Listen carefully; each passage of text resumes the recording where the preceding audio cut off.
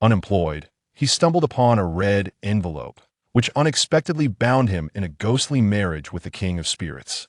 Thus, Song Yu acquired extraordinary abilities to exorcise and subdue malevolent forces. Commencing his journey as a consultant for the first Park homicide case, Song Yu embarked on an unconventional path of earning through ghostly exorcism and extensive networking. In the bustling metropolis, amidst the clamor of the park, at around 7 or 8 in the evening, the square was alive with middle-aged women exuberantly expressing their vitality. With a fleeting glance, Song Yu hastily grasped his suitcase, seeking a secluded corner.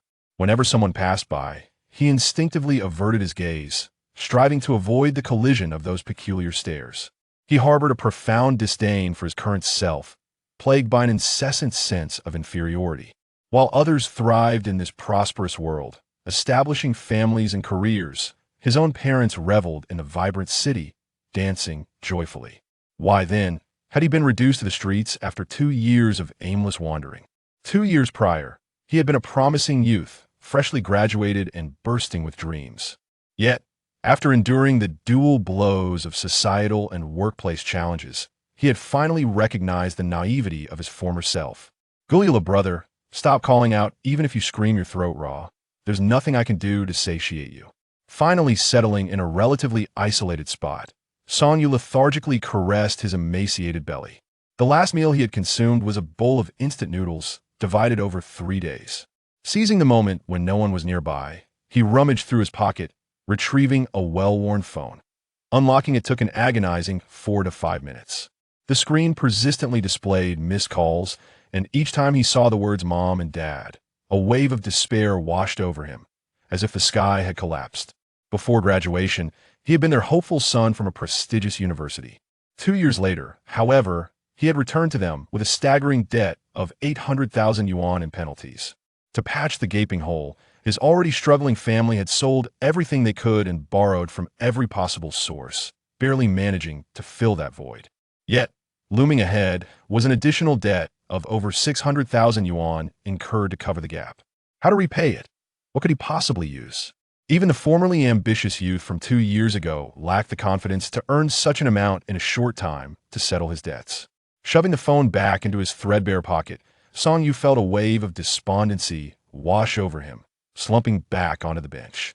His vision began to blur, and he felt faint, the ringing in his ears incessant.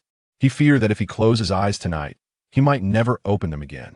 Initially, he had hoped to find a day job to survive, but reality had dealt him another harsh lesson. He fell victim to a fraudulent agency, losing his last few hundred yuan. Struggling against the dizziness of hunger to seek new employment, he found employers reluctant to hire someone who appeared so dispirited, leading him step by step to his current predicament. With a soft sigh, Song Yu gazed up at the starry sky. Once a strikingly handsome face, now bore the weariness of life, stripped of youthful contours, leaving only an indescribable melancholy. The myriad stars twinkled with their own brilliance, yet his eyes had lost their luster, reflecting only the drabness of reality.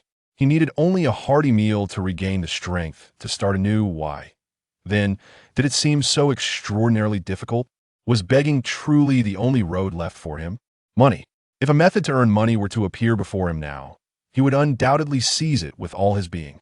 After all, what could possibly be more important to him at this moment than the imperative to survive and earn? Lost in thought, his unsteady foot seemed to have stepped onto something substantial. Curiously lowering his gaze, he noticed a corner of a red paper envelope peeking out from beneath the dark bench. What is this? He strained to reach it with his leg, and upon revealing the full appearance of the red envelope, a glimmer of hope ignited in his previously vacant eyes. No way. Feigning nonchalance, Song Yu lifted his head and discreetly dragged the envelope into the shadowy recess beneath the bench, ensuring it remained unseen by others. Despite his vision dimming and stars dancing before his eyes, he could clearly discern that it was indeed a genuine red envelope adorned with a large double happiness character. Regardless of whether it contained money, it represented his last flicker of hope. However, in his current state of disarray, should anyone else discover the envelope, it would undoubtedly slip from his grasp. Thus, for safety's sake, he resolved to wait until the area was less crowded before retrieving it. Whenever a passerby approached, He felt a nagging sensation akin to a thief, and his furtive actions naturally aroused both curiosity and wariness among onlookers. People instinctively distanced themselves, for it was evident that a disheveled figure dragging a suitcase into the park had ulterior motives. Indeed, some older women had even begun to point and whisper in his direction. Aside from their square dancing, these women were members of the largest intelligence network in China, akin to a den of critics. In the past, Song Yu might have clung to his pride, choosing to walk away even in his dire straits. Yet now, faced with unbearable hardship, he felt indifferent to their judgments. If that envelope truly contained money just enough for a hearty meal, perhaps tomorrow he could muster the energy to find a day job, signaling the commencement of a fresh start. Wait! Suddenly, an idea struck him, and he sat up sharply. However, the abrupt movement sent a wave of dizziness crashing over him, plunging his vision back into darkness until he reclined once more, finding slight relief. The pangs of hunger were excruciating. Song Yu gritted his teeth and silently vowed that if he could begin anew, his sole purpose in life, apart from his parents, would be to amass wealth. His earlier excitement stemmed from a recollection of a horror novel he had read, which warned against picking up envelopes found by the roadside. Damn! He scolded himself inwardly on the brink of starvation. What did he have to lose? After all, death was inevitable. Perhaps it would be better to perish in a state of indulgence. Finally, after what felt like an eternity, the park grew quiet, devoid of any lingering figures. Seeing the area clear, Song Yu felt a surge of anticipation as he slowly shifted his position. Little did he know, a few elderly individuals nearby were equally stirred with excitement. The elder among them clenched his fists, his teeth gritted, his face filled with hope, seemingly urging Song Yu to hurry and retrieve that envelope, continuously muttering, "Quickly! Pick it up quickly! Pick it up!" The others shared his sentiment. The one on the far right appeared somewhat conflicted, murmuring, "Is this really a good idea? What's wrong with it? Marrying a king of spirits, as a wife who in the world has such fortune?" The elder, seated close by, could hardly ignore the murmurs, promptly emphasizing that they were not mistaken. Seeing the others nodding in firm belief, the dissenting voice could only relent and join the consensus. In truth, there are no coincidences in this world, nor does luck favor the young man. They had long been watching Song Yu, a youth whose fate was remarkably aligned with that of their ancestral spirit. Chapter 2. The Red Wedding Dress. So thick? Having just received the red envelope, Song Yu weighed it in his hands. It was not overly heavy. He mused that it probably wasn't the kind of red envelope one would find in a horror novel. If it were truly filled with cash, it might contain as much as 10,000. Who would be foolish enough to leave it lying around? Or perhaps it was filled with joss paper. A cruel prank. Anxiously, he pried open the envelope, his heart racing as he feared that this final glimmer of hope might vanish. Due to the darkness obscuring his vision, Song Yu could only reach inside to pull out whatever lay within. Fortunately, the sensation confirmed it was indeed paper currency. Please, dear heavens, grant me one more chance. At life's end, Song Yu dared not nurture any expectations. Gritting his teeth, he swiftly extracted the topmost bill. His fate rested on this moment. Little did he know, at that very instant, the red wedding dress quietly lying in the coffin beneath him suddenly opened its pitch-black eyes. A flicker of anger flashed across its visage, swiftly replaced by an indescribable joy. Meanwhile, a few elderly men nearby were already beside themselves with excitement. Had they not feared being discovered by Song Yu, they would have burst into cheers. Finally, at long last, they had sent their ancestral spirit away. Only the man on the far right wore a complex expression. Although their ancestor had attained a ghostly immortality in the underworld, the chasm between the living and the dead remained. Most importantly, the ancestor was a 1,000-year-old virgin spirit. A mere mortal's kidney. Still oblivious to the unfolding events, Song Yu had now illuminated the bill in his hand with his phone. It was real. The bill he held was indeed a 100 yuan note. After several confirmations, it was undoubtedly genuine. After 2 years of work, Song Yu had developed some judgment. In his excitement, he paid little heed to anything else. He hurriedly tucked his suitcase beneath a bench and dashed toward the park's exit. The world was vast, but first, he needed to satiate his hunger. Yellow braised duck. That would fill him up. Half an hour later, Song Yu returned to the park, clutching his stomach. Initially, he had only ordered a large portion of yellow braised duck, reasoning that it contained more meat than chicken, allowing him to enjoy several bowls of rice. Yet, he had vastly underestimated his current hunger. He had devoured at least 10 bowls of rice, soaked in soup. The middle-aged owner was a kind soul, showing no displeasure and even encouraging him to take his time. There was plenty of food, and no one was competing for it. Counting the change in his pocket, he found that only 60 yuan remained from the original 100. He rummaged through another pocket, retrieving the thick red envelope. Counting the money, he discovered, as expected, that he still had 99 bills. Suddenly, he was engulfed in inner turmoil. 20 years of upbringing urged him to return the money. Yet, his current destitute state led to self-mockery. He had already used it. What if he withdrew another bill to serve as capital, intending to return it once he earned money? Or perhaps hand it over to the police later? Just then, caught in his dilemma, Song Yu seemed to sense something that he halted, bewildered, gazing down the road ahead. In the next moment, his pupils constricted, and his recently rejuvenated legs involuntarily trembled. The dim, narrow path was flanked by dense trees. A red wedding dress stood quietly in the center of the path, draped with a red veil, as if awaiting her groom's return. A gentle breeze lifted a corner of the veil, revealing an extraordinarily fair complexion beneath. As leaves fell around him, Song Yu's heart plummeted, and his trembling legs quietly urged him to retreat. What was this sensation? It felt like encountering a natural enemy. Just her mere presence instilled an indescribable terror within him. How could he not be afraid? In the dead of night, a red wedding dress suddenly appeared to block his way. It was utterly chilling. Run! Song Yu dared not hesitate. He immediately turned to flee. However, in the next instant, he was horrified to realize that his body had become immobile. It wasn't fear that paralyzed him. It felt as though the very air had ensnared him, rendering him unable to move. The most desperate realization was that the red wedding dress had begun to advance. With a stride of 10 meters, it seemed to teleport, closing the distance of 40 to 50 meters in an instant. Now, if Song Yu merely leaned forward, he could touch the exquisitely embroidered red veil with his forehead. Of course, this was contingent upon his ability to move. Cold sweat poured from his pores as the fragrant scent of sandalwood wafted into his nostrils. The red wedding dress slowly raised her right hand. The long sleeves cascaded down, and her slender, pale fingers lightly brushed against Song Yu's horrified face, as if caressing a rare treasure. Song Yu felt on the verge of tears. Her touch was like ice, leaving a layer of frost upon his skin, even in the sweltering summer heat. The area she touched had grown numb. Though he wished to plead for mercy, he found himself unable to utter a word. Just as despair enveloped him, the red wedding dress suddenly grasped his right hand. The moment of contact sent a chill coursing through him, and to his astonishment, she began to manipulate his hand. Slowly lifting her veil. As the veil fell away, a pale visage adorned with a phoenix crown emerged before Song Yu's eyes, transforming his fear into sheer astonishment. He stared blankly at the seemingly unsmiling.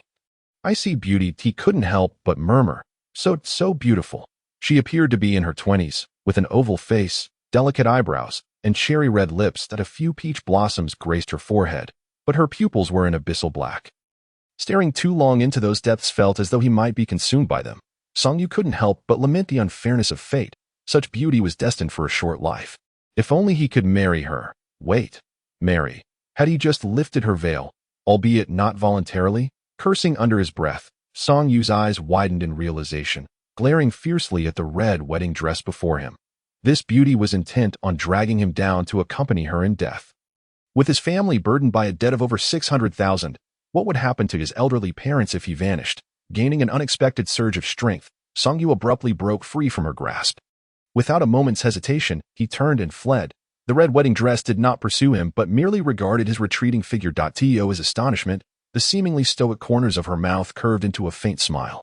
Then, she slowly lifted her embroidered red shoes, again covering 10 meters in a single step, reappearing behind Song Yu in the blink of an eye, her long arms wrapped tightly around his neck, her delicate head resting on his shoulder. As her pitch-black eyes closed in unison, oblivious, Song Yu continued to sprint towards the nearest police station, finally halting, panting anxiously. The duty officer, suspecting he was being pursued by a wrongdoer, quickly rose to inquire about the situation, cautiously stepping outside to survey the area. Upon seeing the officer's sky-blue uniform, Song Yu felt a wave of relief wash over him. Just as he was about to recount his encounter with the ghostly figure, he was horrified to discover that he could not open his mouth to speak of the red wedding dress. Yet, discussing other matters seemed to pose no issue. Perplexed, Song Yu pondered whether he had been cursed with a silencing spell by the ghost.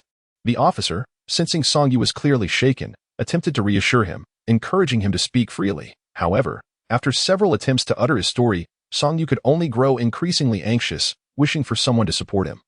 yet feeling utterly trapped in silence. Then it struck him. If he couldn't speak, perhaps writing would suffice. Glancing around the duty room in a panic, his gaze landed on the open record book. He stepped forward, pen in hand, and began to write. The officer, seeing this, chose not to intervene, allowing Song Yu to scribble down 3 words on the paper. I'm fine. The officer's previously anxious demeanor turned to one of dismay. Unaware that those 3 words were pinned under the influence of the red wedding dress, who had been clinging to Song Yu since he first noticed her arm emerging from his shoulder. Chapter 3. The female ghost worship returning to the park. Song Yu resigned himself to sitting on a bench. Perhaps having confirmed that she meant him no harm, he still felt uneasy. Yet, as he furtively glanced at the red wedding dress beside him, his fear began to dissipate that in fact, he found the situation rather peculiar. The red wedding dress remained quietly seated, not once glancing at him. Her icy, sculpted profile revealed not a hint of emotion, her dark pupils rendering her visage eerily corpse-like. Song Yu pondered that remaining in silence was not a viable solution. Though he wished to simply endure until dawn, the day would inevitably give way to night again. Running away would not resolve anything. It was better to attempt communication. With that thought, he steeled himself, turning awkwardly to face her exquisite profile, and spoke. I'm Song Yu, Song from the Song Dynasty, and you as in precious jade. May I ask your name? Mu Ying, Mu from Mu Ging, and Ying from Hero, she replied, her voice cool and clear that a flicker of joy ignited within Song Yu. It seemed they could communicate, yet the red wedding dress still did not turn to face him. As if something cosmic had captivated her attention, Song Yu cautiously retrieved the thick red envelope from his pocket, a sheepish smile forming on his lips just as a chilling inquiry pierced the air. Do you wish to annul our union? To return the red money is akin to dissolving the engagement. Lifting the bridal veil and returning the red money is tantamount to divorcing one's wife. Song Yu yearned to clarify that this was merely a misunderstanding, yet upon meeting a pair of ravenous, obsidian eyes, he fell silent, a chill running down his spine and cold sweat trickling down. Mu Ying furrowed her brows, her pallid visage reflecting palpable displeasure. You accepted the red money, thus acknowledging this shadowy union. I have donned the red wedding gown in accordance with this arrangement. It is a mutual agreement, and no coercion is involved. Are you truly intending to forsake me today? Gulp. Song Yu swallowed hard. Even in his fear, he dared not avert his gaze, feeling as though the very air around him had plummeted to frigid depths upon her question. To safeguard his own existence, he trembled as he replied, You misunderstand. What I intended to say is that you have given me too much money I in this predicament. He realized he could not afford to appear weak. So, do you acknowledge it? My husband? Husband? What an archaic term. Was it merely Song Yu's imagination? Or did he detect a hint of delight and anticipation beneath her icy demeanor? No. What was her motive? He was no innocent. And surely in this day and age, even ghosts had no taboos. With a wry smile, Song Yu nodded, pondering his ordinary status. To refuse would bring consequences he could not bear. He could only blame himself for being unable to resist the allure of the envelope. One step at a time, survival first. His parents awaited his return with the promise of wealth. Little did he know, Mu Ying was even more anxious than he, having roamed the earthly realm for 20 years and the netherworld for over a millennium. She had never encountered other male spirits aside from her descendants, who, despite their summer garb, were still clad in cotton coats. Her curiosity and longing were palpable. Yet, being a ghost, she never considered causing harm to a human. It was unexpected that her descendants had surreptitiously arranged a shadowy union using her birth date. Initially, she felt anger, but upon sensing the condition of her intended, her millennia of yearning overwhelmed her. Ghosts belong to the shadows, and ghost kings are the essence of darkness. For an ordinary person, even the most mundane spirit would taint them with malevolence. Conversely, Song Yu, born on a day of pure yang, possessed an exceptionally resilient fate. Such individuals either experienced extraordinary fortune or faced overwhelming adversity. Observing Song Yu's circumstances, it was evident he fell into the latter category. Were a human and a ghost to unite in matrimony, they would not harm one another. Instead, their essences would harmonize, benefiting both. Song Yu would gradually shift his fortunes, while she too would have the opportunity to advance further. Lifting the red veil would solidify their bond. And the absence of the Ghost King's chilling presence would serve as the ultimate proof that it must be said, her descendants truly cared. Such a person, young and handsome, possessing a fate that met the criteria, was indeed a rarity. She was quite pleased at for Song Yu's satisfaction. Well, that was not her concern, for she did not force him to pick up the red envelope. Song Yu rummaged through his suitcase beneath the chair. After a moment's thought, he retrieved the envelope once more, contemplating how to allocate the remaining funds in front of his ghostly wife. Noticing Song Yu muttering incessantly about money, Mu Yingying, awaiting their consummation, inquired, "My husband, are you in dire need of funds?" Her voice remained as frigid as ever, devoid of discernible emotion. Perhaps that was how ghosts conversed. Song Yu nodded, retorting without turning, "Were it not for my desperate plight, teetering on the brink of starvation, I would never have picked up a discarded envelope. No, I mean, had I known my lady wife was so beautiful, I wouldn't have stooped to pick it up."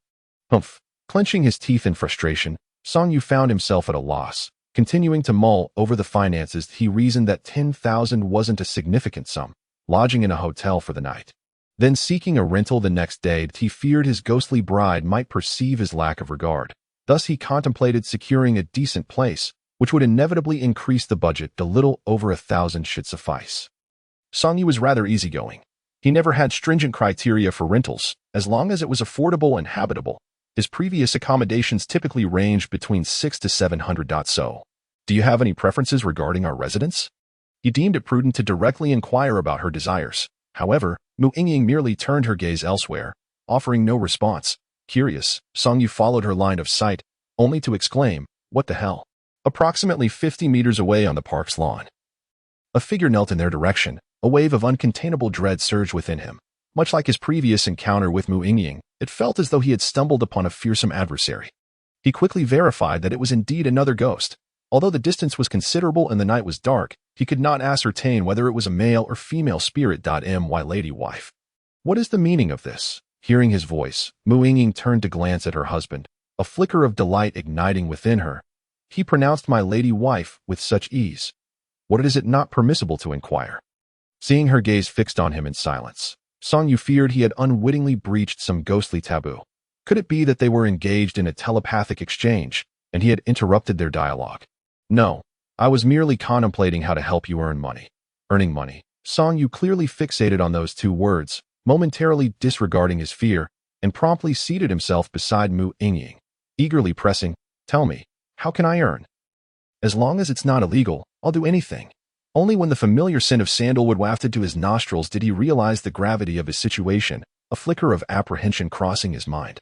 Yet, at that moment, he was beyond caring. He had endured a life of financial hardship for far too long.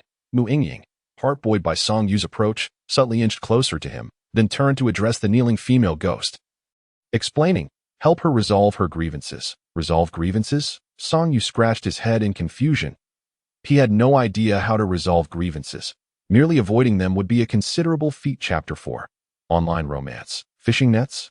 Can resolving grievances bring in money? Indeed. Mu Yingying suddenly grasped Song Yu's hand, and before he could react, they both materialized before the kneeling ghost. Startled, Song Yu surveyed his surroundings, then swiftly glanced back at their previous position on the bench. What the hell?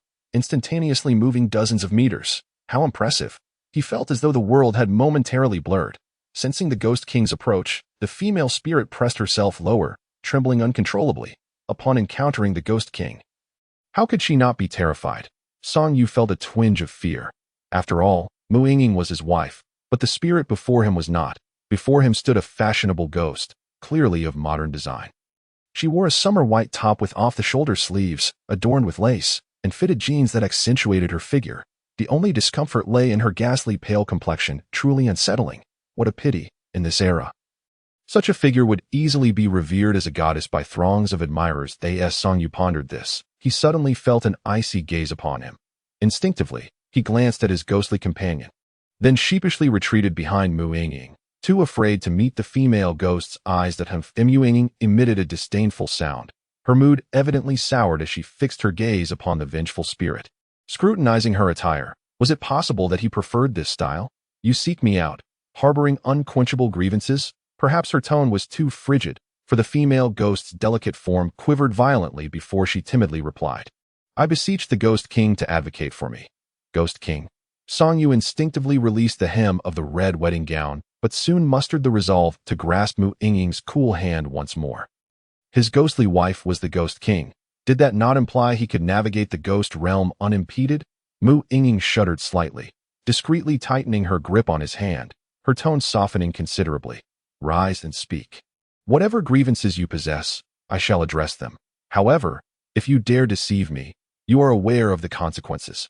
Yes, the female ghost finally dared to rise, and upon witnessing her face, Song Yu could not help but exclaim in shock. "You are the Zhao something who went missing a few days ago." Yes, Zhao Xiaoling.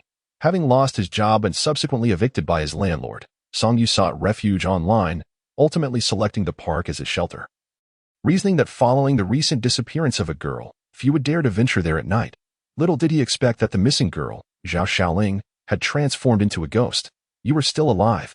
The female ghost, upon noticing the living man standing behind the Ghost King, widened her eyes in disbelief. She could scarcely fathom what sort of living person could withstand the Ghost King's malevolent aura.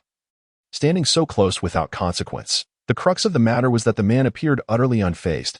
Let us discuss matters of importance. Seeing the female ghost's unwavering gaze fixated on her husband, Mu Yingying felt an immediate discomfort. Shifting slightly to the side, she sought to shield Song Yu from her view. The female ghost's astonishment deepened. She had just witnessed the noble Ghost King holding hands with a living man. Her worldview shattered in that instant. Could it be that her transformation into a ghost had been too recent, leaving her ignorant?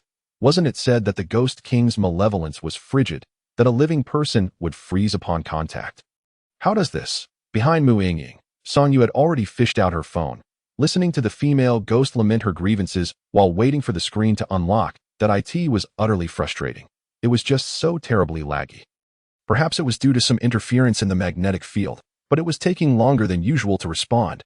Song Yu resolved that if she could indeed earn her first pot of gold through their resident ghost, she would immediately upgrade her equipment. My name is Zhao Xiaoling. I am 22 years old, and I have recently graduated from university. Wishing to stay close to my parents, I sought a job suitable for me in my hometown of Suzhou. Coincidentally, my boyfriend is also from Suzhou, and just the night before I was set to start my new job, he invited me to meet in this park. Wait, Song Yu paused and interjected, "Meeting in person?" The female ghost, caught off guard by the sudden focus on her words, felt a tinge of embarrassment but ultimately admitted with a slight stammer, "Why yes, meeting in person. My family is quite strict, so I have only ever had an online relationship with my boyfriend. We've only exchanged photos and have never met in reality."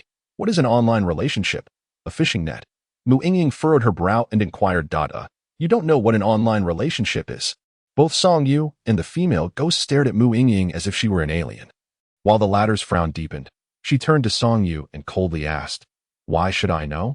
Or do you also have one of those online relationships?" No.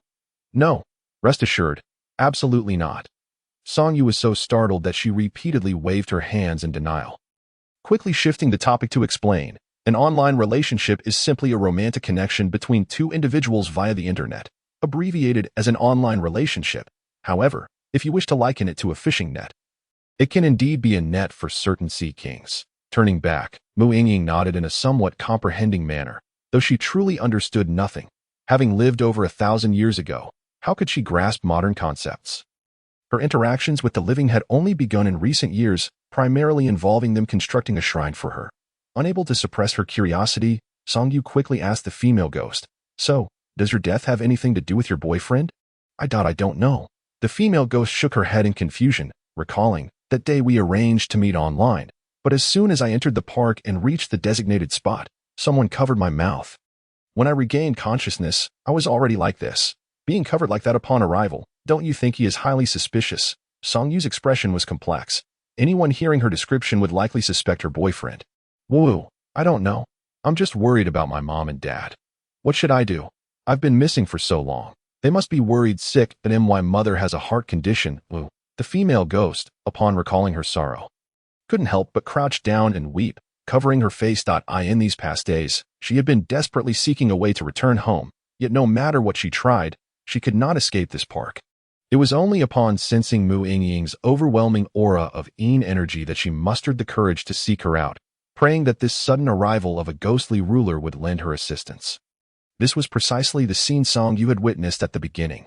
Unsure of how to respond, Song Yu thought it ironic that while online relationships were often deemed unreliable, this girl had chosen to meet a stranger in the dead of night.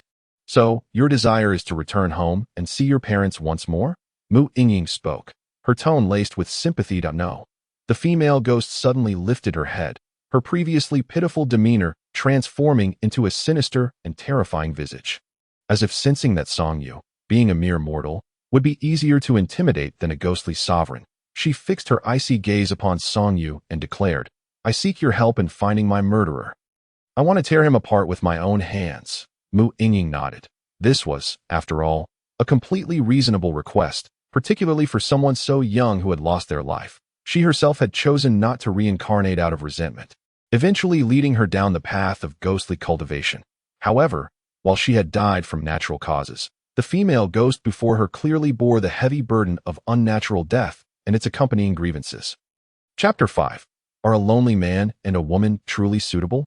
Song Yu was taken aback. The female ghost's mood had shifted so rapidly that she hurriedly sought refuge behind Mu Yingying. Mu Yingying regarded the female ghost thoughtfully before asking, "And what of your parents?" Upon mentioning her parents, the ghost's terrifying expression faltered, and she slumped to the ground, weeping once more. "What about my mom and dad? I see you possess considerable Yin virtue. How about we make a deal?" Yin virtue, the female ghost looked up through her tears, meeting Mu Yingying's dark eyes. As if struck by a realization, her expression grew conflicted. Not understanding, Song Yu tugged at Mu Yingying's sleeve and inquired, "The Yin virtue you're speaking of, is it the kind accumulated by doing good deeds?" Indeed, she performed many good deeds in life, accumulating a fair amount of Yin virtue. Perhaps this is why she could encounter us. Mu Yingying willingly shared this information with Song Yu. And what is the use of this Yin virtue? It holds little value for the living. When accumulated in abundance, it may merely enhance one's fortune, making things go smoothly. Isn't that significant? Song Yu retorted, "If one's luck improves, they could win the lottery." The lottery? Mu Yingying shook her head, though she didn't grasp the concept. She understood it was related to luck, and stated plainly, "When I say abundant, I mean one could save the lives of thousands. All right, let's pretend I never said that. You may continue." Song Yu promptly abandoned this unrealistic fantasy. However, in the realm of the underworld, Yin virtue was worth far more than gold, a fact exemplified by the female ghost before them, whose accumulated virtue could allow her to choose a desirable family for reincarnation.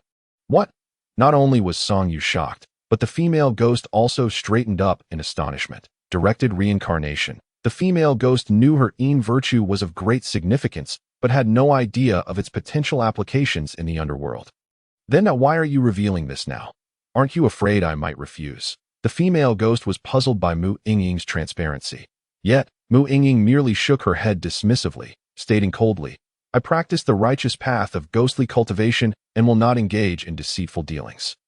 Since we are to make an agreement, I would inform you regardless. As for your choice, that is for you to decide. Such a good person. No, such a good ghost."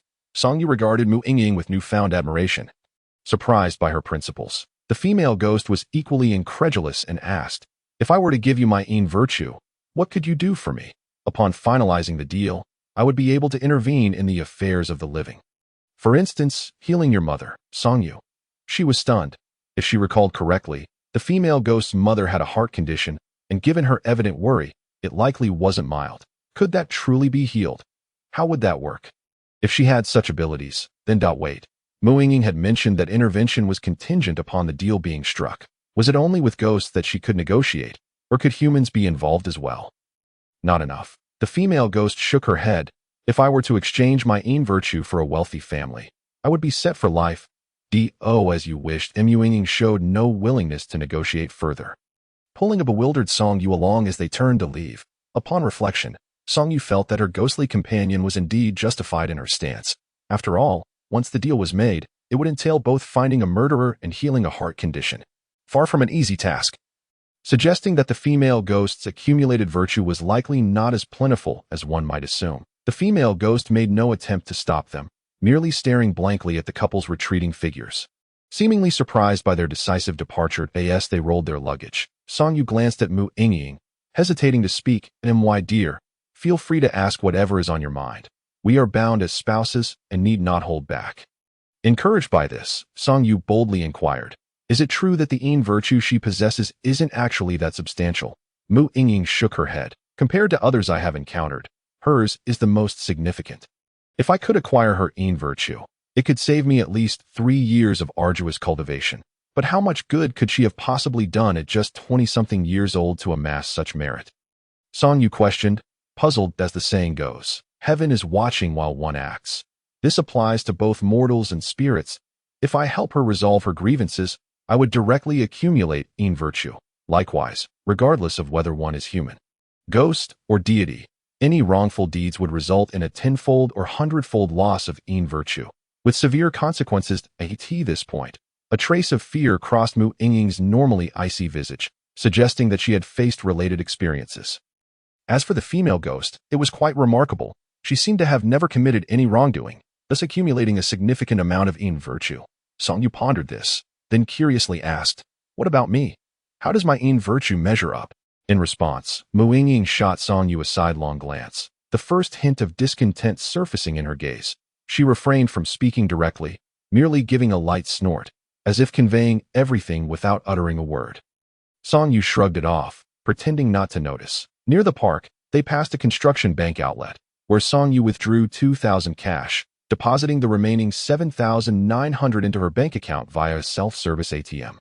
The phone was far too sluggish, so she resolved to purchase a mid-range device tomorrow.as for her parents.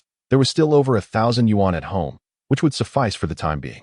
Once she earned her first pot of gold, she would send money home to repay her debts. Subsequently, I found a budget hotel costing 80 per night and paid for 2 days, intending to check out once I secured a rental. Mu Yingying naturally remained inseparable from Song Yu's side. The others, unable to see her, rendered Song Yu to treat her as if she were non-existent. He ate when he needed to and slept when he desired. Until, after washing up and preparing for bed, Mu Yingying stiffly removed her vibrant red wedding gown. Song Yu was left in a state of shock. Was this truly appropriate? The following afternoon, Song Yu awoke languidly. Upon rising, he stumbled directly to the bathroom to scrutinize his reflection in the mirror. Indeed, he looked as if he had been thoroughly drained. Tears threatened to spill as he recalled the frenzy of the previous night, during which he had refrained from resisting. With a melancholic gaze, he contemplated his own predicament, baffled as to how he had become aroused despite the absence of warmth. This had occurred more than once. Was it the alluring nature of that undergarment, or perhaps her enchanting figure? He mused that he was destined to meet his end in bed. Thus, he resolved to earn money swiftly to recuperate his strength. As for the notion of resistance, he dared not entertain it, for through the intimate revelations of the previous night, he had gleaned certain truths about the underworld. For instance, the Ghost King held a prestigious position in the Netherrealm, commanding respect even from deities like the Ox Head and Horseface. What could a mere mortal like him accomplish in defiance? Nevertheless, there was a silver lining. She was on the brink of becoming a celestial being.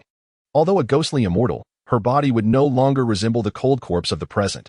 Song Yu consoled himself, believing he would achieve 2 remarkable feats at once, the accomplishments of Ning Kaichen and Dong Yong. Who could rival him?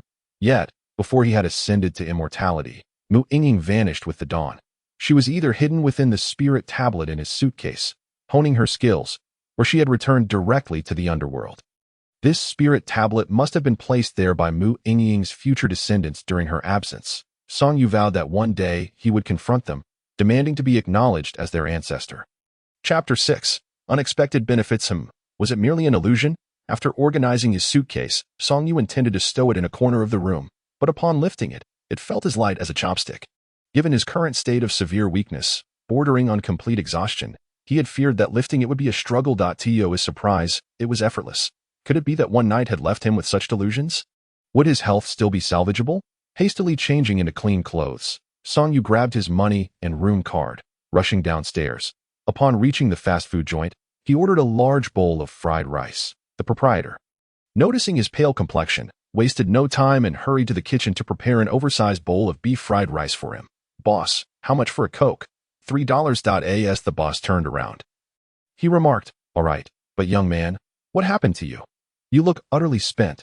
With the afternoon being quiet, the owner casually sat at the adjacent table, scrolling through videos while engaging in small talk. Song Yu gulped down a couple of sips of Coke, managing a wry smile as he replied that he hadn't done much. Although his gaze unwittingly fell upon the thermos filled with goji berries on the boss's table, he pondered whether he should also arrange for something similar. After devouring the large bowl of fried rice, Song Yu stared at the empty bowl, incredulous that he was only 2/5 full. When had his appetite grown so insatiable? Typically, he would be satisfied after finishing half of such a portion. Could it be due to his depleted kidneys? Boss? What is it, young man? Another bowl, please. Goodness. The owner set down his phone, equally astonished by the sight of Song Yu's empty bowl, before teasingly saying, "I was just worried you wouldn't have enough to eat." "All right, wait a moment. I'll prepare it for you." Hu Wunti relished the opportunity for extra business. The proprietor cheerfully dashed back to the kitchen to whip up more fried rice. Listening to the sounds of cooking, Song Yu couldn't help but swallow hard, feeling genuinely hungry. Remembering the purpose of his descent, his eyes brightened. He had initially aimed to test how strong he could be after a hearty meal. And now he believed it would be significant. Could it be that, after a night of intimacy, while being drained, he had also unknowingly absorbed benefits from Mu Yingying's formidable ghostly power? With this thought, Song Yu discreetly glanced back at the busy owner before redirecting his focus entirely to the table before him. The steel-legged table, theoretically not light, weighed around 50 to 60 pounds, significantly more than his suitcase. He raised his hand, placing a finger beneath the tabletop, exerting a slight pressure, and in the next moment, it felt as though he were turning a page. The table was effortlessly lifted to a corresponding angle. A flicker of astonishment crossed his eyes, and he silently set the table back down. It was too easy to gauge his current strength.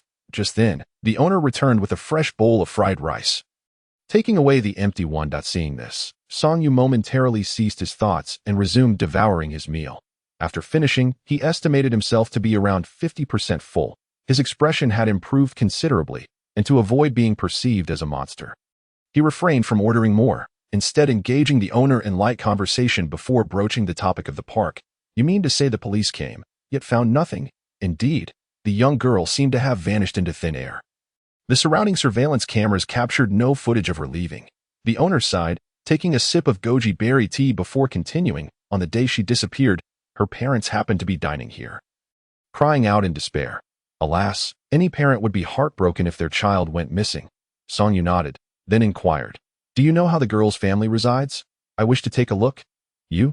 The owner appeared skeptical and asked, "What do you do, young man?" "A private detective." Song Yu fabricated an identity, casually stating, "You saw me when I arrived, looking utterly drained. In reality, I had taken on a case, enduring hunger and thirst in a particular location for quite some time." "For infidelity?" The owner leaned in with interest, eager to catch every word. Unperturbed, Song Yu feigned mystery, saying, "Those in the know understand. It's all to make a living." "Then this bowl of rice must be quite unsatisfactory. When you walked in, I feared you might faint. Your steps appeared so unsteady." Seeing Song Yu remain silent, the owner respected his boundaries and pointed to the utility pole at the entrance, saying, "You can find the address there. The missing person notice is still posted. If you truly have the ability, helping that poor couple find their daughter would be a good deed." After expressing his gratitude, Song Yu refrained from further conversation, fully aware that the girl could no longer be found.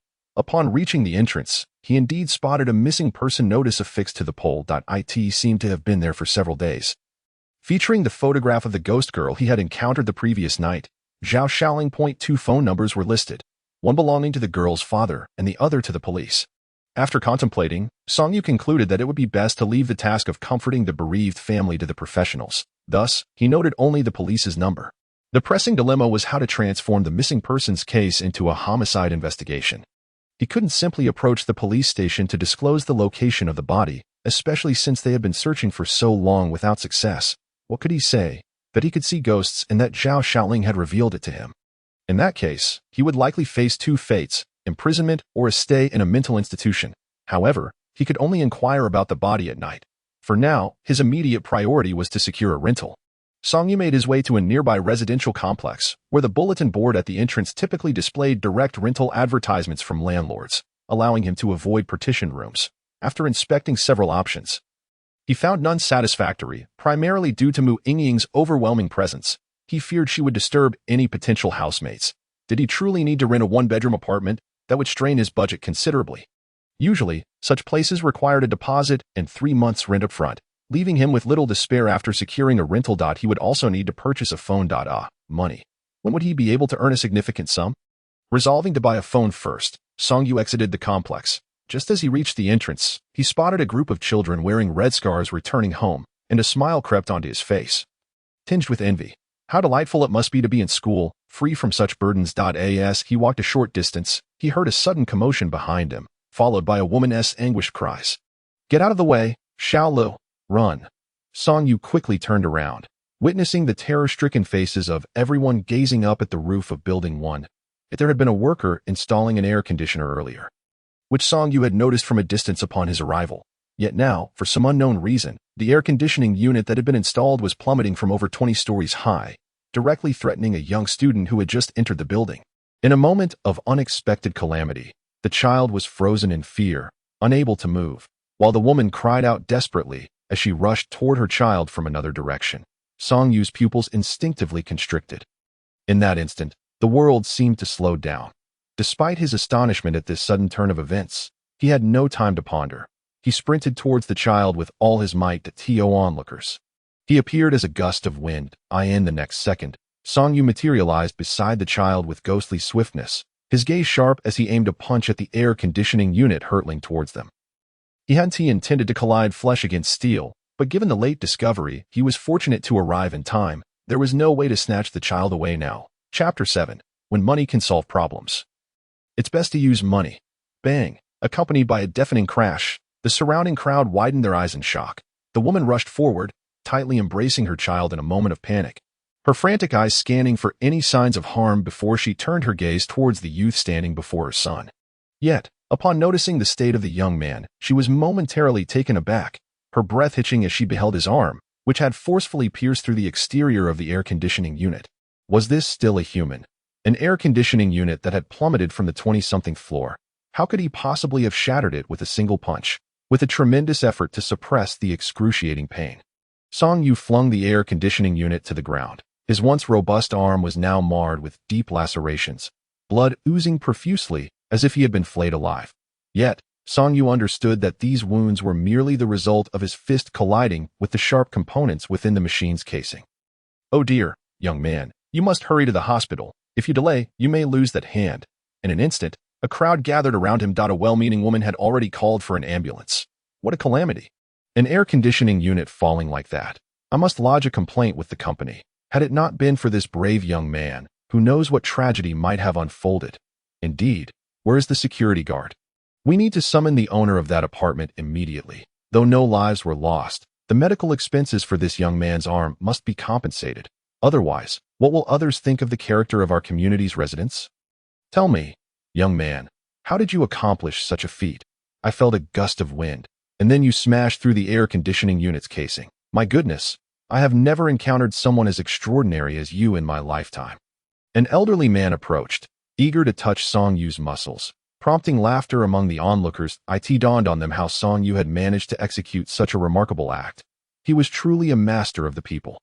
Had it not been for his bloodied arm, they would have swarmed him to learn his secrets. Wow. Mama, at that moment, a boy's heart-wrenching cries pierced through the air, bringing everyone, including Song Yu, back to focus on the child, who was slightly slow to react. His mother was desperately trying to comfort him, and upon noticing Song Yu's gaze, she hurriedly expressed her gratitude. "Thank you, young brother. If it weren't for you, my son would have her voice broke, and tears began to flow as the weight of despair washed over her. No one understood the depth of her recent hopelessness. She had almost lost the last family member she had left in the world. Oh dear, raising a child alone is no easy task. Lele is her final pillar of support," remarked a woman who knew Lele's family. Upon hearing this, the crowd, initially puzzled by the sudden tears, now comprehended the situation. However, aside from offering comfort, they felt helpless. Having grasped the essence of the moment, Song Yu stepped forward, gently stroking Lele's head with his uninjured left hand. "Lele, my brave little man shouldn't cry so easily. How will you protect your mother in the future?" Recognizing his savior, Lele ceased his tears, gazing up at Song Yu with admiration, and sobbed, "Uncle, your hand is still bleeding. I'll ask my mother to call an ambulance for you." "Uncle?" Song Yu paused, momentarily taken aback. Did he really appear that old? Just as he opened his mouth to correct the boy, a loud voice from the crowd interrupted. Did it hit? Did it hit? Damn it. Are you all idiots? Can't you dodge? Foolishness. If I'm to be held responsible for your stupidity, then I won't pay a dime. It seemed the owner had finally arrived, eager to absolve himself of any blame. The crowd parted, revealing Song Yu and the mother and child. Upon seeing the bloodied arm, the man's pupils constricted, and his gaze shifted to the air conditioning unit, which had been obliterated. He instinctively swallowed hard. Raising his eyes to the floor of his apartment, rapidly reconstructing the possible sequence of events in his mind. Is this even human? The elderly onlookers exchanged amused glances but refrained from speaking, leaving it to him to decide if he would compensate. Young man, is your arm all right? The man's face turned ashen, apprehensive of saying the wrong thing and facing the wrath of that mighty fist. Though we lived in a society governed by law, witnessing the brute force that had crushed the air conditioning unit made him wary of this hot-headed youth. Can't you see it's still bleeding? To be honest, I can barely feel it anymore. Given the man's initial attempt to distance himself from responsibility, Song Yu felt it only fair to extract a price for his injured hand. Confronted with the reality, the man conceded, "Let us go to the hospital. I'll cover the medical expenses, or I'll pay you a sum to settle this privately." Yet, fearing that Song Yu might extort him, the man pointed at Song Yu's right hand and added, "Besides, it looks like your hand is already starting to scab. While being healthy is one thing, it also indicates that it's merely a surface wound. So there's no need to escalate this." The crowd turned their attention to Song Yu's arm. "Hey, would you look at that? It does seem like it's scabbing." They were astonished, but their surprise did not compel them to defend the man. Song Yu was well aware of the man's intentions and, with a cold smirk, picked up the air conditioning unit from the ground, taking several steps towards the man amidst the crowd's puzzled stares. He raised the air conditioning unit high above his head, demonstrating his physical prowess. "Here's the deal. Whether it's about money or not, since you claim it's merely a surface wound, let us make a pact that I'll strike you with this air conditioning unit. You can defend yourself however you wish, and my only intention is to exchange surface wounds for surface wounds." With that, he hoisted the bloodied right hand, embodying strength as if to assert that it was indeed just a surface wound. "Ladies and gentlemen, bear witness. I was struck by an air conditioning unit that fell from such a height. This is merely a release of pent-up frustration." The elderly nodded sagely, understanding Song Yu's intentions. The young man speaks wisely. That unit fell from quite a height. If it were anyone else, they would have likely been killed. You're being exceedingly lenient by only raising it to that height. I agree. Just let him strike once, and you won't owe him anything. Don't worry, a fall from 20-something floors is merely a surface wound. It's hardly a big deal that will ensure that once you let him strike, both parties will remain square. At that moment, 3 workers in uniforms approached the periphery of the crowd. The leading worker spat disdainfully. "This is what you get for being reckless. It was perfectly fine until you decided to kick it. Do we still get our installation fee? Not a chance. Have you seen that bloodied hand? Let us leave now. If they pursue this further, we'll all be out of jobs." "What's the matter? The client was the one who chose to kick it. This isn't our fault. Are we leaving or not? If we don't blame me for not giving you a heads up." In the center of the crowd, the man had already retreated 3 or 4 steps in fear. But Song Yu was relentless, advancing with the air conditioning unit held high. The man was on the verge of tears, his back against the elderly crowd, and he desperately waved his hands in surrender. "Young man, please. We're living in a society governed by law. We can resolve this with money. 50,000. The man stared wide-eyed at the air conditioning unit, terror written all over his face, and quickly raised a finger, shouting, "But I don't want your money." Song Yu gritted his teeth, poised to bring the unit down, his fierce demeanor nearly sending the man into a panic point. 10,000. I'll pay 10,000. Song Yu ignored him, the air conditioning unit already descending, causing the man to collapse to the ground, howling, 50,000. I'll pay 50,000. Don't. The surrounding crowd was equally startled. This was no mere act. He truly intended to strike.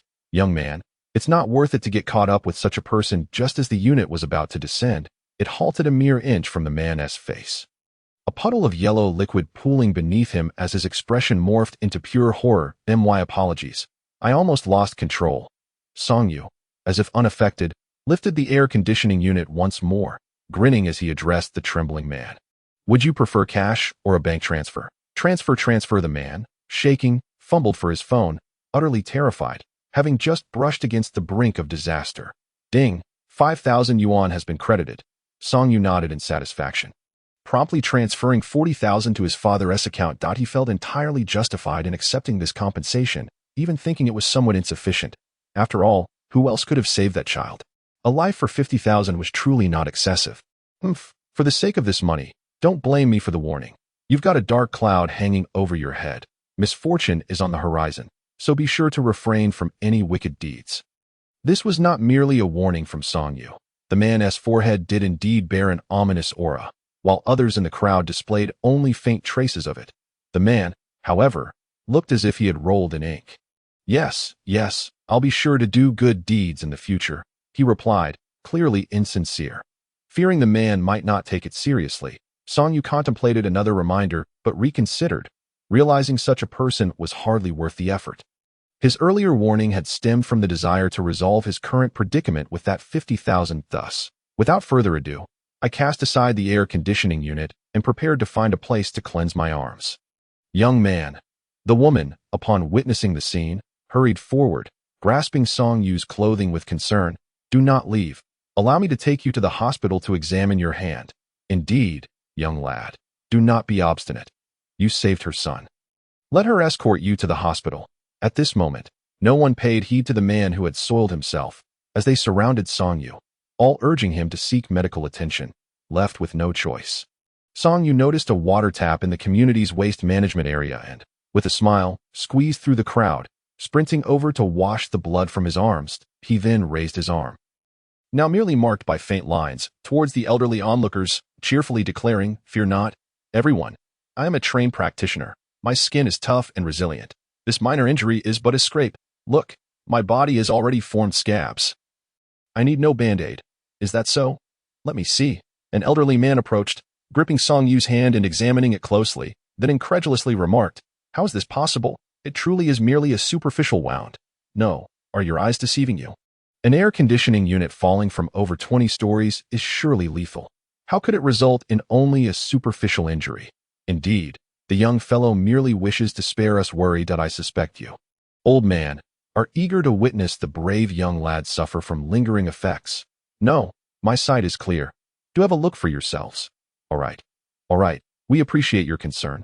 Song Yu quickly withdrew his arm, striking a few poses he had seen on television. Then chuckled, "Do you see? My punches are fluid. I assure you, there is nothing amiss. I am indeed a genuine practitioner, in excellent health. Truly no harm. Not a scratch. Does that young man have a girlfriend? My eldest daughter just graduated from university. She appreciates a man with a sense of security. Perhaps you should keep your 300-pound daughter to yourself. My cousin's child is far more delicate and even holds a master's degree. My family hails from Tsinghua." Stop, everyone. Song Yu hastily clasped his hands in a gesture of surrender, sheepishly stating, "To be frank, my family is impoverished, and I married young, so any matchmaking can be set aside. Had it been earlier, he might have been tempted.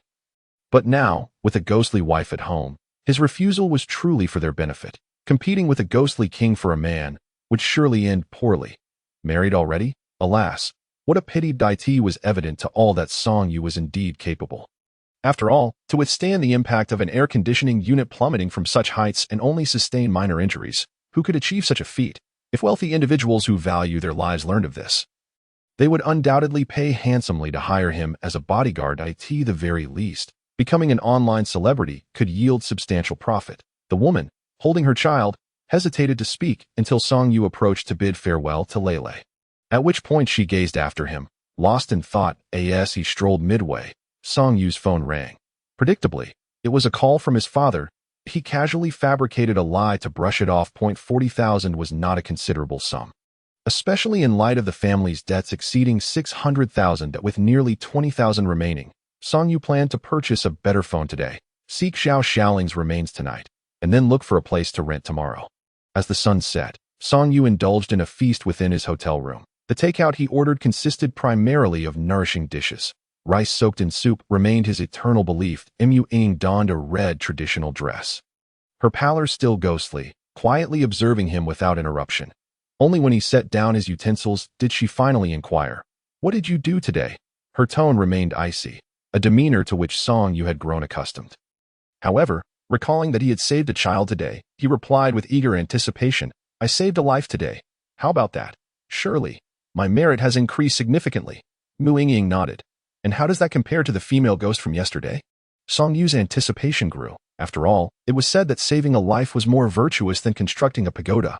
Zhao Xiaoling could not have saved anyone, could she? Unexpectedly, Mu Ying shook her head, her tone blunt and frosty. "The debt of merit you owe is far too great. Saving a life merely rectifies a fraction." Song Yu could not comprehend and retorted, "I haven't committed many wrongs in the past. How could I owe so much? Perhaps you misjudged. He recalled his childhood misdeeds, but they hardly seemed to warrant such an extent of debt. Mu Ying continued to shake her head, her icy visage revealing profound concern. My dear, I should have informed you. The universe abides by its own rules, and no matter who it may be, those who commit wrongdoings will have their merit deducted tenfold or even 100-fold. This is harsh indeed, that I in short. The past is but a wisp of smoke. Moving forward, you must exercise extreme caution and self-restraint. The rules are merciless, and one must not err. Chapter 9. Another disappearance to know. A death seeing Mu Ying's evident apprehension. Song Yu could only nod. After all, she was a professional in the study of merit. Yet, reflecting on the changes he had experienced today, Song Yu eagerly inquired, there is one more thing that I discovered today, that my appetite has greatly increased. Moreover, my strength, speed, and reflexes have become exceedingly remarkable. And, while saving a life today, I could not quite comprehend how I managed it. It felt as if the entire world around me had slowed down. What is going on? At that moment, Song Yu resembled a curious child, unleashing a torrent of questions he had suppressed all day. After listening to her husband's inquiries, Mu Ying furrowed her brows, her icy demeanor momentarily betraying a hint of perplexity. She understood the harmonizing effects of their union. Yet the outcome seemed extraordinarily pronounced. After all, this was her first experience, limited to theoretical knowledge. After pondering for a while without clarity, she took hold of Song Yu's right hand, her icy fingers pressing against his pulse as she examined him. After a moment, astonishment flickered across her expression, and her inky eyes closed as she meticulously scrutinized the changes within Song Yu's body. Just as Song Yu's face lit up with anticipation, Mu Ying suddenly vanished. When she reappeared, her delicate fingers held an ancient book, which she presented before him. What is this? My dear, this is the Huan Yang Jing I just requested from the underworld for you. A supreme yang technique that aligns with your physical constitution and fate, promising remarkable results in cultivation. Huan Yang Jing, Song Yu murmured as he opened the ancient text, which contained passages both obscure and intricate. Comprising 9 chapters, he had barely read 2 sentences before a warmth surged within him. This is remarkable. Yet, as he contemplated, Song Yu's gaze turned complex as he regarded Mu Ying. Such pronounced efficacy must surely come at a significant cost. So that the price you paid must have been considerable? Mu Ying shook her head, her frigid expression revealing no hint of emotional fluctuation. You are my husband. Ugh, what is this damned sense of recognition? She is a ghost king. How am I to explain to my parents who my wife is? Until now, Song Yu had always perceived himself as the coerced party. He even contemplated whether he might one day find an opportunity to cast her spirit tablet into a temple while she slumbered during the day, forcing her to confront the 3 pure ones that be. By the way, you still haven't explained what happened to my body today. Upon hearing this, even the frigid Mu Ying momentarily stiffened, then awkwardly replied, the effects of our dual cultivation have significantly enhanced my own abilities. As expected, Song Yu's suspicions were confirmed. He had long speculated whether the dual cultivation in immortal novels would yield such effects. Now, it seemed to be true that Mu Ying was a ghost king, merely a step away from ascension. Likely akin to a formidable figure during the tribulation period, their dual cultivation was tantamount to an experienced master guiding a novice. In light of this, Song Yu eagerly asked, does this mean I can also cultivate to immortality? However, this time, Song Yu's hopes were destined to be dashed. Mu Ying firmly asserted, the mortal realm lacks spiritual energy. Humans cannot attain immortality. Then what use is this technique? Song Yu's demeanor began to crumble. He had thought he was on the path to immortality. Strengthening your body means that, even without magical power, your physical form has reached the foundational standards of the mortal realm that I believe no one here could rival you. Mu Ying patiently elucidated. But what use is that? This is not an age of bare fists. With handguns, artillery, and intercontinental missiles, a strong body can still be easily dispatched. When you mention the lack of spiritual energy in the mortal realm, does that mean this technique cannot be practiced? Actually, that it can be cultivated. Our dual cultivation will provide you with a substantial amount of pure energy to refine your body. Indeed, wasn't his current physique a result of last night's efforts? With the Huan Yang Jing in hand, the effects would surely be even more pronounced. Ignoring the unusually bashful Mu Ying beside him, Song Yu eagerly inquired, to what extent can I enhance my abilities in the end? I'm not certain. The Huan Yang Jing is a supreme yang technique. and I do not possess much knowledge about it. Then how does the underworld possess such a thing? Isn't that contradictory? Life and death are inevitable for both mortals and deities. The Huanyang Sutra, a relic of the fallen Deluo golden immortal from the heavenly realm, was carried into the underworld. Once one enters the realm of the dead, virtue in the form of Inda becomes a form of currency. For him, the Huanyang Sutra has become obsolete, which is precisely why I was able to seek Itidas. Oh, that is the case. Although Mu Yingying spoke lightly of it, Song Yu remained convinced that the matter was far more complex than it appeared. The couple continued their conversation for a while before finally making their way to the park, intending to locate Zhao Xiaoling's corpse. Initially, Mu Yingying had no desire to engage with Zhao Xiaoling, but yielding to Song Yu's insistence that she accumulate more Inda. After all, even the smallest mosquito is still meat. She relented that in Song Yu's perspective, finding Zhao Xiaoling's body would transform the missing person case into a homicide investigation, prompting the police to act more swiftly than they could manage on their own. Time had already slipped into the hour of 9 in the evening. Song Yu tightened his clothing, sensing an unusual chill in the park that seemed more pronounced than the previous day. He glanced questioningly at Mu Yingying, who had already furrowed her brow and coldly cautioned him, "There is another female ghost, a new one. Another one." Song Yu was taken aback. Could it be that the murderer had struck again? He hurried deeper into the park, racing to the grassy area they had visited the previous day. As expected, he discovered another blue-clad female ghost beside Zhao Xiaoling. They too had noticed the arrival of Song Yu and Mu Yingying. Yet without Mu Yingying's initiative, they dared not approach a ghost king. Mu Yingying kept close to Song Yu, surveying their surroundings before raising her finger to point to the right. Song Yu, trusting her instincts, hurried in that direction. Before long, he found himself before a small grove. Could a body be hidden here? The grove was either filled with trees or thick layers of fallen leaves, perhaps left untouched due to the park's secluded nature or the intention of the management to create a natural state. This lack of maintenance made it easy to suspect that a body was concealed within. However, upon reflection, it seemed unreasonable. If he could conceive of such a notion, surely the police would as well. Not receiving a response from Mu Yingying, Song Yu turned back in confusion, only to see Mu Yingying's pallid countenance gazing upward into the grove. Alarmed, Song Yu followed her gaze but could discern nothing amidst the inky darkness. What could be up there? The aura of malevolence. Malevolence. Indeed, Mu Yingying's expression grew serious as she explained, "For spirits, there are many things to fear, but if we speak of those that are fundamentally lethal, they are none other than one's own corpse and the weapon that caused one's demise. The weapon of death, tainted by the karma of life and death, is a source of great sensitivity for all denizens of the underworld. For the spirits that perished by it, it poses an absolute lethal threat, rendering any resistance a mere fantasy." After a moment of reflection, Mu Yingying continued, "My dear, I can assure you that last night there was no sign of malevolent presence here. It must have been placed today." Chapter 10, All for Online Love, guided by the celestial crane. Oh, it's the murder weapon. Then, Song Yu pondered if this was the case. The murderer must have hidden the weapon in this grove after committing the crime today. Turning to Mu Yingying, he inquired, "What about this malevolent object? Is it dangerous for you?" "No," she replied. "This object currently bears only 2 strands of karma, affecting only spirits weaker than the vengeful. As for the stronger spirits, it merely induces discomfort." But Song Yu mused, "So you brought me here because the presence of this object was unsettling to you?" Mu Yingying nodded. Now, Song Yu began to grasp the concept of malevolent objects. No wonder the executioner's blade was said to ward off evil, having claimed many lives. But what would happen if this object killed a ghost? Its intimidating power would multiply. Yet, no matter how potent it became, it would still only be a weapon to the spirits. To the living, it remained merely a blade that had once taken lives.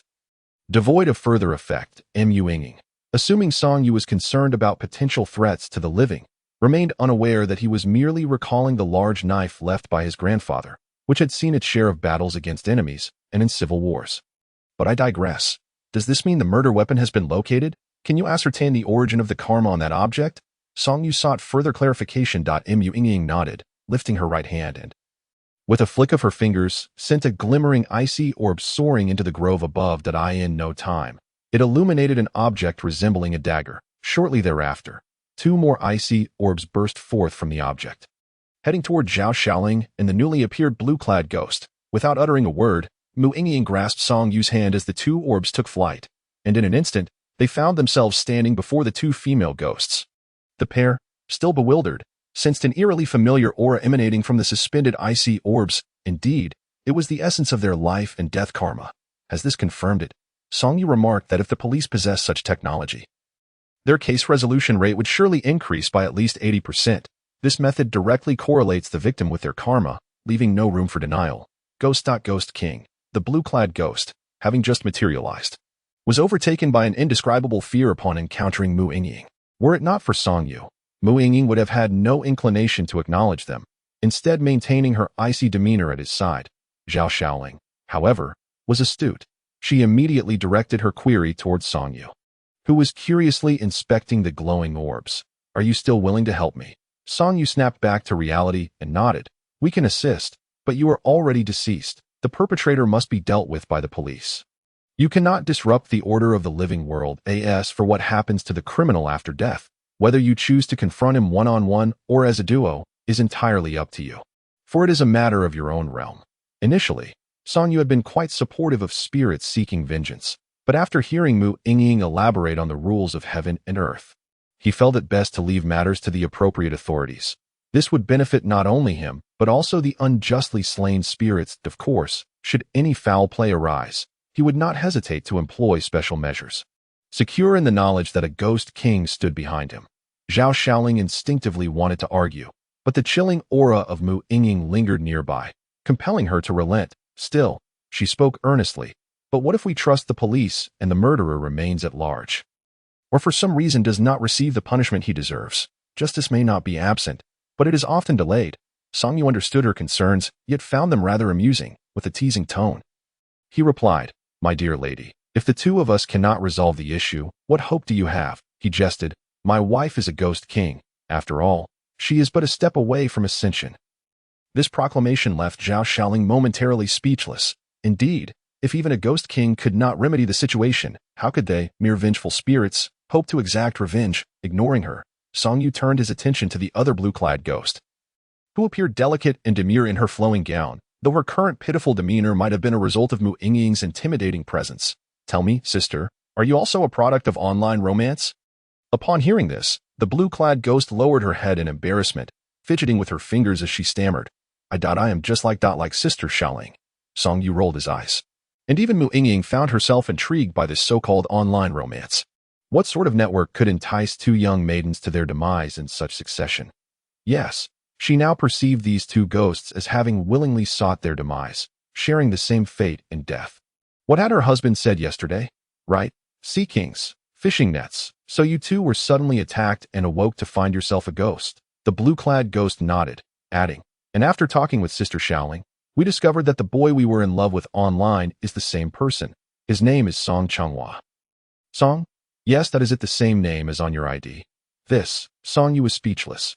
Only these two naive girls would believe that someone online might use their real name. Noticing their awkward silence, he pressed on. "Then you must know where your bodies are, correct? Zhao Xiaoling is currently classified as missing. If we can locate her body, the police can initiate a homicide investigation. With today's technology, they could even determine what color underwear the murderer was wearing." "What?" After speaking at length, Song Yu noticed their continued silence. Bewildered, "No way. You two don't even know where your own bodies are?" "We truly don't know. When I woke up, I was right here on this patch of grass." And so was she. Zhao Xiaoling felt utterly helpless, as if she could not provide any real assistance regarding her own death. "No.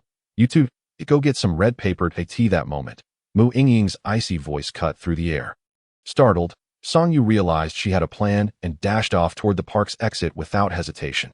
After searching two small supermarkets, he finally found the red paper and hurried back. His current physical form was remarkably robust, so he did not tire easily. Will single-sided red paper suffice? It was quite difficult to find anything decent at this late hour. "That will do." Mu Yingying took the red paper and tossed two sheets toward the two female ghosts. In the midst of their journey, the crimson paper unexpectedly folded itself into two origami cranes, fluttering towards the eyes of the two spirits. Song Yu couldn't help but feel a surge of warmth in his heart as he leaned closer to Mu Yingying and whispered, "Are the cranes searching for a corpse?" In response, he received a scornful look from his wife, who retorted, "They are guiding us like celestial cranes. You ought to read more," with a resigned click of his tongue. Song Yu acknowledged that he had merely been guessing. Mu Ying then began to weave her fingers in intricate gestures, causing the two paper cranes to ascend to the top of the two spirits' heads. Suddenly, a visible stream of light emanated from the spirits, rising from their bodies and being drawn into the cranes. Caw. Yeah. Where did that bird call come from in the dead of night? Oh no. Song Yu exclaimed, hastily rubbing his titanium alloy eyes. He noticed a red glow pulsating atop the two female spirits, from which two large red birds burst forth like chicks hatching, crying out as they soared into the night sky. They circled momentarily, seemingly discerning their direction, before veering off to the right. Chapter 11. The ambush in the woods. Wait a moment. Isn't that direction towards the small grove we just passed? Song Yu thought, his heart racing. The weapon is there too. It can't possibly be embedded in the corpse, can it? And the body is hanging in the trees. Perhaps it was pointless to inquire. Mu Ying was casting her spell, and the two pallid girls could only serve as mere background figures, utterly unaware of the unfolding events. He needed to follow closely. The celestial cranes would lead him to the source of their souls, namely the location of their corpses. All right then. Observing Mu Ying's troubled expression, Song Yu did not dare to hesitate and hurried after the two red cranes. Thankfully, his current physical condition was adequate, allowing him to keep up with their flight. They pursued until the cranes disappeared into the canopy of the small grove, plunging the world into darkness. Silence enveloped the surroundings. The treetops of the grove loomed like a gaping black maw, concealing two corpses within. Was it this eerie here just moments ago? Song Yu pondered, stepping onto a thick carpet of fallen leaves that creaked ominously beneath his weight, adding an unsettling atmosphere to the night. He was still some distance from where the cranes had vanished, and an unsettling chill crept over him, prompting him to quicken his pace. Yet, whether it was his imagination or not, the persistent rustling beneath his feet suggested he was not alone. Suddenly, a gust of wind swept through, causing the trees to sway. Song Yu instinctively looked up, wondering if the two corpses might just fall from above. A shiver ran down his spine, and he tightened his clothing. Having encountered ghosts earlier, he should not be afraid of two immobile corpses. As he advanced a few more steps, the rustling intensified, and his expression shifted dramatically as he turned around in alarm. In the darkness, a shadowy figure raised something high above its head, already poised to strike down upon him. Damn it. His pupils dilated as the world around him seemed to slow. Song Yu lifted his right leg. Launching a powerful kick, he felt his foot connect with something solid, followed by a resounding crash. The figure cried out in pain, propelled backward to crash against a tree trunk, causing it to tremble violently and send a flurry of leaves cascading down. His stomach twisted with discomfort as the figure curled up on the ground like a shrimp. Just as Song Yu prepared to deliver a finishing blow, another figure emerged from behind the tree. Are you kidding me? Another accomplice? Without a second thought, Song Yu redirected his attack, aiming a kick at this new threat. However, he struck nothing but air as the so-called accomplice fell sideways and lay still, as if lifeless. What the hell? His kick had been so forceful that he almost stumbled from the momentum. Confused, he wondered what was happening. Had he inadvertently mastered some form of long-range combat? The first figure had been sent crashing into the tree, while the one behind had collapsed. The first figure, still curled on the ground, seized the opportunity and lunged with a knife, aiming for Song Yu's abdomen. Not so fast. Fueled by anger, Song Yu disregarded the danger and struck out at the figure's wrist with his right hand, while simultaneously unleashing a swift kick to the figure's head with his left. Crack! A chilling scream erupted as the figure's wrist shattered like plastic under the immense force of Song Yu's strike, leaving only a thin layer of skin intact. However, the figure instinctively bowed in agony, narrowly avoiding the full force of Song Yu's kick, which could have crushed its skull. Damn you. I will kill you. I will kill you. Whoa! Song Yu exclaimed in astonishment. What era are we in for such people to exist? His left foot, which had missed its target, hooked around the figure's neck, and with a powerful tug, he pulled the figure closer. No, you can't kill me. I am. Smack. Before the figure could finish its plea, Song Yu delivered a resounding slap to its forehead, sending it flying against another tree. How typical of a villain to be so verbose. Song Yu stepped forward, having only used a fraction of his strength in that slap, ensuring he did not kill the figure. Yet before he could approach the fallen form, another, even larger shadow entered the grove, throwing a punch at Song Yu without a word. Damn. Another accomplice? Frustrated, Song Yu focused on his attack, pouring all his strength into a punch aimed to disable the newcomer's arm.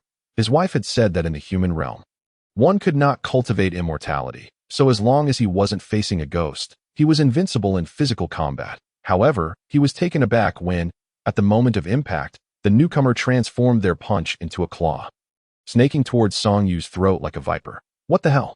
Song Yu was alarmed. What kind of technique was this? Some sort of snake hand style? No one had ever taught him this. The figure's hand shifted again, transforming into a grip that clamped around Song Yu's throat. Die. With a confident growl, the figure exerted its strength, but instead of the anticipated gush of blood, it felt as if it had grasped a chunk of solid metal. Unable to exert any force, instead, its arms were caught between Song Yu's hands, which squeezed tightly. Song Yu chuckled coldly, realizing that he had indeed been startled earlier, had it not been for his enhanced physique. He might have been dead by now. You're playing a dangerous game here. With gritted teeth, he exerted all his strength in a vice-like grip. Crack. The figure screamed in agony, its arms dropping limply. If it were daytime, Song Yu would have seen the terror etched in its eyes. Realizing it was outmatched, the figure turned and fled. Song Yu, unwilling to let it escape, readied himself to pursue. But just then, an unusual disturbance occurred above him. Puzzled, Song Yu looked up, only to see a shadow descending rapidly, accompanied by an overwhelming stench that grew increasingly foul. For a moment, he mistakenly thought another accomplice was approaching and braced himself for confrontation.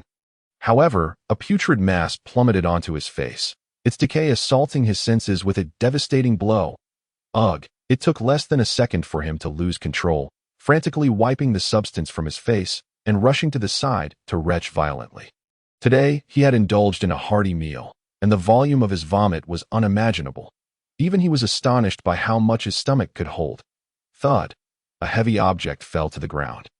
And it finally dawned on Song Yu that what had dropped from the tree was not an accomplice, but the decaying corpse of Zhao Xiaoling, who had been missing for 4 or 5 days.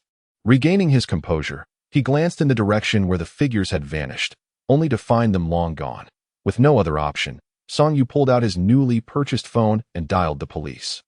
At this point, he could explain that he had come here to relieve himself when he was attacked, and in the ensuing struggle, a body had fallen from a tree, leading to his retching episode.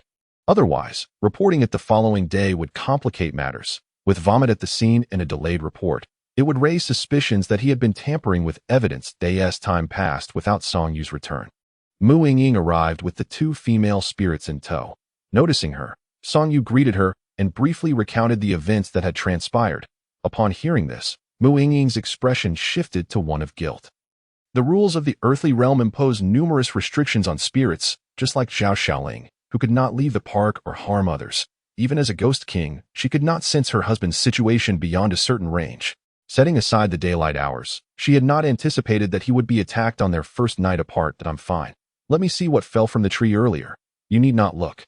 It is another corpse that just appeared today. Mu Yingying had already grasped the situation. The figure you described is likely the murderer. He must have come to retrieve the weapon, but I can no longer sense its presence here. Chapter 12. Captain of the Criminal Police, Zhou Yuanqing. Song Yu found himself perplexed. The figure had clearly arrived after he and Mu Yingying had departed. Otherwise, with Mu Yingying's abilities, she would have detected the presence of a living person hiding here. Was it mere coincidence, or had the individual been waiting for them to leave before retrieving the weapon? While they could not see Mu Yingying, he was still a living person. If there were any surveillance methods in place, they could ascertain his movements. Contemplating this, Song Yu scanned the area but found no unusual features. Perhaps it was due to his inexperience. After a while, 4 or 5 police cars arrived. Song Yu stood in place. Having prepared his statements and ready to answer their inquiries, the brilliant light swiftly illuminated the surroundings. As a middle-aged man in plain clothes furrowed his brow and scrutinized Song Yu, he then approached with a young man and woman in tow. Greetings, comrade. I am Zhou Yuanqing, the captain of the Suzhou Criminal Police team. Are you the one who reported the incident? The two exchanged polite handshakes. Yet Zhou Yuanqing could discern nothing particularly unusual from Song Yu's countenance, save for a slight pallor. Without unnecessary preamble, Song Yu recounted the narrative he had meticulously prepared, withholding only the supernatural elements. While candidly detailing his own abilities, he believed that it would be futile to attempt to outwit a captain of the criminal police, thus opting to minimize his fabrications to avoid revealing more inconsistencies. Zhou Yuanqing nodded intermittently during Song Yu's account, somewhat taken aback by his level of cooperation. The young man beside him diligently scribbled notes in a notebook, while the young woman observed Song Yu's expressions intently as he spoke. Once Song Yu concluded, Zhou Yuanqing pondered for a moment before abruptly inquiring, Song Yu, may I test your skills? Of course, Captain Zhou. How would you like to proceed? I am merely swift and possess considerable strength, but I have not trained in any specific techniques. Zhou Yuanqing acknowledged this with a nod, then beckoned Song Yu to an open space where he assumed a fighting stance. Gesturing for Song Yu to initiate the attack, without hesitation, Song Yu's figure flickered, appearing like a wraith just 4 or 5 meters away from Captain Zhou. In an instant, his right hand, poised like a claw, was mere centimeters from Zhou's throat. It all transpired in the blink of an eye. Had Captain Zhou been a criminal intent on murder, his throat would have surely been torn apart, blood splattering in the process. This maneuver was inspired by a previous encounter, one he deemed suitable for his rapid and brutal style, offering a swift means to eliminate an adversary. Captain Zhou was taken aback, beads of cold sweat forming on his forehead as he instinctively felt the chilling grip of mortality. Is this truly human? I, a champion of combat in the police force, am utterly outmatched from the onset. My apologies. I did not mean to embarrass you. I learned this move from my last encounter with a criminal. I hope you do not take offense, Captain Zhou. Song Yu quickly withdrew his hand, a sheepish smile gracing his face. Captain Zhou, momentarily dazed, could hardly reconcile Song Yu's demeanor, which resembled that of a harmless, sunny youth, with the formidable opponent who had just bested him. No matter. I merely wish to verify the extraordinary skills you described earlier. That concern has been assuaged. Shaoli, please assist him in completing his statement while I consult with the forensic team. Understood, Captain Zhou. True to his role as captain, Zhou Yuanqing swiftly regained his composure. After coordinating with the young man tasked with recording, he proceeded to oversee the investigation at the scene. However, he returned shortly after, addressing Song Yu once more. By the way, Song Yu, your skills necessitate a visit to the precinct for a formal statement.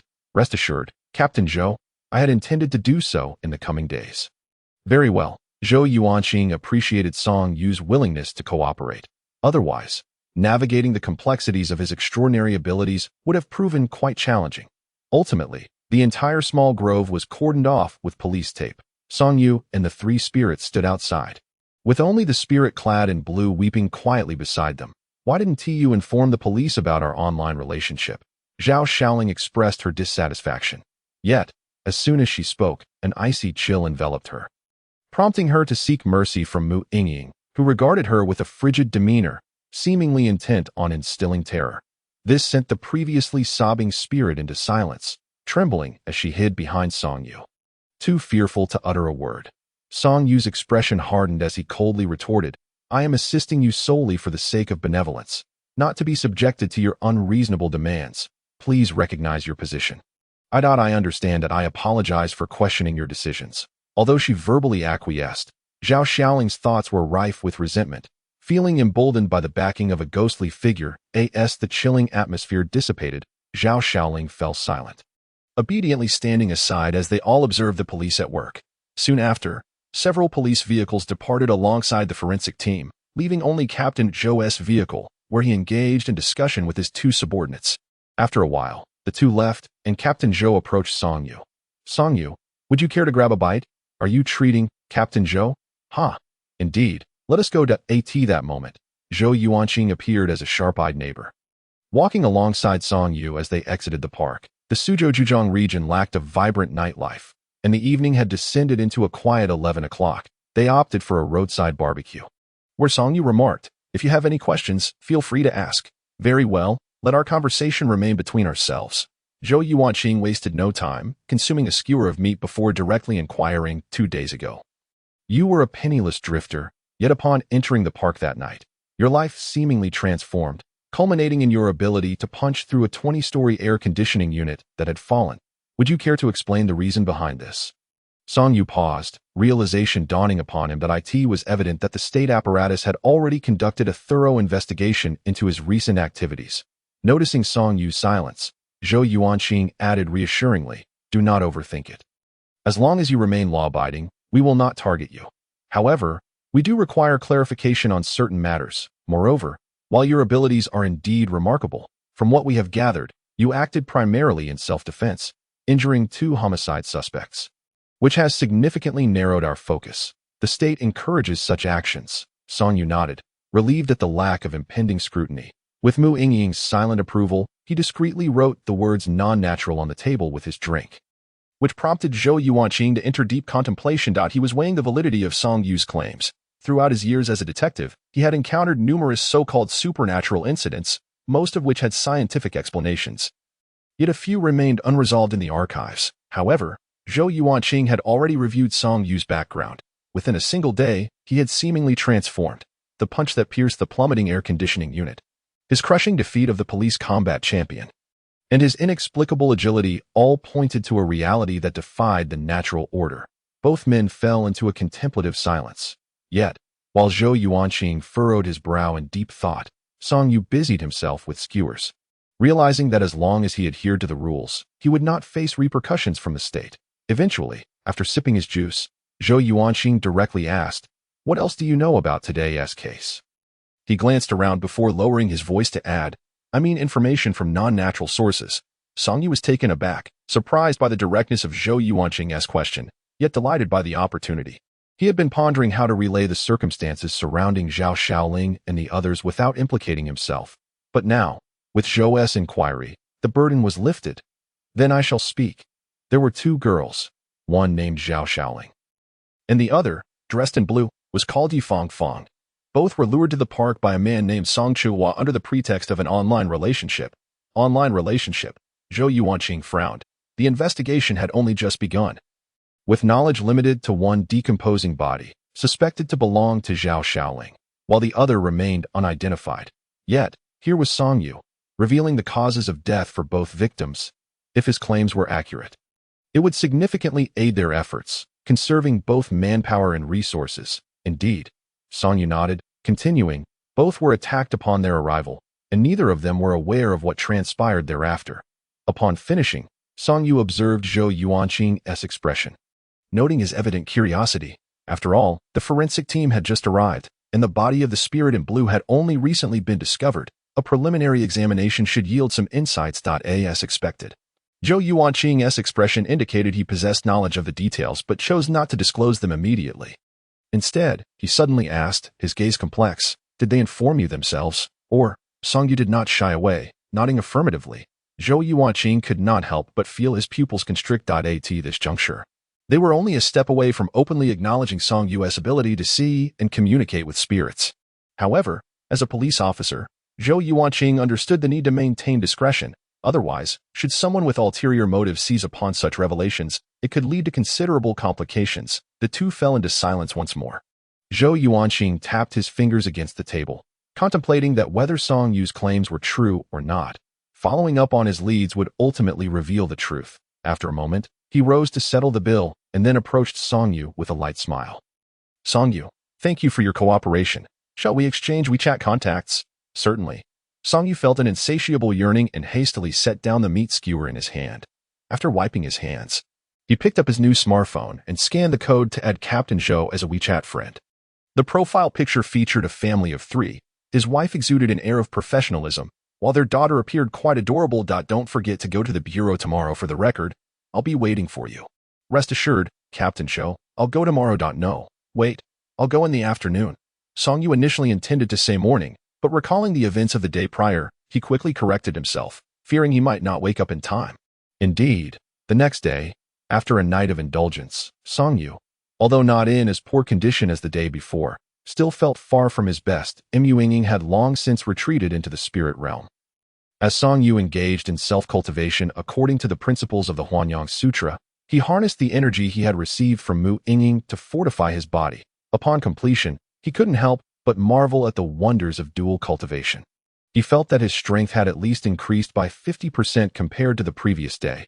Moreover, he felt a pleasant warmth within him, not the oppressive heat of summer, likely due to the Huanyang Sutra.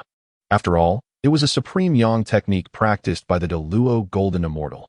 Alas, the absence of spiritual energy on Earth meant that Song Yu could not convert it into his own magical power.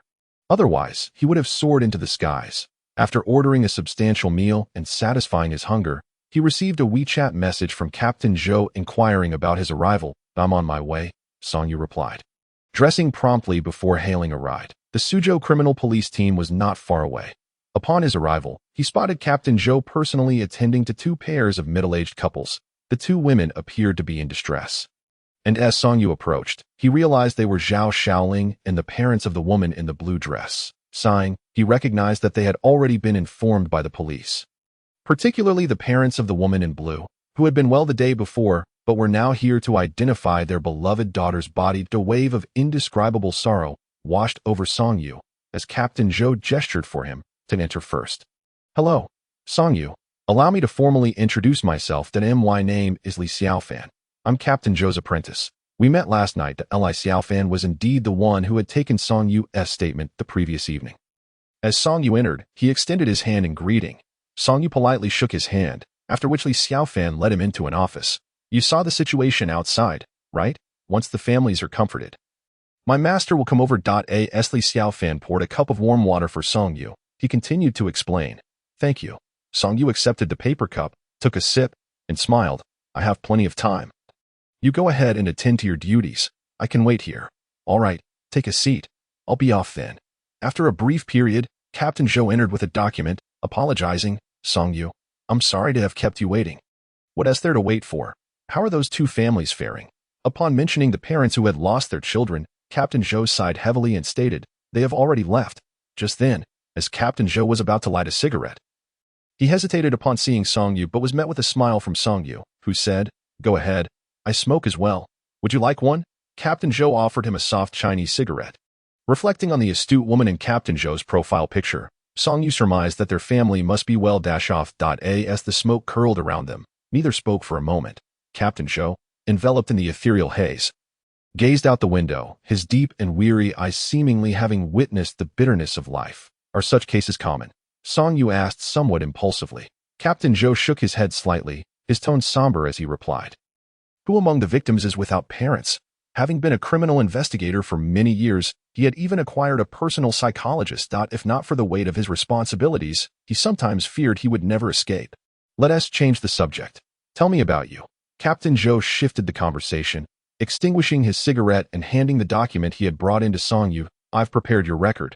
The Bureau has approved my recommendation. What recommendation? Song Yu asked, puzzled. I applied to the Bureau to specially appoint you as our case consultant. Although you want to receive official employment benefits, you will earn a monthly salary of 6,000, and for each case solved, depending on your contribution, the Bureau will grant you a bonus. For cold cases or unresolved cases, the bonus will naturally be higher. The Bureau had investigated Song Yu, knowing about his debts. After discussing with the Bureau chief, Captain Zhou decided to approach this angle to see if they could recruit Song Yu's assistance. Noticing Song Yu's hesitation, Captain Zhou added, if you don't want to feel constrained, you needn't worry. As a consultant, you will only be called upon when we face challenging cases that require your expertise. At all other times, you will have complete freedom, and if you need, the Bureau's files will be accessible to you upon signing a confidentiality agreement. And the salary will still be paid? Song Yu suddenly inquired.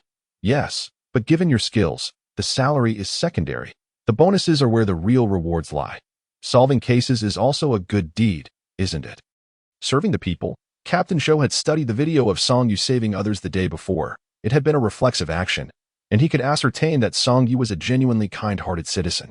Song Yu smirked, thinking he had no real capability. He was merely relying on Mu Yinging. Nevertheless, he accepted the position, recognizing the advantages of a stable income, potential bonuses for solving cases, and the freedom it afforded him. It would be foolish not to agree, especially since he needed a job. His earlier hesitation stemmed from his inability to rise early that morning.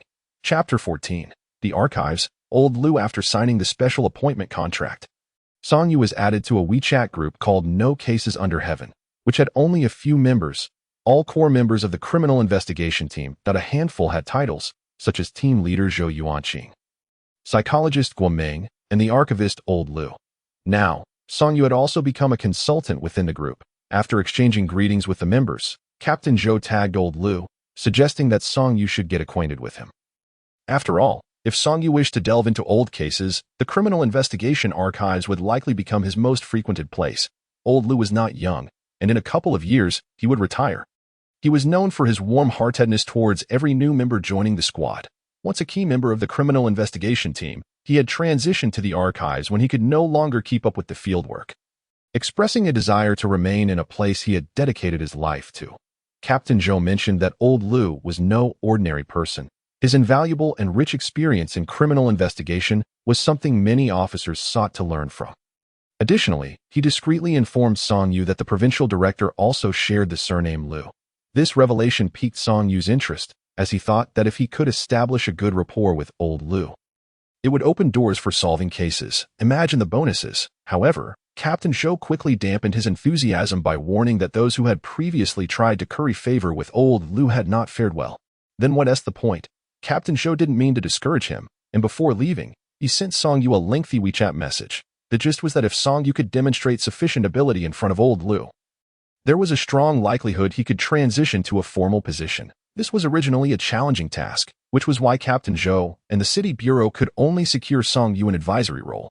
However, if he managed to impress old Lu, everything would be different, provided Song Yu showcased formidable talents. Exceptional talents often received preferential treatment.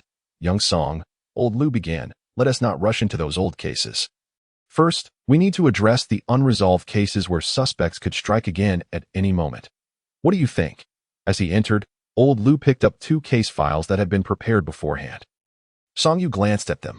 Both were recent major cases in Suzhou City, with the suspects still at large and posing a risk of re-offending. One case involved a bank robbery in a suburban county, executed by a 5-member gang armed with makeshift firearms, resulting in 3 fatalities and 6 injuries. The other was a shocking dismemberment case, executed with precision.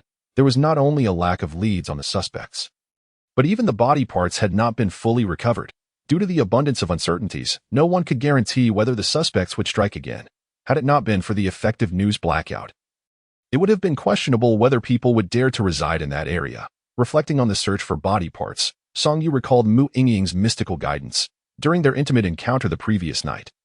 He had asked her if she could teach him, to which she had replied that she would inquire with some Taoist masters upon returning to the underworld. Primarily, without magical power, he would need to devise alternative methods to execute such tasks. Have you made a decision, young Song? Yes, Song Yu affirmed, nodding as he gathered the 2 case files together. Observing this, old Lu furrowed his brow, mistakenly believing Song Yu was hesitant to take on even one case. You can't shy away. A criminal investigator must. I'm taking both, Song Yu interjected. May I take the files with me? I want to study them thoroughly. His words were calm and assured, leaving old Lu momentarily unsure whether Song Yu was being audacious or genuinely possessed remarkable skills. However, he soon broke into a smile, encouraging. Youth is all about vigor. This is the spirit a criminal investigator should embody. Young Song, I have faith in you. Others may not be allowed to take files, but for you, I'll make an exception today. Great. Rest assured, when I receive the bonuses, I will treat you to a grand meal. Old Lu, Song Yu exclaimed joyfully, realizing that having influential connections would make things easier. Though this statement was somewhat cheeky, it held a kernel of truth. Go on then. But let me make one thing clear. You must not disclose this to incite panic. Don't worry. Song Yu happily departed the archives. And as he stepped out, Captain Zhou walked in right behind him. Upon entering, he inquired, which one did you choose? I took both. Team leader Zhou was utterly astonished. He had not anticipated that Song Yu would be so arrogant, nor that old Lu would acquiesce. Old Lu calmly sipped his green tea and chuckled. What's with the surprise? Back in the day when we had fewer people who didn't juggle several cases at once. Young Song is full of vigor. We might just uncover new breakthroughs by handing over the cases we have no leads on. Moreover, if he truly has the ability to see ghosts, this dismemberment case should be rather straightforward for him. Considering the victims, having been slain by the murderer, must have encountered them and might even know their name.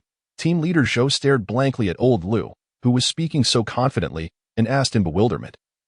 Master, do you, an old detective, genuinely believe in spirits? After all, you have always emphasized the importance of being anti-feudal and anti-superstition. You brat, I've told you not to call me master in the team. Otherwise, others might think you're relying on connections to ascend to the position of team leader.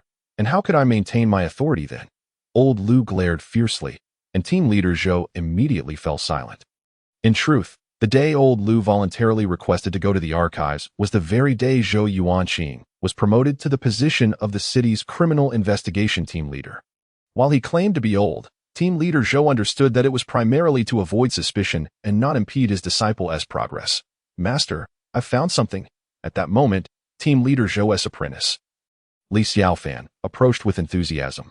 Zhou looked at him with a complex expression. Xiaoli, you go wait for me in the office. I'll join you shortly. All right, master. As Li Xiaofan departed, old Lu suddenly burst into laughter. Noting that Xiao Li could be considered his grand disciple, having learned from Zhou Yuanqing all the skills old Lu had passed down. How delightful. Team leader Zhou was about to say something when he noticed old Lu's expression shift dramatically. Just moments ago he had been laughing, and now he was angrily shouting, "What are you staring at? You brat. Hurry and get to work on the case." With no other option, team leader Zhou could only leave the archives in a dejected manner. Meanwhile, Song Yu was busily searching for a rental property nearby the criminal investigation team. Perhaps it was due to the strong sense of security this area provided, but the rental prices here were generally higher than elsewhere. Are you certain that the sound insulation here is top-notch? Of course, it's all soundproof materials. There's a reason the rent is high. But what about your wife or girlfriend? Typically, couples or spouses come together to look at properties. IVE hosted many, and without exception, Song Yu awkwardly chuckled and fabricated an excuse. My wife is busy during the day. She usually only returns at night, that if you secure the house, will your wife agree? What if she is not satisfied? Wouldn't that make the rental a waste? The landlady made a valid point. However, if she were to see Mu Yingying's pallid visage, it might frighten her. Song Yu could only feign confidence as he continued to bluff. Auntie, you're joking. In our home, I'm the one in charge, and I manage the finances. Young man, don't boast that I've rented to many couples. And I've never seen a man manage the money. They're all henpecked if your wife comes alone. I'd rather rent to her 0.1 deposit and 3 months rent. Just tell me if you're renting or not. Seeing that the landlady remained unconvinced, Song Yu decided to abandon further explanations. 0.1 deposit and 3 months rent. Are you sure? This month's rent is nearly 2,000. That's almost 10,000 altogether. The prospect of receiving close to 10,000 made the landlady willing to take the risk. If his wife returned at night and wasn't he satisfied, she could always take them to look at other properties. It's settled then, but I must warn you, if the soundproofing is inadequate, I'll hold you accountable. Rest assured, I've been a landlord in Suzhou for decades. My reputation is impeccable. I'll fetch the contract for you right away. The landlady's face broke into a beaming smile as she rummaged through her bag for a stack of contracts. After signing and making the payment, the 8,008 plus the 3,000 spent on yesterday's phone left Song Yu with barely over 8,000 remaining from the initial 20,000. He still needed to purchase household items today. The money. Chapter 15. Ghost Symbols, Identifying Suspects that Night. After a long day, Song Yu was devouring his meal heartily. Mu Yingying was dressed in a purple ancient dress. Despite her excellent figure, her deathly pale skin was truly a sight to behold. Such a waste of her breathtaking beauty. She had spent the entire day traversing the underworld. After consulting with various Taoist immortals from throughout China's history, she had indeed discovered a method for Song Yu to wield magical powers. Ghost symbols. In simple terms, it involves tattooing a ghost cultivator onto a living person's body, allowing the living individual to borrow the ghost cultivator's powers.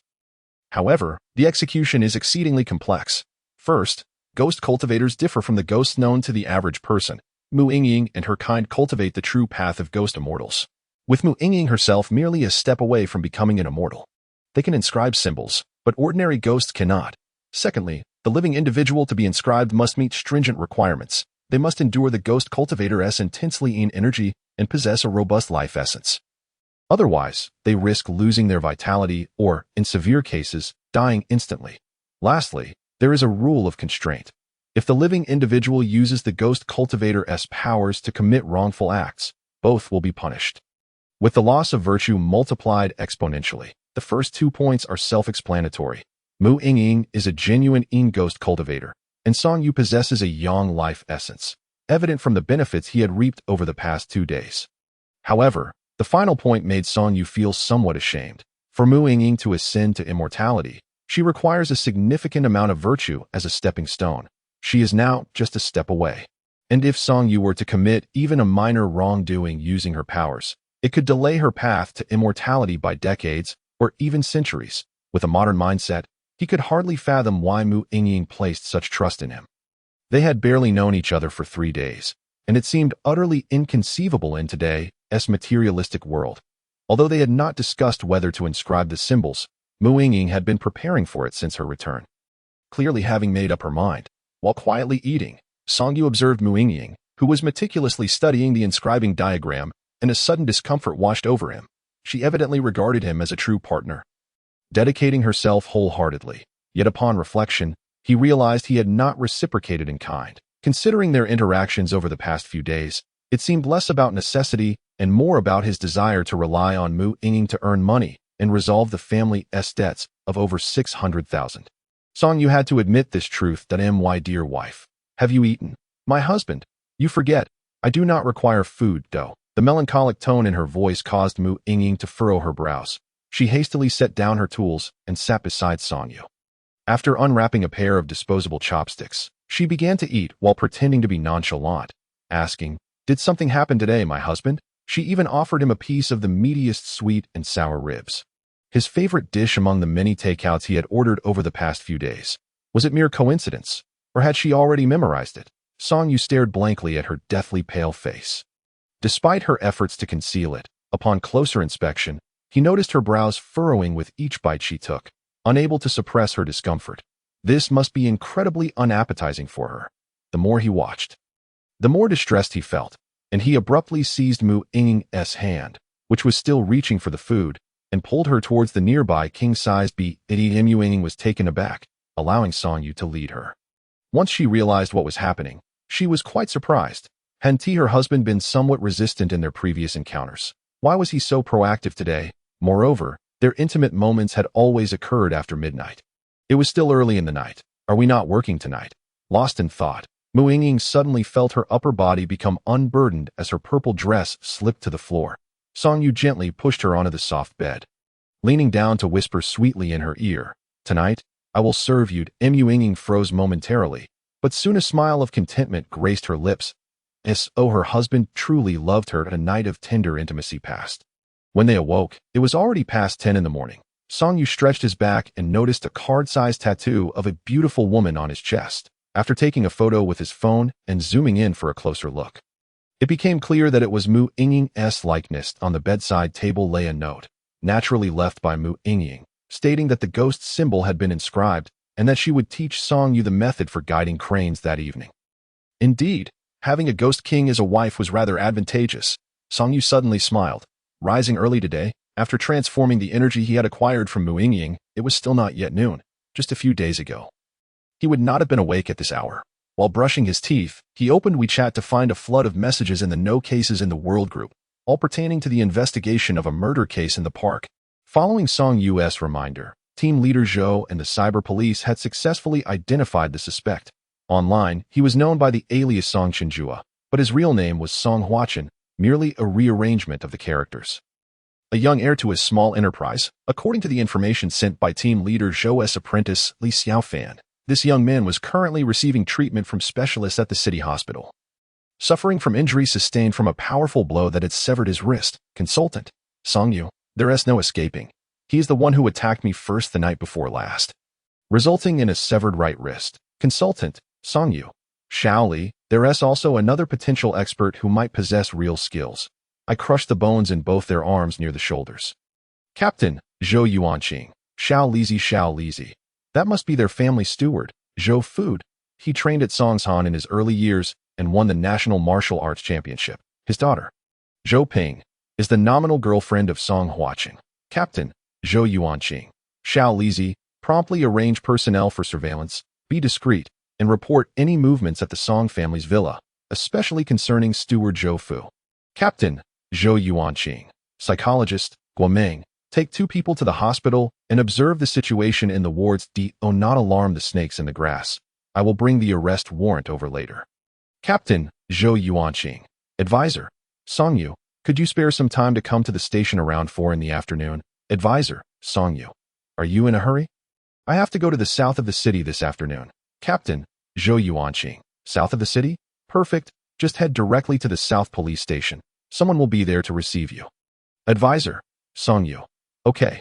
Following this, Captain Zhou continued to assign tasks with a flurry of mentions. Song Yu couldn't help but marvel at how a criminal police captain was not a position for just anyone.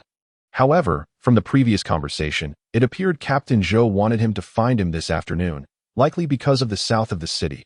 What a coincidence! After hastily finishing lunch, Song Yu stocked up on some beverages for the refrigerator at home and then took a taxi to the South Police Station.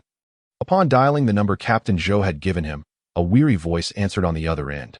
Song Yu found it strange. Had he been up all night? Hello, is this Comrade Li Ming? I am Advisor Song Yu from the City Criminal Investigation Team. Please stop beep. What the hell? Why was the call disconnected before I could finish my sentence? The summer heat in Suzhou was already stifling, and Song Yu couldn't help but feel a surge of irritation. Yet, the next moment, he saw a middle-aged figure hurriedly exiting the police station. Seeing only a young man outside, and recalling the clear male voice from the phone, Li Ming couldn't help but ask, "Excuse me, are you Comrade Song Yu from the City Bureau?" "Yes, that's me. Were you the one on the phone just now?" Upon seeing the person's appearance, Song Yu was taken aback. The real person looked even more haggard than the voice on the phone. With a face full of stubble and disheveled hair, honestly, if it weren't for the police uniform, Song Yu would have doubted whether the officers at this station were always in such disarray. Chapter 16. Supernatural Events from the Dismemberment Case. Considering Captain Zhou's earlier instructions, Song Yu suddenly felt a chill run down his spine and couldn't help but tentatively inquire, "Has anything unusual occurred in your jurisdiction recently?" Upon hearing this, Li Ming, who had been somewhat listless, immediately perked up. He took a deep breath, glanced around cautiously, and leaned closer to Song Yu, whispering, "Let's go inside first. Once you meet the station chief, you'll understand everything." "All right, please lead the way." Noticing Li Ming's reaction, Song Yu felt an ominous premonition and hurriedly followed. In a wonder Captain Zhou specifically asked him to come to the south of the city. In terms of case handling, even the least experienced criminal police officer had more experience than him. Setting aside combat effectiveness, the only strength Song Yu possessed, which others could not match, lay in his supernatural abilities. The two walked in silence, but their expressions were evidently grave. Almost every officer they encountered along the way appeared haggard. What on earth had happened in the south? They made their way to the third floor, where the door to the chief's office stood ajar. As Li Ming instinctively reached to knock, just as his knuckles were about to touch the doorframe, Song Yu halted him with a hand. Li Ming was puzzled, but upon seeing the situation inside, he immediately understood. Turning to Song Yu with a look of gratitude, he had been so fatigued upon arrival that he hadn't even noticed that someone inside had inadvertently fallen asleep. After pausing for a moment to refrain from looking at the somewhat ungracefully sleeping female chief, Song Yu prompted Li Ming to take him to her workstation. However, to his surprise, Li Ming turned out to be the deputy chief and directly led Song Yu to his own office. It was truly unexpected. The office was simply decorated, with the only highlights being two black sofas facing each other and a glass coffee table in between. After seating Song Yu, Li Ming poured him a glass of water before collapsing onto the opposite sofa. The weariness in his eyes flashed momentarily. If not for the burdens he carried, he would have loved to close his eyes and drift off the moment he sank into the soft cushions. The chief had been busy for 2 days and nights without rest, and the deputy chief was no better off. I apologize, Comrade Song Yu. The situation at the station must be quite amusing to you. No need for such humility, I understand completely.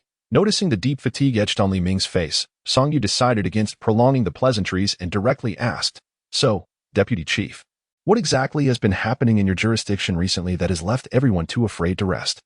Upon hearing this, Deputy Chief Li took a heavy breath, not responding immediately but instead mustering his spirit to carefully scrutinize Song Yu. To be honest, when they decided to report the case to the chief this morning, they had not anticipated the city bureau would send such a young person over. Was it a sign of disregard? It seemed the bureau was still in disbelief regarding the supernatural events mentioned in the report. Just as they had been a few days prior, sending a young officer over should merely be for information gathering, right? Seeing the deputy chief's expression suddenly shift to one of concern, Song Yu pondered whether he had some real-world apprehensions, fearing that his youth might hinder his capabilities. Given the exhausted state of the station, if there were genuine concerns, they must have been significant. However, Song Yu remained unperturbed. Old Lu from the archives had an impressive background, and according to Captain Zhou, those who tried to curry favor with him often met unfortunate fates, indicating he likely wouldn't tolerate incompetence. Thus, he confidently inquired, "Is there something inconvenient for you to disclose, Deputy Chief?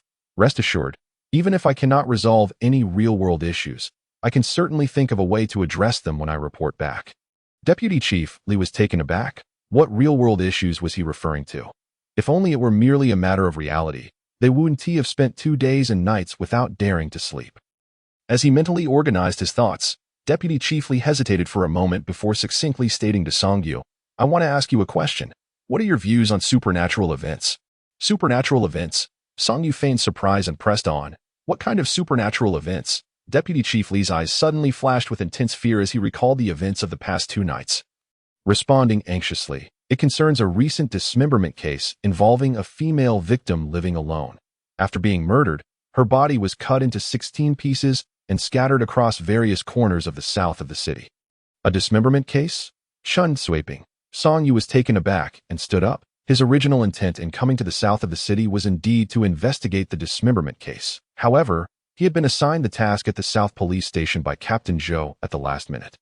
Otherwise, he would have acted independently this afternoon that he had not expected that the South Police Station was also involved in the same case, which additionally entailed supernatural events. Could it be that others could also see Chun Sweeping? Song-yu was not surprised that Chun Sweeping had become a ghost after her death. This was a process that everyone experiences after passing. What astonished him was that other living people could also see her. How could that be possible? From Mu Yingying, he had learned that those who could see ghosts either possessed special methods, such as wiping cow tears, or were individuals like him who had entered a ghostly marriage, thus becoming a son-in-law of the underworld capable of seeing spirits. Another possibility was the murderer. Due to the karmic connection of life and death, the resentful spirits of those unable to reincarnate after the 7th day would deepen their grievances, transforming from vengeful spirits to vengeful ghosts seeking revenge on their killers. However, one thing remained true. Only the murderer could see them after the 7th day. Before the 7th day, they were bound by rules. For example, Zhao Shaoling from the park could only be trapped within the park and could not appear before the murderer. According to the case file, the dismemberment case concerning Chun Sweeping had only occurred 6 days ago. Tomorrow would mark the 7th day, which would be at midnight tonight. Deputy Chief Lee did not expect Song-yu to react so strongly upon hearing about the dismemberment case and immediately urged him to sit down. Inquiring, "Are you also following the dismemberment case, Comrade Song-yu?" Song-yu nodded and candidly replied, "To be honest, even if Captain Zhou from the City Bureau had not mentioned it today, I would have come to investigate the dismemberment case on my own." "Really? There is no doubt about it. The case file is right in my bag." Although he said this, Song-yu had no intention of pulling out the case file, since the dismemberment case had already been taken over by the city criminal investigation team. The South Police Station lacked the authority to interfere. Deputy Chief Lee glanced at the brown bag Song-yu was carrying, aware of the regulations, and asked with a strange expression, "So, are you still investigating?"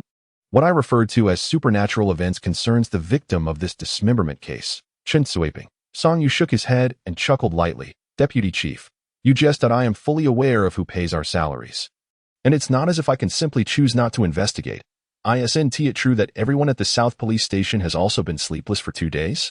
Upon hearing this, Deputy Chief Lee immediately found Song-yu far more agreeable, and even the fatigue on his face seemed to ease somewhat. Thus, he apologized. "I apologize.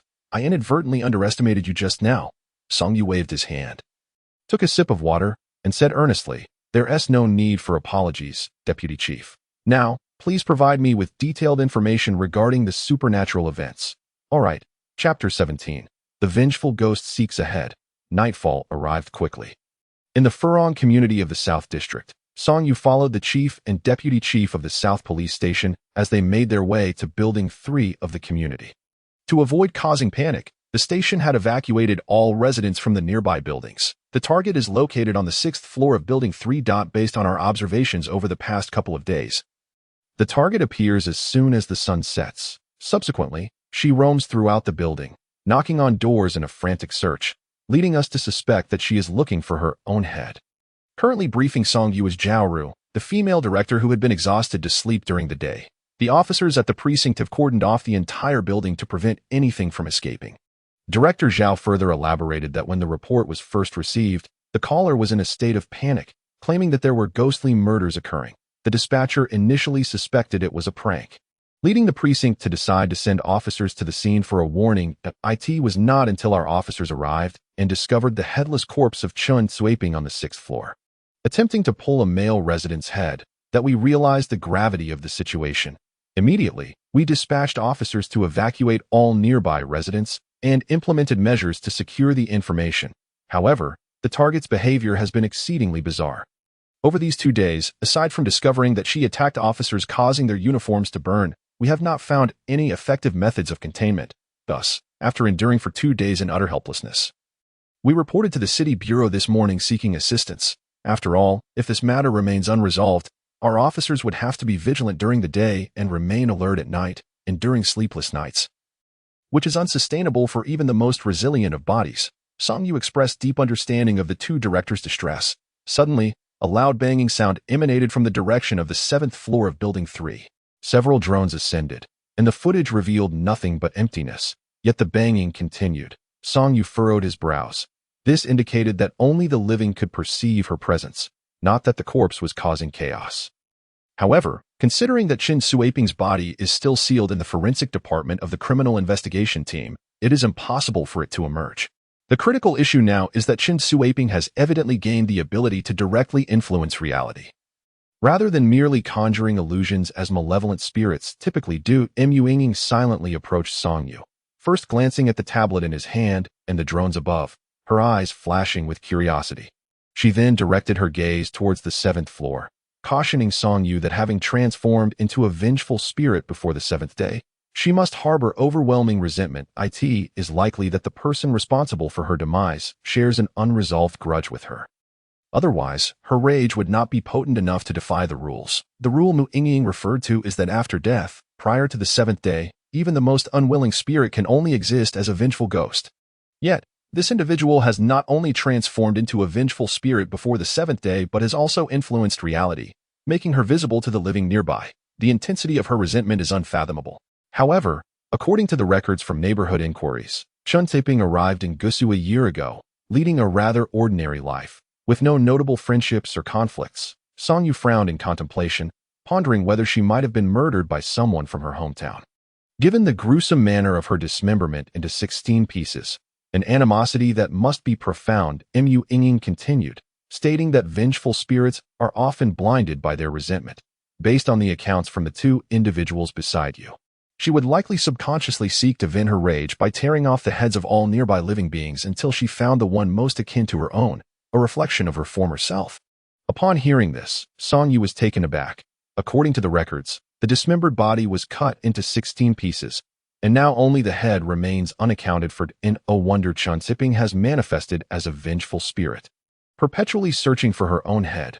Song Yu, the two directors suddenly appeared uneasy, with Deputy Director Li glancing around as if trying to discern the presence of a fourth person. Realizing the gravity of the situation, Song Yu silently cursed himself. He had become so engrossed in thought that he forgot the two directors could not see Mu Yingning. "Were you speaking to us just now? What else could it be?"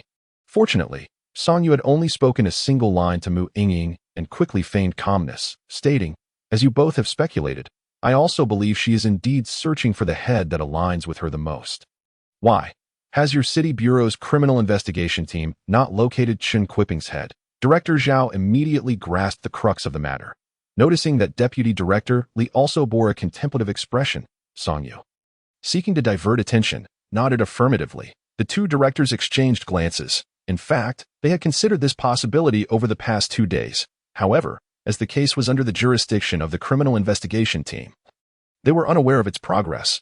Could it be that her current state is due to her sensing that her head is hidden somewhere in this building? Remarkably, there is a chance. Song Yu's eyes brightened, and he proceeded to confirm with the two directors, "Are you certain that the police uniforms you wear, as Director Zhao mentioned, can indeed burn her?"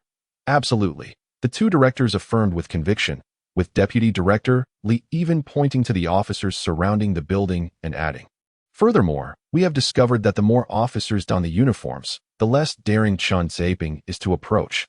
Thus, while we may not be able to resolve her, preventing her from escaping this building is certainly within our capabilities."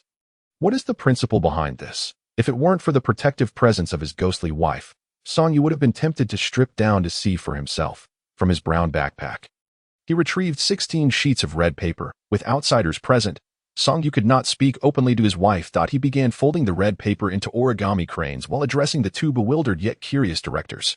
"To be candid, I possess a modicum of arcane knowledge, so please remember to keep this confidential. After all, superstitions are best kept among ourselves and should not be publicly proclaimed." "Arcane knowledge. Which type?" compared to the calm demeanor of Director Zhao. Deputy Director Li exhibited a curious inclination, as if drawn in by the mention of such matters. Under normal circumstances, if they had heard of any arcane knowledge 2 days prior, they would have scoffed at it, perhaps even detaining Song Yu for a few days for education. Yet, having spent the last 2 days contending with Chun Suiping's headless ghost, they had little choice but to believe. Noticing Deputy Director Li staring at him with his panda eyes while he busily folded the paper, Song Yu could not help but retort, "Before we discuss which type, can either of you fold origami cranes? I have 16 sheets of red paper. Are you too certain you won't lend a hand?" Upon hearing this, Director Zhao had already squatted down to assist, folding as she observed the red paper on the ground. Perfectly 16 sheets. Is your arcane knowledge aimed at directly locating her head? Indeed. Placing the finished origami cranes aside, Song Yu explained, "What I intend to use is a technique known as cranes guiding the way, which allows me to trace the ghost's essence back to its source, the body. However, once the body is found, the paper cranes will lose their effectiveness. To ensure that all body parts are located, you prepared 16 sheets." Deputy Director Li, now understanding, expressed his astonishment. It seemed he began to comprehend why the city bureau had sent Song Yu. Initially thinking it was due to negligence, it now appeared that he was exceptionally qualified, that it was inevitable. Using one paper crane at a time might lead them to the forensic department where the body parts were stored. Hence the need to deploy all 16 simultaneously. Chapter 18. Locating the head's position. As Song Yu completed folding the paper, he unexpectedly received a WeChat message from team leader Zhou, stating that one of the suspects in the park murder case, Zhou Fu, had died. The chat group No Cases Under Heaven fell into an unusual silence. The message lingered on the screens of two individuals, forensic expert Zhang Quan and trace evidence analyst Sun Fei. The gist of the message was that Zhou Fu's cause of death was attributed to severe fright, with no malicious human involvement detected at the scene so far. This might explain why team leader Zhou had suddenly reached out to Song Yu. Previously, they might have suspected this was a perfect crime orchestrated by the murderer to evade detection. However, after the events of the park incident, they now considered another unfathomable possibility. Song Yu suddenly found himself in a daze. Sensing something was amiss, based on the reactions from team leader Zhou and his team, it seemed that while there might have been related supernatural cases in the past, they had not encountered anything tangible in reality. Leaving aside the park murder case, given that only Song Yu could see the ghosts, and Zhao Xiaoling and her companion remained invisible to the living, what about Shen Kuiping, the headless vengeful spirit's brazen appearance? If it weren't for the Southern District Police Station's vigilance over the past 2 days, and her fear of the officers' uniforms, who knows how many lives might have been claimed by this vengeful spirit, the authorities would undoubtedly struggle to suppress the news, potentially inciting nationwide panic. Now, receiving news of Zhou Fu, a practitioner, dying from fright. Was it merely coincidental? Song Yu. Song Yu returned to his senses, gazing at the hand waving in front of him, puzzled. What is it, Director Li? Nothing. I just saw you staring at your phone with a frown. And I thought you might be possessed. Deputy Director Li's expression, marked by dark circles, appeared genuinely concerned for Song Yu's well-being, though his words lacked precision. Rolling his eyes, Song Yu brushed it off, temporarily suppressing his unease, and proceeded to arrange the 16 paper cranes in a straight line on the ground. Observing this, Mu Yingying stepped forward, her red embroidered shoes gracefully treading towards Song Yu as she raised her hands. Slowly making intricate gestures, Song Yu imitated others, which was not particularly complicated. It was merely a matter of unfolding with each movement, feeling as though something within him was driving the flow. Yet, soon he sensed an emptiness, akin to a pump activated but yielding not but silence. Suddenly, a chill enveloped his chest, as if someone had pressed a block of ice against his heart. Strangely, just like that night, when Mu Yingying personally demonstrated. The tips of Song Yu's fingers began to glow with an icy luminescence. Is this the borrowed power from my wife through the ghostly markings? No wonder it feels so frigid, he pondered. Beside him, Deputy Li's eyes were wide with astonishment, his hands instinctively groping his pockets. This was a serious display of magic. It simply had to be recorded on his phone for later viewing. Truly, a product of the Municipal Bureau, this was a person who had mastered the arcane arts. Even the usually composed Zhao was momentarily taken aback, his mouth agape in disbelief. Take it slow, my dear. It's your first time casting, and you can't expect to perform as effortlessly as I did last time. Let me guide you. just as Mu Yingying was about to provide intimate guidance on the finer details to Song Yu. She noticed that the 16 paper cranes had already been animated by the icy light and were soaring towards the top of the building. They ascended to the 7th floor, where Chen Suiping was still banging on someone else's door. Oblivious to the paper cranes hovering above, she continued her futile assault. However, it was understandable. The cranes posed no threat to her, and the vengeful spirit had yet to regain its reason. Soon, all the officers raised their gazes towards the shining red orbs above the building. Seeing this, Mu Yingying, momentarily forgetting her awe at her husband's talent, trod gracefully towards Song Yu, initiating the second part of the incantation. Song Yu followed suit, his chest adorned with ghostly markings releasing another wave of icy energy. But it was merely that. No further physiological response ensued. Suddenly, a clear, melodious crane call resonated through the night sky. All the officers, their eyes fixed on the heavens, sparkled with disbelief. 16 red cranes emerged from the light. Spiraling through the air, 15 flew in unison towards one direction, while one veered towards the rooftop. By the heavens! It's right here, Song Yu exclaimed, retracting his hands and sprinting towards the entrance of Building 3. Zhao Li, the head must be up there. I'm going ahead.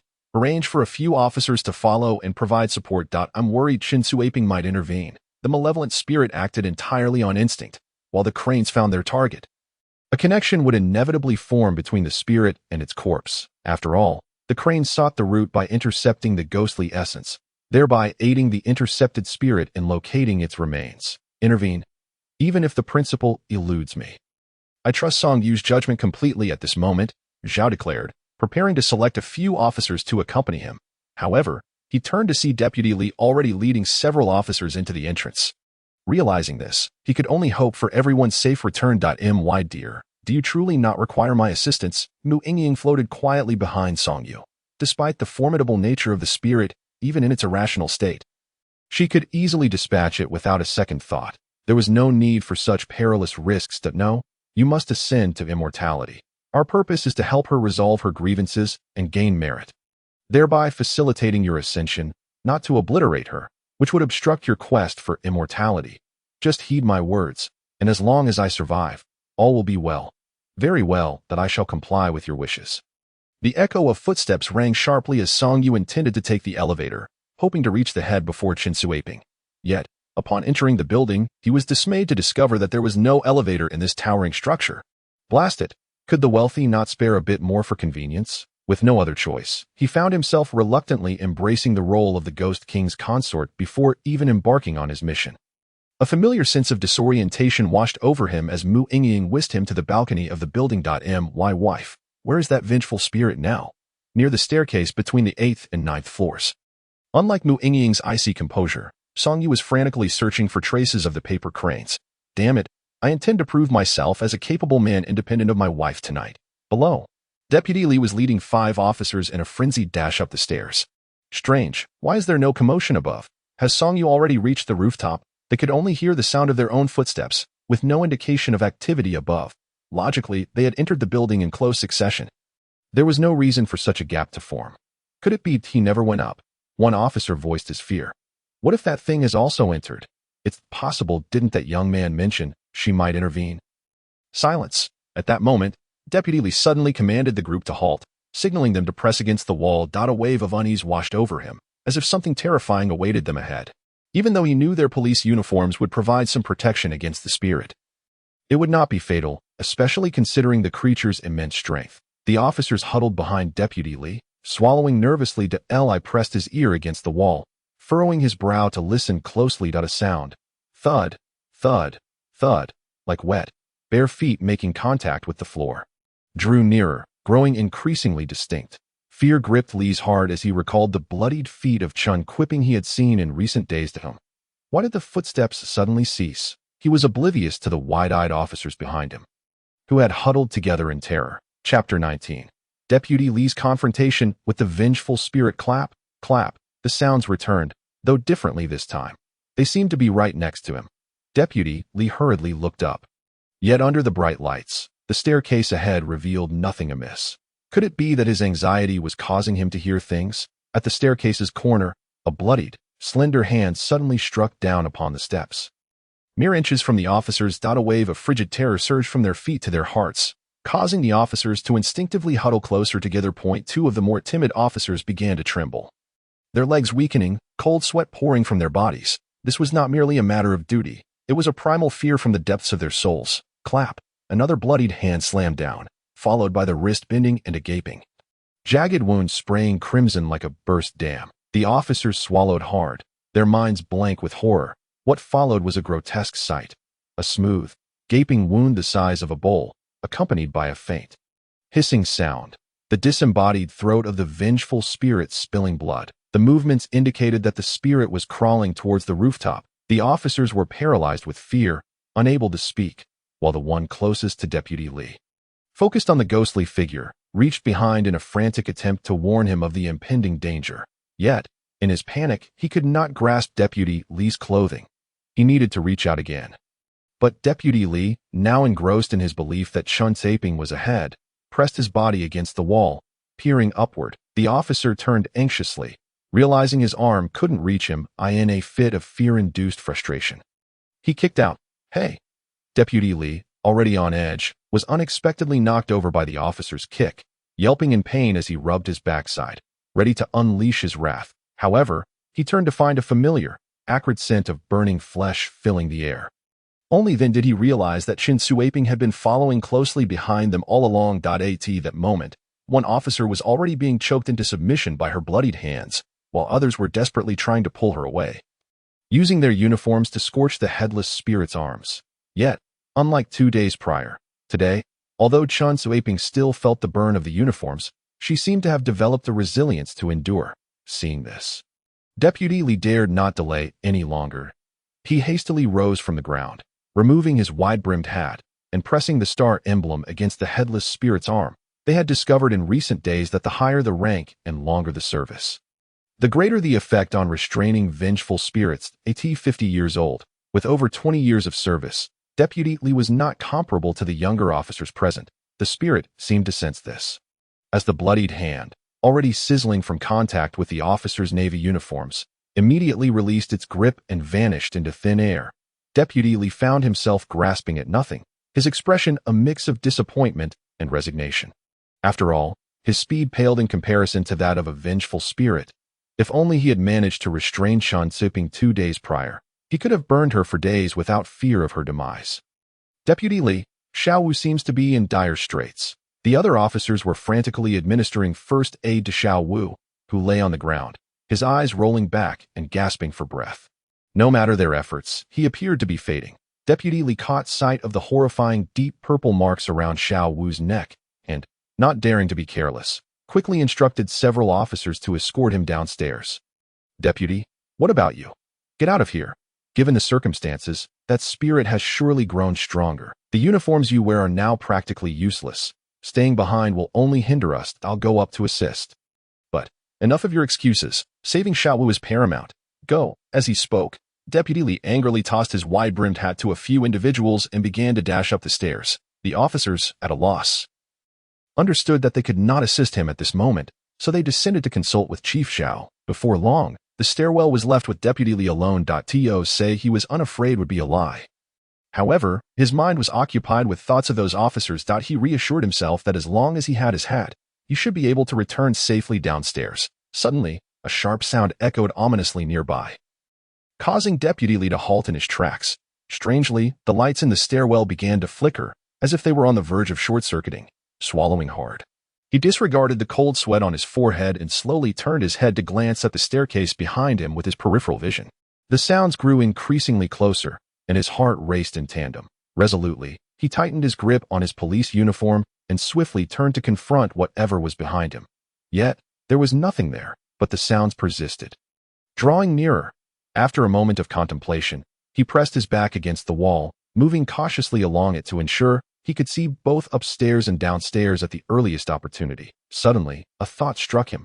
Since the malevolent spirit was continuously seeking an opportunity around him, why not remain in the stairwell and engage with it, thereby indirectly buying time for Song Yu on the rooftop to locate the spirit's severed head? With this plan in mind, he opened the door to the 11th floor. To his surprise, upon entering, The ominous sounds began to fade away. It seemed that Chun Siping would only harm those within the stairwell, while retreating to the rooftop unscathed. This was unacceptable, with no other choice. Deputy Lee rushed back into the stairwell, climbing all the way to the 15th floor before he heard any noise again. The sound of clapping echoed closer, indicating that the malevolent spirit had once again fixed its attention on him. This time, he decided to lure the spirit downwards. However, upon reaching the 14th floor, he found the sounds were not only still present, but were also receding. It appeared that the spirit's movements were predicated on reaching the rooftop. Thus, the officers who had descended should be safe. Deputy Lee breathed a rare sigh of relief before sprinting upwards once more, albeit at a snail's pace. On the rooftop, Song Yu had located the origami crane that had reverted to its paper form. However, its resting place was at a corner of the building, positioned above a pipe leading downwards. The pipe was neither particularly thick nor thin, slightly narrower than Song Yu's thigh, yet wider than his arm. Comparing the pipe's opening to Mu Yingying's head, Song Yu surmised that it would be impossible for a human head to fit through. Looking down, the pipe appeared straight and devoid of any anomalies. Was it possible that using the crane for guidance for the first time had led him astray? Song Yu cast a puzzled glance at Mu Yingying, who confidently asserted that the crane would not mislead them. He needed to trust in himself. Chapter 20. The malevolent spirit transforms into a calamity, must be annihilated. Song Yu was taken aback. Suddenly, he looked at Mu Yingying, puzzled, and asked, "By the way, why haven't I seen the other officers come up?" He distinctly remembered calling for someone to follow him, and had indeed heard the chaotic footsteps behind him. However, Mu Yingying had led him directly to the rooftop, and he had thought that as long as the malevolent spirit feared the police uniform, he only needed to wait for them to arrive. Now, however, considering the time that had passed, they should have made it up by now. Could they have encountered that malevolent spirit? Mu Yingying nodded, her tone calm, as she replied. They indeed encountered it. Out of 6, 5 have returned downstairs, leaving only Officer Lee, who is attempting to distract the spirit to buy you time. Goodness, Officer Lee is so formidable, Song Yu exclaimed incredulously. I initially just wanted them to assist me in searching, thinking we could find it quicker, yet he ended up engaging it. Rushing toward the rooftop entrance, Song Yu made a beeline for the stairwell. Looking down, he noticed there was still light around the 19th floor. But below that, total darkness prevailed. Are they on the 18th floor? Song Yu asked, his expression anxious as he turned to Mu Yingying. Yes, but you need not worry. Officer Lee possesses formidable qi, and the malevolent spirit cannot approach him for now. Only lurking nearby for an opportunity, Mu Yingying reassured him. For now, Song Yu's brow furrowed as he seized upon the critical point in Mu Yingying's words. Since that woman transforms into a malevolent spirit 7 days after death, her resentment will escalate on the 7th day, allowing her to evolve into a calamity. Mentioning the term calamity, Mu Yingying's expression grew cautious. She had experienced this phase before and understood the lethal nature of such entities. Fortunately, she had been lucky enough to receive assistance from a powerful figure from the underworld, which prevented her from committing acts of slaughter. Can you handle a calamity? Of course, you need not worry. Above the calamity, there exists the Azura, and I, as the Ghost King, am a being beyond the Azura, Mu Yingying replied. Song Yu felt a sense of relief.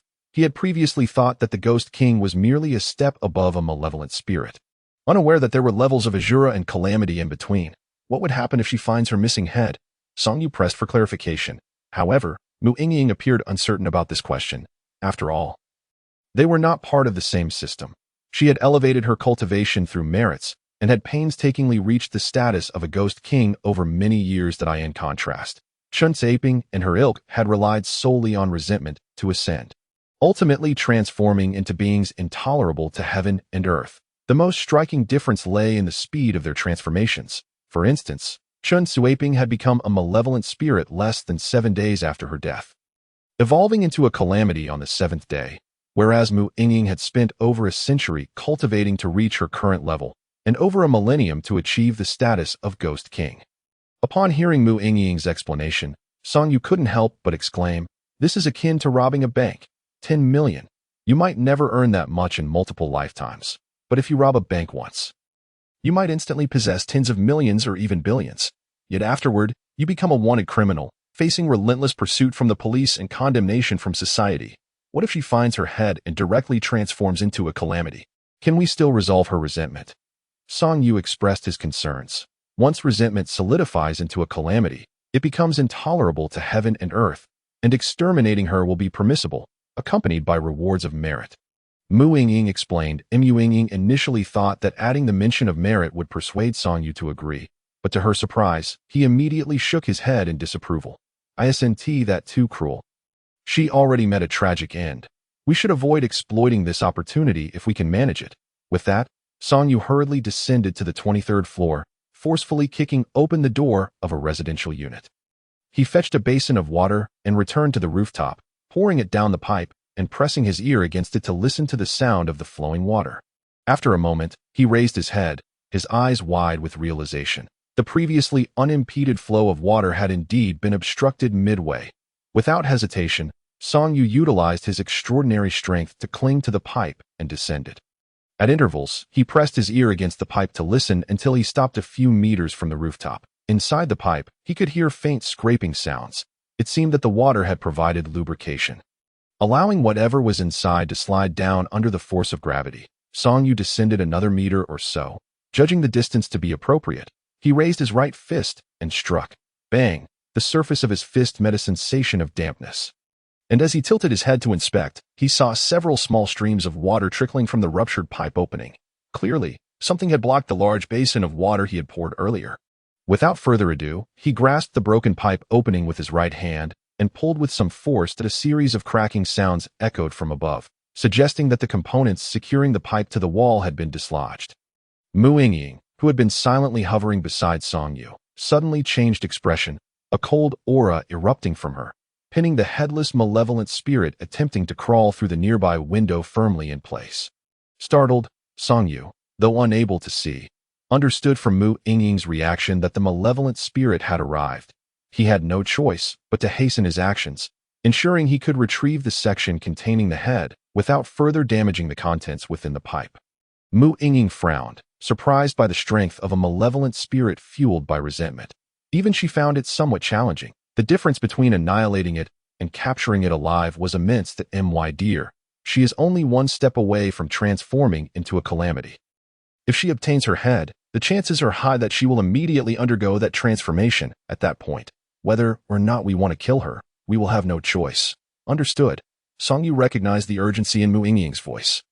Clearly, a spirit elevated by resentment was far stronger than one cultivated through normal means. The saying, resentment solidifies into calamity, intolerable to heaven and earth, was not without reason. Boom! At that moment, the pipe above finally ruptured. Fearing that the malevolent spirit's proximity could indirectly lead to its transformation, Song Yu chose to cling to the lower pipe and make his way directly to the ground floor. He wondered how Deputy Li was faring and hoped he was unharmed. In just 3 short minutes, relying on his formidable physique, Song Yu reached the ground. Ignoring the astonished expressions of the officers, he tossed the section of pipe to Chief Zhao, instructing him to quickly send it to the Municipal Criminal Investigation Unit. Before rushing back into the building, concerned for Deputy Li's safety, he aimed to retrieve him during the brief window, while Mu Yingying was preoccupied suppressing the malevolent spirit. Just as he reached the 10th floor, he was met by a pale-faced Mu Yingying, who suddenly appeared before him, clutching an unconscious Deputy Li. I had to intervene. She has already transformed into a calamity. Had I not arrived in time, he would have had his neck broken. Song Yu conducted a brief examination of Deputy Li and discovered that he had merely been choked unconscious, with a deep purple mark evident on his neck. He hurriedly inquired, "Where is she now? If even you cannot contain her, she absolutely must not be allowed to escape. Rest assured, my husband, she is still no match for me. You should take him downstairs quickly." Mu Yingying had not anticipated that Chen Suiping would be able to break free from her restraint so swiftly, resulting in her vanishing without a trace. Yet, she had plenty of ways to locate Chen Suiping. However, her priority was to ensure her husband's safety. After escorting Song Yu downstairs, Mu Yingying disappeared from sight. Unbeknownst to them, Deputy Li's eyelids were twitching violently at that very moment. Chapter 21. The dust settles. Deputy Li had been dispatched for treatment.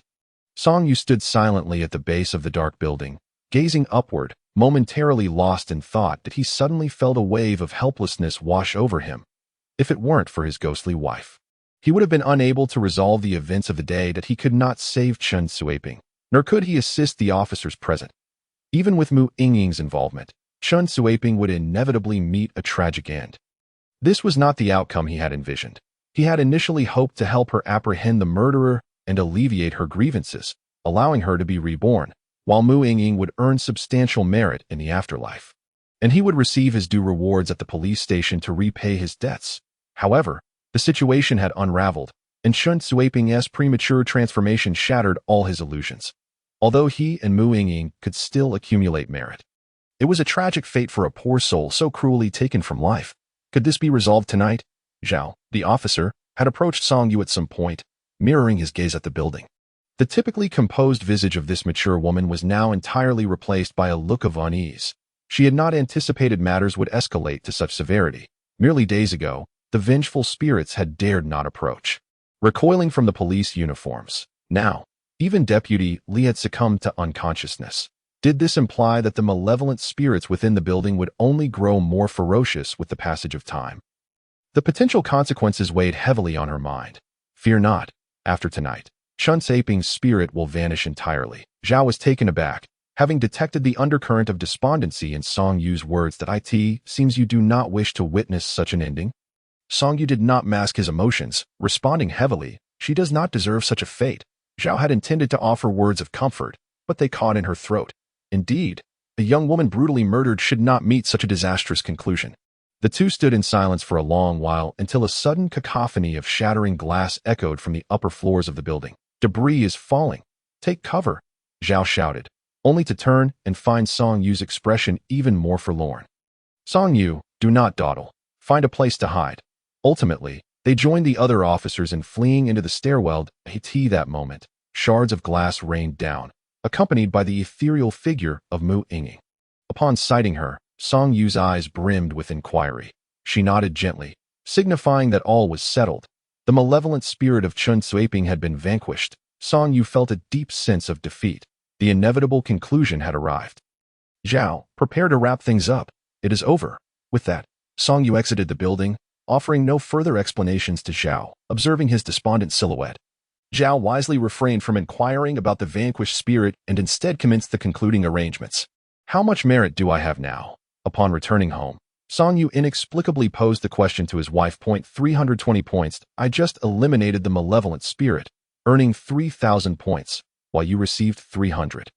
Mu Yingying elucidated. Song Yu furrowed his brow and asked, is that a lot or a little? My husband, there are standards for everything. Whether it is much or little depends on your own perspective. What do you mean? Mu Yingying pondered for a moment before responding. Do you recall the vengeful spirit we encountered some time ago? You mean Zhao Shaoling? Yes. Song Yu murmured thoughtfully. I remember you mentioning that her merit was the highest you had witnessed among the living. How much did she possess? Exactly 100 points. According to the rules of the other realm, with 100 points of merit, I could engage in a limited transaction with her, allowing me to intervene in the affairs of the living, such as using my powers to heal her mother's heart condition, regardless of its severity. After a moment's reflection, Mu Yingying added, you could understand it as 100 points of merit can cure all ailments. So, whether it's a cold or a terminal illness, it still costs 100. Song Yu found this notion rather astonishing. The rules seemed somewhat peculiar. Sensing his thoughts, Mu Yingying clarified, you might be surprised, but centuries ago, the medical standards in the mortal realm were abysmal. Even minor ailments could lead to death. Furthermore, while 100 points of merit may seem few, accumulating such merit is a rarity. Perhaps only 1 in 1,000 will ever attain it. Song Yu was enlightened, recalling Mu Yingying's explanation of the system of rewards and punishments, which could impose tenfold or hundredfold penalties. It seemed the purpose of these rules was to encourage humanity toward goodness. So, with my 320 points, can I exchange them for some techniques to exorcise spirits from the underworld? Mu Yingying paused, realizing her husband's intent as she nodded. Of course, which type do you desire? Really? Song Yu had not held out much hope, but was pleasantly surprised to receive a positive response. They have practiced diligently in the underworld for many years and wish for their skills to be passed on to the living. Very well, but wait, my dear, how much merit do you still need to become an immortal? Mu Yingying had not expected such a question and chuckled. My husband, you need not worry about me. I am still 12,000 points short of taking that step. Once I return to the underworld, I will find other means to acquire it. 12,000. Song Yu gasped. He had initially intended to prioritize his wife, yet it seemed his few hundred points were hardly sufficient. Then let us prioritize the techniques. Once I master them, perhaps I can help you ascend more swiftly. Indeed, Mu Yingying believed wholeheartedly. She had witnessed Song Yu's talent firsthand that day. The guidance of the celestial crane was something she had learned from the guardians of the underworld. Taking her half a month to barely control a single paper crane. Yet, she had been regarded as a genius by her peers. Now, her husband, upon his first attempt, could manipulate 16 at once. She could hardly find words to express her astonishment. Truly, as the text suggested, those born under the sun were destined to be favored. Although her husband had previously suffered from poor fortune due to his excessive sun affinity, with her presence to balance him, he was beginning to walk the path he was meant to tread, perhaps even more smoothly than his ancestors. After a night of bliss, Song Yu completed his routine transformations, and the clock struck 2 in the afternoon. Uncertain whether it was merely an illusion, he felt as though he had heard a cacophony of distant sounds upon concluding his training. Yet, as he attempted to listen further, everything returned to normal. It felt as though something was amiss. With no alternative, he resolved to wait until his wife returned from the underworld that evening to inquire further. While brushing his teeth, he opened his phone. Captain Zhou had sent several WeChat messages at 10 in the morning. 3 matters. 1. To examine Zhou Fu's corpse. 2. To collect the reward for last night's incident. And 3. To inquire if he had any new leads on Shan Tiping's case. Chapter 22. A reward of 100,000. In Captain Zhou's office, Song Yu stared at the bank card in his hand, somewhat dazed. The prompt issuance of a reward for last night's events was unexpected, and it amounted to a staggering 100,000. Captain Zhou chuckled, explaining, the situation from last night was reported in detail to the Changnan police station that very night. This was decided during a meeting of the City Bureau's leaders this morning. But it seems rather swift, doesn't it? Song Yu still found it hard to believe. Normally, such matters could take days just to process. Captain Zhou continued to smile, sharing some details of the meeting. In summary, the message was clear. Exceptional talents would receive special consideration. Song Yu's abilities had gained practical recognition. With him on the team, the City Bureau's future case clearance rate would rise, and as that increased, the crime rate in Suzhou would correspondingly decrease. The benefits accrued by the City Bureau and the entire Suzhou area far outweighed the mere 100,000. However, they could not give too much, as superstition was still frowned upon, and Song Yu was the only genuine talent discovered among them, which could not be publicly acknowledged. Thus, it was collectively decided to award Song Yu a reward of 100,000. To be distributed immediately. As he left the office, Song Yu remained in a daze. Why did 100,000 seem so trivial in their eyes? 100,000. Millions toil for an entire year without earning that amount. He had merely spent a single night on the task. The most crucial point was that the primary force behind the success was actually his wife, not him. He had only assisted in locating the head of Chen Suiping, which had eluded others. Nevertheless, he rationalized.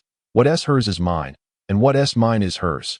After a brief mental adjustment, the bank card in his hand suddenly felt less burdensome. Consultant, Song Yu. Forensic expert, Zhang Quan. Where are you? Forensic expert, Zhang Quan. In the Identification Center's dissection room. Come over with Captain Zhou. Song Yu. Let's go. Song Yu, holding his phone and about to reply, noticed that the office door, which had just been closed, swung open once more. Team leader Zhou, while shutting the door behind him, beckoned him to join. The two made their way to the Forensic Identification Center, exchanging casual remarks about the situation Song Yu uncovered the previous night. In the autopsy room, behind the semi-transparent glass walls, two busy figures could be seen. Team leader Zhou skillfully provided each of them with a set of blue isolation suits, donning masks and caps before stepping inside. Old Zhang, allow me to introduce our new consultant, Song Yu, he said. Song Yu, this is Zhang Quan. You can simply call him Old Zhang, and beside him is his assistant, Xiao Lan, a recent high achiever graduate. Upon entering, they found Zhang Quan momentarily resting after placing his tools down. Team leader Zhou took the opportunity to introduce Song Yu to the two. Assistant Xiao Lan appeared somewhat shy, offering a brief greeting before falling silent. Song Yu observed her closely, noting the unusually dense dark aura on her forehead. It seemed she was likely to encounter misfortune soon. It would be inappropriate to voice such a thought on their first meeting, especially to imply that someone would soon suffer a calamity. Surprisingly, old Zhang exhibited an unexpected warmth, in stark contrast to the aloof demeanor one might expect from a forensic expert. he appeared to share a strong camaraderie with team leader Zhou. However, when the topic turned serious, he instantly adopted a more solemn demeanor, displaying an air of utmost seriousness. "The items sent over last night are right here," old Zhang indicated as he led them to one of the two tables in the autopsy room. On the table lay a headless female corpse, meticulously sewn together, with a white skull, marred by cracks, at the severed throat. The stitching suggested it was indeed the body of Chen Ziping. The entire scene was horrifying, particularly the starkness of the white bones, which seemed jarringly out of place. Gently caressing the cracked skull, old Zhang remarked, "When it was delivered, the cranial cavity had not yet been opened, allowing us to preserve the state in which the head was sealed." "You mean the skull was preserved in this state?" Song Yu queried, initially puzzled by the immaculate condition of the skull, considering that Chen Suiping had not been deceased for long. Today marked merely the 7th day since her demise. Even amidst the summer heat, indeed. Old Zhang continued gravely. According to the examination, the assailant severed the victim's head and likely placed it in a pot to boil, subsequently slicing away the flesh in thin strips. As he spoke, old Zhang lifted the skull, gesturing for the others to take a closer look. The areas his gloved fingers traced revealed a series of relatively clear scrape marks. Song Yu couldn't help but gasp. Although he had encountered many spectral sights in recent days, the revelation of the assailant's brutal methods rendered the ghosts insignificant. It was humanity that was truly terrifying. Noticing Song Yu's flickering gaze, old Zhang assumed he was frightened and gently set the skull down. Afterward, he picked up a blunt instrument, smashing the extracted skull into fragments. From our analysis, the blunt object appears to be a common carpenter's hammer. "A hammer?" Team leader Zhou suddenly interjected, his voice tinged with suspicion as he turned to Song Yu. "That you've reviewed the case files, right?" "Of course. Are you referring to Chen Suiping's brother, Chen Xiaofan?" Song Yu recalled the contents of the case file. Chen Suiping had a younger brother back in their hometown in Minnan, a carpenter named Chen Xiaofan, aged 28 and unmarried. It was entirely reasonable for a carpenter to possess a hammer, essential for tasks like securing wooden boards with nails. Team leader Zhou stroked his chin, his gaze returning to the fractured skull of Chen Ziping, contemplating. "I remember you mentioning on our way here that the assailant might harbor an irreconcilable grudge against the victim." "Yes, but that's merely my conjecture. After all, for someone to transform into a vengeful spirit before the 7th day of mourning, the animosity must be extraordinarily profound," Song Yu replied cautiously. Given that Chen Suiping had lost her sanity at that moment, he could not directly inquire about the identity of the killer. Instead, he relied on the knowledge imparted by Mu Yingying. Deducing that Chen Suiping's transformation into a vengeful spirit prior to the 7th day was fueled by the grievances she bore in life. Such grievances, when compounded, are likely to exceed their sum. Many individuals, after enduring great injustices, may erupt in extreme reactions over seemingly trivial matters. That in Chen Suiping's case, it was undeniably significant. She had been hunted down and murdered. If Song Yu's hypothesis proved correct, it would be astonishing if Chen Suiping did not become a vengeful spirit. However, the case file offered scant information about Chen Suiping's hometown, and the distance from Minnan to Gusu was considerable, requiring time for coordination. Fortunately, they now had a lead, alleviating the previous sense of aimlessness. Team leader Zhou had already begun to assign tasks in their WeChat group. At that moment, old Lu from the archives made a rare appearance, sending a thumbs-up emoji, clearly pleased with the progress in the dismemberment case. Chapter 23. Do not lie in front of Guomeng. Only Xiao Lan stood by, observing the group with curiosity. She was not part of the WeChat group and remained unaware of Song Yu's situation. However, she noticed that when Song Yu mentioned terms like 7th day and vengeful spirits, her mentor old Zhang maintained a calm demeanor, indicating his acceptance of such beliefs. But how could this be possible? Her mentor, Zhang Quan, was a highly esteemed forensic expert known nationwide. It was surprising that he would subscribe to superstitions. Setting aside the Chen Suiping case for the moment, old Zhang redirected their focus to the adjacent table, which bore a male corpse. To ensure Song Yu could swiftly see the deceased's face, old Zhang had only performed the autopsy below the neck. Zhou Fu, male, aged 52, hailing from Songshan County in Hunan Province, exhibited significant crush injuries to the shoulders and arms. The preliminary cause of death was determined to be acute myocardial infarction triggered by extreme fright. Though intriguingly, there were no relevant medical records from his life. After hearing old Zhang's summary, team leader Zhou refrained from immediate commentary, as he had already been informed of this information the previous day. Both men's gazes fell upon Song Yu, eager to hear his thoughts. Song Yu found himself momentarily speechless. Zhou Fu's expression was grotesquely contorted. His eyes were wide open, pupils constricted. Most chilling was the gaping mouth, which appeared as if he had been attempting to scream something in his final moments. Strangely, the angle of his open mouth was skewed, almost as if it had been forcefully pulled apart, giving the impression that it could easily swallow a ripe cantaloupe whole. What could have frightened him so profoundly? At present, it remained unclear that I need to visit the location of his death, he stated. Although the outcome seemed evident, it was prudent to avoid hasty conclusions regarding supernatural phenomena. The crux of the matter was that if a ghost were indeed involved, there were two potential scenarios. One possibility was a mindless, vengeful spirit, akin to Chen Suiping's indiscriminate attacks last night. However, that could be ruled out since only Zhou Fu had perished. The other scenario involved a vengeful ghost seeking retribution, indicating that the ghost had been slain by Zhou Fu and had come to confront him due to the karmic ties of life and death.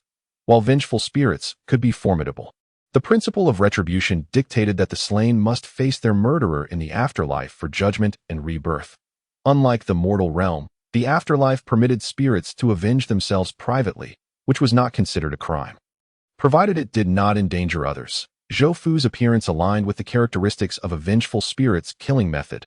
Vengeful spirits emerge from grievances and elevate to a more powerful form on the seventh day, visible only to those who caused their demise. Nodding, team leader Zhou said, "In that case, I'll take Xiao Li and the others to handle the Chen Suiping case. You should head to the city hospital to find Guoming and assist with the park murder case. Your primary focus should be on that villa." "Understood. I'll head over now." Song Yu was equally eager to learn the status of the park murder case. The spirits of the Zhao sisters still lingered in the park, and he had been too busy to pay them a visit in recent days.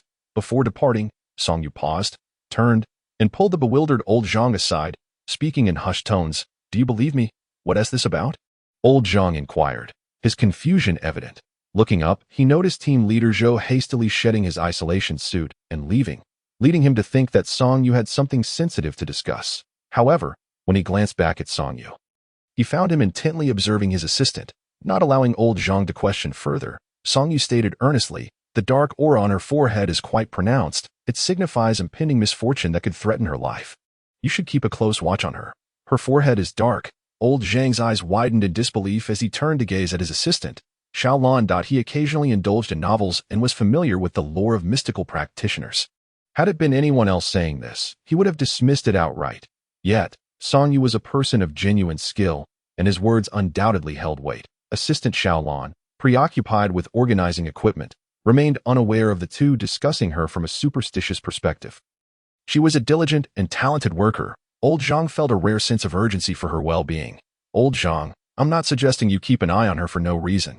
You both work closely together. If she is burdened by dark energy, it's likely you won't encounter misfortune yourself. In fact, your luck seems quite good. So, I urge you to keep her close for the next few days. Perhaps it will help her weather this storm." Old Zhang nodded thoughtfully, then clapped his hands decisively, stating that it was quite simple. He would ask her to work overtime, and when she got tired, allow her to sleep in the temporary dormitory at the office, at which point he would simply provide some extra allowances. Song Yu was taken aback. Was this method of overtime truly appropriate? Never mind, preserving one's life was paramount. If the young harbored grievances, so be it. After bidding farewell to old Zhang, Song Yu hailed a taxi to the city hospital. Guoming had received the news and was already waiting at the hospital entrance.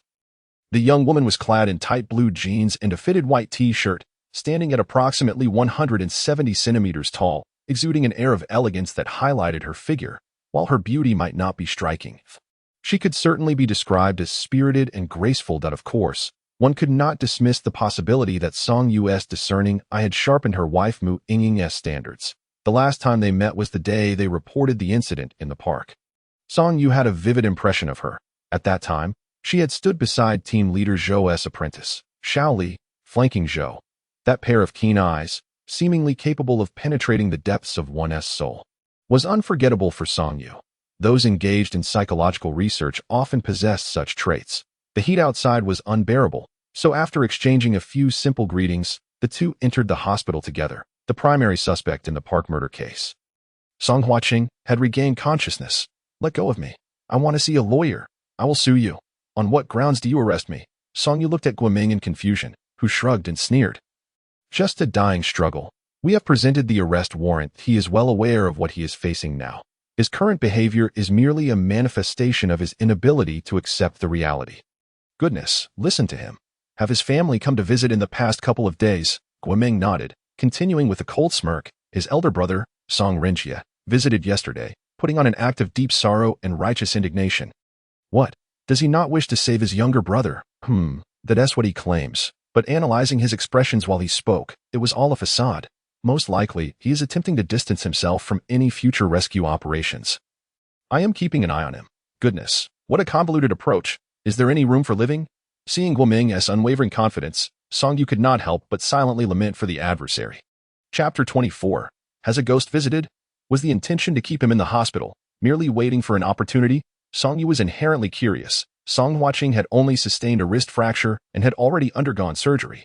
Why hadn't the bureau taken him away? Now it seemed they had an answer. Guoming nodded, glancing at the ward with a smile. Team leader Zhou approved it. Now we just have to see if he takes the bait. Let me go. I want to see my dad. I want to see my brother. Inside the ward, Song Huaqing was still shouting. Intrigued, Song Yu approached the observation window of the ward, wanting to witness the despair of a wealthy young master. Dressed in a hospital gown, he resembled a lunatic from a mental asylum. In his 20s, his face was pallid, though it was uncertain whether this was due to his strange shouting or some underlying health issue. As for his appearance, one must admit he was rather handsome. After all, a person of his background likely wouldn't lack in looks. His right forearm was wrapped in thick bandages, and it seemed that his struggles had caused blood to seep from his wrist. Meanwhile, his uninjured left hand was handcuffed to the bed's frame. Two doctors, a man and a woman, were desperately trying to calm him down and treat his bleeding wrist. Yet, Song Huaqing, fully aware of his grave transgressions, knew he would face certain death if brought to court. Why would he heed their words? What is his refusal of treatment indicating? Song Yu turned to Guoming and inquired, pressuring his parents to show up. He's convinced we want to just stand by and watch him come to harm. Think about it. If we can't persuade him and the doctors, who else can? Guoming remained confidently assertive. But you needn't worry. The more he acts this way, the more it signifies his fear of death. As she spoke, Guoming peered through the window at Song Huaqing, continuing with a cold chuckle. His facial muscles are already beginning to twitch. I predict that within an hour, he'll feign unconsciousness to prompt the doctors to attend to him. Facial twitching, Song Yu gasped in surprise, widening his eyes to scrutinize Song Huaqing's face closely. But after a prolonged observation, he found nothing particularly unusual. Unexpectedly, the very next moment, Song Huaqing, who had been shouting, suddenly rolled his eyes back and collapsed onto the bed. Guoming's cold laughter echoed beside him. It seems I have overestimated him. Inside, the doctors seized the opportunity and began to remove Song Huaqing's bandages for treatment. Song Yu, at a loss for words, contemplated whether to voice his thoughts, but ultimately decided to swallow them. Although he felt Guoming's approach was somewhat extreme, compared to the two murdered young women, the torment Song Huaqing was enduring was trivial. As long as he didn't die, that was sufficient. What puzzled Song Yu was the dense dark aura emanating from Song Huaqing's forehead, reminiscent of that surrounding old Zhang's assistant, Xiao Lan. It was a sign of impending misfortune, perhaps even life-threatening. Could it be that a forthcoming execution was already manifesting? After all, having only recently encountered the supernatural, Song Yu was still woefully uninformed about the specifics of this dark aura. However, to err on the side of caution, he resolved to remain in the hospital that night. As for the location of Zhou Fu's death, he would see if there was time before dawn. That night, an unexpected situation arose at by 9 o'clock. Song Yu had yet to see Mu Yingying return. She typically arrived by sunset. Perhaps something had occurred in the underworld. Song Yu could not help but feel a sense of worry. Guoming was nearby, briefing several officers from the criminal investigation team about the night watch. After finishing her instructions, she approached Song Yu and said solemnly, if they intend to rescue him, they might choose to act after midnight. Would you like to rest for a while? I can keep watch here. No need. Song Yu shook his head with a heavy heart, rising to say, it's a bit stuffy in the hospital. I'll step outside for a walk and return shortly. If anything happens, just call me.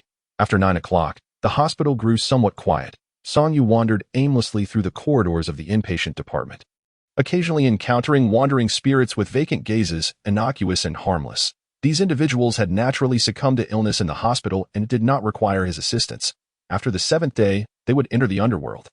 He continued to roam until after 10 o'clock, but Mu Yingying still had not appeared, and Song Yu began to feel increasingly anxious. At that moment, his phone buzzed in his pocket. Upon checking, he saw it was a call from his father. Hearing the concern from the other end of the line, Song Yu's troubled heart finally calmed somewhat. However, when it came to the reason for the call, Song Yu couldn't help but chuckle in disbelief. That it turned out that after sending back 40,000 yuan a few days prior, he had sent an additional 90,000 that afternoon. In less than a week, he had transferred a total of 130,000 back home, causing his parents to worry that he might be straying onto a dangerous path. They hinted that he should turn himself in promptly. It was only after Song Yu sent over his consultant credentials and the contract photos he had prepared in advance that his parents finally felt reassured, urging him to come home when he had the time.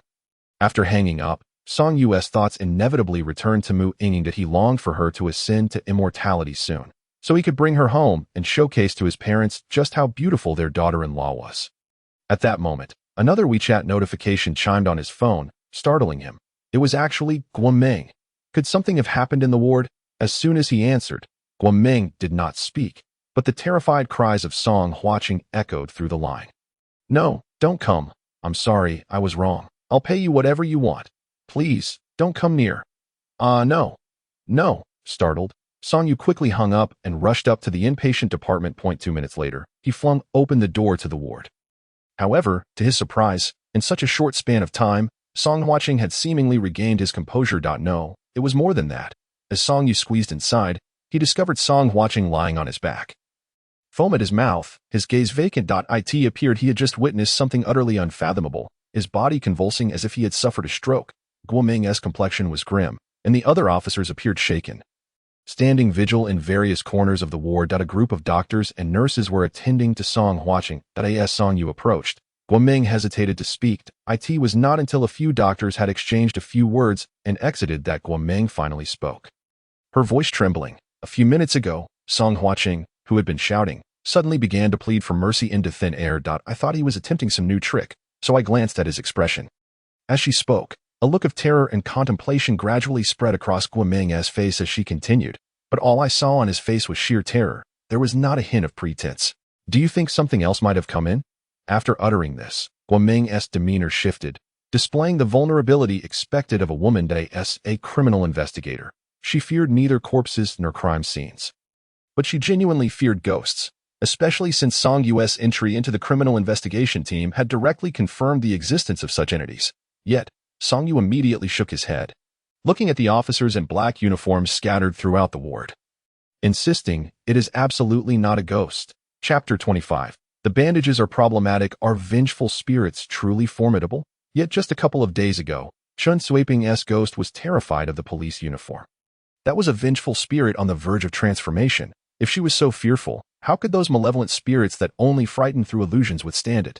Moreover, standing within this hospital room are none other than the elite detectives of the first and second tiers. If it were a vengeful spirit demanding a life, it would be impossible for it to breach this space, let alone have the time to terrify Song Huaqing into such a state. Crucially, when Song Yu entered, he did not detect anything unusual, not a ghost. Hearing Song Yu's assertive declaration, Guoming and the others exhaled in relief. However, they soon directed puzzled expressions towards Song Yu, for they had all witnessed the earlier scene firsthand. The sight of Song Huaqing crying out in desperation to thin air was undeniably authentic.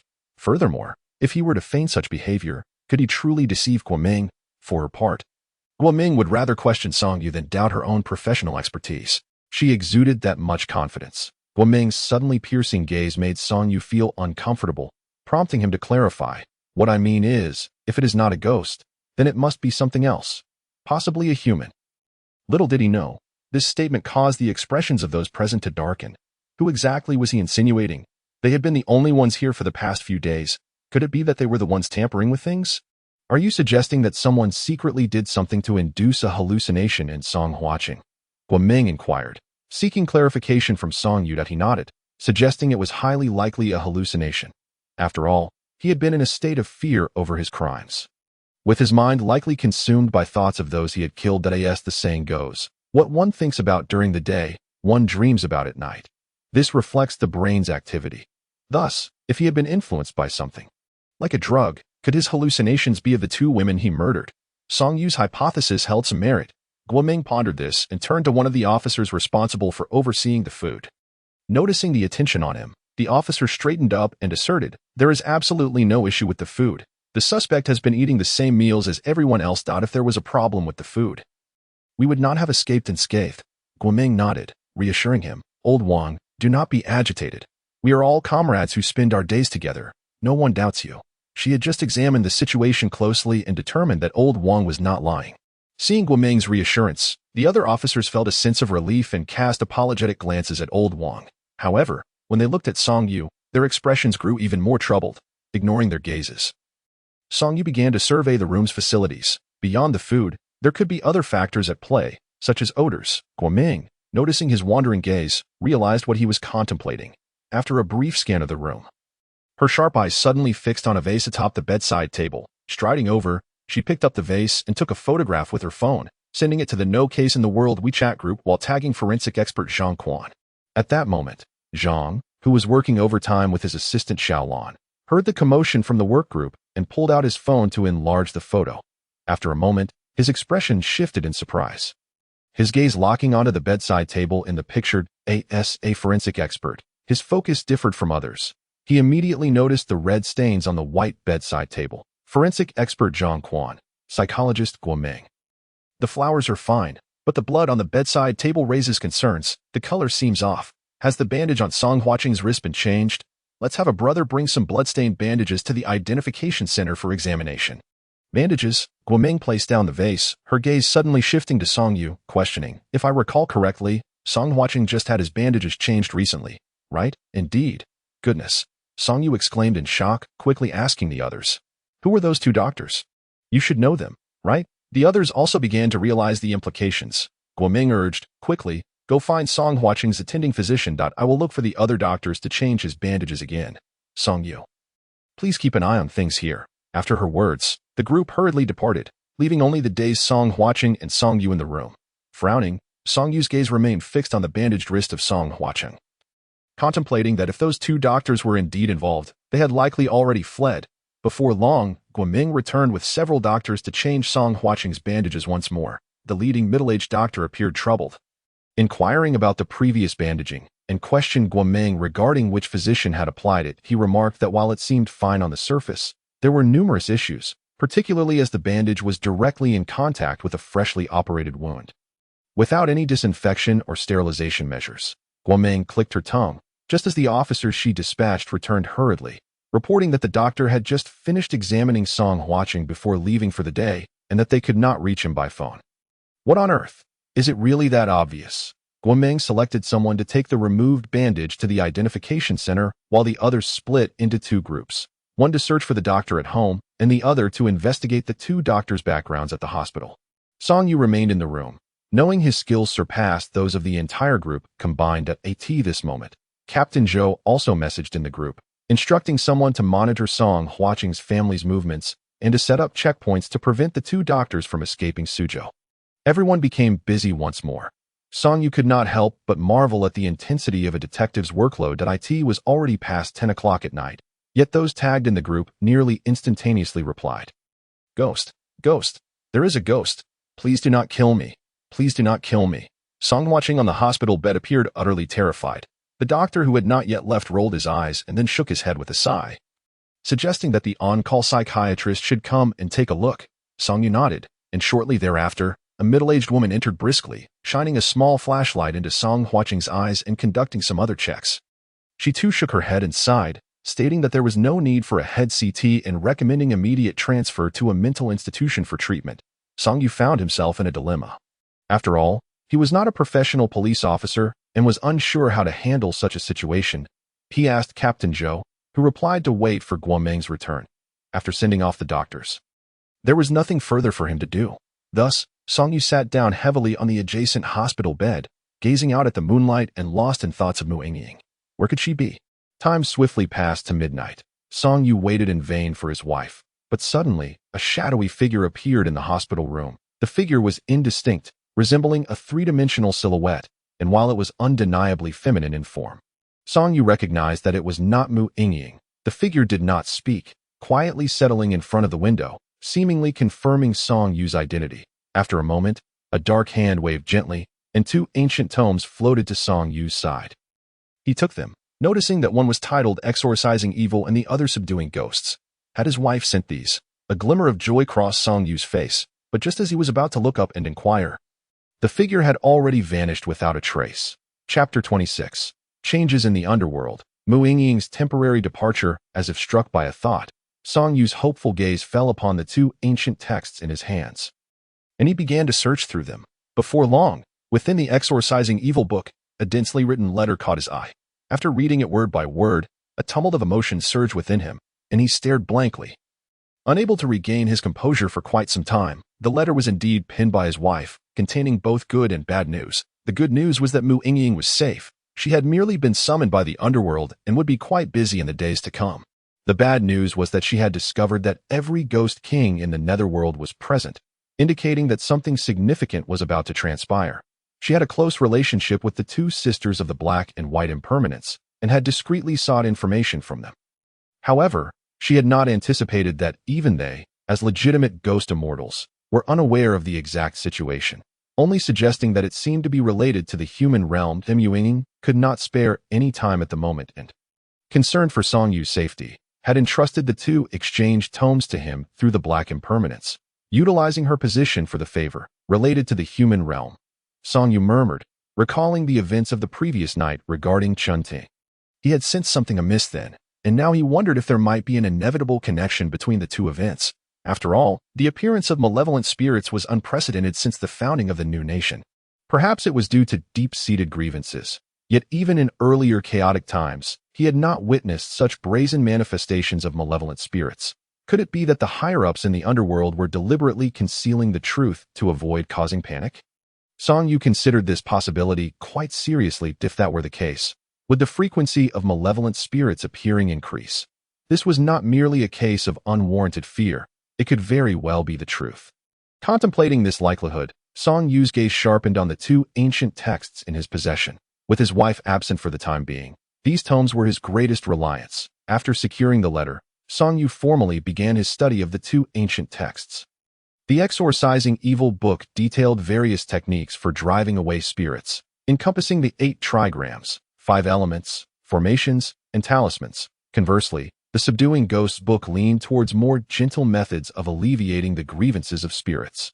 One of the methods recorded in the Subduing Ghosts book was the crane pointing the way, which held no lethal power but served as a foundation for ultimately resolving grievances. The selection of such texts clearly indicated Mu Yingying's deep understanding of Song Yu's nature. After reading for a while, Song Yu suddenly found something peculiar. Were the methods outlined in these texts always this simple? How was it that he understood them upon merely glancing? As he pondered this, Song Yu extended his right hand, positioning his index and middle fingers together, and swiftly performed a finger flourish as he had just seen. With a resonant sound, a flicker of icy flames ignited at the tip of his fingers. Fire! Fire! It's on fire! Help! Without waiting for Song Yu to ponder, a sudden howl from behind startled him, and he then realized that there was a deranged Song Huaqing in the ward. A nurse outside, having heard Song Huaqing's cries, hurriedly rushed in, her footsteps echoing in a flurry. Seeing this, Song Yu quickly rose, a look of apology on his face as he waved his hand, assuring her that everything was fine. Fortunately, the nurse was aware of Song Huaqing's condition, and after reproaching him for disturbing the rest of the other patients, she left again. Not long after, Guomeng returned to the hospital accompanied by a police officer. Under Song Yu's inquiring gaze, she approached Song Huaqing's bedside and shook her head in frustration, saying, "We haven't caught the person yet. Forensic Zhang mentioned that a hallucinogenic substance was detected on the bandages, which aligns with your suspicions. The Bureau has already issued a notification for assistance to nearby cities, and we should have results by tomorrow at the earliest." With that, Guomeng took a seat on a nearby stool, exhaling wearily, and added, "I'll handle things here from now on. Song Yu, you should head back and rest." After all, Song Yu was not a formal member of the criminal police team, and everyone was grateful that he had managed to stay until midnight. It would be unreasonable to ask him to pull an all-nighter any longer. This was also the implication of team leader Zhou's private conversation with Guomeng, urging her to return to the hospital promptly. Song Yu did not insist, and simply said, "Call me if you need anything," before leaving the hospital. With Song Huaqing no longer a source of concern, he intended to take advantage of the remaining time tonight to visit the place where Zhou Fu had met his demise. In essence, it was the villa belonging to Song Huaqing. Given the incident involving Song Huaqing, Song Yu began to suspect whether Zhou Fu had also fallen victim to a hallucinogenic drug, Danbuan. As soon as Song Yu stepped out of the car, a fellow officer from the criminal police team approached to greet him. As they walked and chatted, Song Yu gleaned the general situation. The Song family owned 3 consecutive villas in this area. His parents resided in the left villa. The middle one belonged to his elder brother Song Renjie, and the villa on the far right was Song Huaqing's. It was in Song Huaqing's villa that the housekeeper Zhou Fu had been frightened to death. It was already 1 in the morning, and the lights in the other 2 villas had long since been turned off for the night. However, when Song Yu arrived at the entrance of Song Huaqing's villa, he distinctly noticed someone on the 2nd floor of the neighboring villa watching him. It was likely Song Huaqing's elder brother, Song Renjie. Choosing not to engage at the moment, Song Yu pushed open the door and entered Song Huaqing's villa. As expected, upon opening the main door, he found a middle-aged man in a suit standing dazed in the center of the hall. According to information shared in their group, Song Yu knew that Zhou Fu had been frightened to death right there in the hall, after dismissing a police officer who wanted to accompany him for a closer look. Song Yu shut the door and dragged a chair over to sit before the ghost of Zhou Fu. The weather was pleasant tonight, with a clear sky and silvery moonlight streaming through the floor-to-ceiling windows, illuminating Zhou Fu's equally pale face. Zhou Fu appeared somewhat bewildered, unable to comprehend why this young man had come to him in the dead of night, now that he had become a ghost. Others could not see him. Yet, for some reason, Zhou Fu felt that the young man's figure looked increasingly familiar, as if he had seen him somewhere before. At that moment, Zhou Fu's gaze unexpectedly met Song Yu's teasing eyes, and he was taken aback, instinctively inching away. However, to his astonishment, that mocking gaze seemed to follow him, moving along with him. How could this be possible? Zhou Fu was dumbfounded. He couldn't understand. Clearly, the young man exuded an overwhelming vitality, based on the sudden influx of information in his mind after his death, indicating that he was a living person with robust life force, and thus should not be able to see him. What? Don't you recognize me? Song Yu taunted, crossing his legs and casually resting his hands on his knees. This gesture and his words made Zhou Fu inch closer, staring intently at the pale old face. And confirmed, "You can really see me? Of course, who did you think I was talking to?"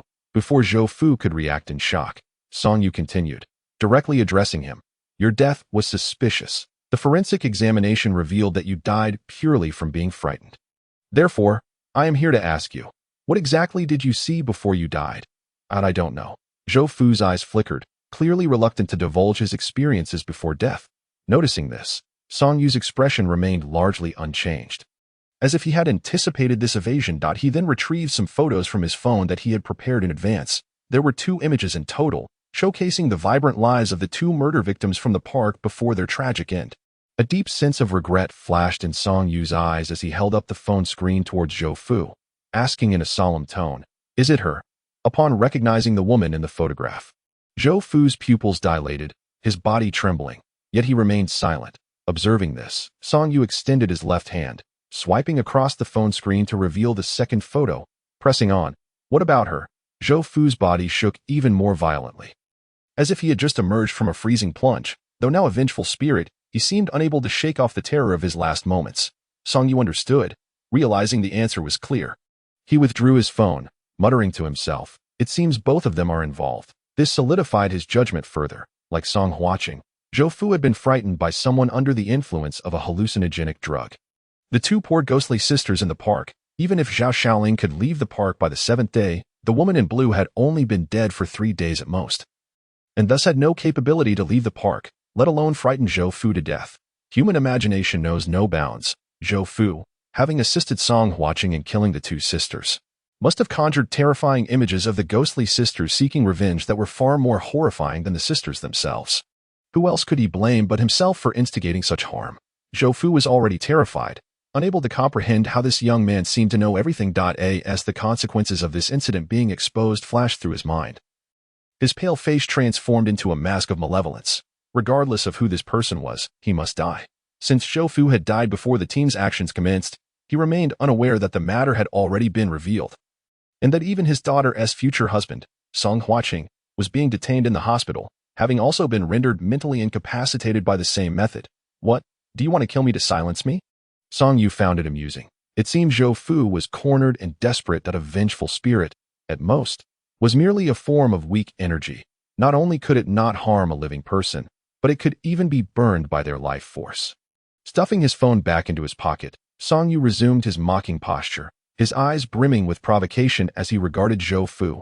Zhou Fu, having been a ruthless character in life, resolved not to hold back. He raised his pale hand and struck fiercely at Song Yu's head. However, Song Yu remained utterly unperturbed, not even bothering to move. A burst of radiant light erupted from Song Yu's body, and Zhou Fu was instantly struck as if by a colossal hammer. Sent flying at an astonishing speed, crashing into the opulent walls of the villa, leaving no further response in sight. Seeing this, Song Yu let out a derisive smile. He then pressed his right index finger to his mouth, biting down to draw blood. In the next moment, a thick stream of blood gushed forth. Song Yu's lips twitched in discomfort, realizing he had made a mistake. He had only intended to draw a small droplet. But now the blood flowed uncontrollably. To save face, he grit his teeth and decided to go all out, putting on a grand display. Suddenly sitting up straight, his expression turned solemn as he raised his right hand with the bleeding fingertip. While his left hand formed intricate gestures in front of his chest, an icy orb of light materialized at the tips of his fingers. He pressed it against his right wrist. In the next moment, a miraculous scene unfolded. The blood that had been flowing from his fingertip now glowed a brilliant red, and threads of crimson shot forth like a torrential downpour from the light. Darting toward the surrounding walls of the villa, Zhou Fu was struck with panic, hiding within the walls, but soon realized there was nowhere to escape. The world before him was entirely enveloped in red threads, resembling a net that could ensnare him, and he sensed that each thread could exert absolute control over him. But why? He understood that one thread would be more than sufficient to deal with him. There was no need for such an elaborate setup. The red threads wrapped around him. They burned like heated iron, causing Zhou Fu to roll on the ground in agony, howling, I'm sorry. I won't do it again. Please let me go. I truly know I've done wrong. It hurts so much. Please you. Born under the sun, Song Yu's blood was naturally more potent than that of an ordinary individual. A mere vengeful spirit, entangled in those red threads, was bound to suffer. Supporting his forehead, Song Yu momentarily did not respond. Damn, the showboating has gone too far.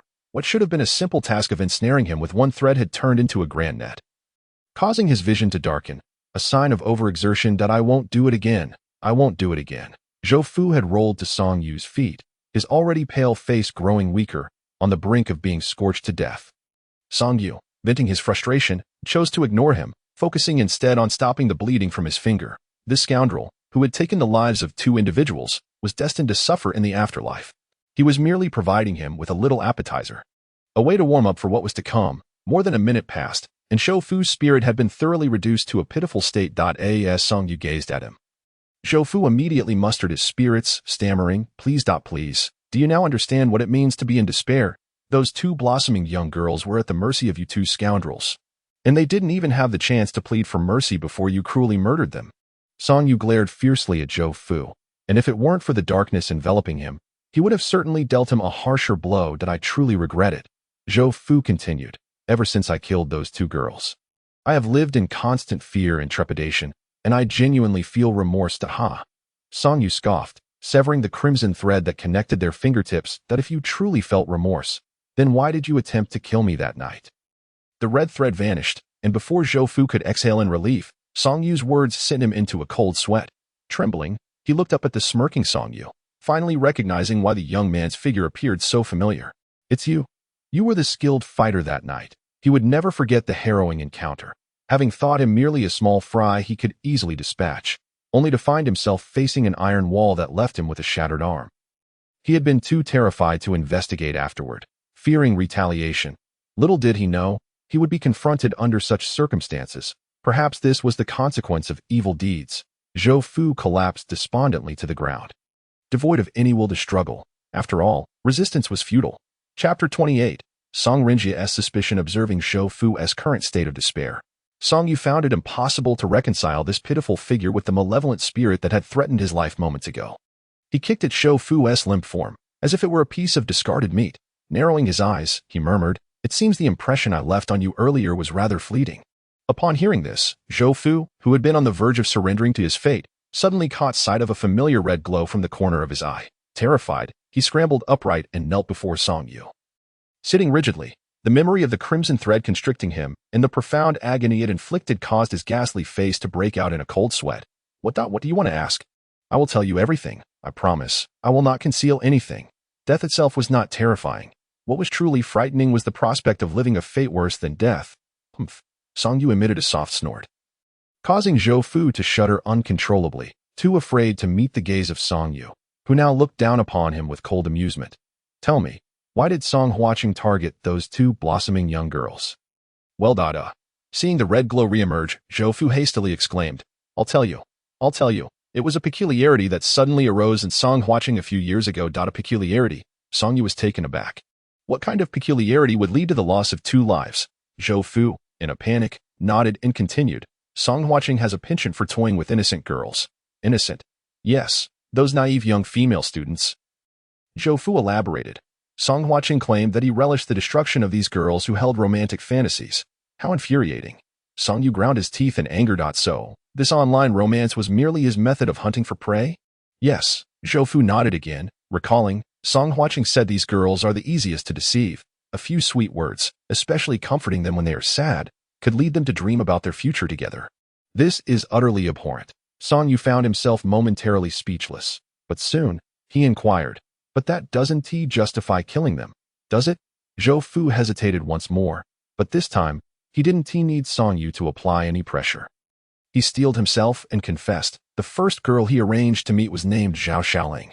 Initially, it was merely a fleeting encounter, but he soon expressed that he relished the thrill of destruction. Yet, it never felt quite exhilarating enough for him. So he had me assist him while he used a knife to slit Zhao Xiaoling's throat. As Zhou Fu recounted the final details, he could hear Song Yu's increasingly labored breaths. And he was terrified to the point that he struggled to form complete sentences. It continued, this moment. Song Yu's voice resembled the growl of a beast. Zhou Fu, paralyzed by fear, dared not defy him or lift his gaze. And he continued. Afterward, he became infatuated with this sensation, to the point of insomnia. He even returned to the park several times to revel in the despair of Zhao Xiaoling's parents, who were searching for their lost daughter. Revel. Song Yu was on the verge of grinding his molars to dust, seething with rage. Zhou Fu noticed his fury and hurriedly clarified. No, it wasn't me. It was him. He believed that witnessing Zhao Xiaoling's parents' breakdown was the epitome of perfection. And then, seeing that Song Yu's tone remained calm, Zhou Fu pressed on. Then he transferred his focus to the second target, employing the same methods. However, during the process, an unforeseen event occurred. While we were in the midst of it, a jogger passed by, compelling us to hastily conceal the girl's body in a small grove, intending to retrieve the knife bearing our fingerprints once night fell and the area was deserted. But we never expected to encounter you afterward. In order to cover up the murder, we contemplated silencing you. Song Yu suddenly rose, a chilling smile gracing his lips as he gazed down at the kneeling Zhou Fu. So, had I been an ordinary individual, the park would have been graced with yet another unidentified corpse that night, correct? Zhou Fu swallowed hard, unable to respond. Fortunately, Song Yu did not lash out in anger. Instead, he posed a somber question. I am curious, why were you so resolute in assisting him with his murderous deeds? Did you truly believe you could evade justice? Now it appeared their confidence was nothing but a farce. One had gone mad. And the other was dead. I didn't wish for this. But my daughter was determined to marry him, and my wife had amassed a significant gambling debt. Only Song Huaqing could help me repay it. I had no other choice, Zhou Fu lamented, tears streaming down his face. However, he was soon interrupted by Song Yu's icy words. So, you mean to say you consider yourself blameless, believing those 2 girls deserve to be sacrificed for your daughter to marry into wealth and to repay your wife's debts by being horrifically slain? The red thread reappeared, and Zhou Fu's anguished screams echoed throughout the villa. No matter how he pleaded for mercy, Song Yu simply sat in his chair, watching as Zhou Fu was seared by the crimson thread, slowly fading away, only to gradually return. This torment persisted for over 4 hours, and by the time Zhou Fu succumbed to numbness, the sky outside had begun to brighten.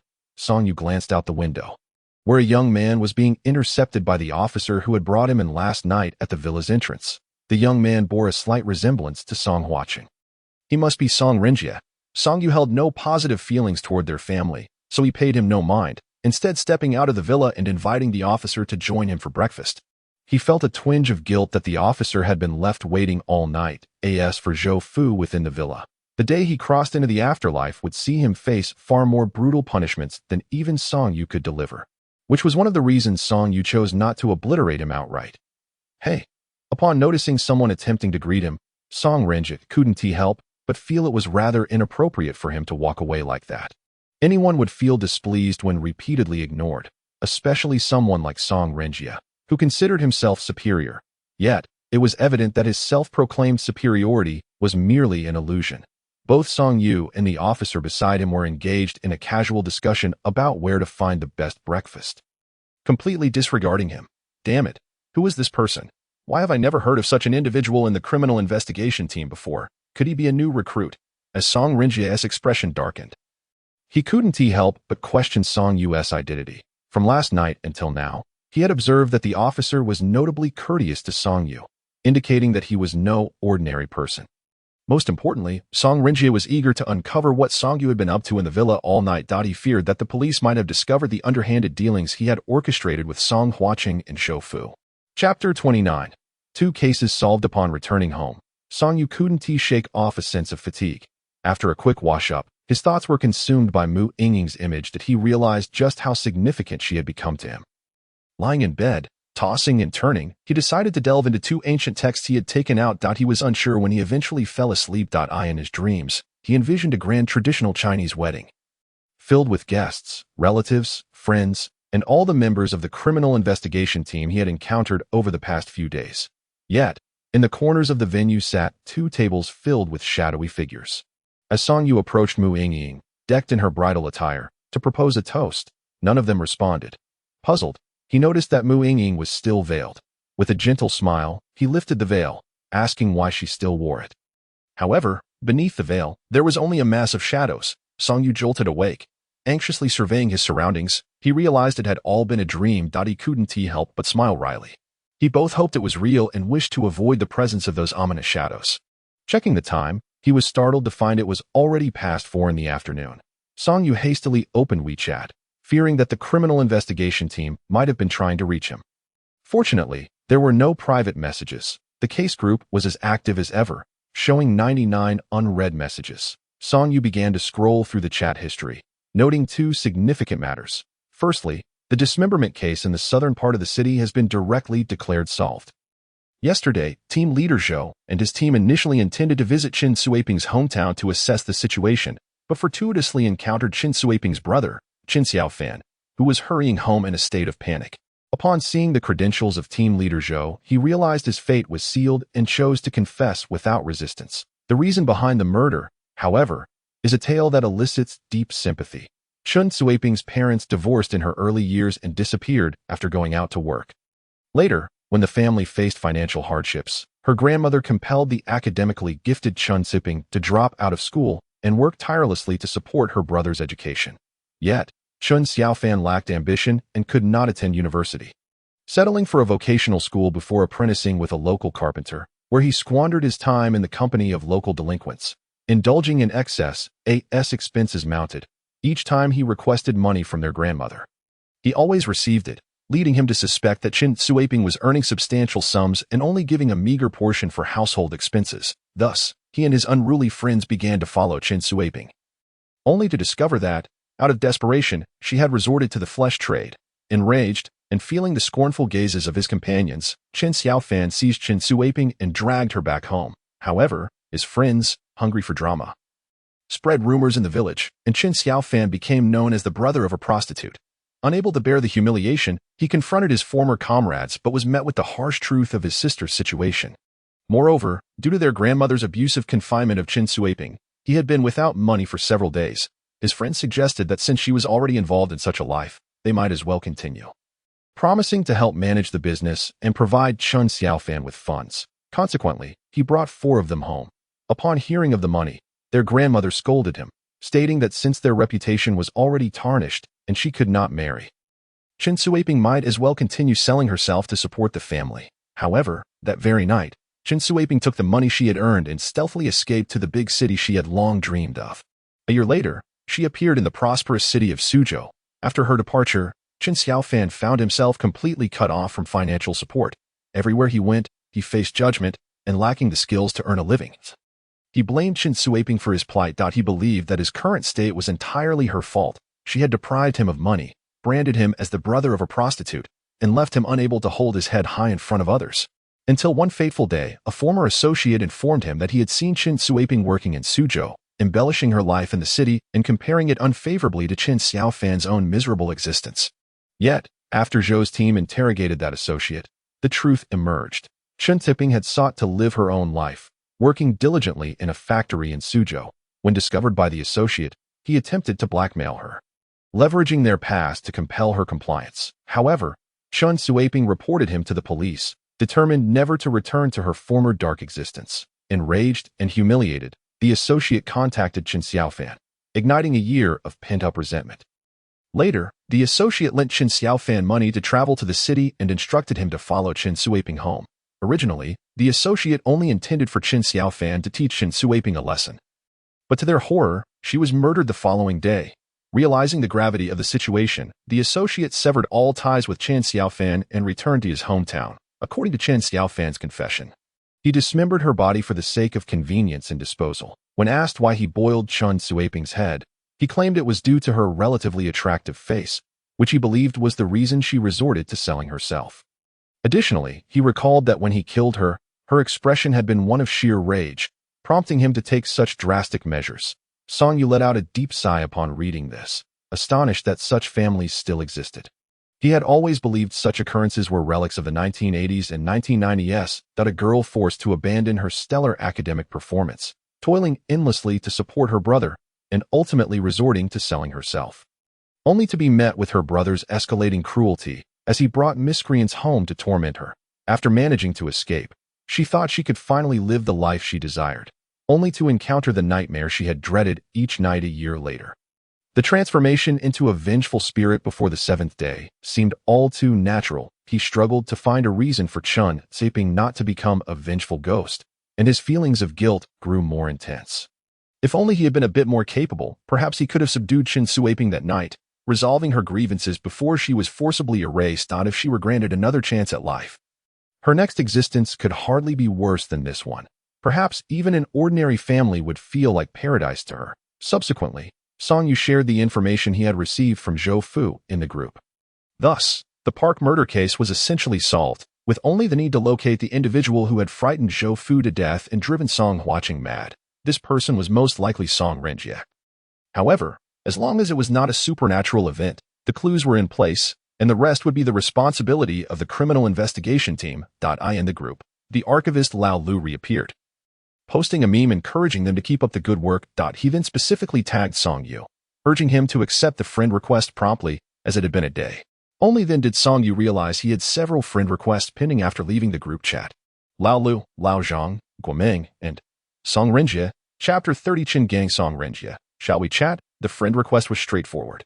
Song Yu smiled and casually accepted several requests. As soon as the forensic expert Lao Ang's request was approved, he briefly mentioned his assistant Staolan, saying she had a rough day and had choked on water, and he wanted Song Yu to check on her. Next was Lao Lu, asking if Song Yu was free that evening, claiming he wanted to introduce someone to him. Song Yu's interest was piqued. Lao Lu had significant connections, and anyone he introduced would surely be noteworthy. In this society, who would complain about having more connections? However, he politely declined, stating he needed to visit the Forensic Identification Center to check on Lao Zhang's assistant Staolan, fearing it would be too late if something went awry. To his surprise, Lao Lu replied that it was no problem. He would bring the person to the identification center himself. Song Yu agreed but felt uneasy. The fact that Lao Lu had sought him out indicated that it was likely a matter of a non-natural event, and he seemed quite anxious about it. Guoming merely sent a handshake emoji and then went silent. Remembering her piercing gaze, Song Yu found it uncomfortable to make eye contact with someone who studied criminal psychology. It felt as though she could see right through him, making him want to confess something. That sensation was unsettling for anyone. Song Renjie, on the other hand, was still typing, though it was unclear what he was trying to say. As he seemed to be laboring over his words, finding it annoying, Song Yu simply deleted him from the chat. Meanwhile, Song Renjie, brimming with confidence, was busy composing a lengthy message. He had leveraged connections to investigate Song Yu, and discovered he was merely a minor consultant personally recruited by the criminal investigation team leader, Zhou Yuanqing. Song Renjie also looked into Song Yu's background and found that he had been a homeless person barely scraping by just a few days prior. From this, he concluded that Song Yu must possess extraordinary talents. Considering that Song Yu had spent the night at the villa of his younger brother Song Huaqing, he suspected that such talents were likely related to criminal investigation and were not ordinary abilities. Given that a team leader had sought him out personally, therefore, after obtaining Song Yu's phone number, he sent a friend request on WeChat, hoping to pull him onto his side by offering to help him repay his debts and secure a formal position. To demonstrate his sincerity, he was currently drafting a message detailing how he could use his connections to help Song Yu step by step toward promotion. Repaying the debts was merely a side note. While it was a substantial amount for Song Yu, it was a trifling matter for him. As long as he could secure Song Yu's assistance and prevent the police from discovering his manipulations, it would all be worth it. Little did Song Renjie know that a powerful figure lurked in the archives of the criminal investigation team, and even if he were to reveal his connections, Song Yu would hardly regard them with any respect. Finally, he finished composing the message. Song Renjie reviewed it from top to bottom, feeling a surge of self-satisfaction and confidence, convinced that Song Yu would not refuse this once-in-a-lifetime opportunity.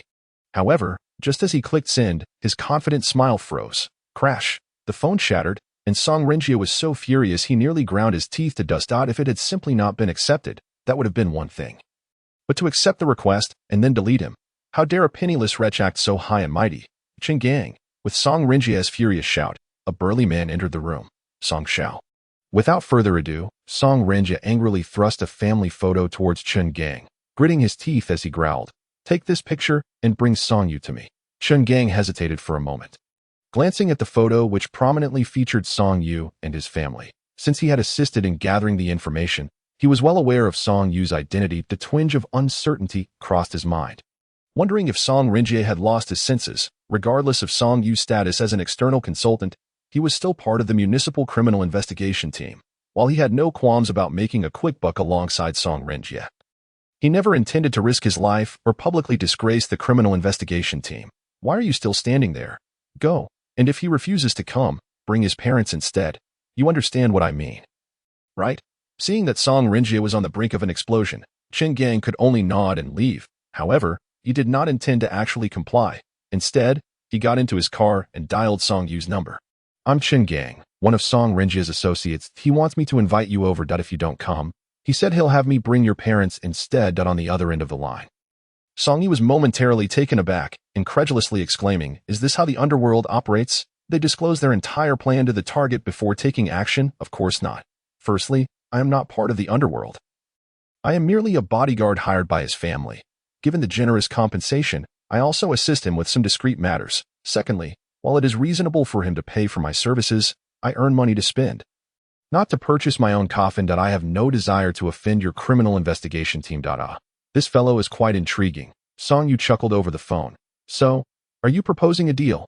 "Indeed, I will protect your parents for 20,000 yuan. I replied. Is your skill commendable? How do you compare to Zhou Fu?" Chen Gang was momentarily taken aback, immediately associating. "Did you handle Zhou Fu?" "I did. I confessed. I cannot defeat Zhou Fu, so I only require 10,000 yuan. However, if you are capable of protecting them yourself, then consider my previous words as merely a friendly overture." Song Yu laughed, appreciating someone who could maintain a clear perspective on reality at all times. "Let's connect on WeChat. You can help me procure some items first." That evening, Song Yu gazed wistfully at the empty space beside him, longing for his wife. The next day, Chen Gang, with an inscrutable expression, handed over a pile of items to Song Yu. Red paper, yellow paper, cinnabar, and paper effigies. When Song Yu inquired about their source, he replied it was from the black market, assuring that while the prices might not be reliable, the items themselves were guaranteed. This assortment of what others would deem refuse cost Chen Gang nearly 10,000 yuan. Particularly striking was a small bottle with a 50-gram capacity that cost 4,000. Song Yu reimbursed him, and even added an extra 500 as a reward. He initially intended to give 1,000, but the landlord's finances were rather tight. After covering the expenses, he was left with merely 6,000. "So, shall we proceed with our deal?" Chen Gang inquired eagerly, feeling reassured by the profit made from just a single trip. Pocketing 500, he contemplated whether to follow Song Yu in future endeavors. as it not only promised financial gain, but also the backing of the criminal investigation team. In this day and age, it was not merely about bronze or combat skills, but rather about connections and networks. He finally grasped this notion. The deal is off for now. Song Renjie will likely be incarcerated soon. However, should anything arise, I will reach out to you. All right, I shall take my leave. Contact me directly via WeChat if needed. Song Yu nodded, but soon called out to Qin Gang, who was about to get into his car. How will you explain your absence upon returning? I'll simply say you were unavailable. Tomorrow, I will visit your hometown and feign an invitation for your parents to come out.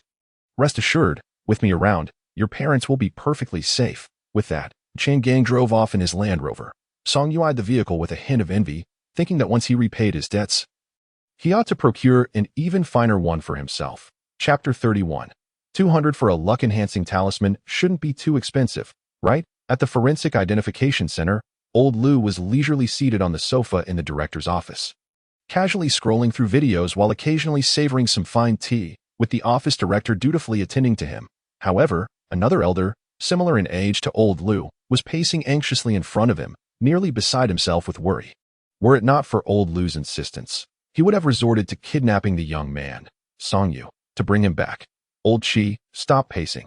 If you keep it up, my presbyopia is going to worsen. Old Lu exclaimed. Can't you sit still for a moment? Old Chi, already agitated, became even more irate upon observing Old Lu's relaxed demeanor. He pointed an accusatory finger, saying, how could I have such a comrade as you?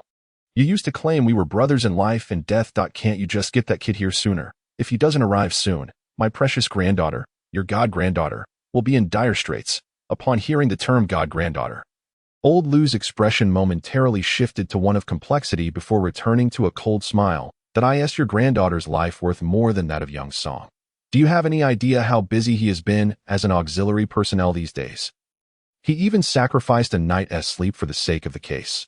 Old Chi, don't forget your own identity. The elder fell silent, realizing he could not win an argument against Old Lu, who never let personal feelings sway his judgment. He resumed his anxious pacing. The director, unsure of what to say, attempted to minimize his presence while dutifully pouring tea for Old Lu. Internally, however, he was quite surprised. For the elder Chi had been a prominent figure in commerce during the late 80s and early 90s. His granddaughter, Chi Siyao, was renowned as the foremost businesswoman in Suzhou, possessing business acumen rivaling that of her grandfather. Previously, he had only encountered her name in the news. He never expected to hear of her now, on the brink of disaster. The director also never anticipated that, in Old Lu's eyes, young Song Yu held such significance that he would even leverage his own status against the esteemed businessman pacing restlessly before him. It seemed he would need to engage in further discussions in the future. In the autopsy room, Song Yu was engrossed in examining the ghost-repelling book with his pale-faced assistant, Xiao Lan. Nearby, Old Zhang wore a grim expression, attempting to speak several times, yet holding back. He felt that Song Yu's current demeanor was strikingly unprofessional. Was he cramming at the last minute? In truth, that was precisely the case. It had not been long since Song Yu acquired the book. And regardless of his brilliance, mastering such extensive content required time for study and comprehension. The world record held by the Indian three brothers, who allegedly read a book in 20 to 30 seconds, was not something he could endorse. After all, this was a Taoist text meticulously compiled by a high-ranking practitioner in the underworld, covering millennia of knowledge, and deserved serious attention. Xiao Lan looked at Song Yu with a pitiful expression. She too sensed the unreliability of the situation, but after a day filled with misfortune, Song Yu was her only hope. Finally, amid their anxious waiting, Song Yu slapped his thigh, having found the answer at last. Ignoring old Zhang's groans of distress, he closed the book and leaned closer to Xiao Lan, gesturing on her forehead, causing her cheeks to flush. Fortunately, he quickly returned to his calculations, following the book's instructions. After a while, he slapped his thigh again and confidently declared, there are two possibilities. Either you have committed a murder, and the victim has come seeking retribution, or there has been a disturbance at your ancestral grave. If it is the latter, it likely occurred within the past few days. My divination skills are not particularly refined, so I can only narrow it down to these two directions. Furthermore, if there is an issue with the ancestral grave, your family members should be experiencing similar troubles. You should call them immediately to inquire. Xiao Lan, stunned, nodded rapidly and hastily dialed her family's number. Old Zhang hesitated, rubbing his thigh that had been struck, and whispered, is this reliable? Rest assured, It is absolutely reliable. Everything has its causes and effects, and there are traces to follow. While I may not be an expert in divination, I do have a general sense that the trouble originates from the West. Linked to the Earth's energy. Speak plainly to In essence. It meant either she had committed murder and buried the body in the direction of the setting sun, leading to a visit from the deceased after 7 days. Or there was an issue with her family's ancestral grave in the same direction. Old Zhang finally grasped the situation and immediately asked with curiosity if it pertains to the ancestral grave. What could be the nature of the problem?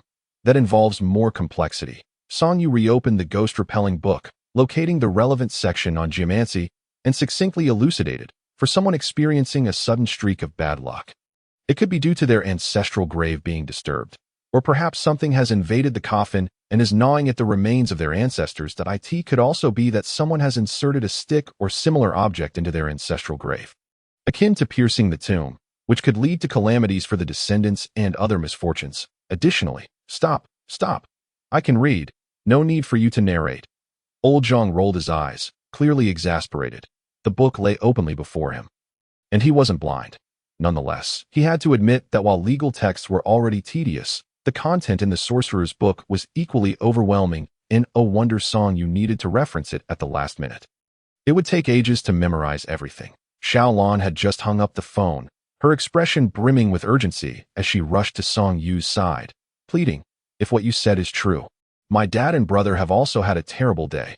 My grandfather was even bitten by a dog and ended up in the hospital." Song Yu pondered thoughtfully. That likely indicates an issue with the ancestral grave. "Did you ask your father to check it out?" "I mentioned it. They have already gone, and we should receive news shortly. But how should we resolve this matter?" Seeing Song Yu lost in contemplation, Xiaolan hastily added, "How much will it cost? Just name a figure." She assumed it was a matter of insufficient funds. Song Yu was momentarily taken aback, realizing the absurdity of the situation, while he was indeed short on funds. It hadn't reached that level of desperation. He had merely been contemplating whether to prepare a couple of luck-enhancing talismans for her. After all, resolving an issue with an ancestral grave was not something that could be accomplished in a day. However, considering he would need to charge for his services, he reflected that his materials, yellow paper and cinnabar, were procured through Chun Gang, which had not come cheap. That 100 sheets of yellow paper would cost at least a few dozen yuan. And cinnabar was also pricey. Perhaps he could charge a few hundred for each talisman. Would that be too exorbitant? Regarding the issue with your ancestral grave, you can handle it yourselves. I am primarily concerned about potential accidents occurring before the problem is resolved. So I will draw a few luck-enhancing talismans for you to hold on to for a few days. However, the yellow paper and cinnabar have their costs, as do my skills, so how about you consider this amount? Song Yu, feeling somewhat embarrassed, extended 2 fingers, pondering that 200 for a piece should be acceptable. After all, he needed to earn money to pay off debts. Moreover, he was certain that this was genuine merchandise. To his surprise, Xiaolan readily agreed and directly asked Song Yu for his bank card number. Taken aback, Song Yu wondered if a few hundred required a bank transfer. As he relayed the card number, he emphasized, "Xiaolan, don't misunderstand. I'm not talking about 2,000. All right? I understand. Rest assured. As long as it guarantees the safety of my family, it's all good." Observing Xiaolan's serious demeanor, Song Yu could only nod in suspicion. That's great. Chapter 32. 200,000 for talismans. Good heavens. Song Yu gazed at the bank text message that had just arrived, nearly dropping his recently purchased phone in shock. 1, 10, 100, 1,000, 10,000. He mentally counted several times, ensuring he wasn't mistaken. Lao Zhang, seated beside him, also noticed the message but wore an expression of nonchalance, even exhibiting a hint of envy. However, he lacked Song Yu's skills and, given his forensic expertise, it was likely he didn't wish to encounter a situation requiring his abilities. Noticing Lao Zhang's expression, Song Yu couldn't help but feel more astonished and quickly inquired, "Is your forensic center in need of an assistant?" "What on earth?" A fresh graduate assistant casually commanding 200,000. Judging by his demeanor and attire, he hardly resembled a wealthy individual. Lao Zhang was pleased with Song Yu's reaction, finally finding someone who understood him. "Do you know what it feels like to drive a second-hand Mercedes bought with great sacrifice while your assistant drives a fully equipped Maserati to work every day?" Through Xiaolan's own narration, Song Yu learned that her family was actually the wealthiest in the neighboring Jiangming city. Goodness, the child of a tycoon studying autopsy? Wasn't that a bit extravagant? No, he must add her as a WeChat friend and have a good chat with her later. After a while, Xiaolan received a call from home, reporting that someone had stolen her great-grandfather's burial items. Song Yu interjected, advising her family to quickly find a geomancer to select a burial site. A geomancer, one who specializes in grave location selection, might have counterfeit feng shui masters, but true geomancers were rare, as they were typically only hired by the affluent. Authenticity would be revealed in time.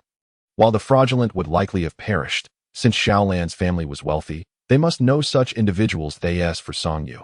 He hadn't yet begun formal studies, so he refrained from pretending otherwise. Subsequently, Song Yu swiftly drew 13 talismans, 10 for fortune and 3 for warding off evil. After receiving 20,000 from Xiaolan, he generously gifted her 10 fortune talismans along with 1 warding off evil talisman. The remaining 2 were intended for the upcoming meeting with Lao Lu. As cultivating a good relationship with him was essential, each would receive 1 to enhance their connections. My ancestors, is everything ready here? At that moment, a hurried figure appeared outside, plump and cheerful in appearance. May I ask who you are? Song Yu admitted he had never seen this person before. Director, catching his breath, said, Forget who I am, Song Yu. Is everything ready? Did you forget those 2 big shots upstairs? Song Yu. This is the director of our identification center. Yi Hua, Lao Zhang introduced from the side. Realizing, Song Yu apologetically approached the stairs, saying, My apologies, Director Yi. We just wrapped up here, so let us hurry upstairs. All right. Upon hearing this, Director Ye's face lit up with joy, resembling a smiling Buddha as he hurriedly led the way for Song Yu. Since old Lu valued Song Yu so highly, he couldn't afford to be negligent. Here we are. The situation below is rather urgent, so Song Yu comrade arrived a bit late.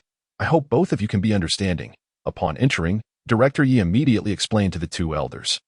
Saving Song Yu the trouble, Song Yu also expressed his apologies. I'm sorry, since time is of the essence, shall we get straight to the point?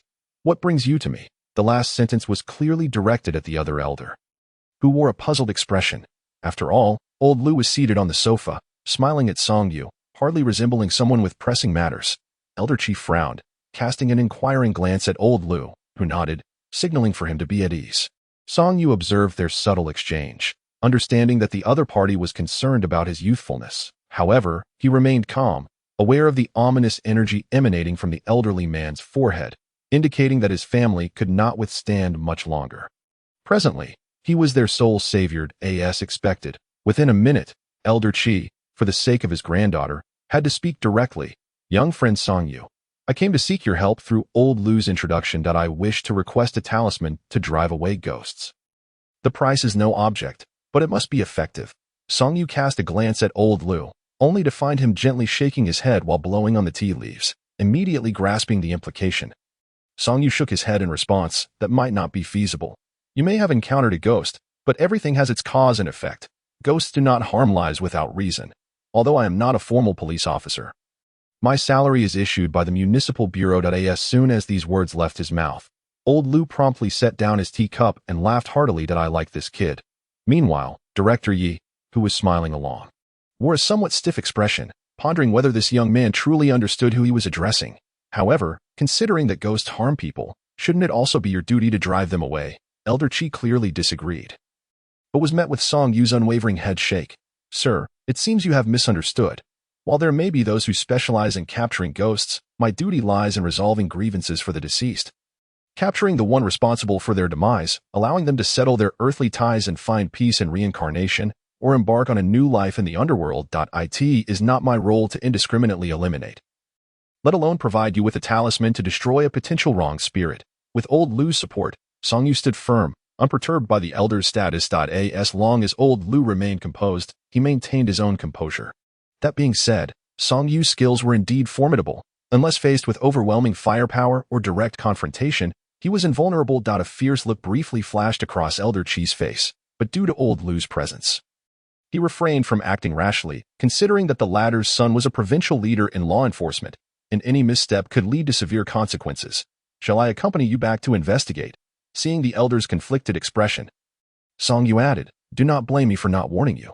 You must have served in the military, carrying a heavy aura, which is why you have offset your misfortune. If I am not mistaken, your family has recently experienced a spate of misfortunes. Upon hearing this, Elder Chi's previously grim expression faltered, as he turned to old Lu.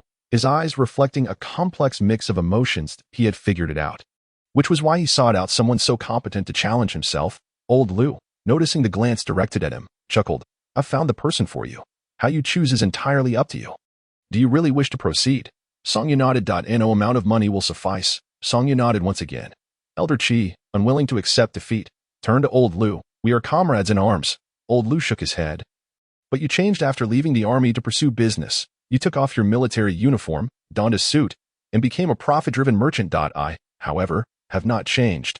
I took off my military uniform and put on a police uniform, continuing to uphold my beliefs as a police officer." Elder Qi, "Qi Siyuan is your granddaughter. Is she not also worthy of your protection?" "You." Elder Qi gasped, taken aback as his innermost thoughts were laid bare, momentarily rendering him unsteady. Director Yi, who had finally managed to support him, was himself anxious to leave, feeling as though he had overheard something he shouldn't have, with a bewildered gaze directed at Old Lu. Elder Qi sighed dejectedly. "You indeed have deduced the truth.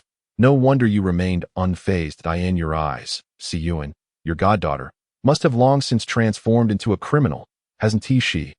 Old Lu nodded, then suddenly turned his gaze towards Song Yu, speaking in a tone laden with complexity. "I did not wish for this, but from what I learned from young Song, normal ghosts only harm those with whom they share life and death ties. To be honest, when you first called me for help, claiming Siyuan was being targeted by a ghost, I was reluctant to believe it.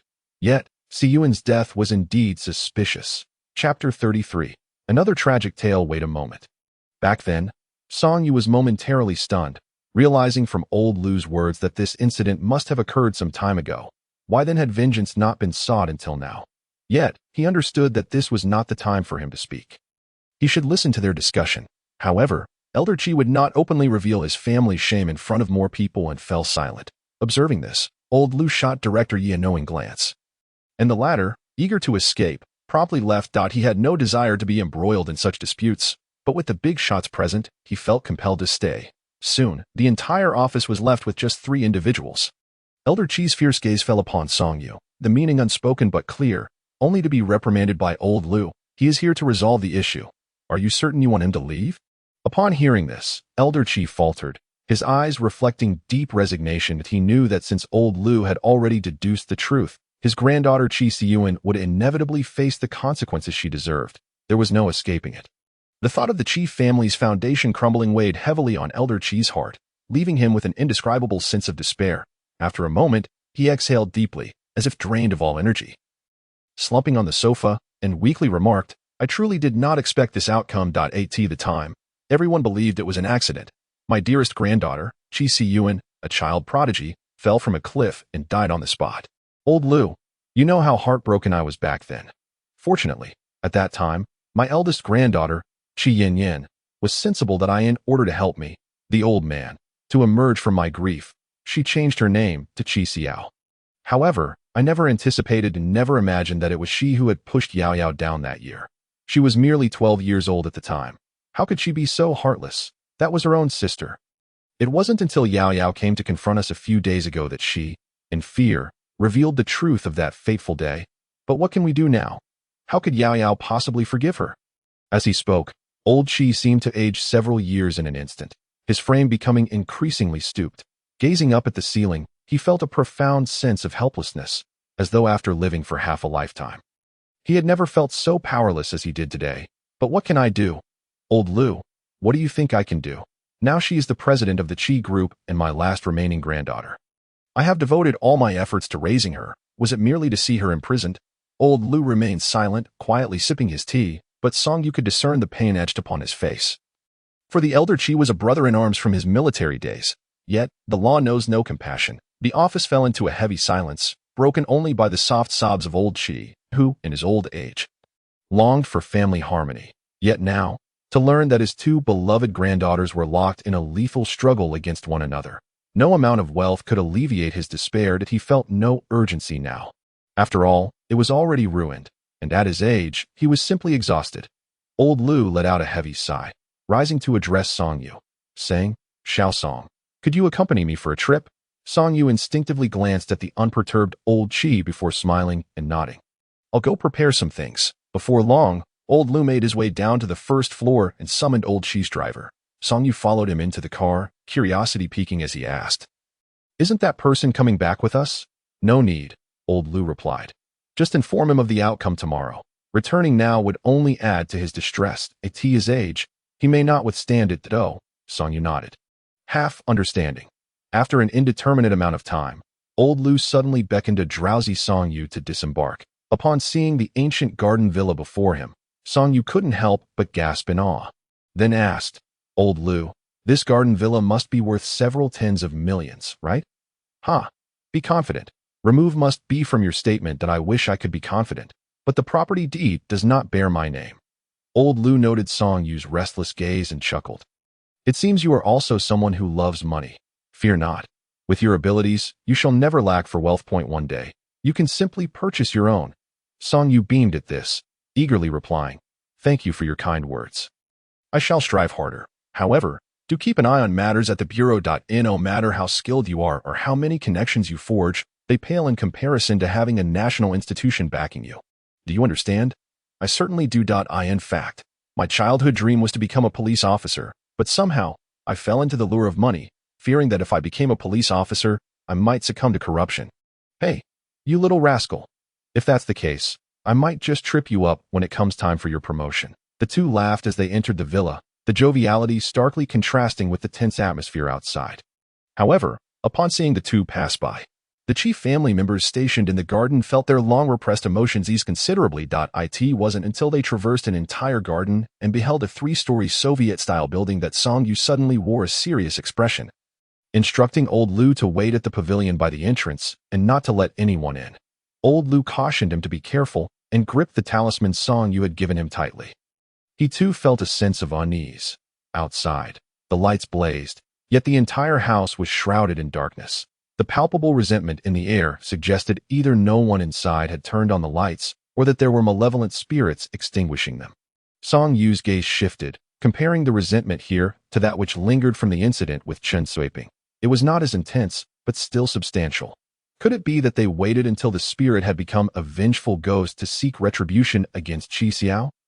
Yet, that made little sense. While transforming into a malevolent spirit might not affect reality, it could still manipulate the living's neural pathways to create illusions and exact vengeance. Song Yu first drew 5 protective talismans and tucked them into his pocket. Then crafted several other talismans to hold at the ready, prepared to cast them should he encounter a ghost. According to Old Qi, the visiting Qi Yaoao had never taken a life, far from being in a position to necessitate the use of protective spells. Upon pushing open the wooden door, a chill filled the air, whether it was the presence of spirits or merely the family's desire to escape the heat, given the air conditioning running during the day. It was hard to tell. Just as he stepped inside, the wooden door slammed shut behind him. Perhaps soundproof materials were employed, for Song Yu could hear not a single sound from outside. Just as he was about to investigate, he suddenly caught sight of a small figure darting past him, scurrying into a room that lacked a door. Furrowing his brow, Song Yu grasped the talisman and hurried after it. Yet, upon entering the room, he found no trace of anyone. Thud, thud, thud, huh. At that moment, a similar sound echoed from behind him, prompting Song Yu to whirl around, yet he found nothing. The next second, the thudding footsteps returned, again from behind him. Gritting his teeth, Song Yu spun around with increased speed, thinking that surely this time it would reveal itself, but once more he encountered nothing. Thud, thud, thud. Oh, you think this is amusing, don't you? Fueled by irritation, Song Yu pulled a piece of red paper from his pocket and deftly folded it into a paper crane. Holding the crane in his left hand, he pointed his right index finger at his forehead. After taking a few steps to channel his energy, the tip of his finger glowed with an icy orb of light, which he then promptly touched to the crane's head. Caw, a sound reminiscent of a celestial crane's call resonated through the air. And in the next moment, the paper crane seemed to spring to life, unfurling its red wings and soaring from Song Yu's grasp into the air. Ha! Let's see you play now. Finder. Chapter 34. Qi Xiao turns out to be an imposter the paper crane fluttered about. Sometimes darting east, sometimes west, seemingly aimless in its flight throughout the hall. Yet, in truth, it was pursuing a small girl who was frantically evading it. Song Yu's anger dissipated, replaced by a complex gaze directed at the frightened child. She appeared to be around 11 or 12 years old, small and adorable. Even with the ghostly pallor unique to spirits, it was evident that she had once been a porcelain doll-like princess in life. This must be Qi Yaoyao, the younger sister whom Qi Siyou had callously pushed off the cliff at the tender age of 12. Such a small child evoked compassion even in a stranger like Song Yu. What on earth was Qi Siyou thinking? Sighing softly, Song Yu drew a symbol in the air with his right hand and pointed it towards the direction of the paper crane. The crane, which had been tailing the girl closely, paused and instead radiated a gentle icy light, circling around Qi Yaoyao as if to amuse her. Upon seeing this, the little girl burst into giggles, extending her small hands eagerly to grasp the paper crane. In no time, she approached Song Yu, her big, curious eyes gazing at the gentle smile of the older brother before her. Then, with a bright grin, she took a few steps closer and offered the paper crane, saying, "Brother, here, you can play with the crane." Ha ha. Although he knew this was an illusion, Song Yu couldn't help but feel a warmth towards the charming child. He even briefly fantasized about one day having a similarly adorable daughter with Mu Yingying. With a wistful sigh, he smiled and pretended to reach out for it. However, in the next moment, the tender little hands that had offered the crane morphed into ghastly gray claws, lunging towards Song Yu's chest. The long claws extended ominously, poised to pierce through his t-shirt into the flesh beneath. Yet, Song Yu was prepared.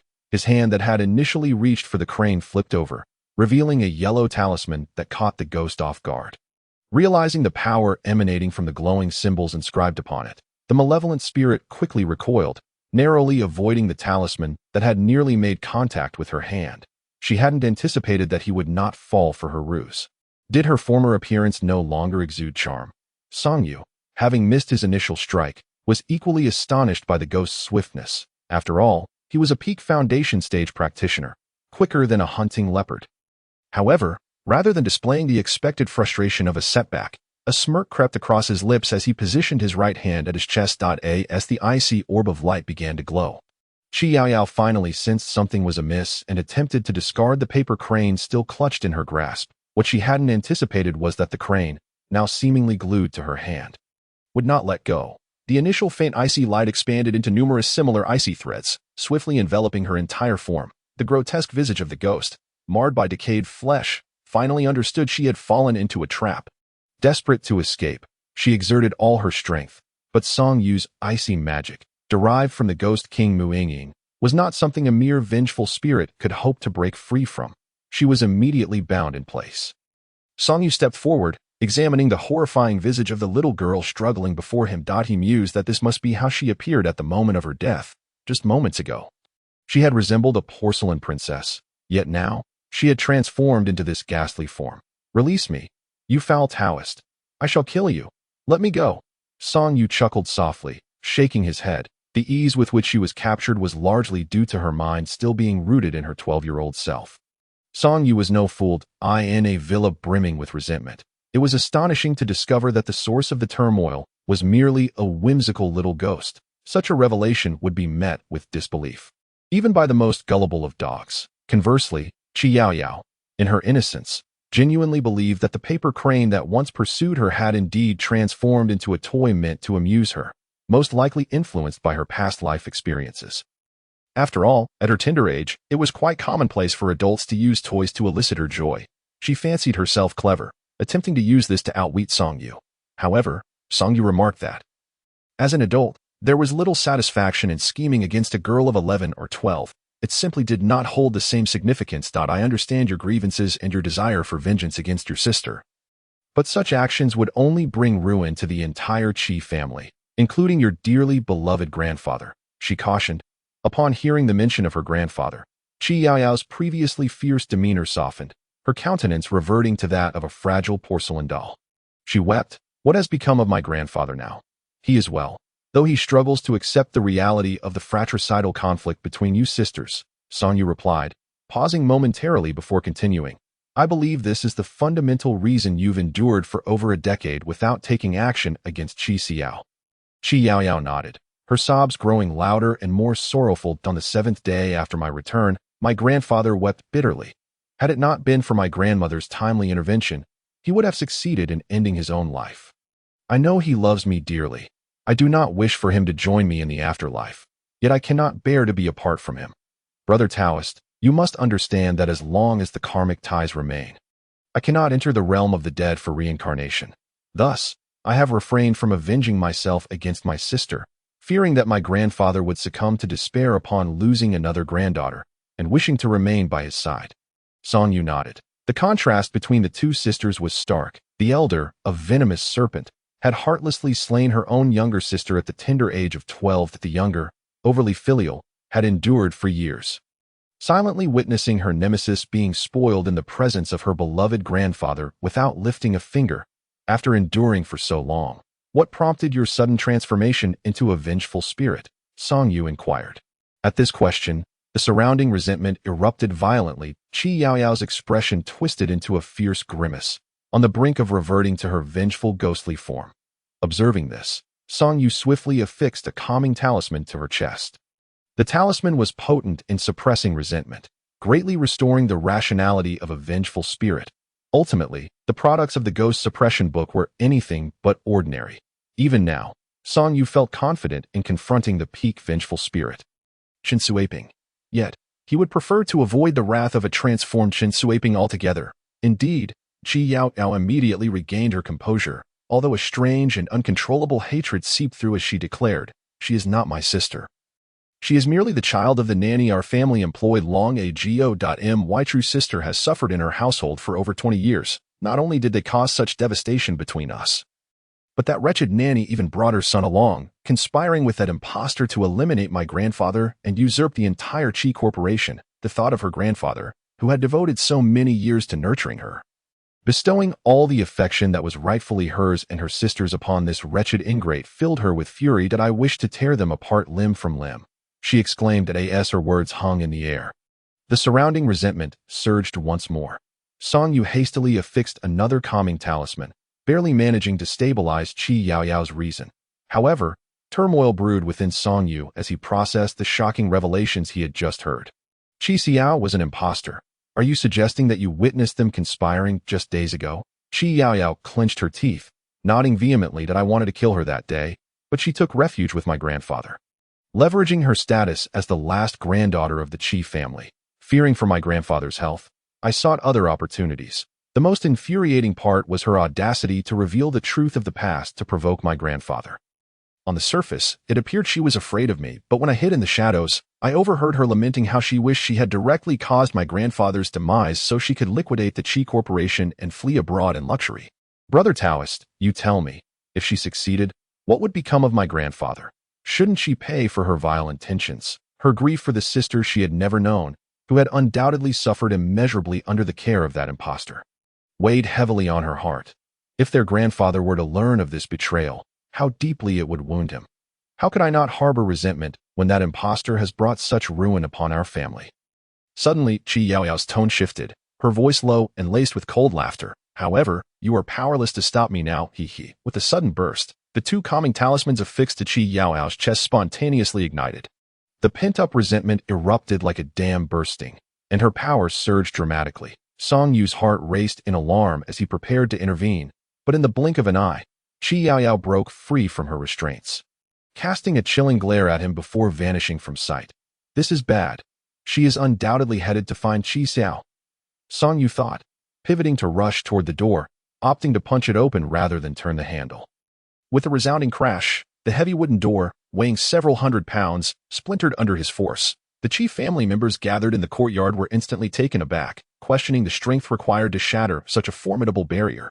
Old Lu, already anxious for Song Yu's safety, rushed forward to inquire about the situation, only for Song Yu to shout as he hurried past, "Qi Xiao is not Qi Lao's biological granddaughter. You must find the nanny from years past. Qi Lao's true granddaughter has suffered for over 20 years in her care. Once found, head directly to the location of that impostor. Qi Xiao. Old Lu, come with me and make that call to Qi Lao. Qi Yao has transformed. I can only hold her off, but only Qi Lao can quell her wrath. Understood. I'm on it." Old Lu, with his background as a former police officer, reacted swiftly. However, the Qi family members were left bewildered. Unable to grasp what was unfolding, Old Lu dialed the number. His expression darkened, muttering curses under his breath. "Are you all trying to court death? Hurry up and act."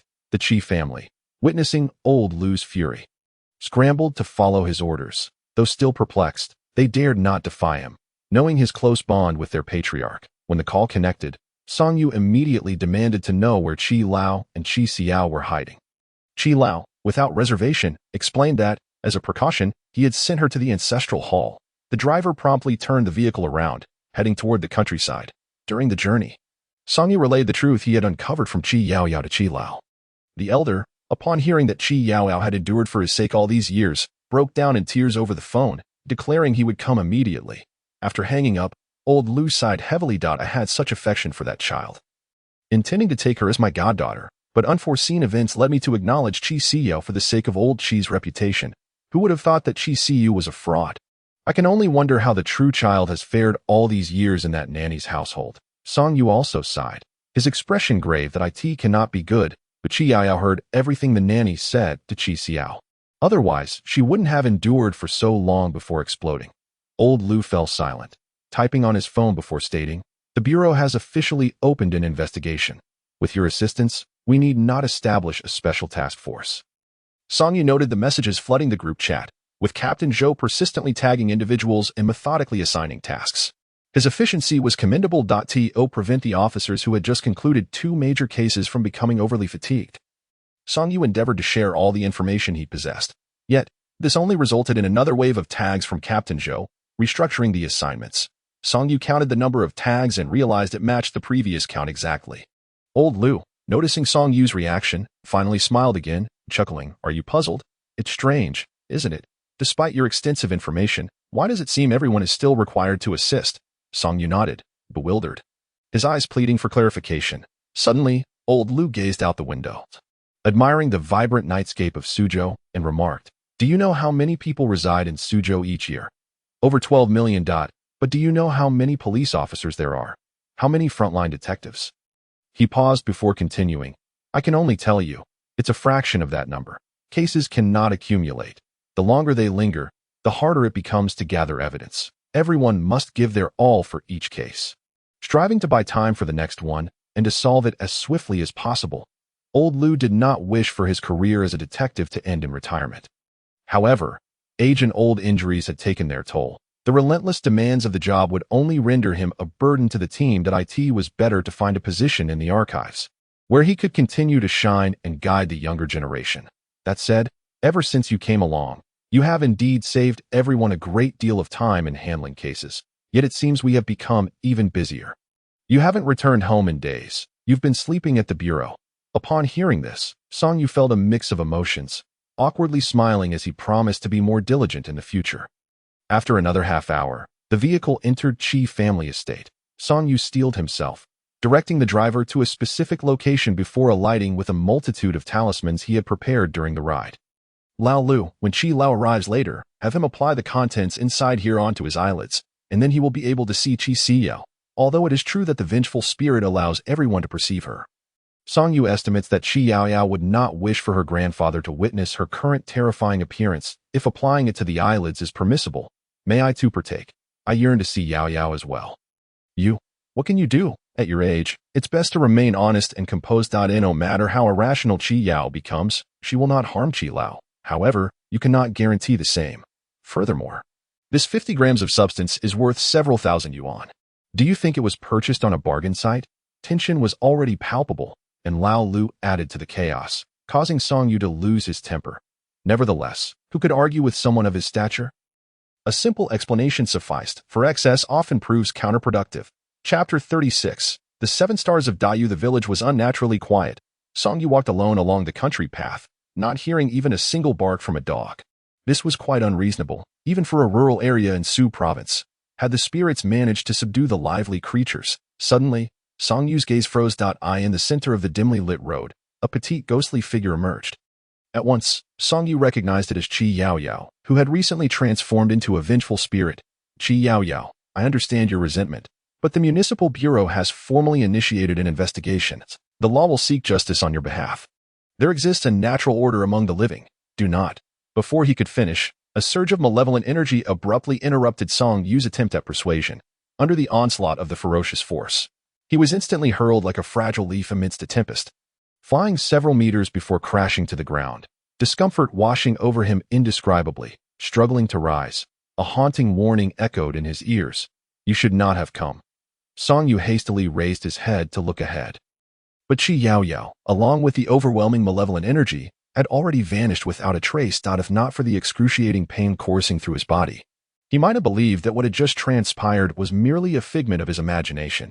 At that moment, a burning sensation surged through his leg, prompting Song Yu to reach into his pocket, retrieving a handful of ash. The 5 talismans he had previously prepared for emergencies had all been reduced to cinders. Leaving 2 large holes burned into his trousers, Song Yu felt a bitter pang of disappointment. The strength of the malevolent spirit far surpassed his expectations, had it not been for his peak foundational cultivation. That earlier fall could have rendered him immobile. Yet, it wasn't entirely fruitless. At least he now knew that Qi Yaoyao could still maintain a semblance of rationality. Contemplating this, he hurried back to the car. Ignoring the puzzled glances from Lao Lu and the driver, he rummaged through the items he had brought, pulling out a stack of paper figurines. He then proceeded to draw dozens of talismans, using up all the vermilion ink in a fervent rush before sprinting back toward the village. Damn it, this time, I must secure a few million upon completion. Am I playing with my life here? With nearly 50 talismans in his pocket, Song Yu felt emboldened. To commence his career with such a lucrative undertaking, he wondered who else could boast the same. Upon reaching the intersection where he had been thrown earlier, Song Yu paused, extracting another stack of paper figurines from a different pocket. With one in his left hand and his right index finger poised at his lips, he pricked it, drawing forth a drop of blood, and marked a red heart on the heads of 8 paper figurines. He then tucked one into his waistband, arranging the remaining 7 in a rudimentary formation resembling the 7 stars of the Northern Dipper. Positioning himself at the end of the formation, he raised his fingers in a signature gesture, a frigid orb of light illuminating as he pressed it against his forehead. Then, he lowered his hands naturally by his sides. What he was about to perform was one of the trump card techniques from the Book of Ghost Suppression, an advanced version of the Daiyu 7 Stars step. It required immense spiritual energy. Even with Song Yu's peak foundational cultivation, utilizing it once would leave him weakened for at least 2 to 3 days. Breathing deeply, Song Yu's expression grew solemn. Once his breath steadied, he stepped forward with his left foot, entering the realm of illumination, his hands harmonizing with the flow of energy as he murmured, "One chi of chaos fills my form." Then, with 2 steps, he brought his right foot into the realm of brightness. Yubu pushes forth into Yangming. With 3 steps, he alternated to his left foot, entering the realm of balance. Heaven and earth revolve beneath my feet. 4 steps to the realm of authority, treading the divine path aligns the 9 spirits. 5 steps to the realm of the heavenly pivot, subduing demons and scaring away all evils. 6 steps to the realm of the celestial wheel. Heavenly deities assist me in stealth. 7 steps to the realm of the heavenly pivot. All calamities and misfortunes shall not invade. Song Yu moved like a master who had studied Tai Chi and the 8 trigrams for years, stepping steadily, waving his hands, and reciting incantations. An invisible aura formed around him, flowing. With each repetition, a paper figurine stood upright, as if animated, striking various poses. The drops of blood on their faces transformed into fierce, glaring visages. Once the 7 figurines were positioned, Song Yu initiated the final step. Upon reaching the end, he proclaimed, treading the divine path, suppressing ghosts and dispelling evil. As his words fell, the paper figurine on his waistband flew out autonomously, flipping several times before landing atop Song Yu's head. Sitting cross-legged with its hands in a gesture of meditation, unlike the others, this one bore a benevolent visage, its eyes closed, resembling a reclusive sage indifferent to worldly affairs. Strangely, despite not using any glue, no matter how Song Yu moved, the small paper figure showed no signs of budging. With the technique successfully completed, Song Yu's expression transformed from solemnity to sheer delight. He felt a tremendous power surging within him. And should the malevolent energy return, he was now 90% confident in his ability to withstand it. He patted the 50 talismans in his pocket. If he could merely hold out until Qi Lao arrived, he would be secure. With confidence, Song Yu strode into the village, 7 diminutive paper figures trailing behind him, exuding an air reminiscent of a formidable gang. Qi Family Ancestral Hall. Qi Family's second master, clad in traditional attire, sat in a grand chair, leaning on a dragon-headed cane, glaring angrily at Qi Xiao, who knelt before the ancestral spirit tablet. He had just received news from his elder brother, stating that Qi Xiao was an impostor, and the pitiful Yao Yao had come to settle the score. This contemptible fraud dared to seek ancestral protection within the Qi family's ancestral hall, truly underestimating the intelligence of the Qi clan. "Father," The eldest son of the second branch leaned down towards his father, mockingly observing the trembling Qi Siyu while sarcastically remarking, "Our family's ancestral precept states that no kin shall harm one another for personal gain." Once, Qi Yaoyao had been exceptionally gifted, completing her high school curriculum by the age of 11. She was the most cherished granddaughter of their uncle. They all held high hopes for this little niece. Yet, unexpectedly, heaven begrudged such talent, and the little niece had silence. Coughing furiously, the Qi family's second master was exasperated. Even at this moment, they were still pondering power struggles. Their lives tonight were in jeopardy. "Father, are you all right?" The second son of the second branch hurriedly stepped forward with his spouse to comfort the elder. Then, he reproached his elder brother, "Brother, now is not the time for your meddling. The matters concerning CU will be adjudicated by our uncle. Let us refrain from further discussion, lest you aggravate father." Only the Qi family's second master knew the truth. The others still presumed Qi Xiao to be genuine. Both young heirs of the Qi family were male. And although they had remained silent, their gazes directed at the kneeling Qi Xiao, resembling a dead dog, were filled with unspoken satisfaction that in the past, any attempts they made to enter the Qi group had been met with various refusals from Qi Xiao. Though neither had graduated from Peking University or Tsinghua, they were still distinguished graduates from 985 and 211 universities. They never anticipated being unable to enter their own family business. Who wouldn't feel angered by such injustice? Furthermore, their grandfather and elder uncle had always placed immense trust in Qi Xiao, leaving them with no recourse but to seek employment elsewhere. Now, having harmed their prodigious younger sister, even if their elder uncle could overlook it, would their grandfather's lifelong friend, Lao Lu, show her mercy? Everyone knew how he detested evil. Hu Ngusu was unaware of his reputation. They all feared falling into his hands. Chapter 37. Has Song Yu arrived? At that moment, someone suddenly pointed at the ancestral hall's outer wall and shouted. Everyone turned to look, and the next second, they were all so frightened by the sight outside that they hurriedly retreated into the hall. There, atop the high wall, a small, delicate head peeked out, hair disheveled and eyes glinting with malice, especially the unnaturally pale skin, which sent chills down their spines, immediately conjuring thoughts of the forbidden word, ghost. Suddenly, the vengeful spirit's gaze locked onto the quaking Qi Xiao in the center of the hall. In a chilling tone, she spoke, "Sister, Yaoyao has come to take you away." Hee. The tinkling laughter, which should have sounded celestial, was eerily unsettling in this context. Hadn't Yaoyao died at the tender age of 11 or 12? That wall was more than 3 meters high. She had come to find Qi Xiao. Otherwise, we would. The crowd was terrified, and seeing the elder remain silent, they cast anxious glances at his sons. The second son, legs trembling, was utterly useless, while the eldest was about to hurl harsh words at the fainting Qi Xiao when someone nearby shouted, "She has gone." Everyone, which brave soul had the audacity to continuously observe the movements of the malevolent spirit? Were their legs not weak? Clinging to a glimmer of hope, they all looked toward the wall. Upon realizing that the half-visible face, which had caused their legs to weaken with just a glance, had vanished, they collectively exhaled, relief washing over them. Thus, was there a possibility that Yaoyao, recalling her kinship, had simply left upon finding the ancestral hall inaccessible? In moments of despair and fear, one cannot help but wish for miraculous occurrences. However, in the next moment, the resounding sound of knocking echoed like thunder, abruptly pulling them from their reverie back to the harsh reality. Everyone stared blankly at the source of the noise, the sound of swallowed saliva rising and falling like a tide. They had never felt such parching thirst in their lives. The door of the ancestral hall was being pounded upon with tremendous force from the outside. Each tremor of the once sturdy redwood intensified the heartbeat of the crowd, fearing that it might shatter at any moment. Many among them swore that if they could safely endure the night, they would pay any price. The door of the ancestral hall must be fortified to a national defense standard. Suddenly, the knocking ceased, just as everyone breathed a sigh of relief, believing their assailant had given up. A woman's desperate cries pierced the air from outside. "Tiancheng, save me. No, please, don't kill me."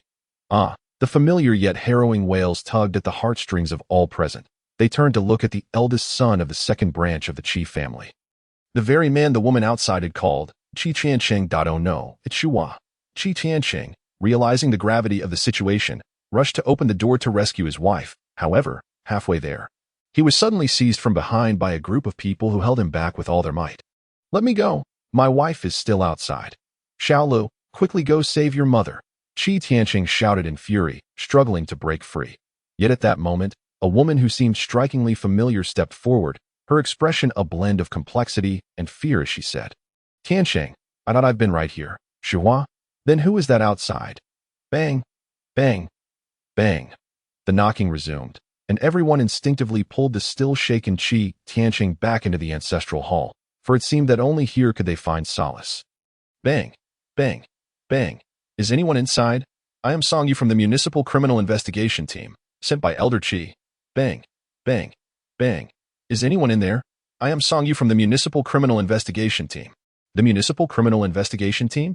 The previously anxious Qi Eryi instantly perked up, exclaiming with delight. My elder brother had sent me a message to take refuge in the ancestral hall. He did mention to wait for a young man named Song Yu to arrive. And indeed, he is from the Municipal Criminal Investigation Team. Upon hearing this, the crowd's expressions brightened. However, what if he isn't? Just moments ago, Sister Shuhua was here, and now her cries for help echoed from outside. Those who had almost stepped forward to open the door froze, their feet retracting involuntarily. Bang, bang, bang. Is anyone inside?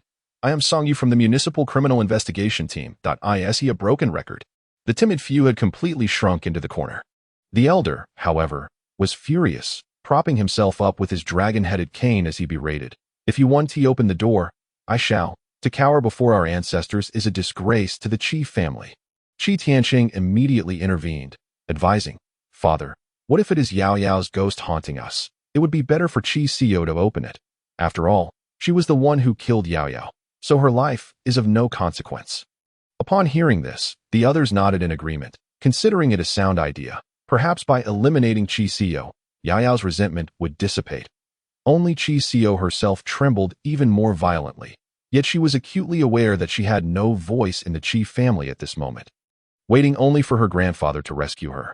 Yet in the next second, Qi Eryi jabbed at her trembling form with his cane, sneering, I must have lost my mind. Tianqing is right. You shall open the door. No. I want to go. Yao Yao will kill me. Qi Xiao's eyes were red and swollen, her panic-stricken demeanor a far cry from that of the once mighty woman of Suzhou. She clutched at Qi Eryi's leg, pleading, Grandfather, I understand my mistake. Please, don't force me outside. Yao Yao will truly kill me. Bang, bang, bang.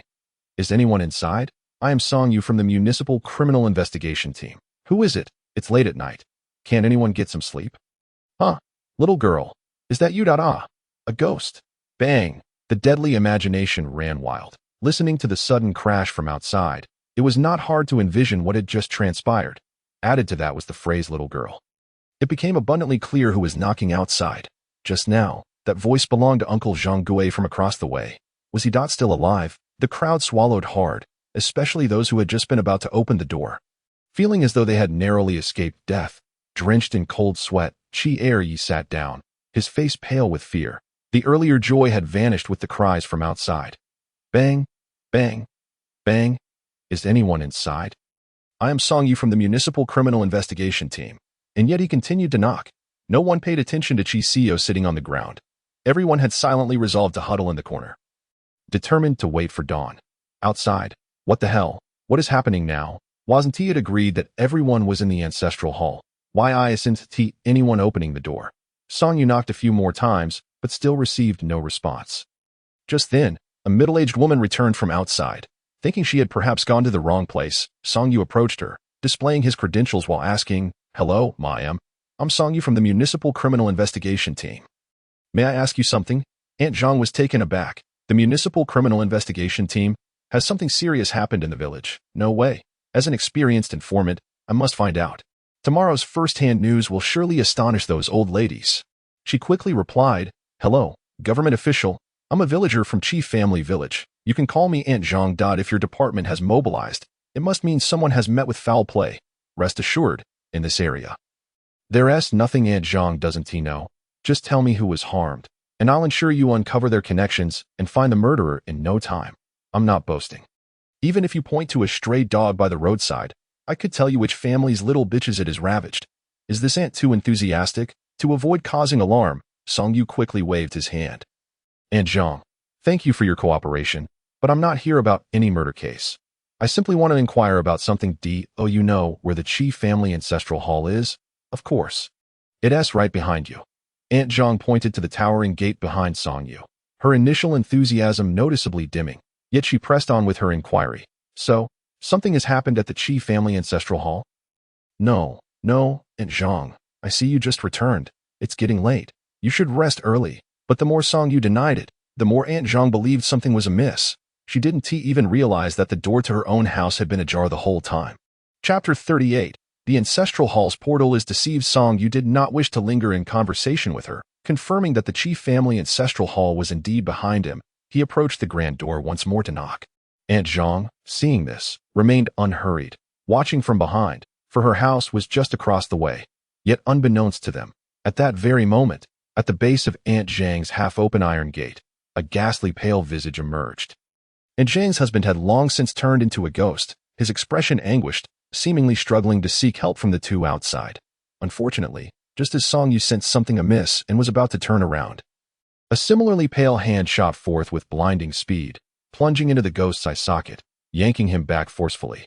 Am I just overly anxious? Song Yu turned back, seeing nothing amiss, but a flicker of doubt crossed his mind.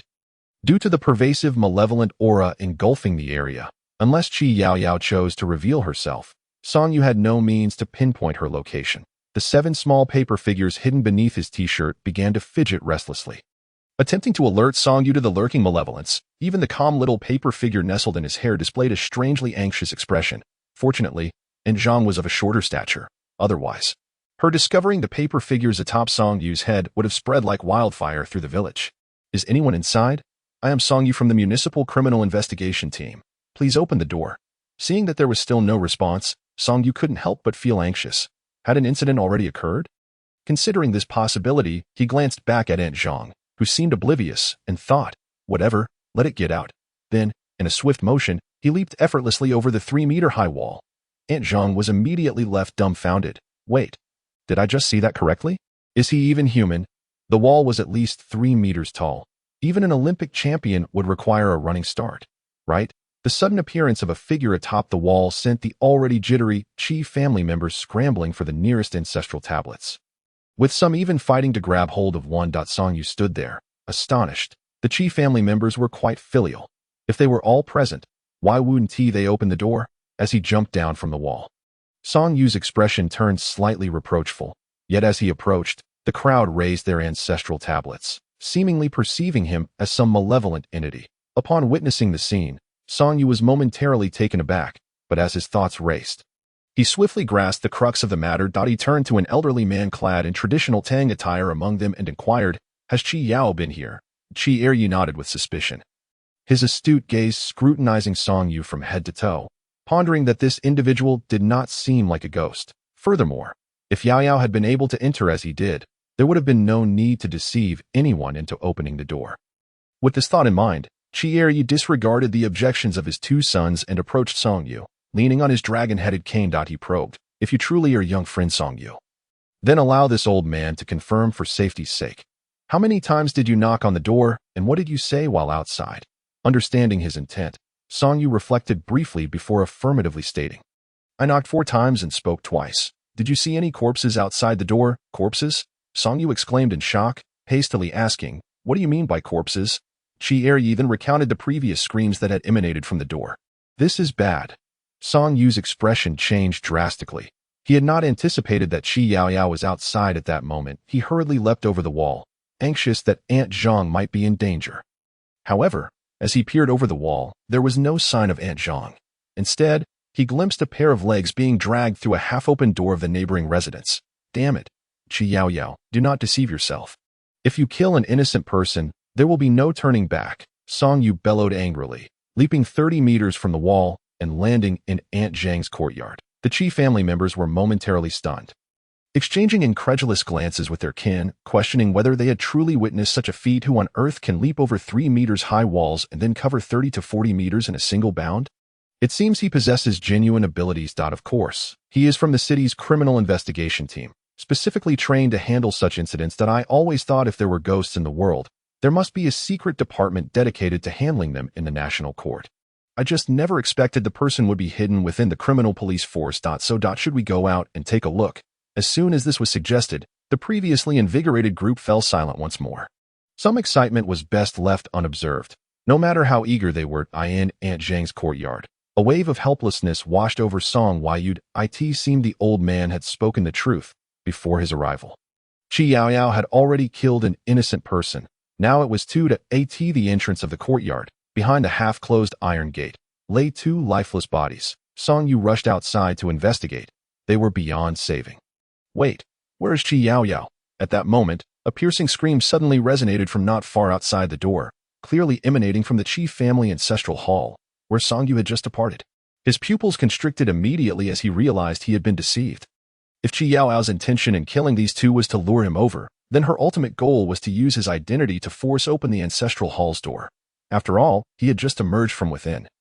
And the Qi family would most likely assist him in opening the door for the one who had just exited. Indeed, as Song Yu rushed outside, he discovered that the previously tightly shut door of the ancestral hall had been flung open. This also meant that the portal to the ancestral protection of the Qi family had been thrown wide, allowing merciless calamity to descend upon the remaining Qi family members. 7 paper figures immediately sprang forth from his t-shirt, their heads erect and prepared for battle. Without delay, Song Yu followed the 7 paper figures, his feet moving with purpose as he dashed into the Qi family ancestral hall. A suffocating scent of blood assaulted his senses, causing his heart to plummet. Just as Qi Yaoyao was about to tear apart another member of the Qi family with her bare hands, a talisman crackling with electricity shot forth from Song Yu's hand, striking directly into Qi Yaoyao's malevolent form. Yet Qi Yaoyao had completely lost her sanity. She paid no heed to what was within her body. With a violent tug, she sent a shower of blood spraying forth, astonishingly tearing a living man in half. It seemed that only through such an act could she vent the endless malice within her. Song Yu's eyes widened in horror. He had intended to save that man. Yuri seeking death. Boom! With a deft gesture, electric arcs surged forth. The 5 thunder talisman within Qi Yaoyao was detonated, plunging the entire ancestral hall into a tempest of thunder. Chapter 39. Exhausted and fainting once more, he gestured, and icy spiritual light swirled around him as 50 protective talismans burst forth from his pocket, rapidly filling the space before him. Within the storm of thunder, Qi Yaoyao's expression was one of utmost agony. She struggled to break free, but 7 immensely powerful paper figures surrounded her, hindering her escape from every direction. As the malevolent energy surged, Qi Yaoyao, realizing her escape was futile, began to harness the malevolent energy to resist the thunder's power. She could sense the strength of the thunder waning. In truth, given Song Yu's current strength, he was unable to create the top-tier 5 thunder talisman that could annihilate even deities, as described in the scriptures on exorcism. For now, it could merely confine the malevolent spirit for a brief period, inflicting minimal harm. The limited potency of his talismans was precisely why Song Yu had opted to utilize the Great U7 Star Step in advance. Otherwise, against such a formidable malevolent entity, he would not even have the opportunity to deploy the 5 thunder talisman. As the moment grew critical, the thunder was about to be suppressed by the malevolent energy.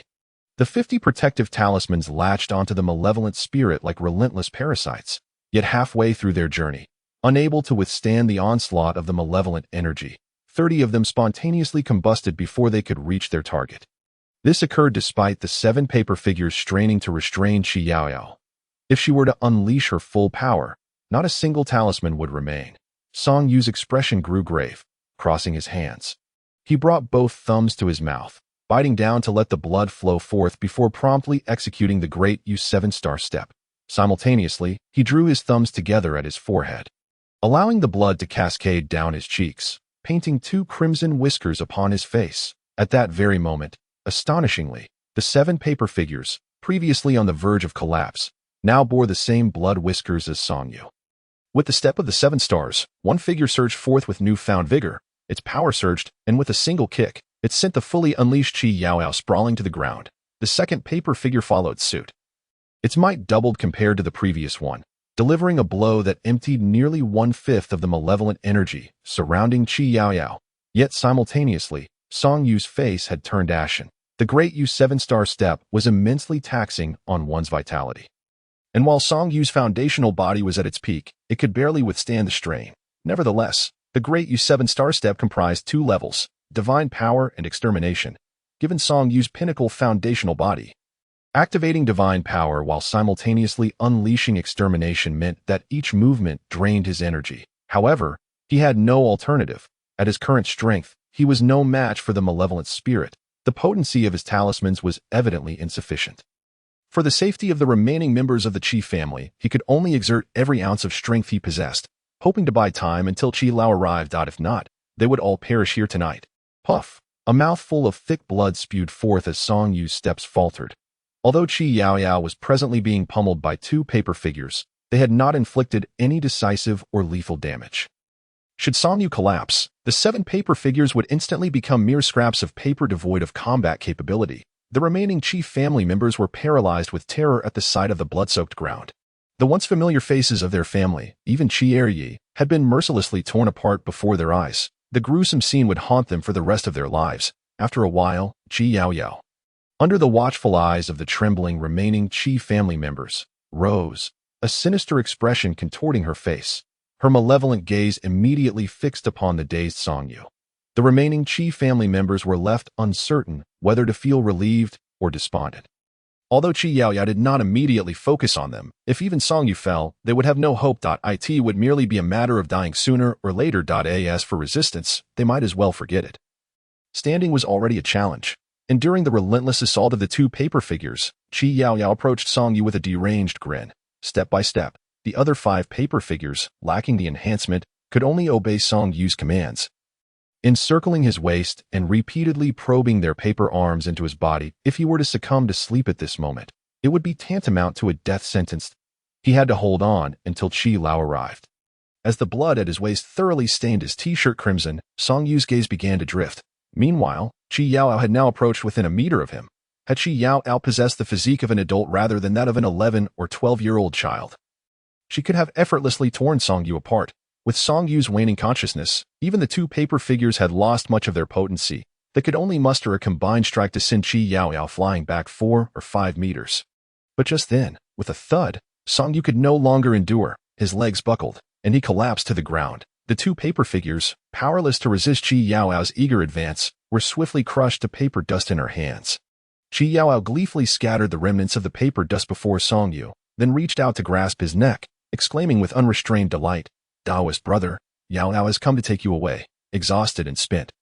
Song Yu hung his head, utterly incapable of response. Perhaps this was for the best. He could directly venture into the netherworld to seek Mu Inging from my parents. Sigh, given old Lu's disposition.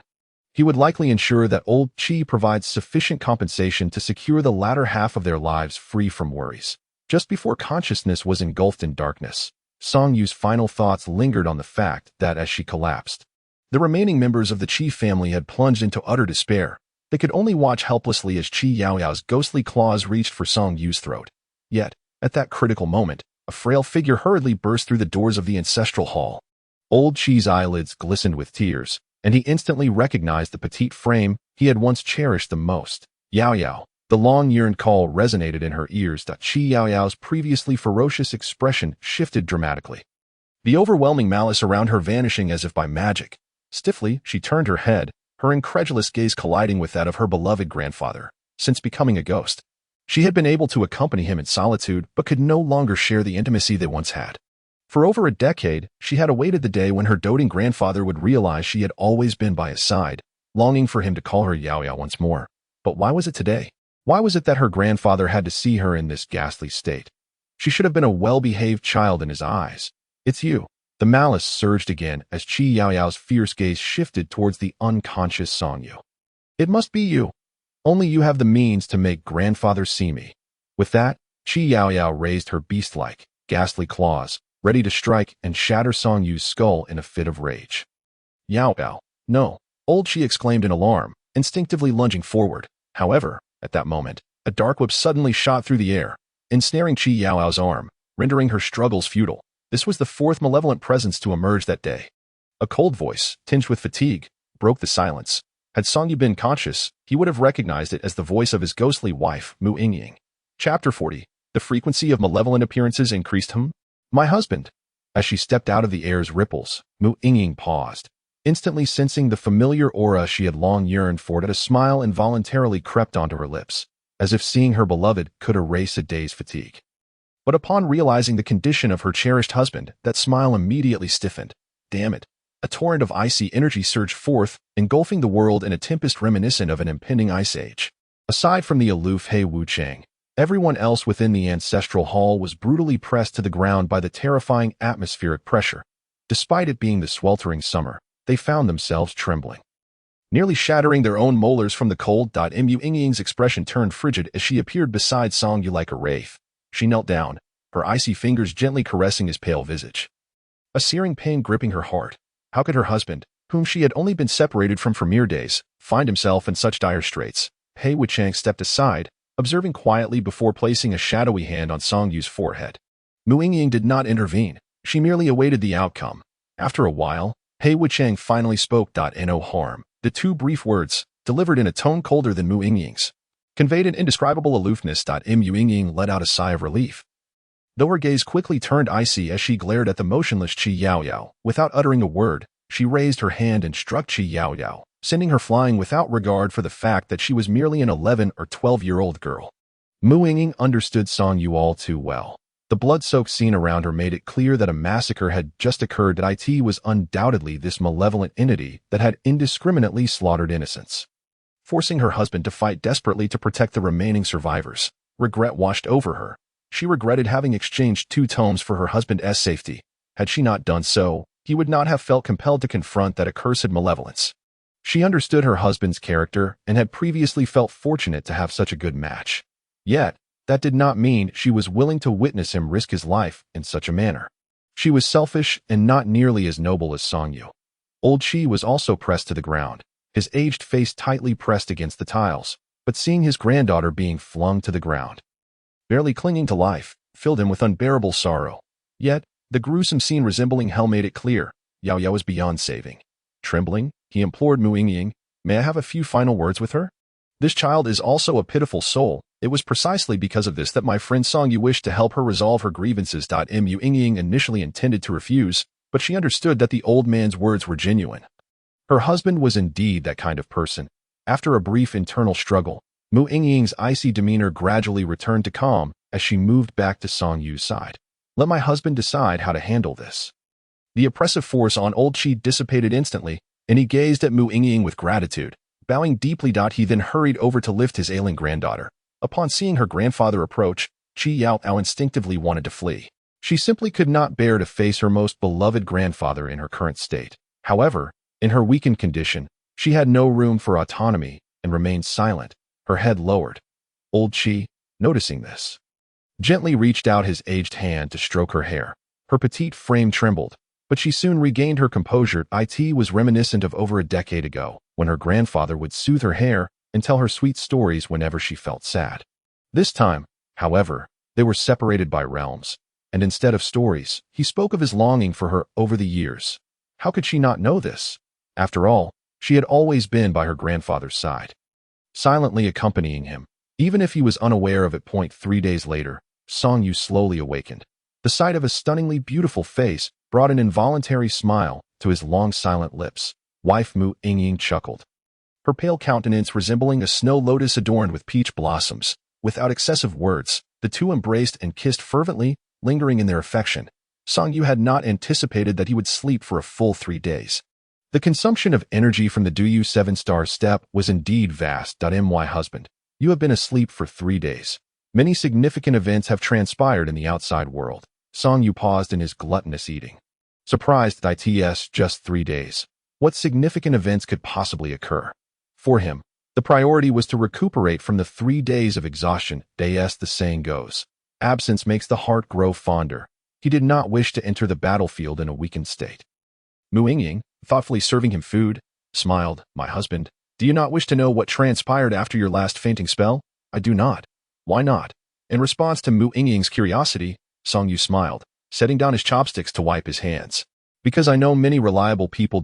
In the mortal realm, Old Lu and team leader Zhou are handling matters for me. As for the netherworld, since I awaken and you are by my side, it must mean Qi Yaoyao has already been dealt with by you. So, my wife, what else should I be concerned about?" Upon hearing this, Mu Yingying momentarily found herself at a loss for a counterargument. "My husband, While I can let it go, the old Lu and team leader Zhou you mentioned are outsiders. We cannot keep troubling them. You do not understand. I share a genuine revolutionary friendship with them. More profound than family. Aside from you and my parents, they are the ones I trust the most. Mu Yingying nodded, somewhat understanding. After all, she was a figure from over 1,000 years ago, struggling to grasp the modern concept of revolutionary friendship. The generational gap was a significant barrier. There was little that could be done but to gradually adapt. By the way, wife, what have you all been up to during those days? Were there any significant happenings in the netherworld? Having eaten to her satisfaction, Song Yu stretched and picked up his phone. As he inquired about his long-held doubts, he also began sending messages on WeChat. He first messaged Qin Gang, requesting assistance in procuring vermilion talisman paper and similar items from the black market. As he had completely depleted his resources in dealing with Qi Yaoyao last time, what else could we do but mobilize all forces to catch ghosts? Catch ghosts? Song Yu's expression shifted slightly as he quickly asked. So, wife, the world you speak of refers to the netherworld or the mortal realm? Understanding Song Yu's concern, Mu Yingying replied straightforwardly, naturally, it refers to the mortal realm. My husband. Have you not noticed that the frequency of malevolent appearances has been unusually high lately? First, Chun Suiping, and then Qi Yaoyao. This has all happened within a few days. Damn it. A look of urgency finally crossed Song Yu's face. That day, Chun Suiping was only slightly injured because Mu Yingying, the Ghost King, was present. But without you, I could have easily lost my life in the hands of Qi Yaoyao. Unless my abilities increase significantly, I will still be no match next time. How can this be? Many people will die. Why is this happening? What went wrong? Is there any way to resolve this at the root? Chapter 41. The Unchanging Sisters with Connections to the Heavens. How could Mu Yingying respond to this? Although she was the Ghost King, at the pinnacle of the Ghost Realm, in the grand scheme of the Netherworld, the Ghost Realm was merely at the base of the pyramid. Take the mythical figures of Niu Tu and Ma Mian. For instance, they may appear to be mere minor ghost officials, yet they are, after all, celestial beings. They are akin to the esteemed figures in the human realm who are undergoing tribulations upon ascending to the heavenly courts. Any deity can easily overpower you. In the mortal realm, with the frequent emergence of malevolent spirits, Mu Yingying can only follow orders, going wherever she is needed. As for the root of the problem, to put it bluntly, even she, as a Ghost King, likely lacks the qualification to address it. That a brief explanation suffices. Song Yu couldn't help but feel a twinge of melancholy. He thought it best to cherish the days that the couple could still enjoy together. Have you been out recently? Mu Yingying nodded helplessly, saying, my dear husband, my ability to return and care for you is solely due to the influence of my sister, Wu Chang. For countless years, I have received immense favors from my two sisters. Even the 3 volumes of secret texts I procured for you were, in truth, a result of their connections. Otherwise, even a deceased de Luo Jin Xian would still remain a de Luo Jin Xian in the underworld. It merely signifies a change in cultivation method, and I would have no standing to engage in transactions with them. Therefore, my dear, it is best not to place my 2 sisters in a difficult position. Song Yu understood, feeling grateful towards the aloof shadow he had encountered previously. After all, not only had they cared for Mu Yingying for centuries, but he too had received considerable benefits. Just be careful in everything. My wife. To his surprise, upon hearing these words, Mu Yingying's countenance, as pure as a snow lotus, immediately shifted to one of displeasure. She earnestly advised Song Yu, rather than urging me to be cautious, you should cherish your own life more. If it weren't for Qi Yaoyao coincidentally being assigned to a task with my sister Wu Chang, we should have been meeting in the underworld by now. Ah, I see. Song Yu scratched his head tactically, pledging to be more vigilant in the future. Mu Yingying clearly doubted his sincerity, knowing her husband's true nature all too well. She could only wait until they met the Wu Chang sisters to broach the subject, reminding him to be wary of happenings in Gusa City. After a night of intimacy, Song Yu awoke feeling despondent as he reached for the empty space beside him. His wife had departed once more. However, the good news was that she was merely accompanying the Wu Chang sisters to cleanse malevolent spirits, which posed no real danger. Moreover, she would be able to accrue significant merits in the process.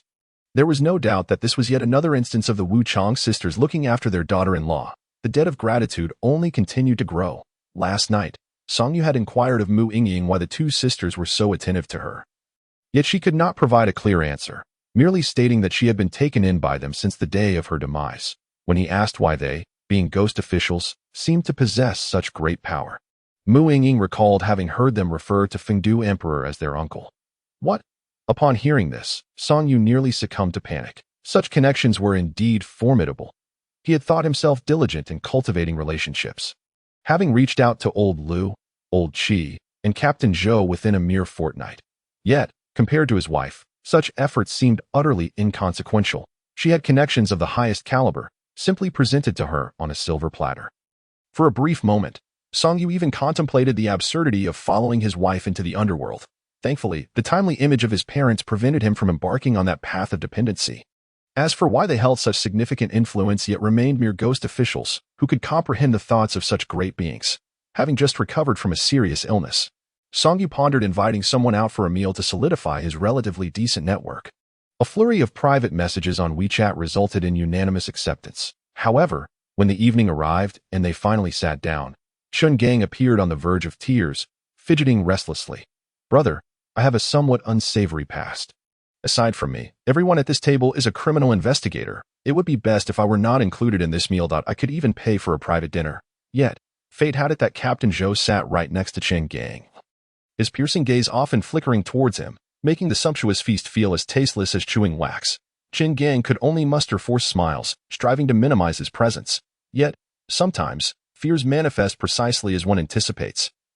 Captain Zhou suddenly placed a piece of braised pork on his plate and whispered, looking to turn over a new leaf, "Captain Zhou, you just thought I have always been law-abiding."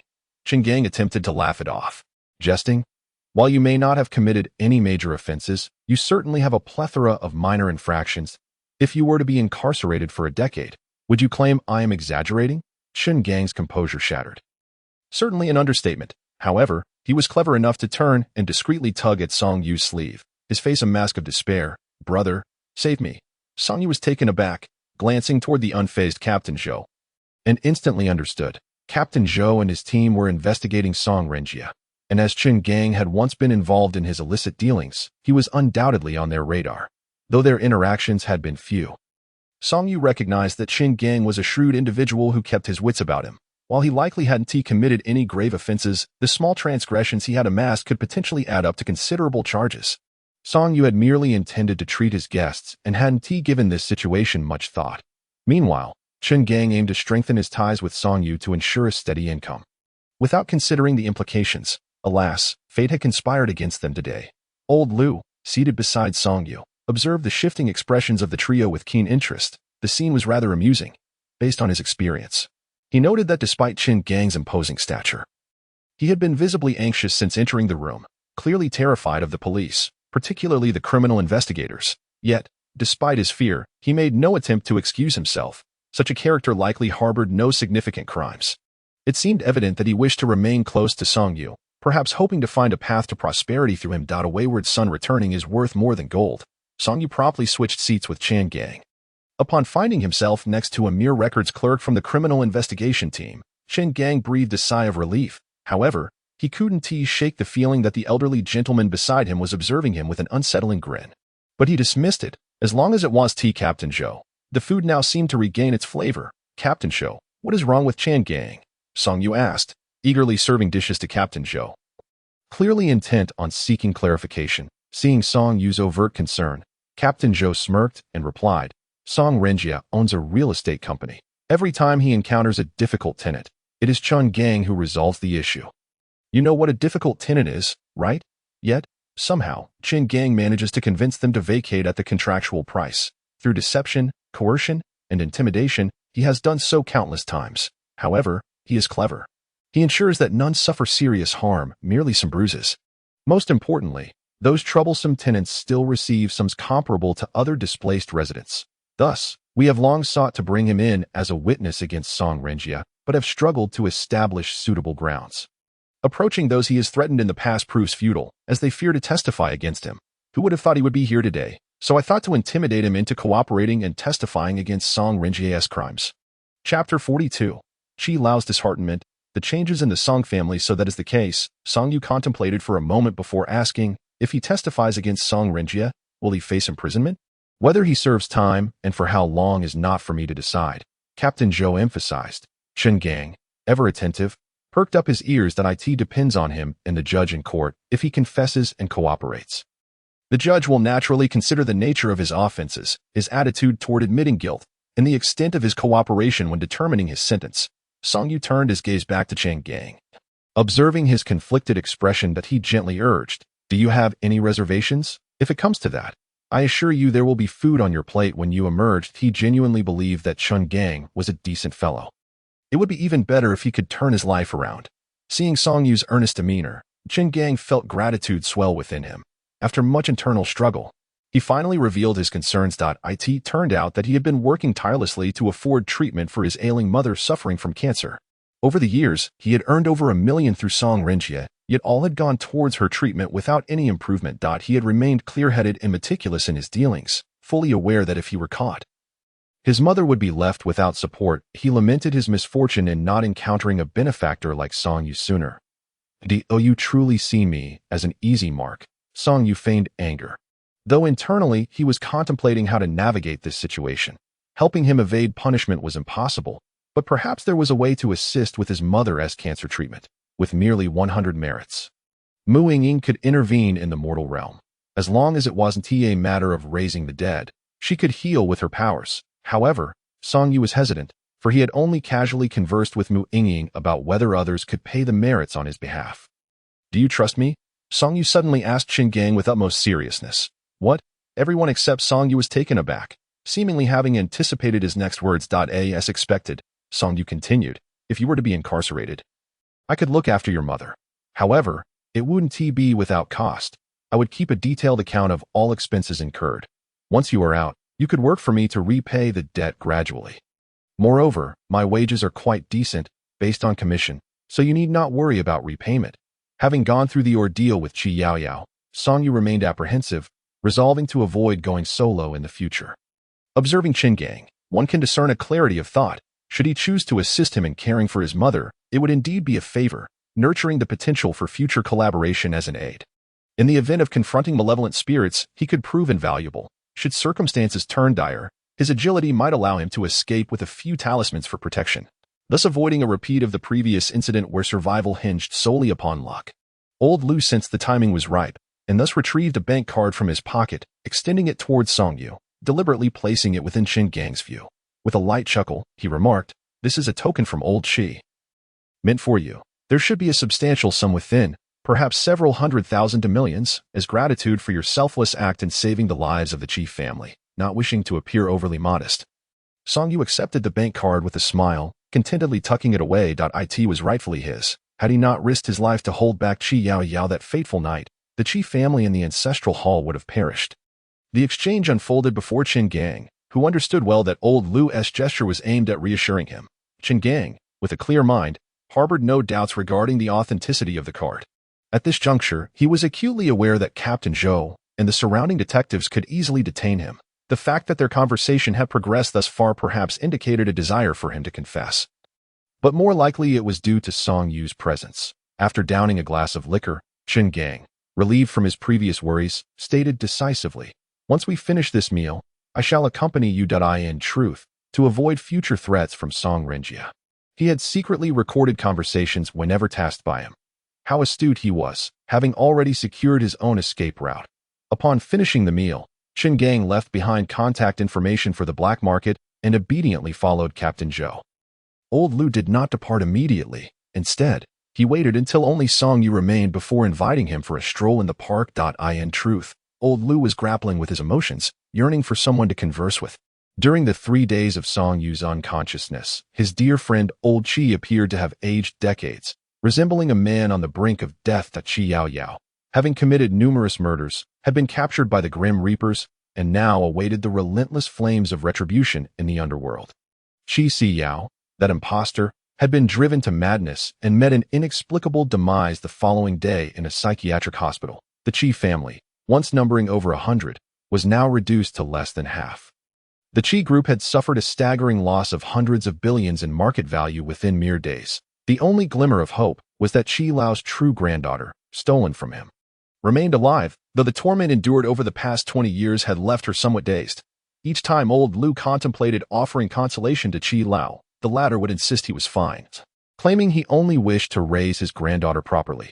Just yesterday, after entrusting old Lu with the bank card for Song Yu, Qi Lao transferred all his shares to family members and departed Suzhou with his granddaughter, who now bore the marks of her ordeal. Song Yu felt a pang of sympathy, yet found himself at a loss for words, offering only simplistic reassurances to encourage old Lu to find solace. Meanwhile, in the Song family villa, Song Renjie paced anxiously in the hall. Chun Gang had vanished, and attempts to contact him had proven fruitless. Was it a dead battery, an untimely demise, or a deliberate concealment? He fervently hoped for the latter.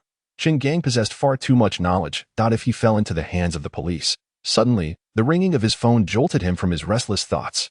Expecting news of Chun Gang, he was instead met with a call from his father, Song Qingshan. "Dad, why so late? What's the matter?"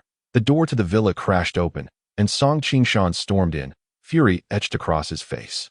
For the first time in his life, Song Renjie was taken aback by the ferocity of his father's wrath. "Dad?" A resounding slap was his only response, leaving him dazed, blood trickling from his mouth. With his mood already soured, he shouted, "What the hell is wrong with you?" In retaliation, Song Qingshan, teeth gritted, delivered another powerful kick. "You wretched scoundrel!" As he cursed, he rolled up his sleeves, causing Song Renjie, now cowering on the floor, to scramble backward in fright. The memory of his father's past in the underworld resurfaced. "Father, let's speak calmly. What have I done wrong?" A swift kick sent him crashing against the wall. Song Qingshan's eyes blazed with fury as he approached, clearly having unleashed his full wrath upon his son. "Silence. Hearing you utter that word sends me into a rage." He pressed his foot on his Song Renjie's face, applying pressure as he snarled, "Your mother begged me to raise you as my own, and I have devoted more than 2 decades to you. Yet, you wretched creature, have brought about the death of Shou Fu and driven my true son to madness. Do you intend to orchestrate an accident to inherit the Song family's fortune? Damn you! Tonight, I shall end your life." Chapter 43. All dead early the following morning, an alarm was raised. Captain Zhou, accompanied by Li Xiaofan and Guoming, hurried to the Song family villa. Forensic expert Old Zhang had already arrived and was busy examining 2 corpses. "How does it look?" Captain Zhou's expression was grave. The arrest warrant for Song Renjie had just been issued, yet 2 bodies had turned up. The deceased were Song Renjie on the right and Song Qingshan on the left. A father-son duo. The estimated time of death was between 10 and 11 o'clock the previous night. Both had succumbed to mechanical asphyxiation, with clear signs of strangulation on their necks, suggesting a mutual demise. However, Old Zhang observed, this does not add up. He motioned for Captain Zhou to examine their necks. The marks on Song Qingshan's neck were noticeably deeper than those on Song Renjie's. As he lifted the shirts of both deceased, it became evident that Song Qingshan boasted a robust, bronze physique adorned with numerous old scars, indicative of a man with a storied past. In contrast, Song Renjie appeared merely fit from regular exercise. Should a confrontation have occurred, it would have been a one-sided affair, with Song Qingshan easily overpowering his son, capable of snapping his neck with ease. Captain Zhou's brow furrowed deeper as Li Xiaofan diligently documented the scene. "Those injuries on Song Renjie must have been inflicted by Song Qingshan, right?" Old Zhang nodded but added, "Not quite," pressing his gloved hand against a deep purple bruise on Song Renjie's chest. He remarked gravely, "I was just about to say that. Old Shou, you can imagine the scene." Clearly, Song Qingshan delivered a kick to Song Renjie's chest, breaking several ribs in the process, and if you look at his back. As Old Zhang gently turned Song Renjie's body, they noticed a 30-centimeter bruise. From the evidence, it appears that Song Renjie was propelled backward into the wall, suggesting potential vertebral fractures, ultimately, despite the possibility of a final surge of strength before death.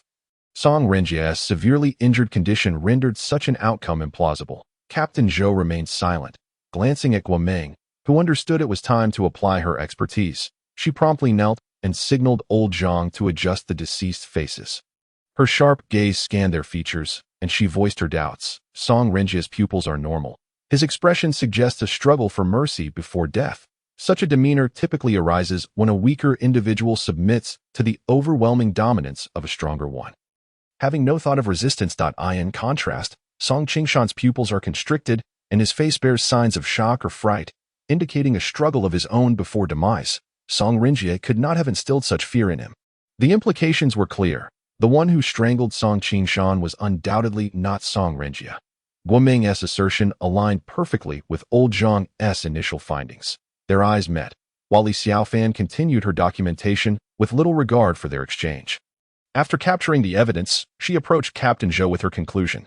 "Master, Could it be that a third party used Song Renjie's hand to strangle Song Qingshan? Captain Zhou pondered, then looked at her skeptically. Are you suggesting someone with abilities beyond the ordinary, akin to Song Yu? She referred not to supernatural powers, but rather to Song Yu's extraordinary strength and speed. Captain Zhou had personally witnessed Song Yu's prowess. If he were involved, he could certainly appear swiftly and seize Song Renjie's hand to strangle Song Qingshan. This theory not only aligned with old Zhang's irregularities, but also resonated with Guo Meng's observations regarding Song Qingshan's apparent shock before death. They say masters dwell among the common folk. With one Song Yu in existence, there may indeed be another yet to be discovered. However, upon thinking of Song Yu, Team Leader Zhou's heart suddenly skipped a beat. A second suspicion arose in his mind. Could it be that a ghost had possessed him, that could indeed produce the kind of effect seen with Song Yu? No matter how fierce a person may be. Upon encountering a ghost, an entity akin to a natural enemy, fear would inevitably take hold. What about Sun Fei? Zhou glanced around and abruptly inquired. Master, Sister Sun is currently at the back of the villa. Investigating traces. Zhou nodded in understanding, and then turned to Li Xiaofan and Guo Meng, saying, Xiaofan, take some people to find Song Qingshan's wife. Her absence thus far surely has its reasons. As for Guo Meng, promptly head to Song's company and focus on questioning those executives, seeking to uncover any underlying conflicts between them and Song Huaqing, aside from what exists with Song Huaqing. Understood, Team Leader Zhou, we shall proceed at once. After the two departed, Zhou turned his gaze to old Zhang, who was busy preparing to transport the two corpses for further autopsy. Furrowing his brow, he solemnly remarked, Old Zhang, Song Qingshan was away from Suzhou a few days ago. It is plausible that Song Renjie acted behind his back to drug Song Huaqing, intending to instill fear that would lead to madness. Should Song Qingshan learn of this, he may well become enraged. However, now that Song Renjie has become the sole heir of the Song family, no matter how furious he might be, he should not contemplate killing him. Old Zhang was momentarily taken aback, but soon regained composure and replied, Are you suggesting that I conduct a paternity test on the two of them? Precisely. Let us boldly speculate. Song Renjie possesses considerable capability, while Song Huaqing is entirely inept, rendering any struggle for inheritance unnecessary. Initially, I believed he sought to eliminate Song Huaqing out of fear that he might betray the Song family to evade the death penalty due to knowing too much. However, upon witnessing Song Qingshan's myriad scars, I entertained another hypothesis. You think Song Renjie might be aware that Song Qingshan has a means to rescue Song Huaqing. Thus, he sought to use hallucinogenic drugs to kill him, thereby extinguishing Song Qingshan's hopes. In this way, he could claim the Song family's assets as a non-biological son. Otherwise, no matter how capable he is, the future of the company would ultimately rest with the rescued Song Huaqing. Unfortunately, that night, Song Yu happened to be in the hospital room, and his once flawless method of execution was directly exposed. Moreover, if the individuals behind Song Qingshan could indeed retrieve Song Huaqing, then the secrets we have kept within the police station regarding that night are likely already known to Song Qingshan. The non-biological Song Renjie, in his quest for assets, attempted to murder Song Huaqing, the biological son of Song Qingshan. Although he failed, Song Huaqing was ultimately driven insane by the hallucinogenic drugs that in the wake of Song Qingshan's fury. Seeking vengeance for his biological son, it stands to reason that he would seek to eliminate the non-biological Song Renjie. Old Zhang remarked, Of course, this is merely my conjecture. Ultimately, we must await the results of the paternity test. Old Zhang nodded dumbly, his mind reeling. Was this truly the thought process of a criminal police captain? After hearing it, he found it surprisingly reasonable. Old Zhang's skeptical gaze fell upon the faces of the two corpses.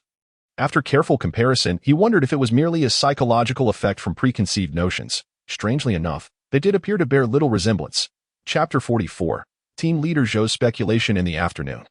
After a morning spent reviewing surveillance footage, Team Leader Zhou hurried to the appraisal center following a call from Old Zhang. To his surprise, Song Yu was also present, donned in protective gear, intently observing Old Zhang's autopsy work.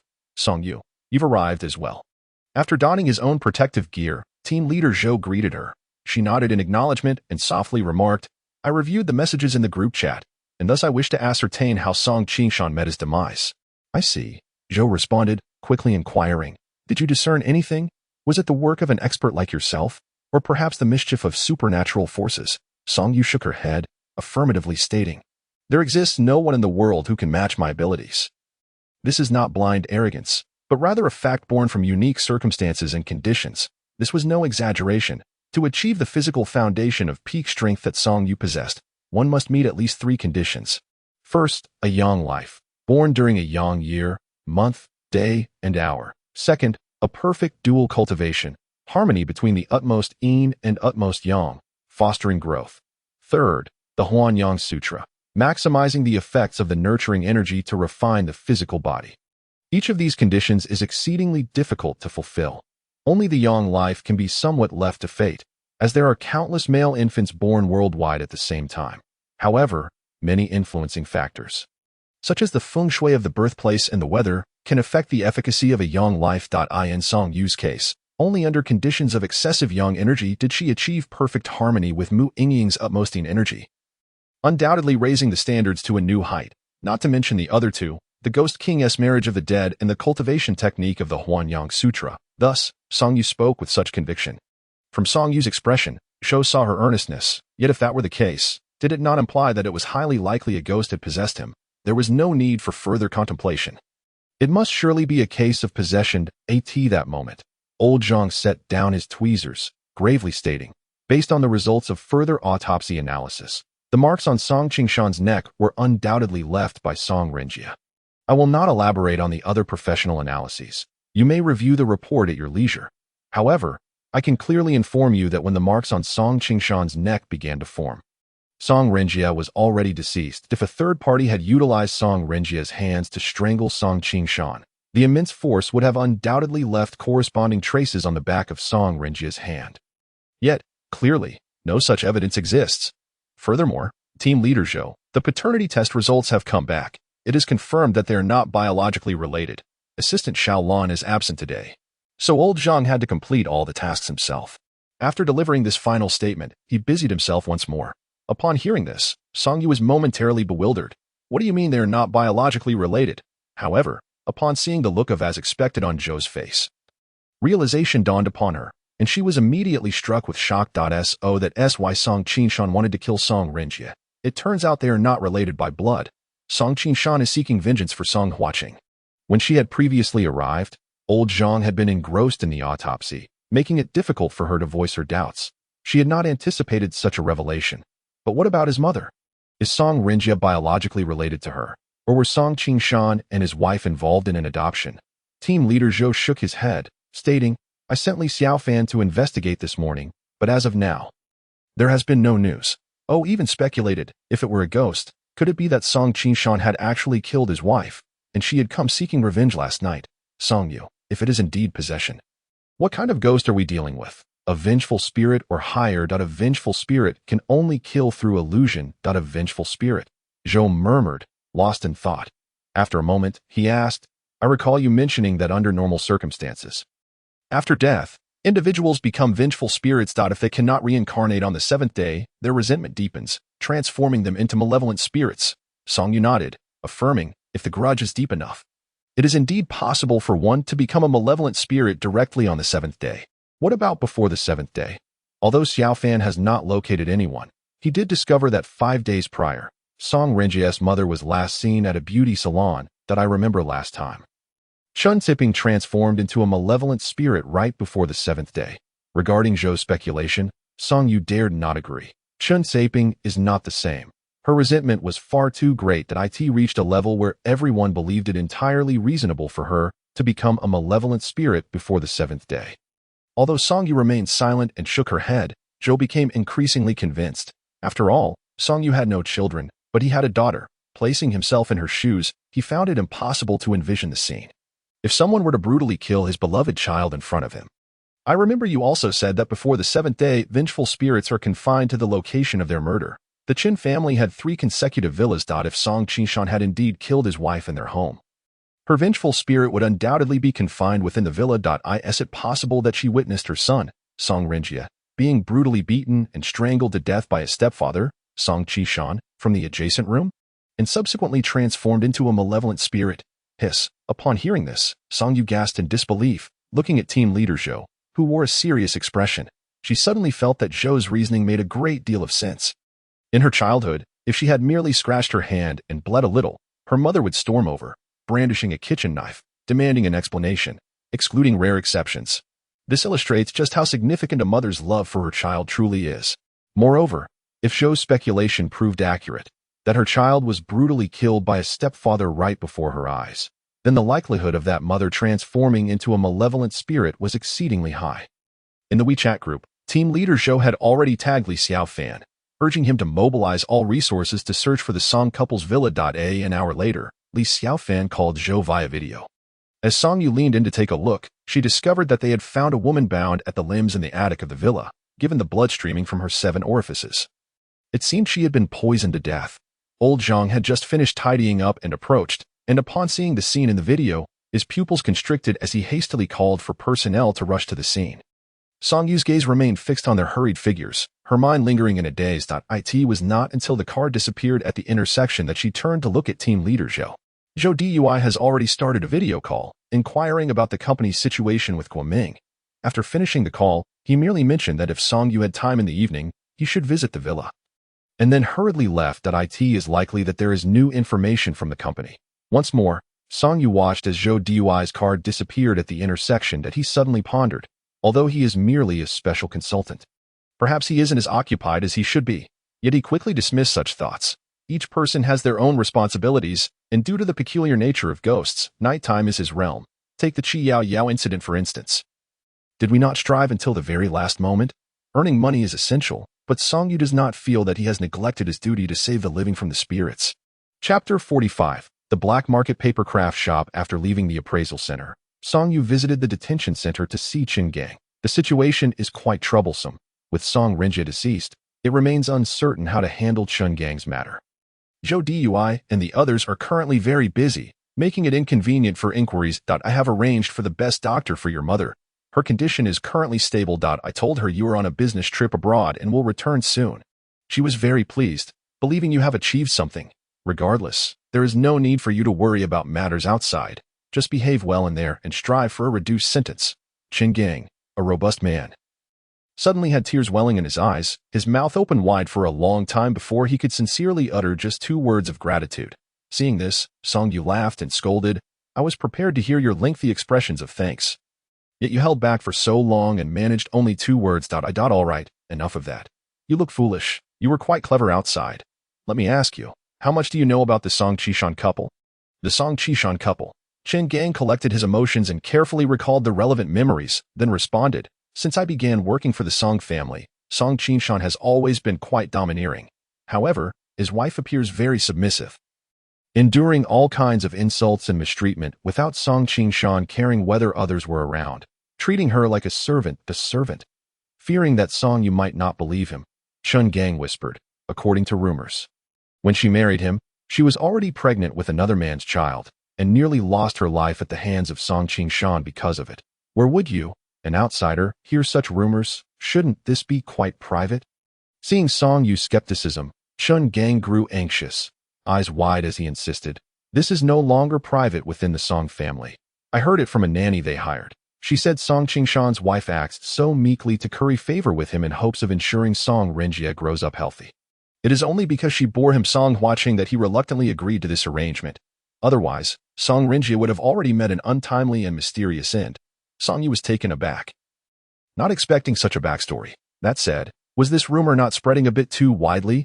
After bidding farewell to Qin Gang and organizing the content to send to Zhou Dui, he took a taxi to the antique market in Suzhou. Perhaps due to it being a weekday, the antique market had few customers. Stalls showcasing various antiques were scattered everywhere, and deeper within the market stood 2 rows of ancient-style pavilions, adorned with carved railings and jade-like structures. Song Yu was not knowledgeable about antiques and had no intention of finding hidden treasures. Halfway through, he turned into a narrow alley. The shops on both sides were still present, but unlike the exterior, these stores had a somewhat eerie aura. His destination was a paper crafting shop. At the entrance stood 2 life-sized paper figures, evidently crafted with considerable skill. Between the paper figures, there was a sliding glass door. Through the gaps of the red paper characters pasted above, one could see a hazy interior. Song Yu couldn't help but frown, thinking, is this what Qin Gang referred to as a black market portal? Did he not mention that the shopkeeper appeared gentle and refined, completely unlike someone in the paper crafting business? Upon pushing the door open, the acrid smell of smoke instantly made Song Yu uncomfortable. The source of the smoke was accompanied by the incessant sound of typing. leaving him to wonder what the shopkeeper was so excited about. Standing at the entrance, Song-yu did not venture further inside but instead called out through the smoke. "Hello, boss." A familiar acquaintance referred me. "I am here to purchase a batch of yellow paper, vermilion, and paper figures." Upon hearing someone speak, the typing abruptly ceased, and a shadowy figure lifted their head, subsequently calling out to someone behind. "Brother, someone is here to buy vermilion and yellow paper. Come out and attend to them." The voice sounded like a delicate girl, causing Song-yu to pause, feeling the daintiness was somewhat incongruous with the smoke-filled environment.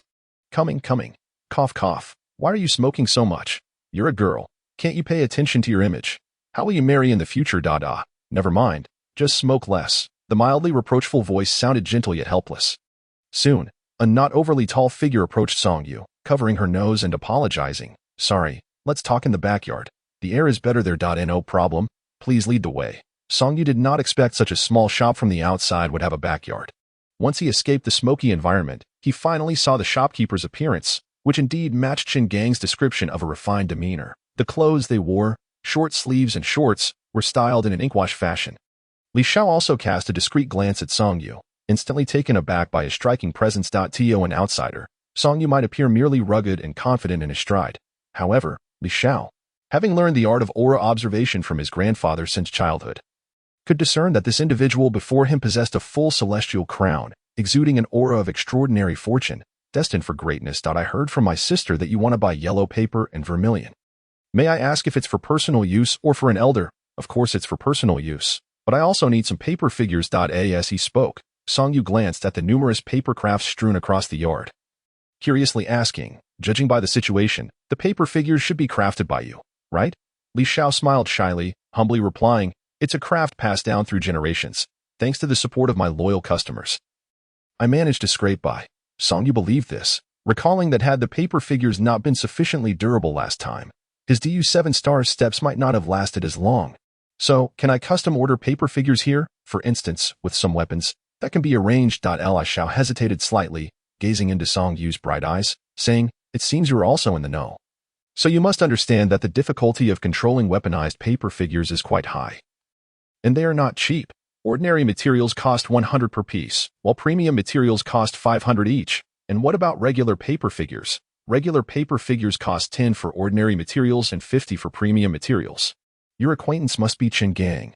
He purchased them at 50 each last time." Song-yu contemplated. In truth, he was unfamiliar with the concept of weaponized paper figures. He had merely wished for the paper figures to carry weapons, thinking that in the event of encountering malevolent spirits, those with weapons would be able to strike harder. He had not anticipated the existence of weaponized paper figures, believing they were simply made by cutting and adding a weapon. "In that case, please make one set of weaponized paper figures and an additional 10 sets of regular paper figures, all using premium materials." Song-yu planned to test one set first, and if it proved satisfactory, he would consider purchasing weaponized figures in the future. Unbeknownst to him, Li Xiao had produced a small notebook to jot down Song-yu's requests, inquiring as he wrote, "How much yellow paper and vermilion do you require? We offer packages with distinctions between ordinary and premium yellow paper. Each package contains 100 sheets, paired with a corresponding amount of vermilion. The ordinary package is 800 for one set, starting from 2 sets. And if you buy 5 sets, you get 1 free. The premium package is 2,000 for one set, starting from 2 sets. And you get 1 ordinary package free with that. We recommend the premium package, as it not only performs better but also lasts longer due to the material. Additionally, if you spend over 10,000 here, you receive a 5 discount. Spend over 20,000, and you get a 10 discount." Chapter 46. Wanting to see ghosts, Song-yu pondered briefly before ordering 2 sets of the premium package. This delighted Li Xiao, who quickly pulled out a calculator that had not left his side. The refined demeanor he had presented earlier was momentarily set aside. "All right. Let me calculate that for you. A set of weaponized paper figures with premium materials costs 4,000 for 8 pieces. 10 sets of regular paper figures with premium materials cost 4,000 as well. 2 sets of yellow paper and vermilion in the premium package amount to 4,000, and you get 1 ordinary package free, totaling 12,000 RMB, with a 5 discount, that comes to 11 for 100. As soon as he finished speaking, Li Zhao's fingers froze mid-typing, and he gritted his teeth, saying, "I'll waive the 400. The total comes to 11,000 RMB. Would you prefer WeChat payment or cash?" A smirk appeared on Song-yu's lips as he raised a golden bank card that gleamed in the sunlight. Swiping it, "Brother, I told you to get a POS machine, but you wouldn't listen. Suddenly, a delicate laugh echoed from behind Song Yu, showing no regard for Li Zhao's embarrassment. In a paper crafting shop, where business rarely exceeded a few $100s, who needed a POS machine? Although it is one of the establishments operating in the black market, boasting quality and credibility, in this day and age, how many specters can one truly capture? No matter how excellent the quality, if people do not require your services, what can you do? Not long ago, Chun Gang had secured his first deal in 2 years. Today marked his second. Fixated on that bank card, Li Xiao resolved to provide impeccable service. Uttering a brief "I'll be right back," he dashed out of the store without hesitation. Once he departed, the backyard was left barren, strewn only with paper effigies, save for Song Yu and Li Zhao's sister, Li Ku. Song Yu cast a curious glance at her, estimating her height to be roughly the same as his wife's. Around 175 centimeters, with long, elegant legs. She wore a pair of pink flip-flops, leading up to her strikingly long legs, which were only partially concealed by blue denim shorts, perhaps due to the sweltering heat. She sported nothing but a snug white tank top, accentuating her ample figure. Her face was quite appealing, bearing a resemblance to Li Xiao. Yet unlike his courteous demeanor, she had unkempt long hair, slender fingers dangling by her ear. A cigarette pinched between them, and a plump, fair face from which she exhaled a plume of white smoke. Her lips pursed. Song Yu's attention was captured by the unusual weariness in her eyes, hinting at untold sorrows. Most strikingly, her appearance clashed starkly with her dainty voice. "Have you finished staring?" Li Ku remarked coolly, taking a drag from her cigarette. Startled, Song Yu realized it was indeed impolite to gawk, and quickly apologized. "My apologies, I was lost in thought." He then turned away, beginning to examine the paper figures scattered on the ground. Initially, his curiosity had merely been piqued. All men are worthless. Li Ku's voice cut through his thoughts. Song Yu sighed, dismissing her words as he deemed it unnecessary to engage in conflict. After a while, Li Xiao returned, drenched in sweat and brimming with excitement, brandishing a brand new PS machine. Indeed, money could spur one to great lengths. He never imagined he would sprint several kilometers to procure such a device. Moments later, a notification chimed. Ji Bao received 11,000 yuan. His phone still displayed the Ji Bao payment interface, and despite his usual composure, Li Xiao couldn't help but feel a twinge of irritation as he observed Song Yu striding away. If only Ji Bao had mentioned this earlier on such a hot day. "Do you think this is a game? I'll give you a discount next time," he huffed. Fine. I'll make sure to give him a good show next time." As night fell, Song Yu donned a black ensemble of short sleeves and shorts, slinging a brown cloth bag over his shoulder as he stepped out of his home. Captain Zhou had already messaged him, indicating a rendezvous to investigate whether there were indeed malevolent spirits at the villa. Upon arriving at the outskirts of the villa district, a long security cordon had already been established to prevent any potential ghostly encounters from causing harm. Several residents peered curiously beyond the line, but after a prolonged wait, they saw nothing. A few streamers were engaged in a heated argument with the officers maintaining order, claiming the public had a right to know. Song Yu scoffed. Surely, such matters were not meant for the likes of streamers to meddle in.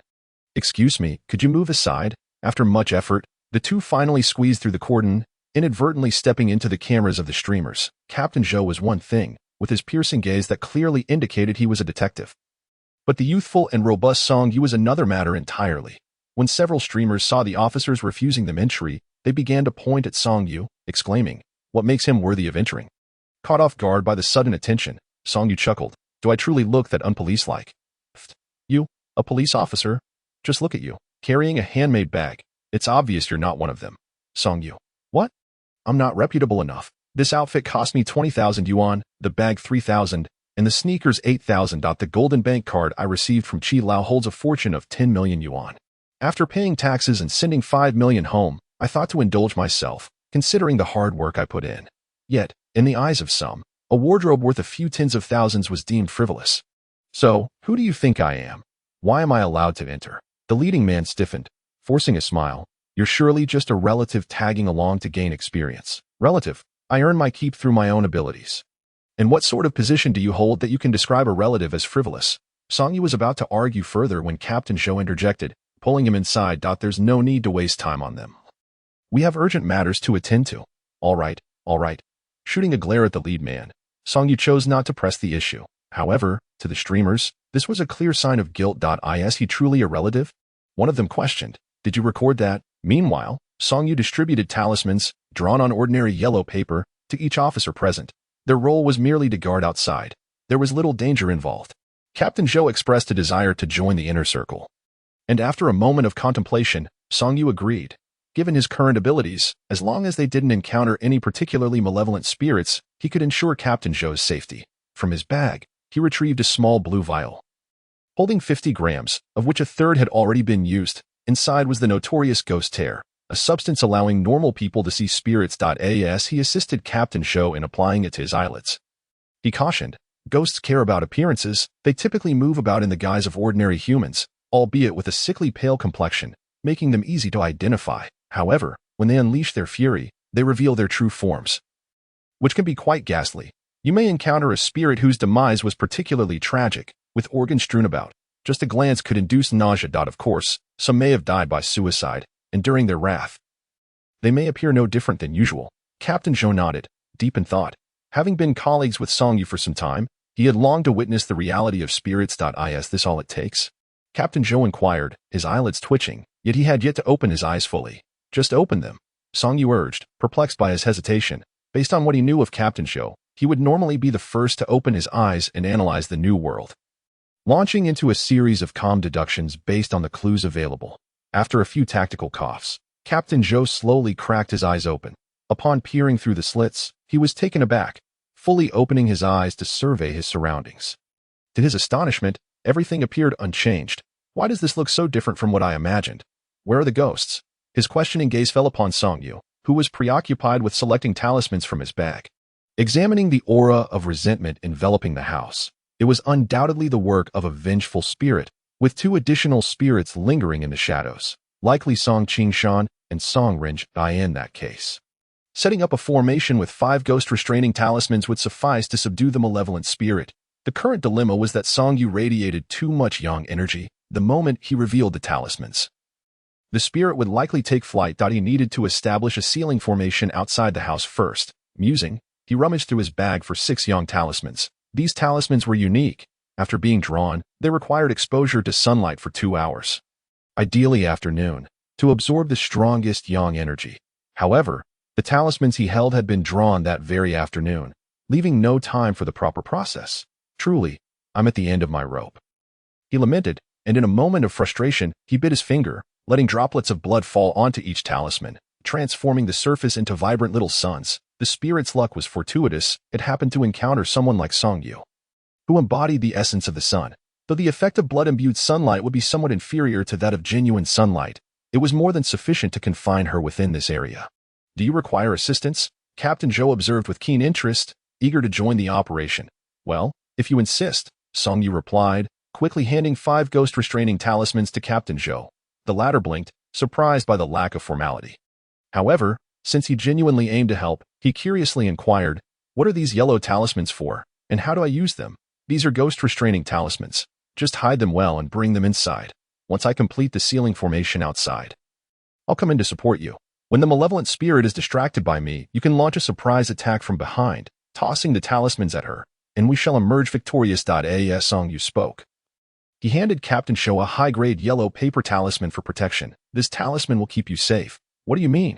Am I supposed to go in alone first? Captain Zhou stared incredulously at the talisman in his hand. He had intended to assist, but lacking any experience, he thought his role would be limited to support and encouragement, not to engage in a duel with a malevolent spirit. Well, what did you expect? Song Yu countered, making his way toward the villa while explaining. I radiate too much yang energy. The malevolent spirit is already wary of me. If I reveal the talismans, she will know my intentions and most likely flee. However, if I set up a seal outside first, and she senses something amiss, she will also escape. Thus, we need a bait to divert her attention. Once she realizes there's no way out, she'll have no choice but to confront me. By that time, her attention would undoubtedly be fixed upon me. You must seize the opportunity. As long as you can hurl the concealed talisman of suppression at her, I shall be able to directly subdue her. Afterward, I can guide her spirit peacefully to the underworld. Captain Zhou was momentarily at a loss for words, yearning to retract his decision and persuade Song Yu to reconsider.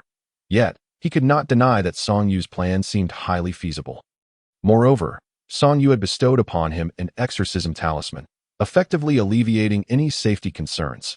Now, It was incumbent upon him to overcome the unease of encountering a ghost for the first time while directly contending with a vengeful spirit. Have you made up your mind? If you have, then simply push the door open, Captain Show. You only need to attract her attention. I can set up the formation quite swiftly. Thud. Upon hearing this, Captain Joe swallowed hard, mentally bolstering himself as he reminded himself that he was the head of the Criminal Investigation Unit, and thus he strode purposefully toward the entrance of the villa.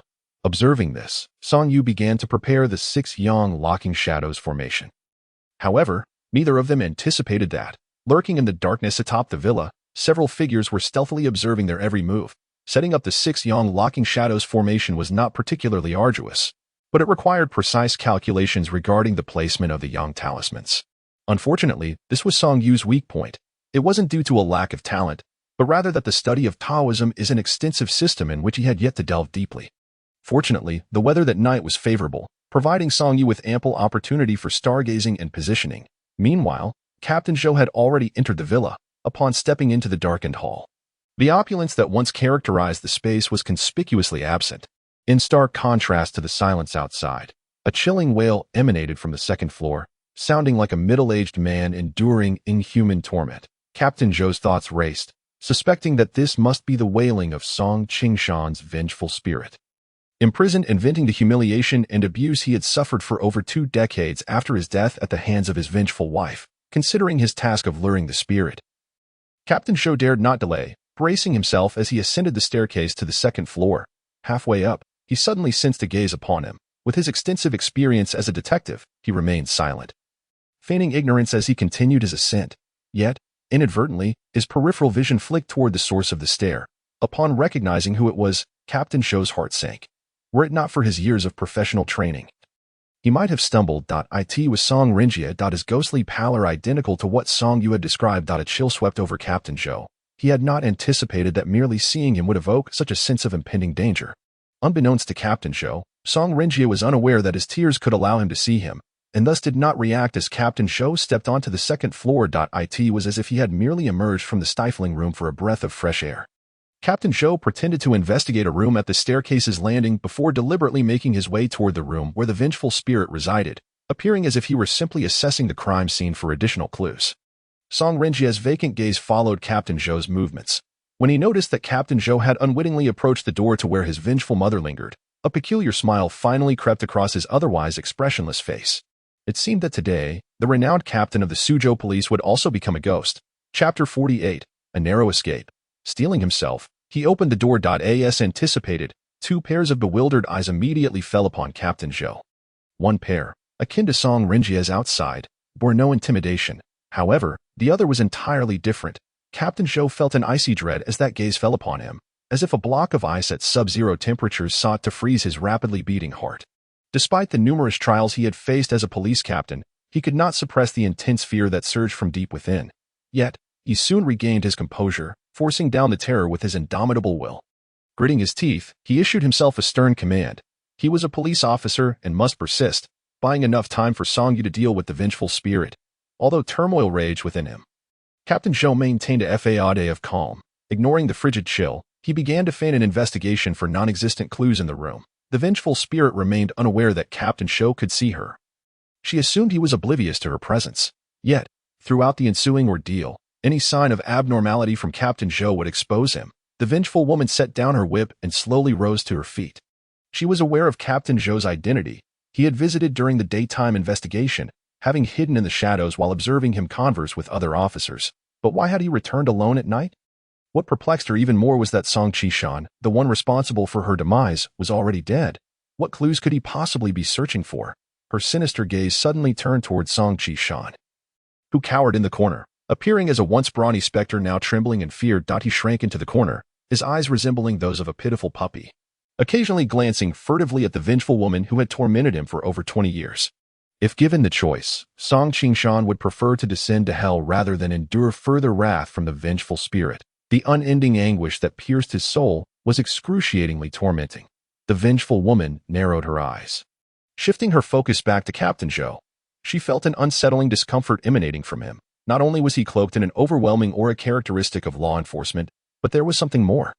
A woman's intuition is often sharp, and a female ghost even sharper. With a sudden leap, she floated behind Captain Zhou. He sensed a chill as the temperature around him plummeted from the summer warmth to a bone-chilling cold. The hairs on his arms stood on end, whether from the sudden drop in temperature or the instinctive reaction to the impending danger to his life. Captain Zhou's instincts kicked in. He immediately reacted as his body instinctively shrank, rubbing his arms together to generate warmth. Simultaneously, he feigned bewilderment, glancing around at the walls and ceiling, muttering, "How strange. Why has it suddenly turned so cold? I should have worn a jacket before coming in." The vengeful woman drew even closer, the temperature continuing to drop. In the next moment, she lunged at Captain Zhou's back. Lacking the protection of his police uniform, although his aura could harm spirits, she was a vengeful ghost. Her resentment sufficient to counter it. That instant, Captain Zhou's eyes widened in horror, his lips quivering uncontrollably as he exhaled frosty breath, feeling as though he had been abruptly thrust into a freezer. The cold penetrating every fiber of his being. From the corner of his eye, he caught sight of two legs suddenly appearing at his waist, and in the nearby full-length mirror, he could clearly see a ghastly woman extending her pallid hands toward his neck, as if poised to snap it in the next second. It would be disingenuous to claim he was unafraid, but due to his unwavering trust in Song Yu, Captain Zhou maintained a semblance of composure as he approached a nearby window. He felt warmth emanating from his right pants pocket, shielding him from the bone-chilling cold brought on by the vengeful spirit. Moments later, a wave of heat surged through him, the invisible aura of luck and protection intensifying to the point that it scorched the vengeful spirit, causing her to writhe in agony as she swiftly detached from Captain Zhou's body. In that moment, a profound sense of relief washed over Captain Zhou, and as he approached the window, he realized it had been left ajar, explaining the sudden chill. However, as he pretended to close the window, he inadvertently caught sight of Song Yu setting up the formation below. Alarm bells rang in his mind. How could Song Yu arrive at this moment? The temperature around him plummeted once more, and Captain Zhou knew the vengeful spirit was drawing near again, prompting him to close the window with renewed urgency. He hoped the noise would alert Song Yu to evade the spirit's gaze. Below, Song Yu sensed something amiss and quickly darted to the other side of the wall. The vengeful woman, now furious, bared her teeth, her ghastly, emaciated face contorted in rage. The pain inflicted by the talisman had seared her soul deeply. And in her fury, she immediately surmised that it must have been a protective talisman of some sort. Such talismans capable of warding off vengeful spirits were undoubtedly valuable. A normal person would be fortunate to possess even one, let alone a second. She resolved to eliminate this wretched police officer at all costs. As the chill intensified, Captain Zhou, who had been maintaining an air of calm, now felt a surge of anxiety. He had already received an exorcism talisman from Song Yu. Another encounter might prove insurmountable. Consequently, his pace quickened. Nearby, the trembling Song Qishan suddenly froze. As an observer, he could definitively ascertain that Captain Zhou was aware of the imminent threat posed by the vengeful spirit. From his perspective, he could clearly see the palpable tension etched on Captain Zhou's face. In that moment, even the vengeful woman, no matter how dim-witted, recognized that something was amiss.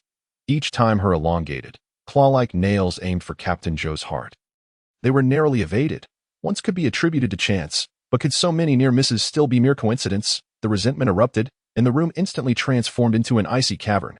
Realizing the dire situation, Captain Zhou abandoned his pretense. He turned to confront the fearsome vengeful woman directly, leaping around the modest room while actively dodging her intensified and furious strikes. However, despair soon washed over him. Within the room filled with vengeful energy, no matter which direction he fled, a clawed hand seemed to rise to meet him, viciously lunging forth. It was over. With no avenue for escape, Captain Zhou steeled himself, relinquishing his avoidance and preparing to confront the vengeful spirit head-on. Yet, he quickly realized the vengeful woman possessed astonishing strength, nearly rivaling that of Song Yu. The moment of contact, an overwhelming force slammed into Zhou's chest, and a heart-wrenching agony surged within him. Behind him, 5 sharp claws pierced through his back. Had he not instinctively twisted his body in response to the realization of his disadvantage, those elongated talons would have likely punctured his heart. However, this fleeting sense of relief did not last long, for the malevolent spirit of the woman was already grinning as she raised another claw. Zhou was taken aback, disregarding his physical pain, and with all his might, he kicked towards the woman's abdomen, attempting to push her away and create some distance. Little did he anticipate that his kick would meet only emptiness. It passed straight through her, and he was thrust back into her embrace by the force of inertia. The sharp claws embedded deeper into his chest, leaving Zhou in a state of utter despair, while the woman's other claw lunged towards his throat. The outcome was inevitable, and Zhou felt powerless to close his eyes. Finally grasping just how insignificant an ordinary person was in the face of a malevolent spirit, his survival until now was solely due to his 2 decades of experience as a criminal investigator, which had prevented him from displaying fear before the spirit. Otherwise, it was debatable whether he would have had the strength to move upon first encountering her. Not everyone possesses the fortitude of Song Yu. In his final moments, he couldn't help but ponder the terrifying nature of the malevolent force that had incapacitated Song Yu for 3 days. Chapter 49. The live stream goes viral. Song Yu seeks justice after what felt like an eternity of waiting. The anticipated pain did not arrive. Zhou's eyes widened in astonishment as he beheld Song Yu finally arriving, standing before him with an enigmatic and intricate footwork. To Zhou's further astonishment, a small paper figurine perched atop Song Yu's head, tilting its head curiously towards the front. The once fierce expression of the malevolent woman now appeared frantic as she struggled against 7 white paper figures that relentlessly assaulted her. She attempted to flee multiple times, but each approach to the outer wall felt like touching a searing hot iron, causing her to grimace in agony. It appeared that Song Yu's earlier arrangements had indeed taken effect. Zhou, momentarily entranced, forgot the reality of the claws that had pierced his chest, only to be jolted back to pain as he inadvertently moved his wound, causing him to gasp in discomfort. Hearing his sound of distress, Song Yu quickly turned, fearing Zhou might face yet another mishap. Due to his inadequate calculating abilities, the time it took to set up the 6-Yang locking-in formation had exceeded his expectations.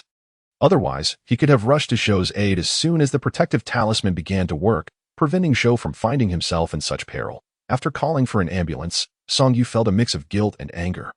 He swiftly retrieved a set of paper figures from his bag, arranging them as he stepped into the Great Yu 7-star step.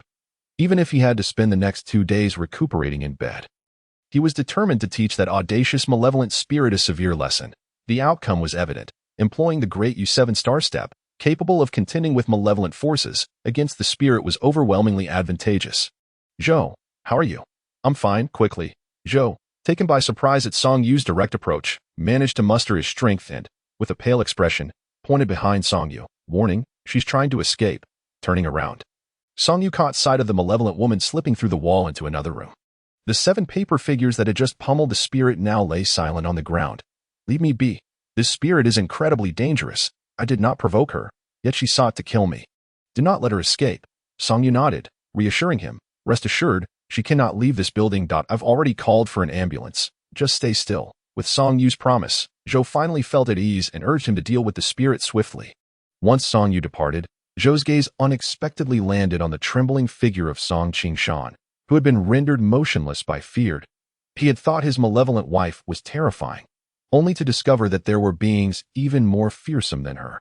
So, Song Qingshan, shall we have a word? Zhou propped himself up, leaning against the edge of the sofa, mockingly observing the man who trembled at merely being called by name. It was hard to believe he had once walked a path of darkness in life. Meanwhile, a group of young people had ventured around the back of the villa for a live stream. If Song Yu had been present, he would have recognized them as the streamers who had previously been barred from crossing the police line. However, unlike their earlier chaotic antics, they now stood in stunned silence before the talisman affixed to the wall. Brother Tian, are we really going to tear it down? What if something unimaginable happens? The leader of the group hesitated nervously. They had climbed a ladder and crossed over a villa to get here, driven by the desire for live streaming popularity and to uncover the truth of what had transpired. They had even secretly broadcasted the process of Song Yu setting up the formation. His professional and fluid movements had attracted an audience that swelled from a mere few thousand to over 100,000 in no time. Even a Taoist master had appeared in the chat, explaining that the formation was likely the 6-Yang locking-in formation, but he asserted that the ability to set such a formation indicated Song Yu's advanced skills, and, most importantly, that whatever was trapped inside must be in existence beyond mere malevolence.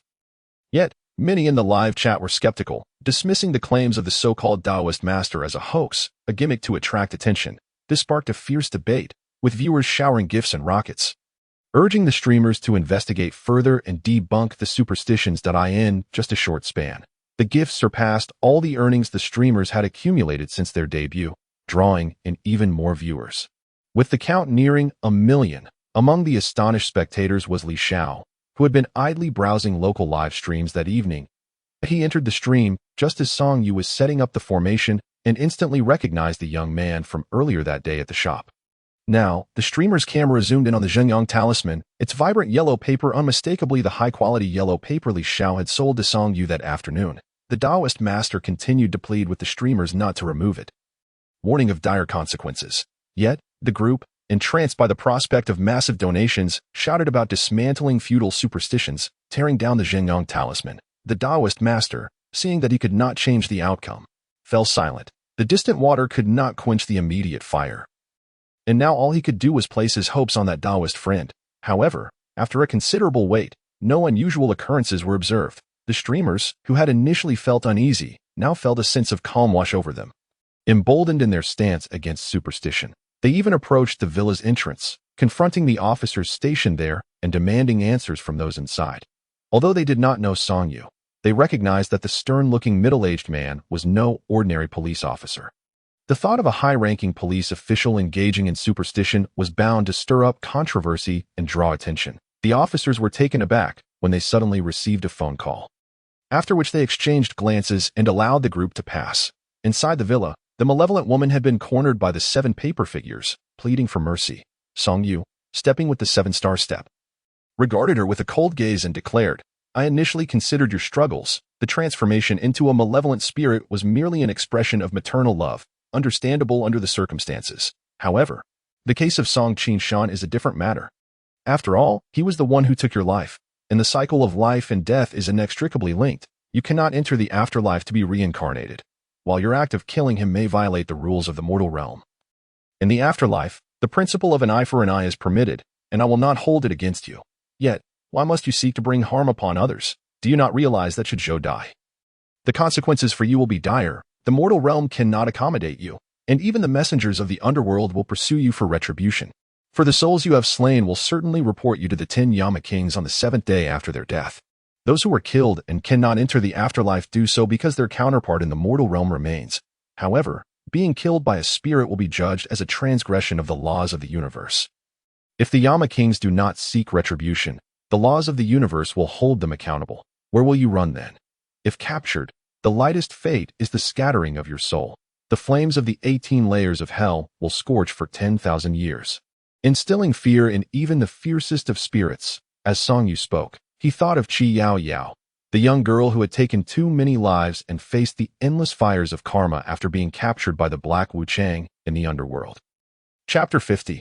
An opportunity to spread the word. Then why aren't you the one who should die? The sudden outcry jolted Song Yu from his thoughts. The previously cowering malevolent spirit, now with a look of pure rage, stood up and pointed an accusatory finger at Song Yu, demanding, "Why is it destined that I must die? Why won't you take my place? What have I done wrong? I have endured for over 20 years, merely wishing for my Renjia to grow up healthy. Why must I be the one to perish? Why do you all get to live well? On what grounds do you come to admonish me now? Do you know what I have been through? Do you know the despair of being trapped in a cramped attic, waiting to die? Do you know the agony of watching your own child die before your eyes? With over 1 billion people in this country, why must I endure such suffering? Why do you get to enjoy a life of happiness without hardship? You all deserve to die. You all deserve to die." On the 2nd floor, the once timid ghost, Song Renjia, who had been too frightened to approach, suddenly cried out and dashed downstairs after hearing the woman's frantic accusations that he clutched the woman's waist, his eyes wide with fury as he glared at the bewildered Song Yu. "It's all your fault. It's all your fault. If it weren't for you, Song Huaqing would never have been investigated. There wouldn't have been so many subsequent events. It's all you. You caused my death, my mother's death, and the ruin of the entire Song family. Enough." Seeing Song Renjia becoming increasingly irrational, Song Yu swiftly closed the distance, his hand radiating with energy as he delivered a resounding slap that sent Renjia crashing to the ground. "Renjia!" The woman gasped in shock, her expression shifting into one of rage as she lunged at Song Yu, intent on confronting him fiercely. Yet, in an instant, 2 paper figures appeared, their diminutive forms flanking her and holding her in place, rendering her unable to move despite her struggles. With a kick, Song Yu sent Song Renjia flying and coldly advanced toward the woman, saying, "I came here with good intentions to reason with you, and yet you insist on twisting the narrative. Your heart-wrenching demeanor makes it seem as if I am the villain bullying you 2 women.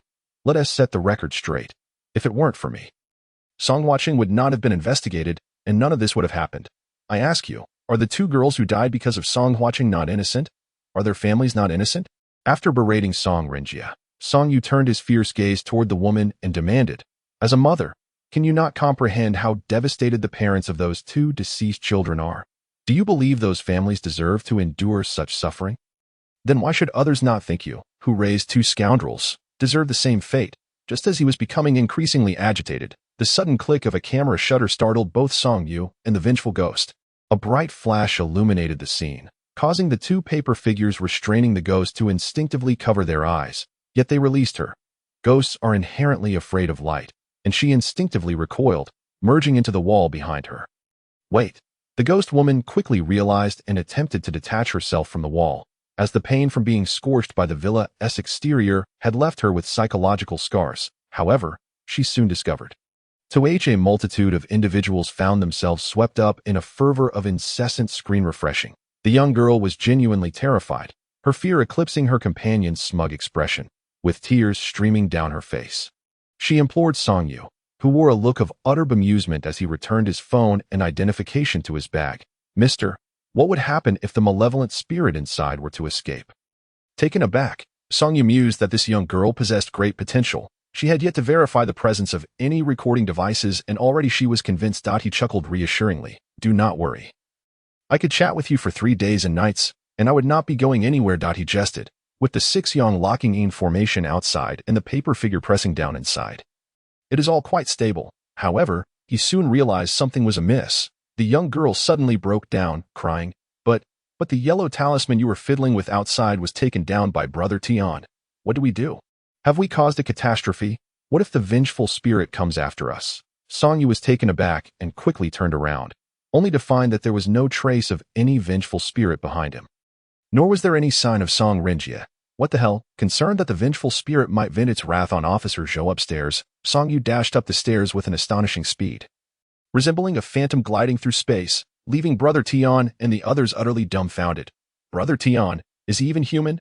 Brother Tian swallowed hard, rendered speechless, merely gazing blankly into the depths of the villa. He was too fearful to enter, yet too apprehensive to leave, pondering the possibility of the vengeful spirit lurking somewhere, waiting.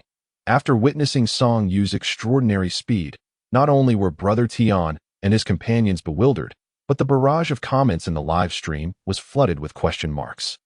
Many tagged the esteemed figures in the Taoist circles, seeking clarification. The Taoist master from Longhu Mountain quipped, "Don't ask me, I can't explain it either, and please, stop calling me a master. It's evident that the true masters are in the national team." A professional from Baimao remarked, "Did you see the cheerful paper figure atop his head? It resembles the long-lost Du 7-star steps." Another from Nanmao chimed in, "Wasn't it lost along with the Qingyi lineage during the turmoil?" "That was during the late Ming dynasty." The captain of the Wudong security team interjected, "Does that imply that Song Yu hails from Zhongnan Mountain?" The second-in-command from Nanmao added, "The national team operates differently than us. We follow whatever our ancestors passed down, while they learn what is most potent and useful." The leader from Nanmao countered, "That may be true, but it certainly resembles it. The Qingyi lineage from Zhongnan Mountain primarily focuses on refining one's essence, spirit, and energy. Although not as exaggerated as Song Yu, their methods of driving away spirits are similar, practicing the 7-star steps, using paper figures as hammers until the malevolent spirit concedes," the captain of the Wudong security team admitted.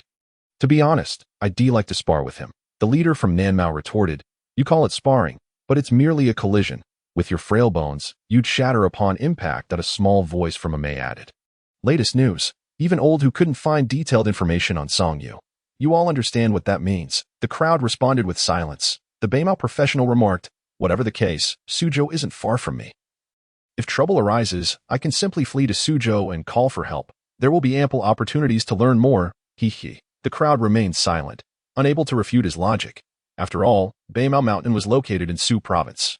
Just a 2 to 3 hour bus ride to Suzhou. A small plane would make it even faster. At that moment, the live stream, with millions of viewers, had transformed into the stage for a mere handful of individuals, all of whom watched in silence as they made their comments, feeling both awed and intrigued. However, their fear of malevolent spirits had diminished significantly. Encountering a spirit no longer seemed daunting, as they could simply report it, and the national team would come to the rescue, impressive and offered free of charge. There was no worry about encountering fraudsters. Perhaps this was the intended effect from the higher-ups. No matter how formidable a spirit, a report could resolve it without panic, even though the national team currently consisted solely of Song Yu. Chapter 52. Nationwide classification of spirits. The malevolent spirit had fled. Song Yu searched throughout the night, yet found nothing. He attempted to capture the lingering spiritual essence within the villa, even dispatching 36 celestial cranes for guidance. All to no avail. It was as if the mother and child had been shielded by some unseen force, leaving Song Yu perplexed and without further leads. Fortunately, the spirit had departed without causing any trouble. On the second floor with Officer Zhou. As dawn broke, Song Yu was utterly exhausted.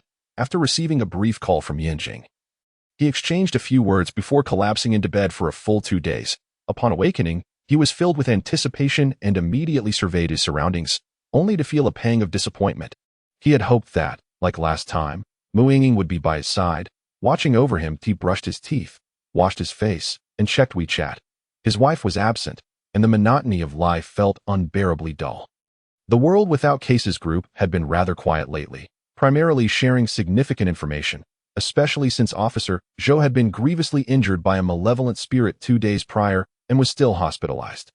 During such critical times, the tasks were handled by Zhou's disciple, Li Xiaofan, who operated with remarkable efficiency and order, reminiscent of Zhou himself. One could imagine Zhou would be quite pleased to see this.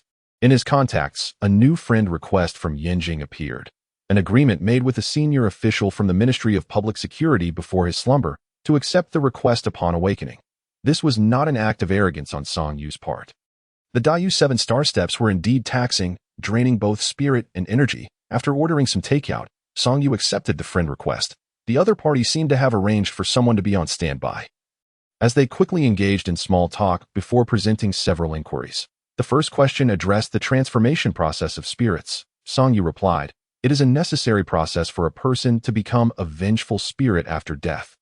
Upon normal death, 7 days later, the head 7, the spirit automatically proceeds to the underworld for judgment and reincarnation, depending on the level of resentment. Spirits are categorized into vengeful spirits and malevolent spirits. If the resentment is profound, a spirit may directly transform into a malevolent spirit after the head 7. In cases of irreconcilable resentment, a spirit may become a malevolent spirit even before the head 7. In such instances, after the head 7, a malevolent spirit will inevitably evolve into a sinister entity. When the resentment of a malevolent spirit reaches its peak, it manifests as a sinister aura, transforming into a demon, a shura, or a ghost king." The second question pertained to the purpose of spirits harming the living. Song Yu replied, "In cases of unnatural death, a vengeful spirit and the perpetrator or the object causing death, whether directly or indirectly, form a life and death causal relationship. If this relationship remains unresolved, the spirit cannot enter the underworld for reincarnation and judgment. In such situations, on the day of the head 7, the spirit's resentment will deepen, causing it to evolve into a vengeful or malevolent spirit, seeking revenge against the perpetrator. This is a rule permitted by the underworld. Vengeful spirits retain some rationality, employing only illusions as means of attack, unable to directly influence reality, and can only be perceived by the perpetrator or professionals utilizing special methods.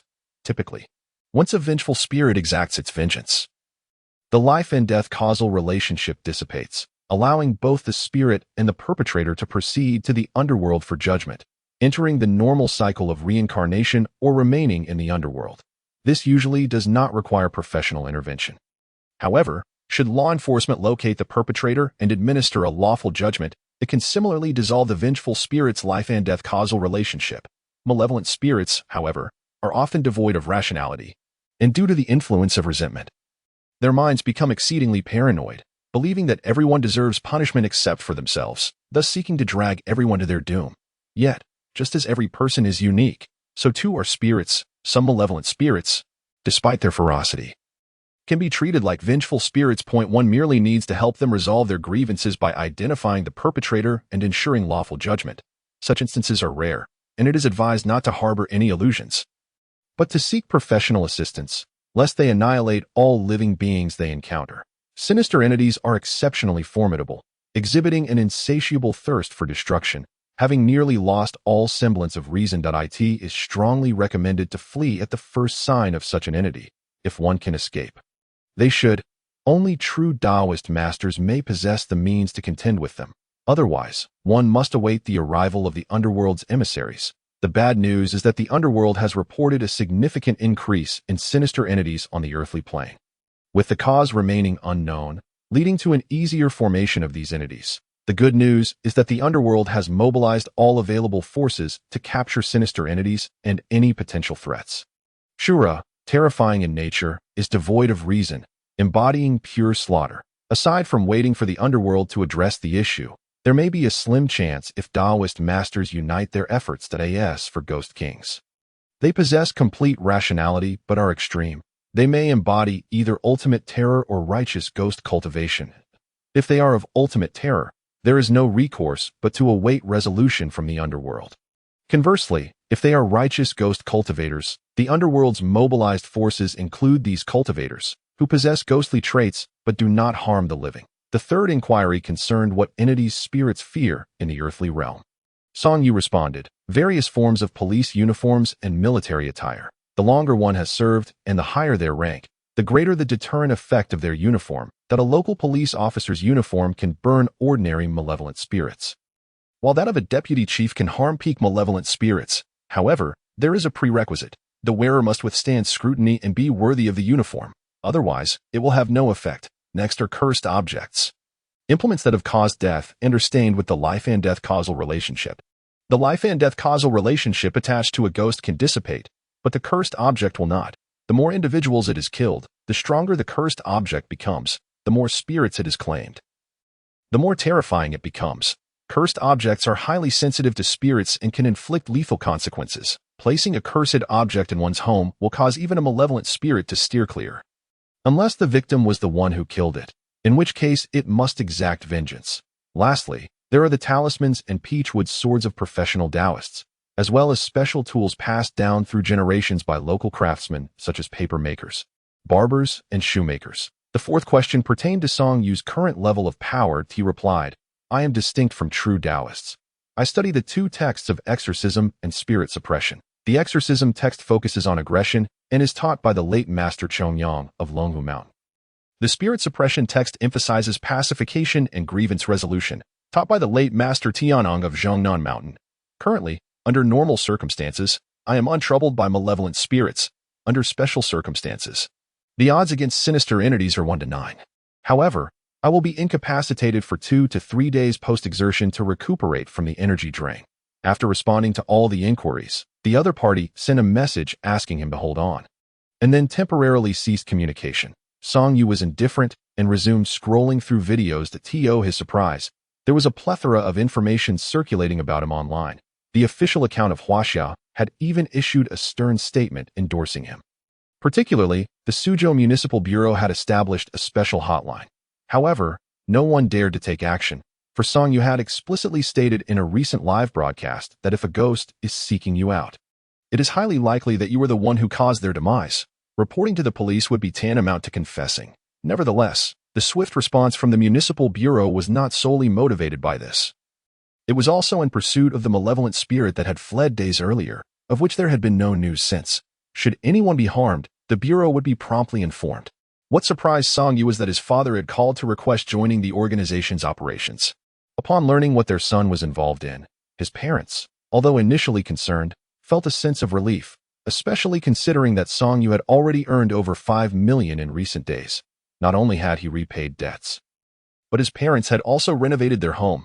Regarding industry-related matters, with the endorsement of the national team, they harbored no reservations and even took pride in it. Chapter 53. The emergence finally arrives before long. An appointment letter from Yinjing arrived directly in Song Yu's mobile email. Upon confirmation and the formal signing of the contract, it marked the birth of the first captain of the Spirit Investigation Unit in Huaxia. In addition to the same formal treatment as Captain Zhou, the bonuses remained unchanged. Song Yu found it quite amusing. Indeed, the first bite of food is always the most delectable, because of the absence of competition. He was directly promoted to captain, on par with Captain Zhou. Of course, this was contingent upon Song Yu's abilities meeting the required standards. Preferential treatment must be justified. Fortunately, the Municipal Bureau had detailed reports from previous incidents, leaving no doubt regarding his capabilities. The only downside was that Song Yu was currently a solitary commander. the first and only officer of the nation's Spirit Investigation Unit. This was an unavoidable situation. On that day, all official accounts in Huaxia issued the same announcement. The announcement was lengthy, divided into two parts. The first part summarized Song Yu's statements from Yanjing, supplemented with additional information from the Taoist sect. Providing the entire nation with all known details about ghosts, it also served as a stern warning to all would-be criminals or those already engaged in crime, urging them to think carefully. For those who had not yet committed crimes, should they reconsider? For those who had, should they turn themselves in? Ghosts seek vengeance based on the karma of life and death. Can one evade criminal investigation, let alone a ghost? The second part contained contact information for nearly all professionals across the nation, all officially certified, from long-standing folk practitioners to various regional Taoist and Buddhist temples. It was evident that Yanjing had been preparing for this matter long before. The live broadcast was merely an opportunity for announcement. However, across the entire nation, only Suzhou had a national team and only one member. The announcement detailed Song Yu's abilities, lineage, position, and contact information. Shortly after the announcement was released, the special line of the Municipal Bureau, essentially Song Yu's contact information mentioned in the announcement, received two phone calls, one from Long Hushan and the other from Zhong Ninshan, inquiring about Song Yu's lineage. Song Yu had no qualms about disclosing that he had learned the secret arts from two Taoist masters in the underworld, with the intermediary being the ghost king Mu Yingying. Naturally, he omitted the fact that they were husband and wife, as it was not something easily disclosed. Both parties were left speechless for a considerable time upon hearing this. As the matter of lineage is of utmost importance in such traditions, given that Song Yu's two masters had passed away hundreds of years ago, it implied that Song Yu's lineage was actually several generations above all current Taoists. However, once they learned that the techniques were the final version collaboratively revised by the two ancestors in the underworld alongside other esteemed masters, they all expressed a strong desire to learn. Song Yu, who was already troubled by the lack of personnel in his team, saw an opportunity. Now that a special line had been established, as the only member of the national team, he would soon find himself overwhelmed. Thus, he decided to use the secret techniques as an entry point, inviting them to join the national team under the guise of learning.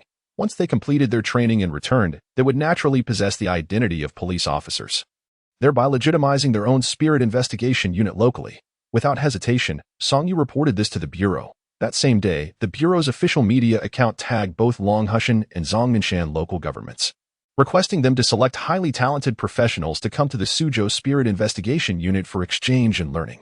The local governments readily responded, envious of Suzhou, as the national team is akin to family. If they could have disciples from the mountain sect return after training to establish their own Spirit Investigation Unit, it would be exceedingly beneficial. 3 days later, two large buses arrived at the Suzhou Municipal Bureau. One bus accommodated 40 individuals, including disciples from Long Hushan and Zhong Ninshan, along with other selected talented individuals. Naturally, Song Yu welcomed them warmly, leading them to the dormitories prepared by the Bureau and showing them around the classrooms where they would be attending lessons. Classes were scheduled for the afternoon, with practical exercises in the evening.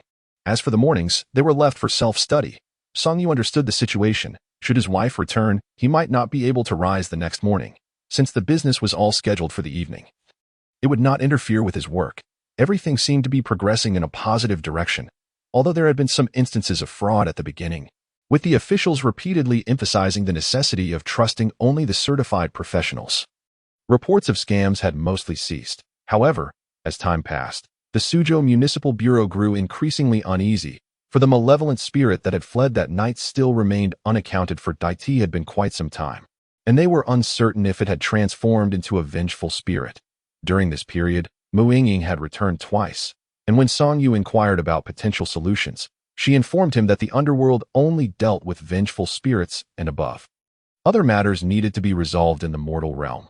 Since there were no records, it was certain that it had not turned into a vengeful spirit. However, given its prolonged absence, it was highly likely that it was waiting to emerge after becoming a vengeful spirit to settle the score with Song Yu. There was nothing to be done but wait. Yet, it was not without good news. After 2 encounters with Mu Yingying, Song Yu's physical body had successfully broken through to the foundation stage, achieving enlightenment. With the second layer of the Great U7 Stars step, he had already advanced to the 4th step. While he might not be able to directly vanquish a vengeful spirit, the odds were still favorable. Regardless, when the time came, a call could be made to the nearest Bei Meishan for assistance. If all else failed, He could hold on until the arrival of the Wuchang sisters. In any case, he would not be as helpless as he had been last time. 2 more days passed. Ultimately, the Bureau's special line received a call regarding the missing malevolent spirit. In an abandoned factory in the high-tech zone, the bodies of 4 individuals were discovered, all brutally torn apart. The informant was a fisherman who, while night fishing across the river, had witnessed the entire gruesome scene unfold. The imagery was too horrific. It took him a long while to muster the courage to report it. With Captain Zhou still recuperating, Li Xiaofan exchanged greetings with Song Yu and immediately organized the criminal investigation team to head to the scene. Song Yu, not daring to be negligent, summoned the 2 most outstanding trainees to accompany him to the antique street. They returned to the same paper crafting shop. Li Xiao was already there, having prepared paper figures for Song Yu. The last time, Song Yu had only taken the yellow paper and vermilion, leaving behind the paper figures, which Li Xiao crafted only upon receiving orders. 10 sets of ordinary paper figures and 1 set of martial paper figures were made using high-quality materials. Their effectiveness should surpass that of the previous time. The specifics would depend on how Song Yu utilized them tonight. Seeing the expression on Song Yu's face, Li Xiao inquired curiously, "Are we taking action tonight?" Song Yu nodded, placing the 11 sets of paper figures into his bag and replied, "A malevolent spirit that fled last time has resurfaced and killed 4 people. We must resolve this tonight." Li Xiao understood, glancing at the 2 young newcomers who were curiously observing. "Are these 2 the new members of your spirit investigation unit?" "Indeed," Song Yu said, beckoning them over and introducing them to Li Xiao. "This is Li Xiao, a folk paper craftsman. Any talisman paper or vermilion we need can be procured through him. Today, I will guide you around. In the future, the procurement for the team will be your responsibility. The budget from the Bureau is limited, so manage it wisely." The 2 nodded eagerly. Song Yu noticed the glimmer of excitement in their eyes as they looked at Li Xiao. A paper craftsman, this profession is incredibly appealing. Not only can a paper figure be a substitute for one's life, but it is also remarkably effective in exorcising evil spirits. The only drawback is that the quality of the paper cutting skills greatly influences the final product's effectiveness. However, since this craftsman has earned Song Team's recognition, his skills must be exceptional. It was just puzzling why he did not appear on the official list. Chapter 54. The life-saving paper figure. Just as Song Yu was about to introduce the 2, they unexpectedly rushed forward, eagerly grasping Li Xiao's hands, competing with each other in enthusiasm. They each took one of Li Xiao's hands, leaving him utterly bewildered and looking to Song Yu for help. Song Yu was speechless and subtly pointed at their heads, shaking his head in disapproval. After attending classes for several days, out of the 80 trainees, these 2 had left the most profound impression on him. They were the most talented and least resembling individuals from the Taoist sect. It had been said that those from Zhongnanshan possess profound Taoist arts, often acting freely and unconstrained. Song Yu had begun to find some merit in this assertion. "Hello, boss. I am Wang Yi, an outstanding intern officer from the city's spirit investigation unit, trained under the Qifeng Temple of Zhongnanshan. In terms of lineage, Song Team is my ancestral master." After Wang Yi spoke, the other young woman, Su Feng, was about to respond when Wang Yi's eyes sparkled, and he interjected, "Since boss, you are a good friend of Song Team, then the friend of my ancestral master is also my ancestral master. Please allow me to pay my respects." Seeing Wang Yi's sincere demeanor, as if genuinely about to kneel, Su Feng seethed with resentment, grinding her teeth in frustration. "Damn it, you scoundrel. Is it just for a life-saving paper figure? Can't you be a little less shameless?" Song Yu could no longer hold back, furious as he kicked Wang Yi, sending him sprawling to the ground. "Have you no shame? How many times must I say it? Call me Song Team, not ancestral master. I'm only 2 years older than you. You've now added another ancestral master to your vocabulary. Just wait until your master finds out you're out here claiming kinship. I wonder if he won't beat you to death." Wang Yi reclined upon the ground, rubbing his posterior, casting a pitiful glance at Song Yu. However, he pointed out, "Captain Song, you are a disciple of Tian Yangzi, who is the 12th generation leader of our Qifeng Temple. This means your standing is on par with the 13th generation. My master belongs to the 19th, while I am of the 20th. At this juncture, Wang Yi turned his mournful gaze towards Li Xiao, seemingly seeking justice from him. "Please, evaluate this. The 13th generation to the 20th is akin to a grand ancestor. Therefore, I must accord respect to the grand ancestor's friends." Which is entirely justified, is it not? Li Xiao could only respond with a silent exclamation. What absurdity was this? He was barely 28, yet suddenly found himself labeled as another's grand ancestor. Nevertheless, Wang Yi's argument held a semblance of validity. leaving him momentarily at a loss for words. Were he and Song Yu truly friends? They had only met twice, hardly qualifying as such. Yet, Li Xiao was acutely aware that his desire to befriend Song Yu was no less than Wang Yi's longing for a life-saving paper effigy. Since the car accident, the Li family had dwindled to just him and his sister. Li Ke. To reinvigorate their lineage, he had to hone his skills, an endeavor he had pursued diligently. Yet, diligence alone bore little fruit. In this line of work, connections, influence, and wealth were paramount. Clearly, Li Xiao lacked all three. Otherwise, with his exceptional skills, he would not still be confined to a modest paper effigy shop, selling his wares solely through the black market. The black market was notorious for two types of commodities: those that were exceedingly scarce, and those that could not be sold openly. Li Xiao's goods fell squarely into the latter category. After all, aside from the stringent crackdown on superstitions, there weren't that many spirits to capture. If he could forge a genuine friendship with Song Yu, he did not even dare to dream of becoming the exclusive supplier for the national team in the future. However, he could certainly offer products recognized for their quality by the national team. Would one not wish to purchase such items? Professionals would seek out yellow talismans, red cinnabar, and various ghost-catching paraphernalia, while laypeople would desire life-saving and protective charms. With a focus on state-certified quality, he would undoubtedly outshine all who were already in the field or contemplating entry. Reflecting upon this, Li Xiao gazed at the aggrieved Wang Yi on the ground and realized that Song Yu likely intended for him to be the one making purchases in the future. He softened his tone towards Wang Yi. Captain Song, our Huaxia tradition indeed places great emphasis on hierarchy. Perhaps you two should each adhere to your own customs. If you choose not to, it matters little. After all, your standing is the highest, and no one would dare to speak against you. However, Wang Yi is of the new generation, the youngest in the hierarchy. If news of him failing to honor his elders were to circulate, it would not bode well for him. Goodness. Song Yu's lips twitched as he stared blankly at Li Xiao. What nonsensical reasoning was this? How did it seem as though the fault lay with him? He was the elder, while Wang Yi was the junior. Speaking of which, in his wife Mu Yingying's family, his standing also seemed to be at the ancestral level. And what of Longhu Mountain? It was likely a similar situation to Wang Yi's. This was absurd. He was only in his 20s, while others in their 40s lamented becoming grandfathers. He found himself regarded as an ancestor to many at such a young age. Enough to do as you please. In front of others in the field, call me as you wish, but before ordinary people, you must always address me as Captain Song. Do you understand? Having received permission, Wang Yi was elated. He quickly scrambled to his feet, once again fervently grasping Li Xiao's hand, beaming as he said, "Then, esteemed senior, tonight, I shall accompany the grand ancestor to confront vengeful spirits, which may very well be perilous. Who knows, after tonight, you may never see me again." Before Wang Yi could ramble further, a finely crafted miniature paper effigy appeared before him. Li Xiao couldn't help but chuckle. He had known Wang Yi's overly enthusiastic intentions from the start. His gaze flicked to the young girl nearby, who was watching with envy. After Wang Yi excitedly took the paper effigy and expressed his gratitude, Li Xiao retrieved another identical paper effigy from his pocket and casually offered it to Su Feng, smiling as he said, "Here, this is for you. Though this paper effigy may be small, it can save your life once, even in the presence of a malevolent spirit, ensuring a safe escape." Initially, Song Yu had been unaware of the true prowess of the paper effigy craftsman, thinking that the two paper effigies merely served to ward off evil or suppress spirits. Thus, aside from the issue of hierarchy, he had not taken it seriously. However, upon hearing Li Xiao's explanation, Song Yu felt a jolt of realization. To think that it could save a life in the face of a malevolent spirit was indeed a remarkable item. In the trade of ghost catching and grievance resolution, having as many life-saving methods as possible was undoubtedly advantageous.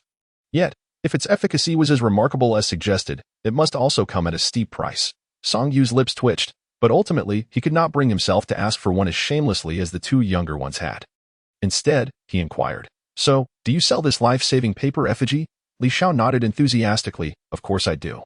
However, regarding the price, it may be rather steep." He explained. "The paper used to create these life-saving paper effigies is derived from dragon-suppressing wood, and my ancestors invested a fortune just to acquire a mere 20 centimeters of such wood." Chapter 55. Worth 1,000,000 dragon-suppressing wood. This was yet another topic that plunged Song Yu into a realm of ignorance. The only precious wood he was aware of was rosewood, as Mu Yingying carried with her the scent of it. Moreover, it was 500-year-old dragon-suppressing wood. To elevate the value of the paper effigies. Li Xiao elaborated, the older the dragon-suppressing wood, the more potent the paper effigies become. The gifts I just presented to them can effectively deceive malevolent spirits and allow them to escape safely. Upon hearing this, Wang Yi and Su Feng exchanged wary glances and immediately cradled their paper effigies like treasures. Song Yu, bewildered by their behavior since the day they joined the spirit investigation team, found it odd that they had been at odds ever since. However, the current matter was more pressing. Song Yu turned to the somewhat anxious Li Xiao and directly asked, just tell me how much it costs. Seeing that Song Yu was genuinely interested in purchasing, Li Xiao pursed his lips and tentatively extended a single finger, 1 million each. Song Yu was taken aback, his eyes widening in disbelief. No matter how precious the dragon-suppressing wood, it cannot possibly be that expensive. As he spoke, his envious gaze flickered towards the paper effigies in Wang Yi and Su Feng's possession. He pondered whether he should discard his pride and simply ask Li Xiao for a complimentary one as a greeting gift. What kind of family was this, where a greeting gift cost 1 million? The last time, old Shi had given him a golden card worth 2 million, and he had sent 5 million home to his parents. This recent spree of buying high-end clothing to elevate his status had also cost him tens of thousands. Now, with just over 2 million left, he had initially intended to buy one for each of his parents back home. But it seemed he was woefully underfunded. His long-desired car and house remained unpurchased. Noticing Song Yu's disbelief, Li Xiao felt a wave of urgency. After a moment's thought, he hurriedly turned and rummaged through the nearly worn-out ancient texts in his desk drawer. He flipped to a page before Song Yu, revealing the words life-saving effigy accompanied by a sketch of a paper effigy identical to the ones he had just given to Wang Yi and Su Feng. The critical note about the materials used took up nearly a third of the page, causing Song Yu's eyelids to twitch uncontrollably. Dragon-suppressing wood was only considered mid-tier among the listed materials. Upon finishing, Song Yu even felt as though he was getting a bargain. What a ridiculous sensation. So, what do you think, Song Yu? The slight evasion in Li Xiao's gaze now seemed to Song Yu as though he had made a significant concession to secure the deal. Suddenly, an unwelcome sense of guilt washed over him. Wake up, Song Yu. You are but a poor man. Do not be deceived by appearances. Can we negotiate? I'm doing this for my parents, you see. Li Xiao nodded eagerly. Name your price. As long as it's not too outrageous, I'm open to it. How about 90,000 each? Deal. Fearing that Song Yu might reconsider, Li Xiao swiftly retrieved the POS machine he had previously set up for Song Yu and eagerly watched as Song Yu fished out a small purse. He distinctly recalled the last time when Song Yu had produced a dazzling golden card that nearly blinded him. Now, all the money on that card was his. Chuckles of delight filled his mind. Once the transaction was completed, Song Yu wore a rather displeased expression as he exited, clutching a paper effigy in each hand. After a moment, he turned to Wang Yi and asked, "Did I just get scammed?" Wang Yi stared intently at the 2 paper effigies in Song Yu's hands and confidently declared, "It's not a scam. Let's just say the boss likely has plenty of stock if you're not satisfied. Captain Song, just give me back the paper effigies, and I'll return them to get your money back." Meanwhile, Su Feng's youthful voice suddenly pulled Song Yu from his confusion regarding the potential scam. Observing her earnest promise to fulfill the task, Song Yu found it increasingly peculiar. Su Feng was not the type to be idle, and Wang Yi had a reputation for lacking boundaries. She was hardly any better. Hearing her assurance made Song Yu feel as if he hadn't lost out after all. He was almost certain that Su Feng was eager to spend her own money to acquire the 2 life-saving paper effigies. Sure enough, the next moment, Wang Yi stepped between Su Feng and Song Yu, looking decidedly displeased. Hey, Su Feng, do you have no shame? You did nothing today. I was the one who lowered my dignity and exerted myself to secure those paper effigies as a greeting gift. A life-saving paper effigy worth 1 million, and you not only shamelessly benefited from my generosity, but now also dare to covet my esteemed master's intentions, when your thoughts were laid bare before everyone. A typical person would undoubtedly have their complexion shift, yet Su Feng is not like the rest. With a disdainful snort, she retorted, Do you still possess any dignity? How could I not? I wonder who it was that, like a lapdog, wept and pleaded with me to reconcile my sister with you. At the mention of this, Wang Yi's eyes widened in fury, but his mouth gaped in silence, unable to muster a retort. Observing this exchange, Song Yu's expression shifted slightly, her curious gaze flitting between the two, as if she had unearthed the root of their mutual disdain. There lies a tale here. Just then, Li Xiao's sister, Li Ku, sauntered back from outside, her tall figure and weary eyes unchanged, though today she donned blue jeans and a snug white t-shirt, giving her the appearance of a vibrant university student, were it not for the fatigue in her gaze. As she passed the trio, her listless eyes briefly lingered on the paper effigies in Song Yu's hands before she huffed softly and slipped into the paper effigy shop, evidently still miffed about the previous encounter. Casting a cold shoulder towards Song Yu. Inside the shop, Li Xiao was engrossed in repeatedly checking his bank card balance, seemingly incredulous that he had amassed several millions so swiftly. His avaricious demeanor starkly contrasted with his usual genteel persona. Only when a familiar figure materialized before him did he snap back to reality. He quickly rose and dragged the impassive Li Ku into the backyard. Ku, let me tell you, do you remember the wooden box Grandpa left behind? The one filled with life-replacing effigies. Indeed, I've already managed to establish a market for them today, selling one to Song Yu for 900,000. If he successfully utilizes it once, we can sell the rest. As they spoke, they entered a modest bedroom, sparsely furnished with only a bed and a wardrobe. Li Xiao laboriously extracted a large box from the wardrobe, revealing it to be brimming with meticulously crafted life-replacing effigies. An estimated 700 to 800 in total. Li Ku picked one up, ensuring its quality remained intact despite the passage of time, then remarked, I suspected as much when I saw Song Yu outside. He was holding two just now. However, I believe we could also carve out our own market, potentially fetching an even better price. Caught in reverie about their impending wealth, Li Xiao abruptly recalled Li Ku's recent mentions during meals and inquired, Are you looking to stand up for that classmate of yours? Li Ku nodded. As evening approached, Song Yu instructed Su Feng to return to the bureau while he, filled with excitement, accompanied Wang Yi to an abandoned factory in the high-tech zone. Su Feng's expertise lay in feng shui, while Wang Yi practiced the art of exorcism from the upper Qing lineage. Their collaboration involved setting up feng shui formations while exorcising malevolent spirits, effectively handling most entities that did not exceed a certain threshold of ferocity. However, tonight's mission posed a significant risk for Su Feng, as they could not ascertain whether the malevolent spirit that had previously fled had transformed into something more sinister. Consequently, after introducing the duo to Li Xiao's door, Song Yu permitted only Wang Yi to accompany him on this venture. Captain Song. Just as they disembarked, Li Xiaofan, who had been eagerly awaiting their arrival, greeted them at the factory entrance. Over the past few days, while Captain Zhou was hospitalized, Li Xiaofan appeared noticeably more mature yet considerably fatigued, still adjusting to the rigorous demands of his mentor's duties.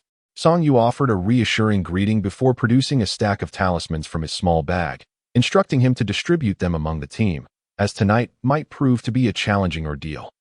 Understood. Captain Song, let us discuss matters as we proceed. Li Xiaofan accepted the talismans and, nodding to Wang Yi, led them into the factory's interior.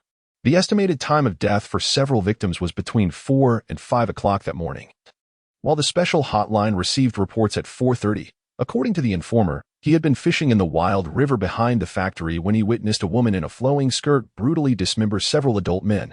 The criminal investigation team and the spiritual investigation team arrived promptly. However, the woman had vanished, leaving behind a gruesome scene of scattered limbs. As they spoke, the trio walked into the site. Song Yu detected the unmistakable metallic scent of blood in the air and noticed a few officers retching nearby.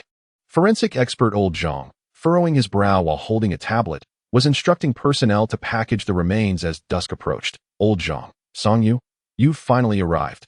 Upon seeing Song Yu, Old Zhang's frown eased slightly. His expression was complex as he pulled Song Yu aside to explain, the cause of death is straightforward. They were torn apart by a person. The wounds are all consistent with the characteristics described by the informer. Song Yu, deep in thought, turned to Li Xiaofan and asked, have the identities of these individuals been confirmed? They have. Captain Song, do you recall the few streamers who were filming you outside the villa that day? It was them. Song Yu's eyes widened in disbelief as he gazed at the packaged remains, urgently interrogating, do we know why they were here? Li Xiaofan nodded gravely and retrieved several screenshots from his phone to show Song Yu.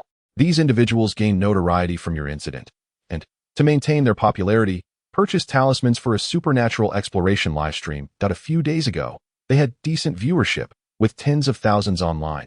Yesterday, one viewer began showering them with virtual gifts, urging them to livestream from this factory. Our cyber police discovered that this account was registered under the long-missing malevolent spirit, Gumin. Furthermore, we found that this account also gifted another dance streamer.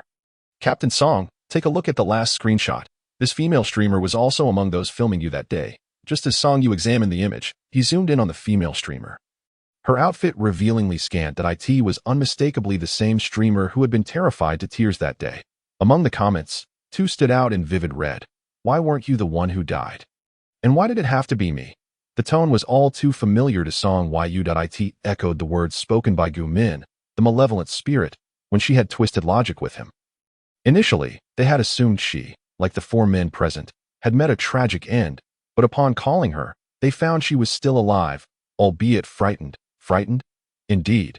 She mentioned that at nearly 5 o'clock this morning, as dawn approached, she had been live streaming all night and, intending to glance out her window, unexpectedly spotted a ghastly woman with pallid skin lurking outside. However, perhaps due to the impending dawn, Gu Min did not harm her, but simply vanished. Terrified, she sought refuge at the local police station in that area and is still there now. We conducted a thorough identification and confirmed that the woman with pale skin outside her window was indeed the previously vanished malevolent spirit. Gu Min at this juncture. Everything had become abundantly clear. The malevolent spirit, Gu Min, intended to eliminate everyone who had been present at the scene that day. However, many individuals had been present, including 5 streamers, several criminal investigation officers, and both Song Yu and Captain Zhou. What about her son, Song Renjie? Song Yu suddenly inquired. Ji Min took him away that day. Li Xiaofan shook his head, stating that neither the informer nor the female streamer had seen anyone else. Considering the timeline, today marks the 7th day since Song Renjie's passing. Could it be that he has already crossed over? Old Zhang interjected, revealing his knowledge from discussions with Song Yu about spirits crossing into the afterlife on the 7th day. The one who killed Song Renjie was Song Qishan, but he too is deceased. Logically, Song Renjie should not bear the weight of life and death karma. Upon hearing this, silence enveloped the group. Song Renjie did not strike one as a person bound by rules. Captain, I've instructed the officers who were on duty that day to converge at the hospital to ensure protection for Captain Zhou, and the others. I suggest we split into 3 groups. Li Xiaofan continued. I'll lead a team in uniform to guard the hospital, with Captain Zhou. To be cautious. Captain, you should assign some spiritual investigators to stake out the abandoned factory, while you personally oversee matters with the female streamer. Song Yu shook his head. If it were a typical malevolent spirit, that would be manageable. But what if she is transformed into something far more dangerous? What if she seeks out Captain Zhou and his team directly? You would be no match for her. Li Xiaofan, enlightened, queried. So, Captain, are you suggesting we gather everyone together for protection? Song Yu nodded, acknowledging the gravity of the situation. We cannot gamble with lives. Understood. Captain. I will make the arrangements immediately. With that, Li Xiaofan departed with old Zhang. Song Yu remained rooted in place, surveying the bloody scene around him, lost in thought. Even Wang Yi was unusually solemn, having never before witnessed such a gruesome tableau despite his training on Mount Zhongnan. Chapter 57. She has arrived. What are your thoughts on this matter? After a prolonged silence, Song Yu suddenly voiced his query. Wang Yi raised his gaze to meet his, noting the gravity etched upon Song Yu's countenance. Without hesitation, he stoked the flames further. Master Zhongzhu, I can assure you, she has likely transformed into a malevolent spirit. Vengeful spirits often engage in indiscriminate killings within a confined space, driven by an unconscious rage. However, the nature of a malevolent spirit differs significantly. They possess formidable powers, enabling them to perform unimaginable feats. They can target whomever they wish, disregarding geographical constraints. Just this morning, she had torn apart several male streamers here, only to traverse across half the city to confront a female streamer. I believe, had she not been wary of the police uniforms worn by Team Leader Zhou and yourself, Master Zhongzhu, she might have targeted either you or Team Leader Zhou first. Song Yu, upon hearing this, forced a smile. He too suspected that Gu Min had indeed transformed into a malevolent spirit, and Wang Yi was merely reinforcing that probability. Ensure you bring your paper effigies tonight. And pay close attention to how I employ the great U7 star steps. Very well, Master Zhongzhu. As for malevolent spirits, I wouldn't dare to interfere, knowing I am no match for them. At 8 in the evening, the once bustling hospital was now reduced to a mere gathering of police officers. Old Lu from the archives had also arrived, donned in his black uniform. He was concerned for Team Leader Zhou and Song Yu, reasoning that since malevolent spirits feared the aura emanating from police uniforms, his years of experience as an officer endowed him with significant protection. Indeed, Song Yu felt reassured in his presence, as even malevolent spirits would instinctively avoid the direction where old Lu stood. allowing him to focus solely on the threat before them. Before Song Yu lay the 5 Thunder Exorcism Talismans, the Evil Dissipating Talismans, and a set of warrior paper effigies. Unlike before, the yellow talismans used this time were of premium quality, exhibiting remarkably potent effects, especially the warrior paper effigies crafted from superior materials, each equipped with weaponry, far surpassing the ordinary effigies made from commonplace materials previously used, coupled with Song Yu's now enhanced physical form during the consecration phase. In the second layer of the Great Yu 7-star steps for subjugation, he might even stand a chance against the malevolent spirit. Wang Yi stood nearby, his wide eyes fixated on the set of 8 warrior paper effigies, filled with envy. Yet, with his current strength, he could barely traverse 3 steps of the first layer of the Great Yu 7-star steps, let alone the second layer of subjugation. Master Zhongzhu could master and apply it in mere days. Not because it was easy, but rather because it was extraordinarily difficult. Historically, those who have studied the Great Yu 7-star steps could take 5 to 6 years to merely step into the first layer, and over 20 years to touch upon the second layer of subjugation. It was a rare art, on par with the Yin-Yang 5 Thunder technique of Longhu Mountain. One could only conclude that their master Zhongzhu was exceptionally gifted. Wang Yi was not only eager to learn the upgraded version of the Great Yu 7-star steps, but also because of Song Yu's innate talent. He often pondered, since Master Zhongzhu has already mastered the upgraded Great Yu 7-star steps from the Book of Exorcising Ghosts, has he also learned the upgraded Palm Thunder from the Book of Exorcising Evil? However, considering Master Zhongzhu's temperament, it was unlikely he would resort to such a brutal and merciless technique, unless absolutely necessary. His purpose had always been to resolve grievances and suppress malevolence, rather than to obliterate souls completely. What are you thinking? Hurry up and get moving. Can't you see the malevolent aura intensifying outside? Song Yu's sharp reprimand snapped Wang Yi back to reality, causing him to glance out the window, where he could already discern the ghostly figures hovering in midair. Master Zhongzhu, you can count on me. I'll be your cheerleader from the back. Get lost. Wang Yi scampered off, alleviating some of Song Yu's tense demeanor. Blood from his fingertips had already been applied to the foreheads of the 8 warrior paper effigies. Rising, Song Yu formed a seal. A sudden chill coursed through his chest as he summoned Mu Yingying's icy power through the ghostly markings, concentrating it entirely at his fingertips. In the next moment, he pressed his fingertips to his forehead. Instantly, the 7 previously prone paper effigies sprang to their feet, glaring fiercely, while the 8th effigy performed a somersault to settle atop Song Yu's head, entering a meditative state. Gu Min's ghastly visage was now perilously close to the window, preparing to penetrate the wall. That a familiar burning sensation surged within her heart. Reminiscent of the last encounter at the villa, the exterior of the villa had emitted a similar burning sensation.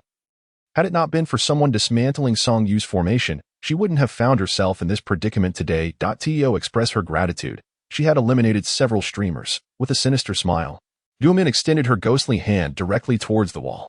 The malevolent energy surged, and while the burning sensation lingered, it was far less feeble than before. In no time, a pair of ghostly hands had breached the wall, much to the astonishment of the surrounding officers. Wang Yi remarked, "Old Lu, does this 6-yang sealing evil formation seem a bit ineffective?" Old Lu cast a worried glance at Song Yu, realizing their lack of professional expertise rendered them helpless. As for Wang Yi, having only studied under Song Yu for a few days, he would be of no help either. Rest assured, Old Lu, this formation was never intended to stop malevolent spirits. Team leader Zhou merely used it as a decoy. That entity outside, I heard, nearly got caught last time due to the 6-yang sealing evil formation. This time, with the same formation, the familiar scent will surely evoke a strong emotional response. In truth, Gu Min, already dazed by the malevolent energy, was now fully engaged in a struggle against the 6-yang sealing evil formation. One sought to break through, while the other desperately tried to hold her back. Meanwhile, Song Yu had completed the first layer of the Great Yu 7-star steps, his strength surging as he confidently advanced toward the window, accompanied by the 7 warrior paper effigies. Halfway, he bit into the tip of his right index finger, and with a swift gesture, summoned the icy spiritual light to dance at his fingertips. Once he pressed his left hand against his right wrist, the punctured fingertip erupted in a similar icy glow. In the next instant, countless crimson threads shot forth from the icy spiritual light, targeting Gu Min's pale wrists. The speed was so swift that by the time she sensed the danger, it was far too late.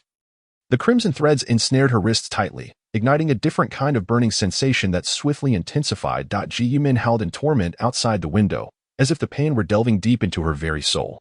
However, Song Yu was not foolish. While the yang energy within his blood was indeed potent, it could not surpass the solar essence absorbed by the Zhengyang talismans.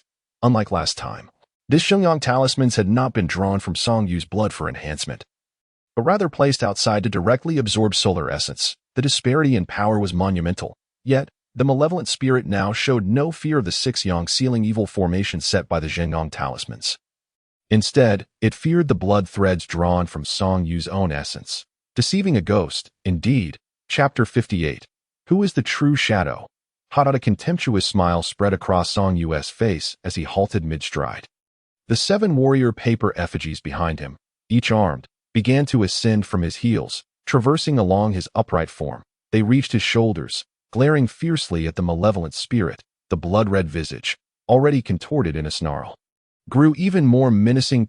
2 effigies, one wielding a knife and the other a spear, followed along Song Yu's arm, stepping onto the crimson threads as they charged toward the malevolent spirit. Upon witnessing this, the malevolent spirit's expression faltered in pain. Realizing that her ruse had been uncovered by Song Yu, she ceased to feign weakness. Gritting her teeth, she summoned her strength, gripping the crimson threads, entangling her wrists, and yanking forcefully. Attempting to draw Song Yu toward her, the crimson threads tensed, and a look of shock clearly crossed Song Yu's face as he felt himself being incrementally pulled toward the malevolent spirit. He had indeed underestimated the spirit's strength. The 7 warrior paper effigies dashed forth as if traversing a tightrope, swiftly reaching the malevolent spirit's wrists. The leading effigy thrust its spear, the 10-centimeter paper spear gleaming with a radiant red light, piercing directly into the malevolent spirit's wrist. This red light manifested as Song Yu's yang energy, an intensity rarely seen. Should a vengeful spirit be impaled by such force, it would surely face obliteration. Yet, to his astonishment, the malevolent spirit merely furrowed her brow, the pain seemingly reinforcing her grip. Song Yu suddenly experienced a throbbing headache, not only from the malevolent spirit's formidable presence, but also due to the greater consumption of vitality required by the warrior paper effigies compared to ordinary ones. Initially, he had intended to stall for time, but it appeared that was no longer feasible. That he swiftly brought his left index finger to his mouth, biting it to draw blood. Then, he applied the blood to his forehead, drawing 2 crimson lines across his cheeks. Finally, he raised his right foot and stomped down heavily. Bang! The floor tiles shattered. The sound of his footfall echoed loudly, even reaching the ears of those standing 50 meters behind him. It was as if a hammer had struck the ground. In essence of chaos fills my form. It begins. It begins. The second layer of the great U7-star steps for subjugation. Wang Yi watched eagerly from the crowd, thrilled by the prospect of subduing the malevolent spirit. Others, lacking comprehension, could only observe in confusion. However, when one of the paper effigies suddenly severed the malevolent spirit's wrist, they began to grasp the situation. Outside, the malevolent spirit was taken aback. She had never anticipated that the leading spear-wielding effigy would suddenly become so powerful. Just moments ago, it had seemed incapable of inflicting any significant damage. Yet now it could directly sever her malevolent arm. Frustratingly, with both her hands ensnared outside by the 6 yang sealing evil formation, she was unable to unleash her full power and could only swiftly withdraw her remaining hand. The spear-wielding paper effigy was a moment too late. It struck air as the crimson threads fell to the ground. Subsequently, it, along with the other 6 warrior paper effigies, executed a series of flips and returned to Song Yu's side. Song Yu furrowed his brow as the malevolent spirit vanished from view. The hand that had just been severed dissipated into malevolent energy. The corridor of the hospital temporarily returned to a state of tranquility. Tugging at the red thread, Song Yu retrieved a meticulously folded crimson paper crane from her bag. With her left hand grasping the crane and her right hand forming a gesture, a chill enveloped her chest as an icy spiritual light gathered at her fingertips, which she then touched to the top of the crane's head. The icy essence flowed into the crane, and a brilliant red light erupted forth. What was once a mere inanimate object was now infused with spiritual energy, and its once rigid wings began to flap with life. In no time, like a living creature, it soared towards the spot where the malevolent energy had just dissipated. With a sharp cry, it gathered information about the sinister aura, flitting about in search of its source. Another cry rang out, and Song Yu's eyes brightened as she hurried to follow the crane, which was now darting toward a specific location. However, Upon witnessing the crane descend the stairs, she quickly turned back and called for Wang Yi. Master Ancestor, is this what they call a celestial crane guiding the way? How wondrous! Wang Yi sidled over, peering curiously at the paper crane as it made its descent. Unlike Song Yu, who harnessed magical power, their sect practiced chi manipulation. Such a technique as the celestial crane's guidance was rarely utilized by those of their order. Song Yu shot him an exasperated glance before extracting nearly all her talisman papers from her bag. Don't just gawk. These are all protective talismans, crafted from high-grade yellow paper, and I have 2 5 Thunder Exorcism talismans here. Drawing these takes a significant toll on one's spirit, so use them sparingly and keep them safe. Without waiting for Wang Yi's response, she hurriedly followed the paper crane downstairs. Upon descending a flight, the corridor lay eerily silent. Save for the sound of Song Yu's footsteps, 7 paper warriors clung to her hair, scanning their surroundings. The paper crane did not linger, heading straight into the depths of the corridor. Song Yu trailed behind, but the crane soon halted, spinning aimlessly in the middle of the corridor, furrowing her brow. Song Yu realized this indicated one thing. The corridor was now rife with malevolent energy, and the ominous presence had infiltrated. While it was astonishing that the malevolent force had breached the 6-yang locking-in formation so swiftly, the immediate concern was the tightly shut doors lining the corridor, as the malevolent entity could emerge from within at any moment. Unbeknownst to her, a ghostly face was peering down from the ceiling, ominously fixed upon her. The paper warriors above her seemed to sense something, suddenly looking up at the ceiling, but the malevolent presence had already vanished. The warriors, scratching their little heads, dismissed it as an illusion. Suddenly, a loud bang echoed from behind, the sound of a door being slammed shut. Song Yu's brows knitted together as she rushed forward with her 7 vigilant paper warriors. Yet upon arrival, there was only silence. Peering through a window in the wooden door, she was met with an inky darkness, reminiscent of a gaping maw ready to swallow her whole.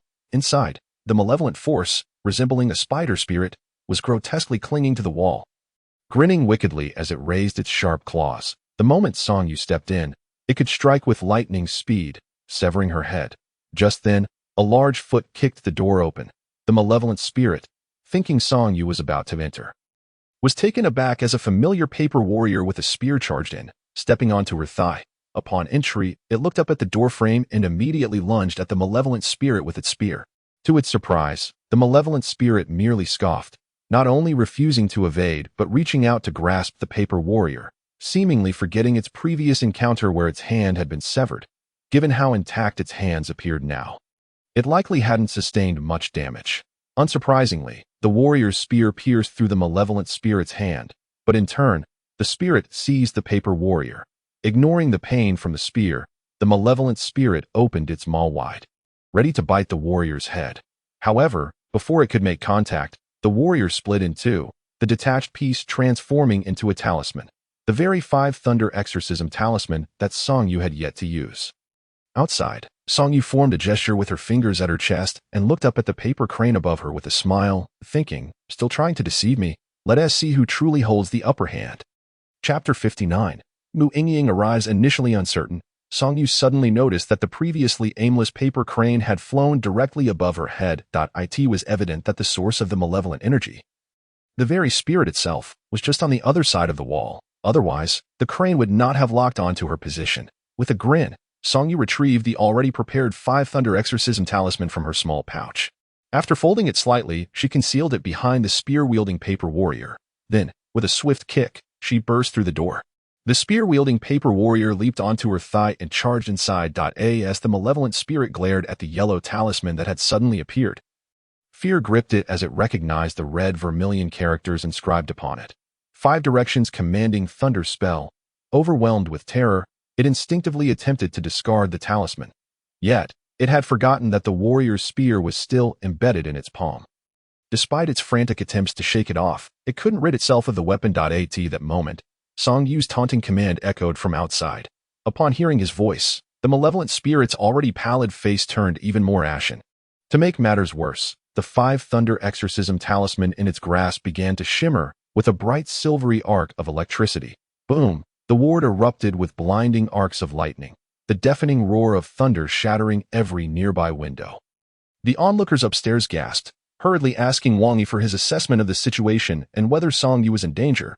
While it was uncertain if Master Ancestor was in peril, there was no doubt that the malevolent spirit was doomed. The efficacy of the Five Thunder Exorcism Talisman was no less potent than the Yin Yang Five Thunder technique of Longhu Mountain. Wang Yi, somewhat reveling in the misfortune, thought that if it weren't for the need to protect those around him, he would want to go downstairs to witness the full effect of the talisman Song Yu had crafted. Seeing Wang Yi's relaxed demeanor, those around him felt a sense of relief. Yet, the next moment, as a chilling wail erupted throughout the hospital, they instinctively recoiled, casting bewildered glances at the walls. What kind of torment could elicit such a scream? The reality was even more shocking than they could have imagined. Even Song Yu was taken aback by the overwhelming power of the Five Thunder Talisman crafted from high-grade yellow paper. The room was now completely engulfed in lightning, the violent arcs igniting everything flammable within. The malevolent spirit, in excruciating pain, desperately sought to escape, but aside from the paper warrior it had already destroyed, 6 intact paper warriors awaited her outside to prevent her escape. Song Yu, while the 6 warriors worked together to block her, lifted her legs and executed the Duyu 7 stars step twice in quick succession. Currently, his limit had reached the second layer of the locking kill 4 steps, and he had now completed 3 steps of the second layer. The 2 paper warriors bolstered by this method were exponentially stronger than the previously destroyed spear-wielding warrior. Song Yu suddenly felt that if he could complete the 4th step, he might be able to eliminate the malevolent spirit outright. However, after careful consideration, he decided it prudent to assess the situation first. As he completed the 3rd step, darkness began to cloud his vision. There was indeed a significant difference between paper warriors and ordinary paper figures. If he attempted the 4th step, he feared he might succumb to unconsciousness once more, just as he had before. My dear. Just as Song Yu was in turmoil, a familiar voice suddenly resonated beside him. And Mu Yingying, clad in a peach blossom-colored gown, gradually materialized at his side. Accompanying her was another familiar shadow, an elegant figure whose features remained obscured. Sister He Wuchang. Thank goodness, they have finally arrived. Noticing Song Yu's pale complexion, Mu Yingying's expression darkened. Dear, didn't I tell you to take better care of yourself? If Sister He Wuchang and I hadn't come, would you have attempted to take the 4th step and exhaust yourself to death again like last time? Song Yu scratched his head tactically, offering a sheepish grin. I knew you two would come, so I only took 3 steps. Meanwhile, He Wuchang paid no heed to Mu Yingying's admonishments, with a slight raise of her hand. A chain, resembling a shadow, shot forth from her palm, diving directly into the sea of thunder. No. No. No. The voice of panic suddenly erupted, and when He Wuchang retracted the chain, the other end was ensnared around the malevolent spirit, who was left charred and battered by the electricity. Song Yu looked on with envy. After all, she was a ghostly envoy. Capturing a malevolent spirit was child's play for her, while he had to struggle. Let me go. Let me go. Why is it always me? You all deserve to die. You all deserve to die. The familiar refrain echoed, reminiscent of when Gu Min had still been human and was trapped in the villa by Song Yu. It was surprising that even after transforming into a malevolent spirit, she still screamed the same words. Just as He Wuchang was about to drag the malevolent spirit down to the underworld for questioning, Song Yu suddenly stepped forward. Sister Wuchang, please wait. He Wuchang halted, tilting her head to regard Song Yu. Though her face was obscured by shadow, Song Yu could still sense her inquiring gaze. Sister Wuchang, please grant me a minute. With a nervous chuckle, Song Yu hurried to the still wailing Gu Min and asked, Gu Min, where is your son? Song Renjie, after you took him away that day, he has not been seen since. Did he pass into the underworld after his 7th day? Or has something else occurred? Gu Min did not respond, as if she had heard him, continuing to scream about everyone deserving to die. Seeing this, Mu Yingying stepped forward in her embroidered white shoes. Upon receiving He Wuchang's consent, she raised her jade-like hands and began to form a gesture. Moments later, as icy spiritual light surged, Mu Yingying pressed her right hand upon the frenzied Gu Min's head, while she herself slowly closed her dark eyes. Song Yu was uncertain what technique she was employing and glanced questioningly at He Wuchang, but she received no acknowledgement. He could only smile awkwardly at the peach blossom mark on Mu Yingying's forehead. Before long, Gu Min suddenly fainted, and Mu Yingying retracted her slender arm and walked to Song Yu's side, speaking solemnly. I have glimpsed her memories. Her son's spirit was snatched away by a serpent, and it was for this reason that she transformed into a malevolent being. Song Yu felt an urge to curse under her breath. Then why doesn't she seek out the serpent, but instead troubles us? Mu Yingying shook her head, indicating that the memories only revealed Gu Min's perspective. leaving her unaware of the underlying thoughts. My dear wife, your spell appears to have flaws. Perhaps you could teach me, so I might refine it. You should first contemplate the great Yu 7-star steps and how you will manage the impending 2 days of slumber. But you're here, right? You won't be leaving for the next couple of days, will you? Faced with Song Yu's hopeful gaze, Mu Yingying shyly glanced at He Wuchang, and upon seeing him nod, her sense of guilt intensified. Yet, compared to her gratitude towards her benefactor, she was even less inclined to disappoint her husband, Song Yu. Before He Wuchang departed, he casually infused a dark light into Song Yu's body. Instantly, Song Yu's complexion visibly improved. However, this only deepened Mu Yingying's feelings of remorse. My dear sister Wuchang has directly replenished the vitality you expended today. It is quite taxing on her cultivation. What? Song Yu exclaimed in surprise, suddenly understanding He Wuchang's intentions. Clearly, she wished for the couple to enjoy a few days of reunion, rather than have Mu Yingying attend to the unconscious Song Yu for 2 days. While feeling grateful, Song Yu couldn't help but wonder why these Wuchang sisters were so extraordinarily kind to his wife. Mu Yingying, my dear wife. What is it, my husband? Do you know about lilies? Lilies? The flower? No, I mean. That is to say, do the Wuchang sisters harbor feelings for you that transcend mere sisterhood? My dear husband, what on earth are you talking about? Forget I said anything. Chapter 60. The Ghost Serpent Not Yet Concluded. Upon reaching the upper floor, Song Yu solemnly recounted the events that transpired downstairs to Captain Zhou, Old Lu, and the others, upon hearing that the malevolent spirit had been captured by the arriving He Wuchang. They finally breathed a sigh of relief, though it did not come as a surprise. After all, both Song Yu and the announcements had previously stated that entities of malevolence and above were the responsibility of the underworld to capture.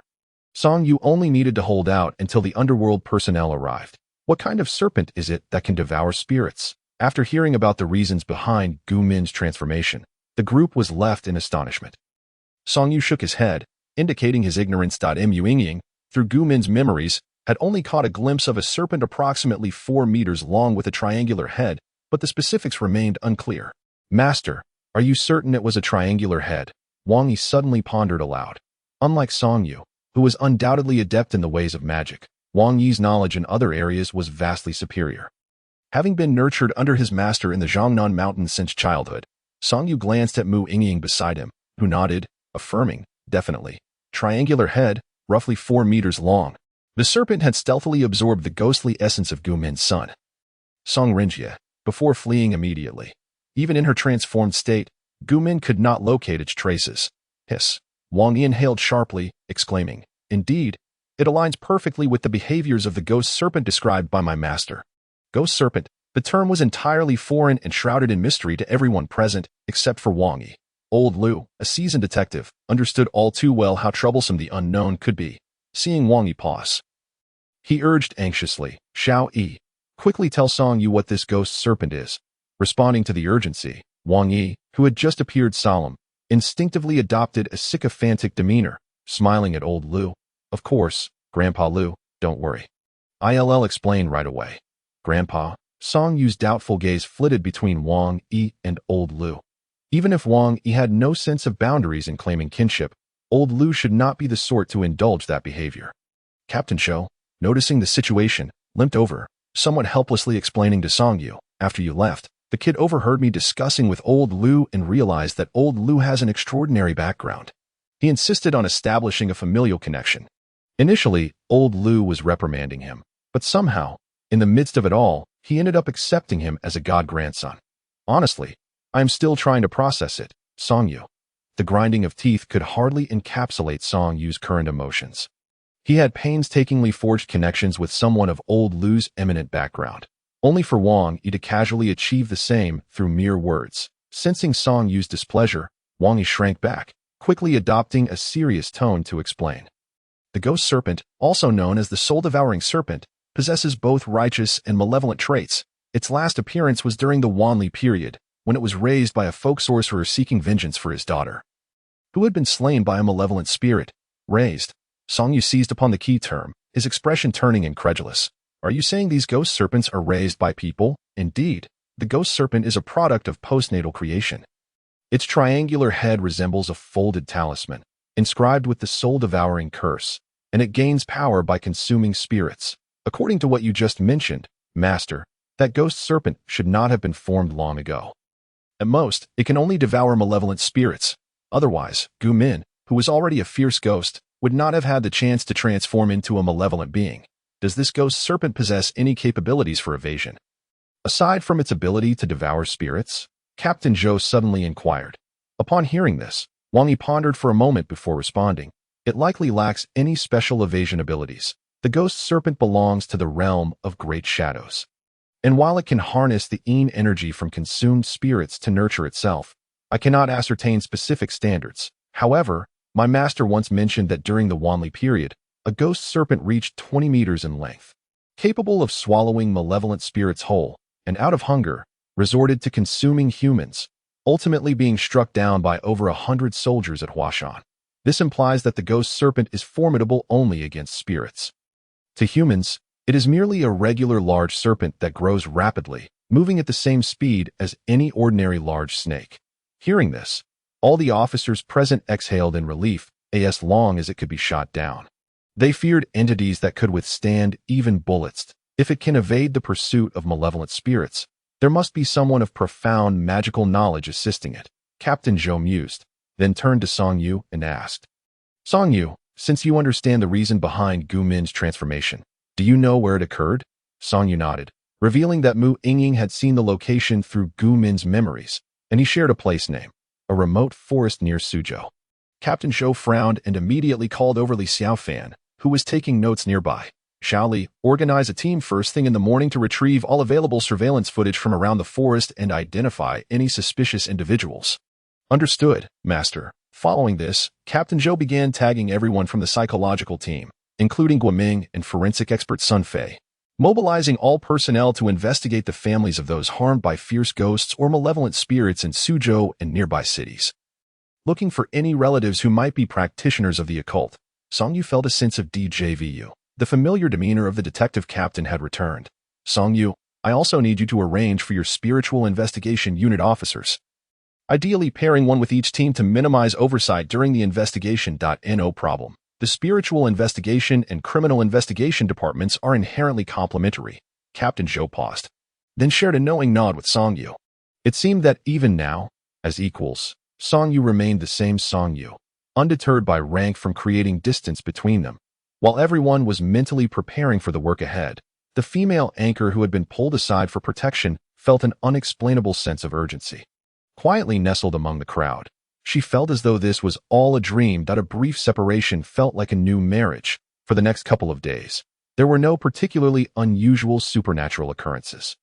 Song Yu hurried home each evening to cuddle with Mu Yingying, leading to him supporting his waist at work on the third afternoon.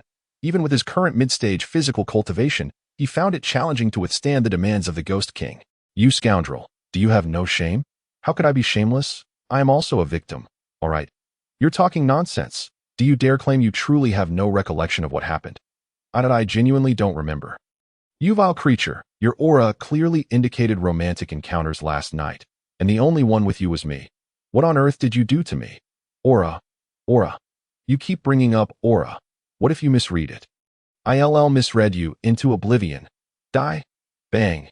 As Song Yu reached the entrance, he witnessed a figure crash through the window, landing heavily on the ground. Curiously tilting his head to look inside, he saw Su Feng gritting her teeth, her legs still raised from the high kick. The other officers surrounded Su Feng, silent and apprehensive, too intimidated to speak. Chapter 61. The suicide ghost. What on earth happened? Song Yu was aware that Su Feng and Wang Yi argued daily, and everyone had grown accustomed to it. Why had things escalated to physical confrontation today? Glancing at Wang Yi, who had fallen outside the window, the latter noticed Song Yu and immediately buried his head in the dirt. Feeling guilty, Captain Song, Su Feng, not yet satisfied, rushed outside. But upon seeing Song Yu, her anger instantly morphed into a look of deep grievance. Noticing her peculiar gait, Song Yu assumed she had sustained an injury. Observing Wang Yi sprawled on the ground like a quail, a suspicion arose in Su Feng's mind. She kicked Wang Yi and hurriedly approached him, inquiring, "What happened to your leg? Did this brat bully you?" Su Feng, feeling aggrieved, nodded vigorously and earnestly asked Song Yu, "Captain Song, Wang Yi has bullied me as his elder. You must stand up for me." Before she could finish, tears streamed down her face. prompting Song Yu to kick Wang Yi once more. "Why are you still crying? What on earth happened?" Su Feng sobbed, wiping her tears as she recounted, "It was my birthday last night, and I invited him to keep me company after a few rounds of drinks. I considered him a good brother and a comrade, but he tried to take advantage of me. My tolerance for alcohol is poor, and I passed out halfway through. When I woke up this morning, my body was in agony, and that scoundrel was sleeping right beside me. Our clothes were scattered all over the floor and I slapped him awake, but this rascal insisted he did nothing. Yet, his appearance clearly indicated otherwise. Coupled with the bloodstain on the sheets, regardless, I don't care. He took my virginity and must take responsibility. Captain Song, as an elder, you must ensure justice is served. Alas, what a misfortune for our sect," Song Yu lamented, kicking Wang Yi a few more times in frustration. "After all this, you still dare to deny it. How shameless can you be?" Wang Yi, knowing he was in the wrong, lay flat on the ground. Allowing Song Yu's expression was somewhat stiff. He had initially thought that she had been dead for more than 7 days. Lao Zhang spoke in a low voice, confirming it was indeed 3 days ago. The people present were no novices. They understood how grave it was that a person had died only 3 days ago, before the traditional mourning period of 7 days had elapsed, turning into a vengeful spirit. The resentment was palpable. Song Yu observed the many signs of beating on the deceased's body, yet none are fatal, Lao Zhang said as he demonstrated the wounds on the female corpse. Looking at them, Song Yu couldn't help but feel a twinge of sorrow. Although the body had become swollen from being submerged, the contours of her face still revealed her stunning beauty and life. The marks of violence made one wonder what kind of agony she must have endured to despair to the point of taking her own life by jumping into the river. "Look at her wrists, Song Yu," Lao Zhang's voice brought him back to the moment. The arms, still bloated, bore numerous scratches on the wrists. It seemed the deceased had contemplated suicide more than once while she was alive. Song Yu glanced at team leader Zhou, who appeared somewhat pale, whether due to his injuries or anger at the tragic fate of the female corpse. "We have already investigated her husband, the man who reported the incident. Mu Ku. According to our findings, the deceased, Tu Fengling, graduated from the same school and major as her husband, Mu Ku. However, prior to this, she had been in a relationship for 4 years with another classmate. Zheng Jingyi. Zheng Jingyi?" Song Yu was momentarily taken aback, feeling an odd familiarity with the name. It seemed so recognizable. Team leader Zhou handed over 3 personal profiles. A popular singer who had announced his retirement from the industry 6 months prior. With a company in the metropolis and a wealthy family in Suzhou, his singing skills were indeed commendable. After reviewing Zheng Jingyi's profile, Song Yu also examined Mu Ku's and Tu Fengling's. Finally, he compared Zheng Jingyi's and Tu Fengling's profiles side by side. Each had a photograph. The man exuded a gentle elegance, while the woman was a quintessential Jiangnan beauty, petite and charming. They appeared to be a match made in heaven. Although Mu Ku was also quite handsome. His larger physique, likely from working out, seemed mismatched with Tu Fengling. During their university years, all 3 were students in the vocal music department, with Mu Ku and Zheng Jingyi being close dormitory friends. Shortly after graduation, Zheng Jingyi participated in a major talent show due to family circumstances, during which rumors of an affair with another female star surfaced. Our investigation revealed that these rumors were a typical publicity stunt orchestrated by the entertainment industry. Initiated only after obtaining consent from both parties. It remains uncertain whether Zheng Jingyi explained this to Tu Fengling or if she ever forgave him. Regardless, just a week after the rumors began circulating, the internet buzzed with claims that Zheng Jingyi had abandoned his girlfriend of 4 years for fame. Consequently, the two parted ways. Heartbroken, Tu Fengling eventually married Mu Ku, who had been her protector against online harassment. Online harassment? Song Yu queried in confusion, thinking it should have been Zheng Jingyi who faced such backlash. Team leader Zhou shook his head, explaining that 2 days after the scandal broke, images of Mu Ku and Tu Fengling in a close embrace surfaced online. Our technicians confirmed they were photoshopped. Yet, amid the frenzy incited by internet trolls, no one cared about the truth, and public sentiment shifted to portray Tu Fengling as the one who had cheated first. The chaos was likely motivated by Zheng Jingyi's newfound fame, with someone attempting to extort money. Extortion? Song Yu repeatedly scrutinized Tu Fengling's delicate features, finding it hard to believe that moment. Team leader Zhou exchanged a knowing glance with his assistant, Li Xiaofan, who promptly pulled out his phone, opened an app, and handed it to Song Yu. Staring at the screen in astonishment, Song Yu found a lengthy personal Weibo post from Zheng Jingyi dated 4 years ago, wherein he defended Tu Fengling, asserting that she could never betray him, and reminisced about the depth of their college relationship, concluding with a sentiment of amicable separation. After this post went live, public opinion gradually calmed.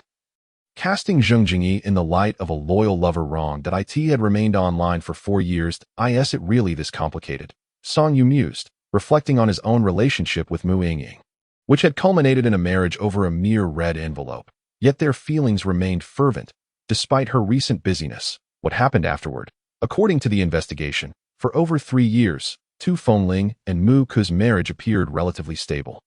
Until 6 months ago when neighbors began reporting frequent arguments between the couple. Subsequently, Mu Ke started inviting friends over to play cards regularly. Coincidentally, Zheng Jingyi had also announced his retirement from the industry around the same time. Song Yu suddenly felt a tingling sensation in his head, as if his mind was awakening. What could this imply? Had old flames been rekindled, only to be discovered by Mu Ke? Team leader Zhou shook his head, suggesting there might be more to the story than met the eye. Based on personal experience, he speculated that Mu Ke might have played a role beyond merely shielding Tu Fengling from online attacks. Perhaps there had been new developments between Tu Fengling and Zheng Jingyi over the years. An idea struck Song Yu, and he eagerly examined the profiles once more, exclaiming in disbelief. Could it be that Tu Fengling's child with Mu Ke is actually Zheng Jingyi's? Look at the timeline. She gave birth 8 months after their wedding, suggesting she was likely pregnant before their marriage. Moreover, their wedding occurred just days after the scandal had concluded, which seems rather hasty. Has my mind finally caught up? Chapter 63. Mu Ke panicked. What about the child? Song Yu inquired again. The child is 3 years old and has been raised by the grandmother. Guoming has already sent people to investigate. We should have results by tonight. Upon hearing Guoming's name, Song Yu immediately envisioned her piercing eyes that seemed capable of seeing through one's soul. As a psychology expert, she could probably detect lies with a glance. A twinge of jealousy washed over Song Yu as he considered the elite circle surrounding team leader Zhou, his apprentice Li Xiaofan, psychologist Guoming, and forensic expert Lao Zhang, each a paragon of excellence. Meanwhile, he felt somewhat inadequate in comparison, surrounded by Wang Yi and Su Feng. It was undeniably frustrating. Perhaps the short training period was to blame. He reassured himself that things would improve with time. After a moment of self-encouragement, he asked, "Where is Mu Ke now?" He went home, claiming he would come back tonight. Team leader Zhou replied, rolling his eyes. Home? Shouldn't we detain him for questioning regarding the injuries on the deceased's body?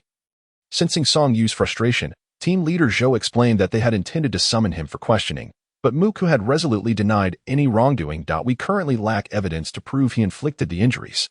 When we spoke to his neighbors, they were equally tight-lipped, but we have sent people to persuade them. That scoundrel. Song Yu spat in disdain. If he refuses to confess, then when Tu Fengling confronts him tonight, let us see how long he can maintain that facade. Team leader Zhou and the others exchanged glances, all in agreement.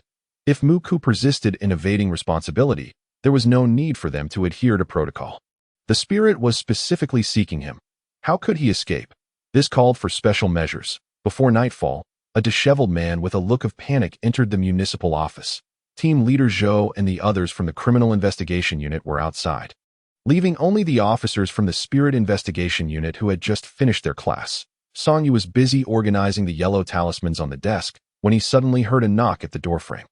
Curiously, he looked up to see the ever-smiling old Lu accompanied by a haggard man who was making an effort to appear innocent. Song Yu scrutinized the man, inwardly scoffing at his apparent fear of death. He had come to the municipal office seeking help before nightfall. Turning to old Lu, Song Yu adopted a warm demeanor. Old Lu, what brings you here in person? I was just about to invite you to dinner. Old Lu chuckled and waved his hand. You go ahead and eat. I won't be joining. I just got off work and noticed this fellow's demeanor seemed off while he was lingering outside your Spirit Investigation Unit. So I brought him in. Song Yu said, realization dawning. Everyone was in a group class this afternoon, and typically, the Criminal Investigation Team handles inquiries first before we follow up. By the way, sir, he turned to Mu Ke. If you have something to discuss, please clarify it with the Criminal Investigation Team first, all right? He emphasized the words clarify, drawing attention to the underlying tension. Even old Lu sensed the discord. Mu Ke, fully aware of the implications, defiantly shouted, "You must be Song Yu, the head of the Spirit Investigation Team. I am a taxpayer, a law-abiding citizen, and now I am being haunted by a female ghost, a police officer. You are obligated to assist me in resolving this matter." Oh, well, look at you, aware of the term law-abiding citizen, Song Yu retorted, but let me ask you, Does that mean Tu Fengling isn't a law-abiding citizen? Isn't she a taxpayer? We are responsible for every law-abiding citizen, especially the deceased. We must see it through to the end. Muke sneered in response. But Tu Fengling has been a stay-at-home wife for over 3 years. Where would her income come from? What makes her a taxpayer? Officer Song, you must differentiate who you are serving and whose money you are taking. If you want to make that argument, what about her parents? Song Yu retorted sarcastically. Tu Fengling's parents surely pay more taxes than you do. They have tasked me with investigating the truth behind Tu Fengling's suicide. So tell me, should I pursue it or not? What kind of attitude is this? Is this how a police officer should treat a taxpayer? Mu Ku, unable to counter her argument, shouted hoarsely. Where's the director? I want to file a complaint. Song Yu rolled her eyes and chose to ignore him, instead pulling the contemplative old Lu towards the cafeteria, leaving him to shout alone. After all, if he didn't speak the truth tonight, she had no intention of assisting him, bound by her position as a police officer and lacking evidence. Song Yu and Captain Zhou indeed couldn't do much to him. However, the female ghost was a different matter. Old Lu was still unaware of the specifics, so Song Yu briefly described the situation to him on the way. Upon hearing it, he became furious and pounded his chest, assuring her, "You go ahead and do what you need to do, even if the procedures are not proper. If anyone above dares to question it, I will stand up for you." "Great. With your word, I can proceed with confidence," Song Yu replied, laughing. "It's nice to have a strong backing, isn't it? As long as I can present a flawless report, who cares if the process is reasonable?" She then remembered, "By the way, where is my god-grandson Wang Yi?" Song Yu's mood, which had been bright, darkened instantly upon hearing Wang Yi's name, as if a storm were brewing. "Old Lu, your god-grandson is likely about to get engaged, so you might want to prepare the wedding gift early." Meanwhile, relying on Song Yu to save his own neck, Mu Ku was dissatisfied with her attitude but dared not cause a scene. He found an empty room and anxiously awaited the night. They wouldn't really leave me to fend for myself, would they? Congratulations to him, for he guessed correctly. As the sun set, almost all the spiritual investigation officers had gone out on assignments after dinner. Their daily routine consisted of attending classes in the afternoon and practical training in the evening. After graduation, they would be dispatched across the country as independent members of the national team. And Song Yu was no exception. Theory must be grasped, but practice was even more essential. Muka felt a bit anxious. His chosen spot was perfect, allowing him to see every officer rushing out with their credentials. He had counted and noted that 78 had already departed. This meant only 2 remained in the Municipal Bureau's Spiritual Investigation Unit, along with Captain Song Yu. Thankfully, everyone knew about Song Yu's prowess, and her achievements were constantly being updated on the bulletin board. As long as she was present, there would be no issues. However, he soon lost his calm. Outside his window, Su Feng was dragging Wang Yi by the ear as they left. Both were dressed casually, not in the customary sky blue uniforms. Following them was old Lu in traditional attire, who passed by with a smile but shot a glare at Mu Ku as he did. Already feeling guilty, Mu Ku could only pray that Song Yu would remain at the Municipal Bureau tonight. But just then, Song Yu appeared last, hurriedly carrying a small bag, seemingly rushing off on an urgent task. Mu Ku panicked entirely, calling out and running outside to intercept her. But in the brief moment of distraction, she had already vanished, and Mu Ku could only rush to the front gate and ask the guard. But the guard, who had just changed shifts, had no idea which direction she had gone. Looking around helplessly, he noticed the sky beginning to darken, mirroring his own trepidation. Chapter 64. Ghostly eyes desperate to report Song Yu's inaction. He dialed several times, but the voice on the other end kept repeating, "Those who do not engage in wrongdoing need not fear the knocking of ghosts. I suggest you clarify your own issues first." Damn it! This blatant targeting was all too obvious. Muka's face turned pale with rage as he clenched his phone, almost throwing it but stopping himself. That was several $1,000, as dusk descended. Time was running out before complete darkness enveloped the sky. With the Municipal Bureau unwilling to assist him, Muka had to find a way to save himself. He needed to seek shelter before Tu Fengling's ghost found him. That damned woman. She was infatuated with that pretty boy while alive, and now that she was dead, she wouldn't let me find peace. Cursing under his breath, he summoned a ride through a mobile app. As the driver arrived, Muka dashed into the back seat as if being chased by a flood. The cramped space seemed to offer him a semblance of safety. "Driver, hurry to the nearest temple." "Anyone will do." Muku was determined to find refuge, believing that even if Tu Fengling were fierce, she couldn't possibly outmatch the Buddha or the Arhat. The driver, taken aback, glanced at the Municipal Bureau's entrance outside.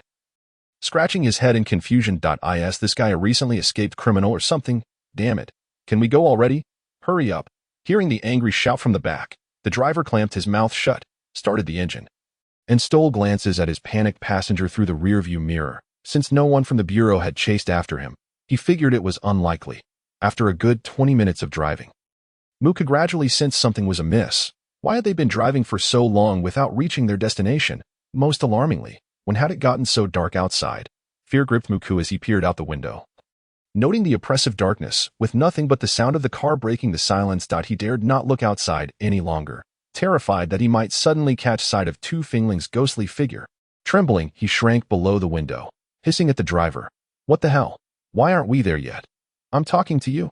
Driver. Suddenly, Muku's heart sank. The driver remained silent, igniting a sense of foreboding within him, crouched in the back seat. He couldn't see the driver's face. He shifted his gaze to the rearview mirror, but the angle was all wrong.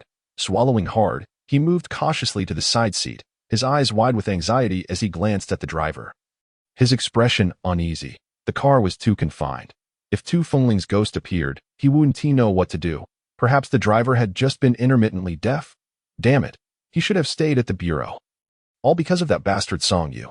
Finally, Muka caught a glimpse of the driver's profile, but just that one glance sent a chill down his spine, and cold sweat began to pour down his forehead uncontrollably. The driver's skin was dark, making the ghostly pale little hand covering his ears stand out ominously. The formerly slender fingers twisted grotesquely, unable to close together. In a panic, Muku recalled Tu Fingling's experiences in life. He had wanted to destroy her, so he had gathered a few card-playing friends. That night, in the heat of the struggle, he had inadvertently broken a few of her fingers. Remembering this, Muka's pupils constricted. He recalled that he had broken her right hand's index, middle, and little fingers. Now, the hand covering the driver's ear was indeed the index, middle, and little fingers. It was her hand. Tu Fingling was in the car. She had come to find him. Terrified, Muka's lips turned pale, and he dared not shift his gaze or make a sound. The space in the car was too cramped. He could not escape. He could only carefully inch towards the other side of the seat, feeling as if his backside were on fire, and until he had moved, he didn't dare sit down, fearing the sound of the seat cushion would attract Tu Fingling's attention. Fortunately, he managed to avoid disaster. The eerie, pale little hand remained still, seemingly a playful appendage of the driver's seat. Muka kept his eyes wide open, afraid to blink, tears forming from a mix of fear and discomfort. He had watched countless horror films during the day, where characters would suddenly find themselves face to face with a ghost after just a blink. Though he knew fiction wasn't reality, he dared not take the risk. As long as his eyes remained open, Tu Fingling's ghost did not cause trouble. However, he could barely hold his legs up. He hadn't dared to sit down, and with his large frame, the cramped space was excruciating. But unexpectedly, before his legs gave out, his eyes could no longer endure and shut tightly. Damn it. Muku's face turned deathly pale, and he dared not open his eyes, fearing he would meet Tu Fingling's horrifying visage. Boss. Arrived, boss. The driver's voice jolted Muku back to reality. Steeling himself, he opened his eyes, only to find that there was no ghostly hand, and he remained in his seat, having not moved an inch. It was as if everything that had just transpired had been a mere nightmare. Boss, we're here. The driver patiently reminded him again that Muku, bewildered, fished out a 50 yuan note from his pocket, said nothing, tossed it onto the front seat, and hurriedly exited the car. Regardless of whether it had been a dream, he was unwilling to stay in that cramped vehicle, fearing he would have no place to run if a ghost appeared. The moment he stepped out, he was horrified to discover that this was not a temple, but rather the community where one of his card-playing friends lived. Damn it! Muku turned to yell at the reversing driver. But upon catching sight of the interior through the glass, he immediately fell silent, scrambling towards his friend's house in the community. What on earth is wrong with this guy? He was just crying in the car. And now he is rushing into a temple, the driver muttered to himself, turning the car around to leave. He remained oblivious, unaware that his eyes were being covered by two pale, tiny hands. Apart from Muku, everything he perceived was an illusion. Knock, knock, knock. Hello, master. The driver rolled down the window, gazing curiously at the young man who had just tapped on the glass. Is the boss looking to ride? Yes, master, with his tousled hair. Song Yu rummaged through a small cloth bag, producing a 100 yuan note which he handed to the driver. However, I have already taken your vehicle, so this is for your fare. Huh. The driver did not accept the money. Bewildered. When did you ride in my car? Where is this? Wasn't I just delivering a package to Finghua Temple? Only then did he realize the surroundings were drastically different from before. As he looked around, intending to inquire of Song Yu about their location, he turned back only to find the young man had vanished, leaving the 100 yuan note fluttering down onto his lap. Unfolding it, he discovered, nestled within, an amulet for warding off evil spirits. The driver, startled by the vermilion ink on the talisman, broke into a cold sweat. Without a moment's hesitation, he pressed the accelerator and fled. Simultaneously, 2 footprints on the roof of his car began to fade away with the vehicle's jolt. Chapter 65. The cruel truth. As night fell, the atmosphere inside the community was vibrant, a stark contrast to the silence encountered upon entering through the rear gate. Song Yu, with his small cloth bag slung over his shoulder, navigated through the crowd filled with laughter and chatter. His sunny disposition drew the attention of several children, who greeted him with enthusiasm. But he mused that when Mu Yingying ascended to immortality, he too would like to raise a charming little girl at home. Many onlookers found Song Yu's attire peculiar and felt a sense of familiarity with his appearance, though they could not pinpoint where they had seen him before. Recently, a nationwide announcement had rekindled memories of the only national team at that time, especially in Suzhou. Yet, interest mostly lay within the entertainment industry or internet celebrities. In a month or two, the mention of Song Yu might well elude the public's memory. The spirit of Tu Fengling also weaved through the throngs of people. Although invisible to others, her presence sent shivers down the spines of those she brushed past, leaving them momentarily tainted by misfortune. Fortunately, not long after, the radiant Song Yu passed by, dispersing the gloom that had settled upon them. Leaving no trace of ill fortune in his wake, Song Yu trailed the ghost of Tu Fengling to the foot of Building 4, where he could follow no further, since Tu Fengling could fly. It was impractical for him to publicly scale the walls in her pursuit. Memorizing the floor she had entered, he sent a message to the Tianxiaowan group before stepping into the elevator. Just as he exited the stairwell, a message from Tianxiaowan pinged his phone. Xiao Lizi, Ling Zhen, Dy Zhang, Song Yu, one of Mu Ke's former card-playing companions, named Zhang Jun. Age 32, an unemployed loafer, living at Jiayuan Community, Building 4, Room 802. Psychologist, Guomeng. According to our investigation in Tu Fengling's hometown, Mu Ke and Tu Fengling were classmates in elementary school. Albeit from different villages, before their marriage, Tu Fengling's mother had sent relatives to inquire about Mu Ke's character. Upon learning of this, Mu Ke had given some money to his relatives, concealing the truth of his poor character. Additionally, Tu Fengling's mother confirmed that the child was conceived prior to their marriage, fathered by Zheng Jingyi, who seemed unaware of this fact. 6 months ago, Zheng Jingyi sought to investigate the truth from Tu Fengling's hometown regarding events from years prior. But Tu Fengling's mother, mistaking him for someone attempting to abduct her child, had chased him away. Forensics, Sun Fei. We located Zheng Jingyi in the Magic City. He has been living in a state of despair over the past 6 months. He claimed that he learned by chance that Mu Ke had sabotaged his relationship with Tu Fengling. Thus, Zheng Jingyi, who had always harbored deep feelings for Tu Fengling, hurried from the Magic City to Suzhou, conducting a covert investigation before confronting Mu Ke with evidence alongside Tu Fengling. Enraged, Mu Ke physically assaulted Zheng Jingyi.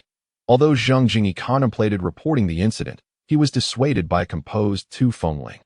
At that time, Tu Fengling expressed that she had been married to Mu Ke for 3 years and was already his wife. Therefore, she hoped Zheng Jingyi would return to his career as a star, avoiding any scandal that could ruin his future. Consequently, to alleviate Tu Fengling's concerns, Zheng Jingyi returned to the Magic City, bearing the weight of all pressure as he announced his retirement from the industry.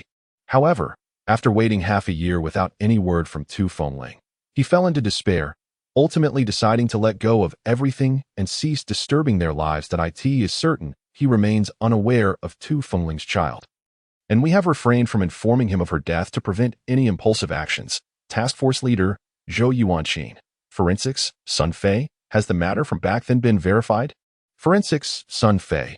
The evidence from Zheng Jingyi's side is comprehensive and has been corroborated by him. The public uproar surrounding Zheng Jingyi's abandonment of his girlfriend for his career was instigated by Mu Ke, who had hired online trolls to propagate the narrative. Thereafter, the same trolls continued to persist on both sides, while Zheng Jingyi's management merely stirred the pot with fabricated narratives of a fake couple.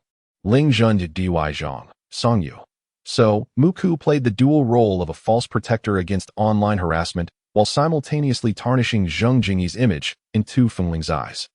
And at the same time, transforming Tu Fengling into a figure in Zhang Jingyi's mind who sought to exploit her ex-boyfriend's newfound fame for profit. Psychologist Guo Meng. Exactly. The situation itself is inherently problematic. The severity of online harassment is well understood, and it is not something an ordinary person like Mu Ke could withstand unless he was the very instigator of it. His aim was to ensure Tu Fengling completely lost faith in Zhang Jingyi, allowing him to cultivate a profound sense of safety and dependence in her during her most vulnerable moments resulting from the harassment.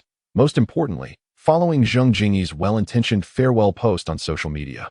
Although there were hints of lingering feelings, the overwhelming tide of online harassment also subsided. Normal individuals would find this natural, as the harassment stemming from Zhang Jingyi's actions would logically dissipate with him. Yet, what everyone overlooked was that Zhang Jingyi had only recently debuted, with his fan base still in its infancy. Thus, where could all those fervent fans who claimed to support him have come from to harass others? For instance, Sun Fei. I just asked Zhang Jingyi. The reason he stumbled upon the events of that time was due to a fan who had been with him since his debut mentioning it in the fan club chat. That fan lamented how she had chosen to remain an observer when Zhang Jingyi needed her the most.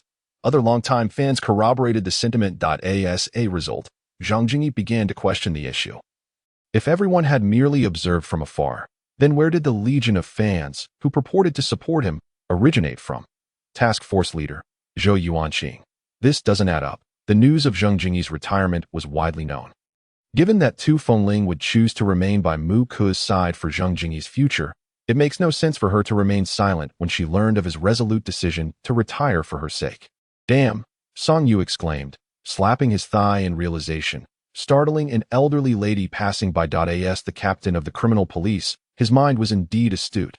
However, before he could type a response, Sun Fei from Forensics, who was with Zhang Jingyi, had already sent 2 messages in the group. Forensics, Sun Fei.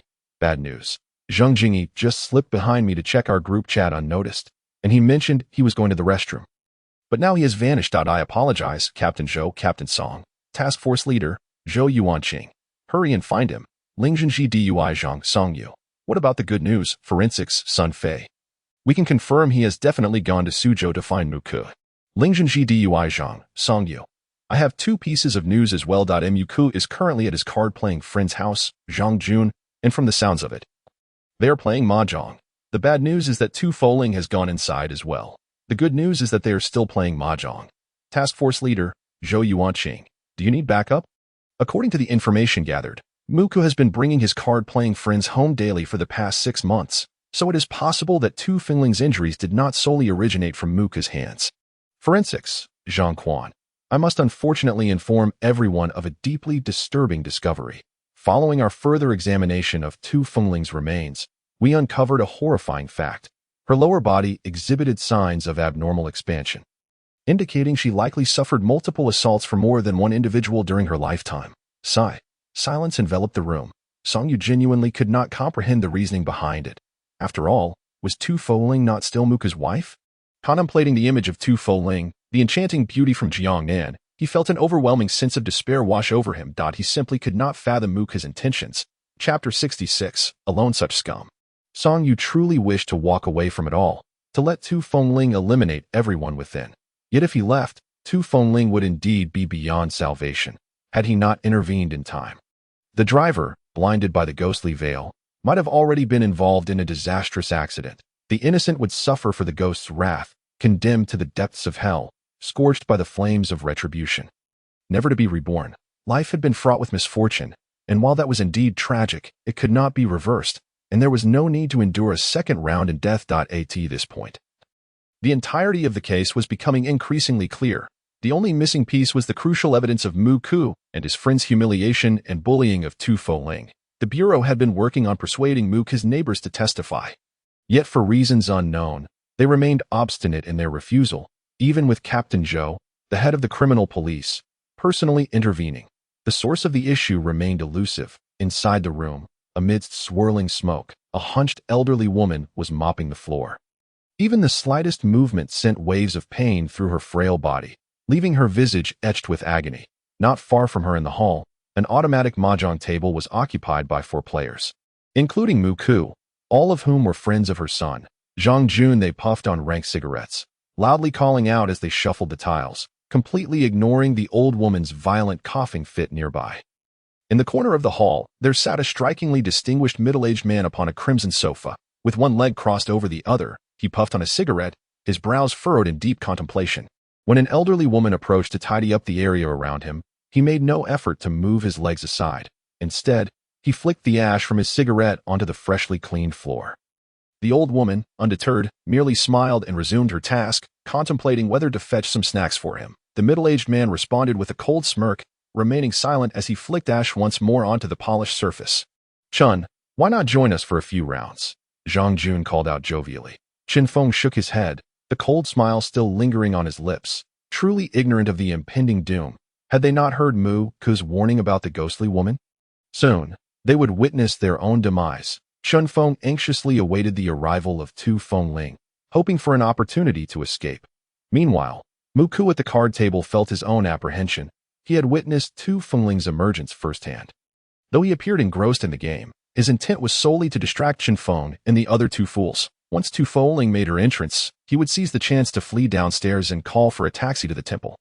He feared that if he left too soon, Tu Fengling might pursue him directly, necessitating a bait. Everyone present had, at some point, indulged in twisted desires concerning Tu Fengling, including the illegitimate son lounging on the sofa. Mu Ku discreetly observed Qin Feng, noting his lack of panic, which eased his own worries. Each of them would serve as pawns to buy time for their escape to the temple once Tu Fengling arrived. "Hey, Mu Ku, what are you daydreaming about? Hurry up and play your cards." Mu Ku snapped back to reality with a grin, coming right up. "Look at that. Mu Ku must have terrified his wife," someone jested. "A ghostly woman? If she dares show up, my brothers will surely thank nature for its bounty." Absolutely. With Tu Fengling's delicate figure and her charming demeanor, I must admit, after half a year of absence. "I do miss her," Zhang Jun remarked, licking his lips with a lewd expression. Just then, the elderly woman approached him, and he disdainfully spat. "Get lost. We're discussing women here, and you're bringing bad luck." "Zhang Jun, is that your mother?" The others chimed in. Zhang Jun grimaced at the mention. What nonsense. While others' mothers save up for their sons' weddings, this old hag can barely scrape by on her meager welfare. "What good is she?" The others nodded knowingly, accustomed to Zhang Jun's inherent flaws. Yet, their gazes towards the elderly woman held no sympathy. The old woman, with a foolish grin, simply laughed along, having raised a son who could not be reprimanded nor scolded, ultimately spoiling him. Even now, despite Zhang Jun's daily abuse, she saw no fault in him. At a recent matchmaking attempt, a girl had rejected Zhang Jun for still relying on his mother at his age, leading the old woman to camp outside the girl's home, threatening to die there if her son was not accepted. In the end, the girl's family had to pay a hefty sum to rid themselves of her. For ordinary folk, especially those like them, that amount was significant. Yet, it was squandered online by Zhang Jun the very next day. A fortune was clearly not in his destiny. Mu Ku, don't be afraid. We all here, and Qin is with us. What if Tu Fengling turns into a ghost? We're 5 strong men, filled with vitality. She is merely a ghost. How dare she enter? Zhang Jun exclaimed, casting a lewd glance at his companions. Just imagine, if she steps in, she might be overwhelmed by our masculine presence. You must be wondering how tantalizing Tu Fengling was in life. What could she possibly be like in death? Mu Ku's expression grew complex, not out of jealousy for his wife being toyed with by others. After all, she had been passed around for nearly 6 months, but from the fear he felt witnessing Tu Fengling's ghost. It was a primal terror, akin to a mouse trembling before a predatory cat. Even think of resistance seemed futile. Zhang Jun, you've been the most reckless with women this past half year. You'll need to buy us time when she arrives. Enough of this talk. You're making me laugh too hard. I need to use the restroom. The man to Mu Ku's left, a fellow rogue, stood up to relieve himself. That moment, both Mu Ku and Qin Feng straightened, their expressions turning grave. Someone was alone. Mu Ku sensed Qin Feng's unease and realized he shared his thoughts. This could not stand. Every additional person could buy them more time. Outside the door, Song Yu's gaze sharpened, as if he could see through the walls to the unfolding events within. Suddenly, Tu Fengling stirred. She reached into her bag for an exorcism talisman, which she affixed to the door while simultaneously knocking on Zhang Jun's residence. The formless yellow light encircled Zhang Jun's home as the elderly woman opened the door, eyeing the stranger warily. Who are you looking for? Hello. Is Zhou Yuanqing residing here? Song Yu inquired, fabricating a story. Who? Zhou Yuanqing. I don't know him. You must be mistaken. so hurry and leave. The old woman felt increasingly suspicious of the young man at her doorstep. Yet, as she contemplated, Song Yu seized the moment to wedge his foot in the closing door, smiling. Grandma, I truly need to speak with Zhou Yuanqing. Could you just call out for him? Wait, you're really something. The elderly woman pondered, recalling that one of her son's friends bore the surname Zhou. She glanced at the anxious young man, suspecting he was perhaps the one in debt and had mistakenly provided her address. This could not be allowed. The old woman hesitated, and in that instant, Song Yu bit his finger, swiftly conjuring a talisman, and with a flick of his wrist, he sent a drop of blood onto the old woman's hunched back. It must be said, this profession truly drains one's lifeblood. Having completed his task, Song Yu smirked and vanished like a mirage. Zhou Yuanqing. Zhou Yuanqing. Someone is looking for you. What nonsense is that old hag shouting about? There is only Zhou Dehua here. Hurry and fetch me some water. Don't you see my cup is empty? I'm coming right away. The elderly woman turned in irritation, but outside, there was no sign of Song Yu. Damn, which brat is tormenting an old woman? If I find you, I'll make you care for me in my old age. With a bang, Song Yu reappeared, leaning against the door, messaging Li Xiaofan, a disciple of Team Zhou. Confirm there is only an elderly woman, right? Li Xiaofan replied. His family has a middle-aged man who is 48 and has a son. His father is in prison for robbery, and only his nearly 80-year-old mother is left.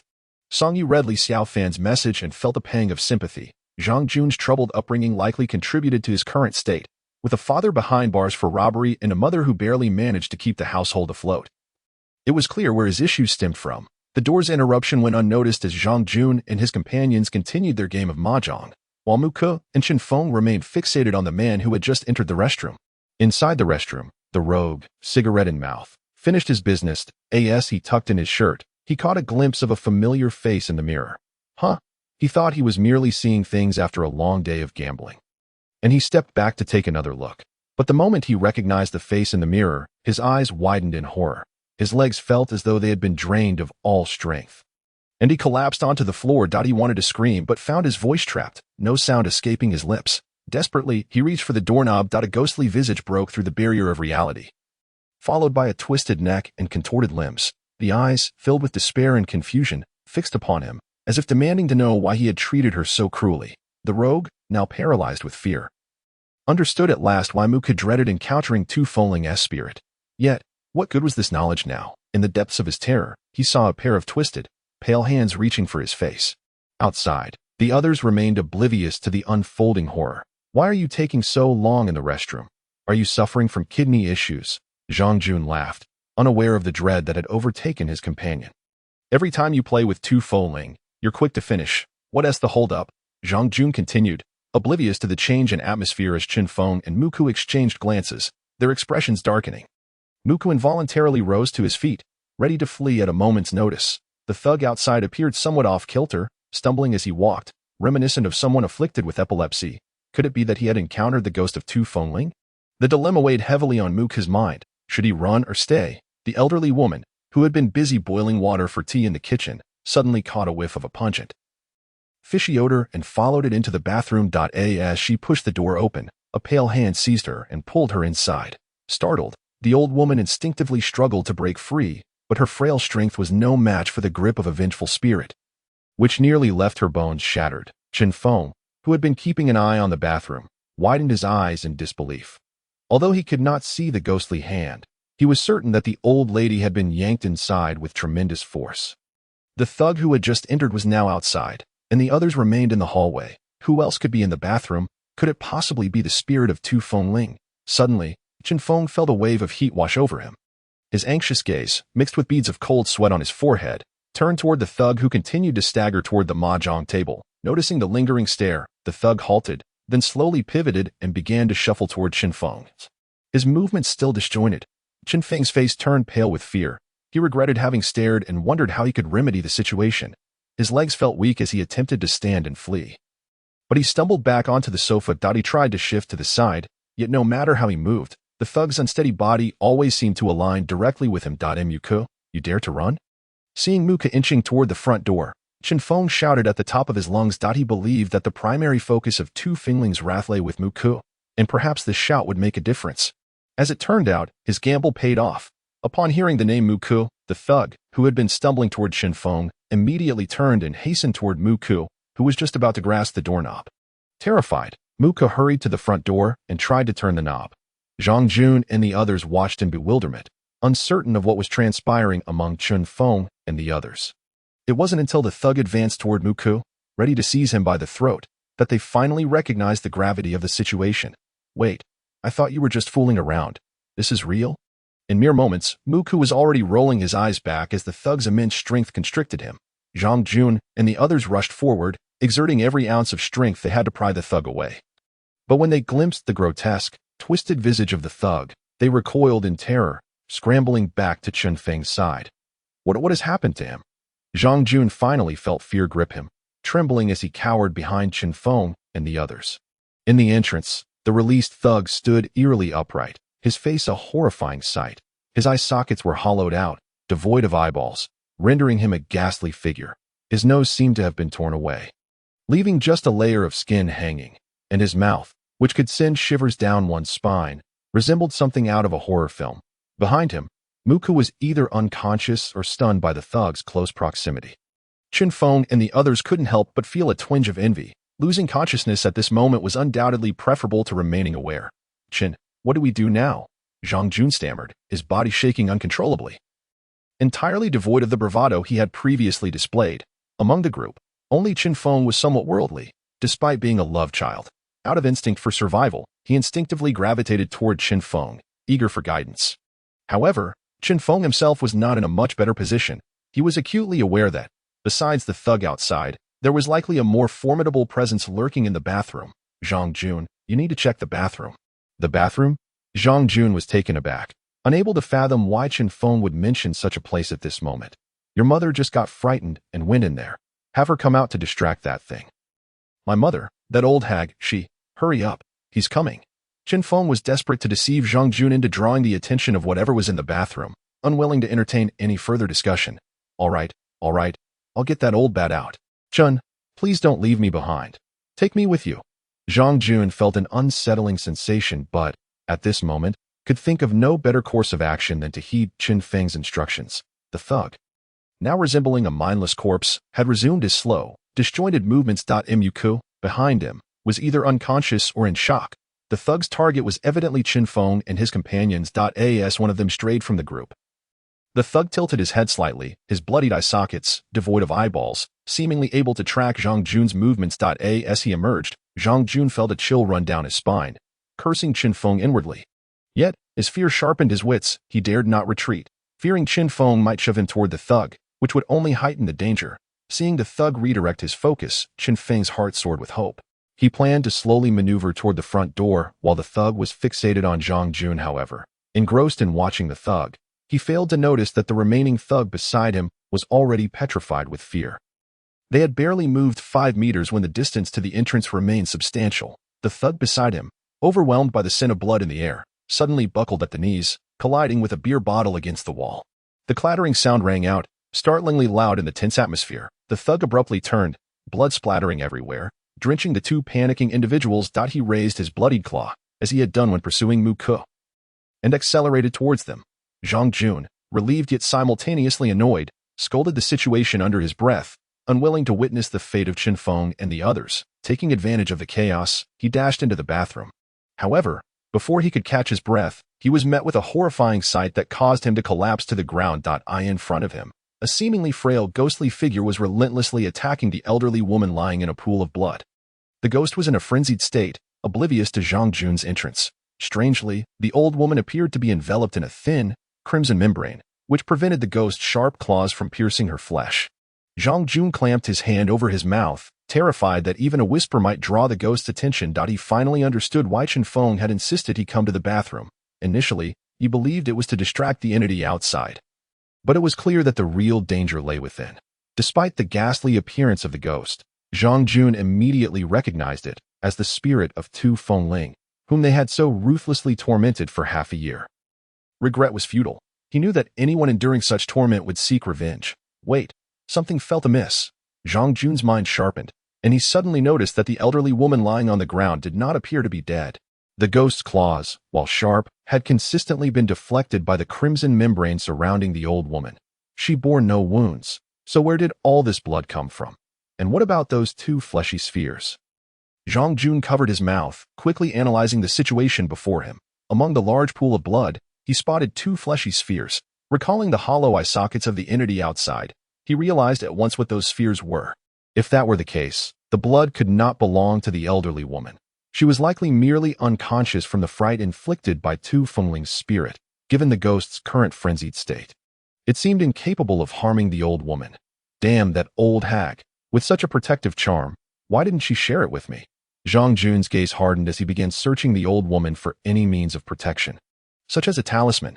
Soon, he discovered a bright crimson dot on the back of her clothing, clearly the source of the membrane shielding her, just as he plotted how to remove that piece of clothing from the grasp of the vengeful spirit.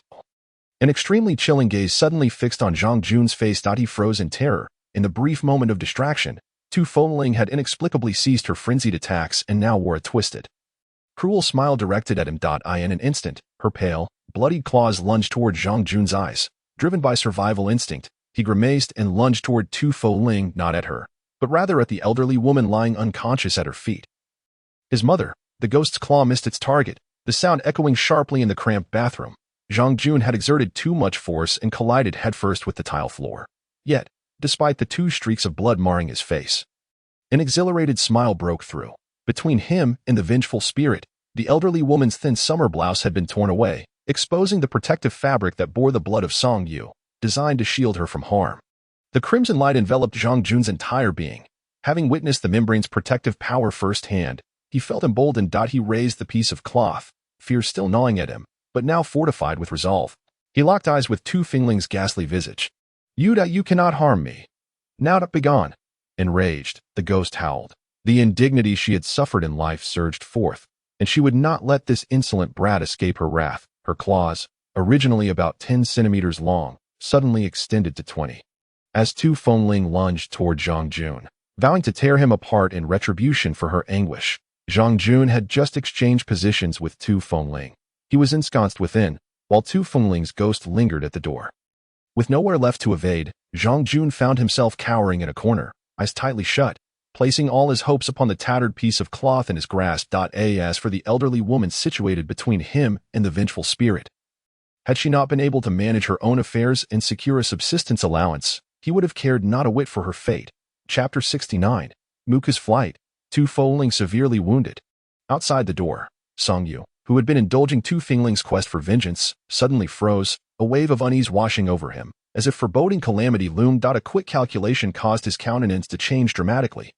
That wretched beast. He swiftly pivoted, kicking the door with force. The resounding crash echoed as the door, along with Qin Feng, who had barely managed to position himself behind it, was violently propelled into the room.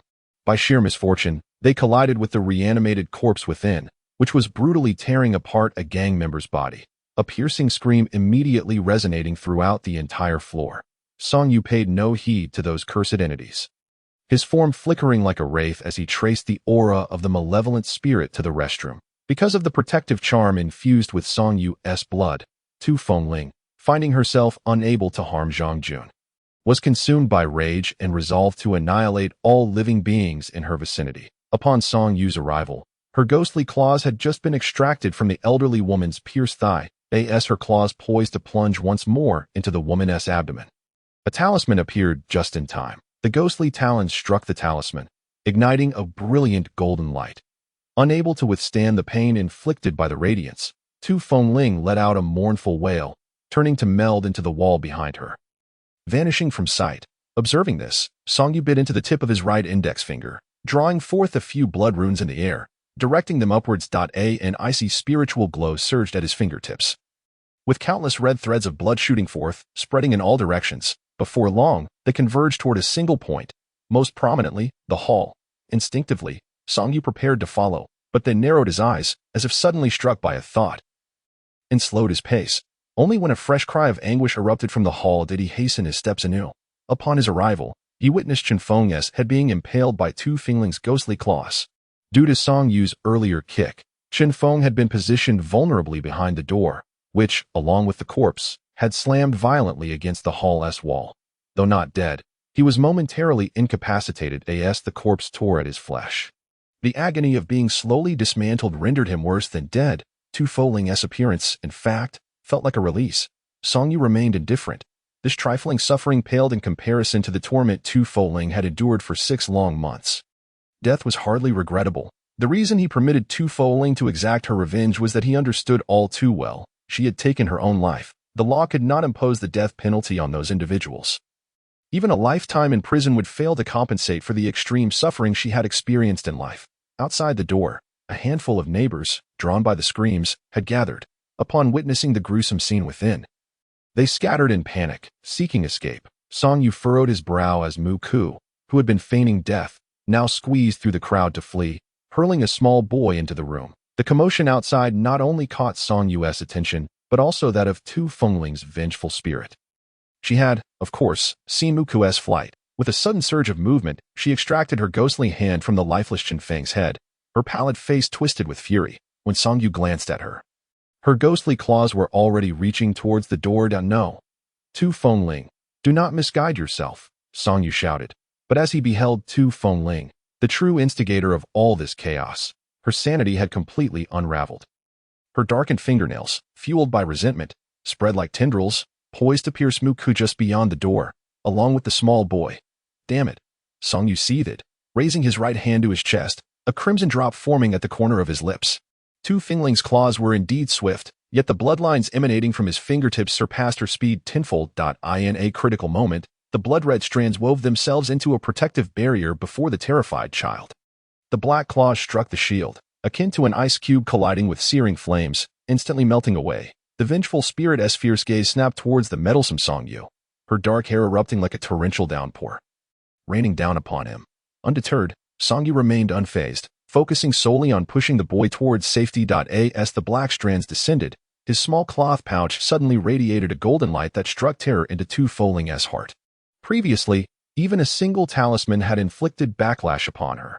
One could only imagine the potency contained within the nearly 100 talismans of varying degrees of power housed within Song Yu's pouch. Unlike the talismans ordinary people use to merely shield against a ghost's assault, his bore the added efficacy of counteraction through spiritual means that as expected. A piercing wail erupted, and Tu Fongling's onslaught faltered, costing her dearly. Had Song Yu not shown restraint and refrained from retaliating, the sheer force of those talismans could have obliterated her. Now, Tu Fongling was scarcely better off, her aura of vengeance dissipating significantly. Returning a modicum of her sanity, dragging her injured spirit, she cast a resentful glance towards the door, only to find Mu Ku had long since vanished. Her gaze shifted back to Song Yu, who had a trickle of blood trailing from his mouth as he gathered the bloodlines from the threshold. Aware that Song Yu was a formidable figure, she, understanding her vengeance remained unfulfilled, dared not linger and chose to vanish through the wall. Throughout, Song Yu had been acutely aware of Tu Fongling's movements, yet he refrained from intervening. Only when the room was utterly devoid of malevolent energy did he finally turn towards the direction she had departed. Sighing softly, in light of your unfortunate life, this is all I can do to assist you. Suddenly, the door that had been kicked and was forcefully pushed aside, revealing 2 grotesquely disfigured corpses, alongside a reanimated corpse created by Tu Fongling. The latter, akin to a marionette, staggered towards Song Yu. He sighed, addressing the corpse. Had I truly wished to stop you, do you think you could have escaped just now? The corpse halted, its hollow eye sockets seemingly brimming with suspicion. Song Yu continued, release his vengeful soul. Your grievances in the mortal realm have concluded. Wait until he enters the underworld in 7 days, and there, you may torment him as you wish. In truth, the corpse before him was merely a vessel for the recently departed gang member's vengeful spirit.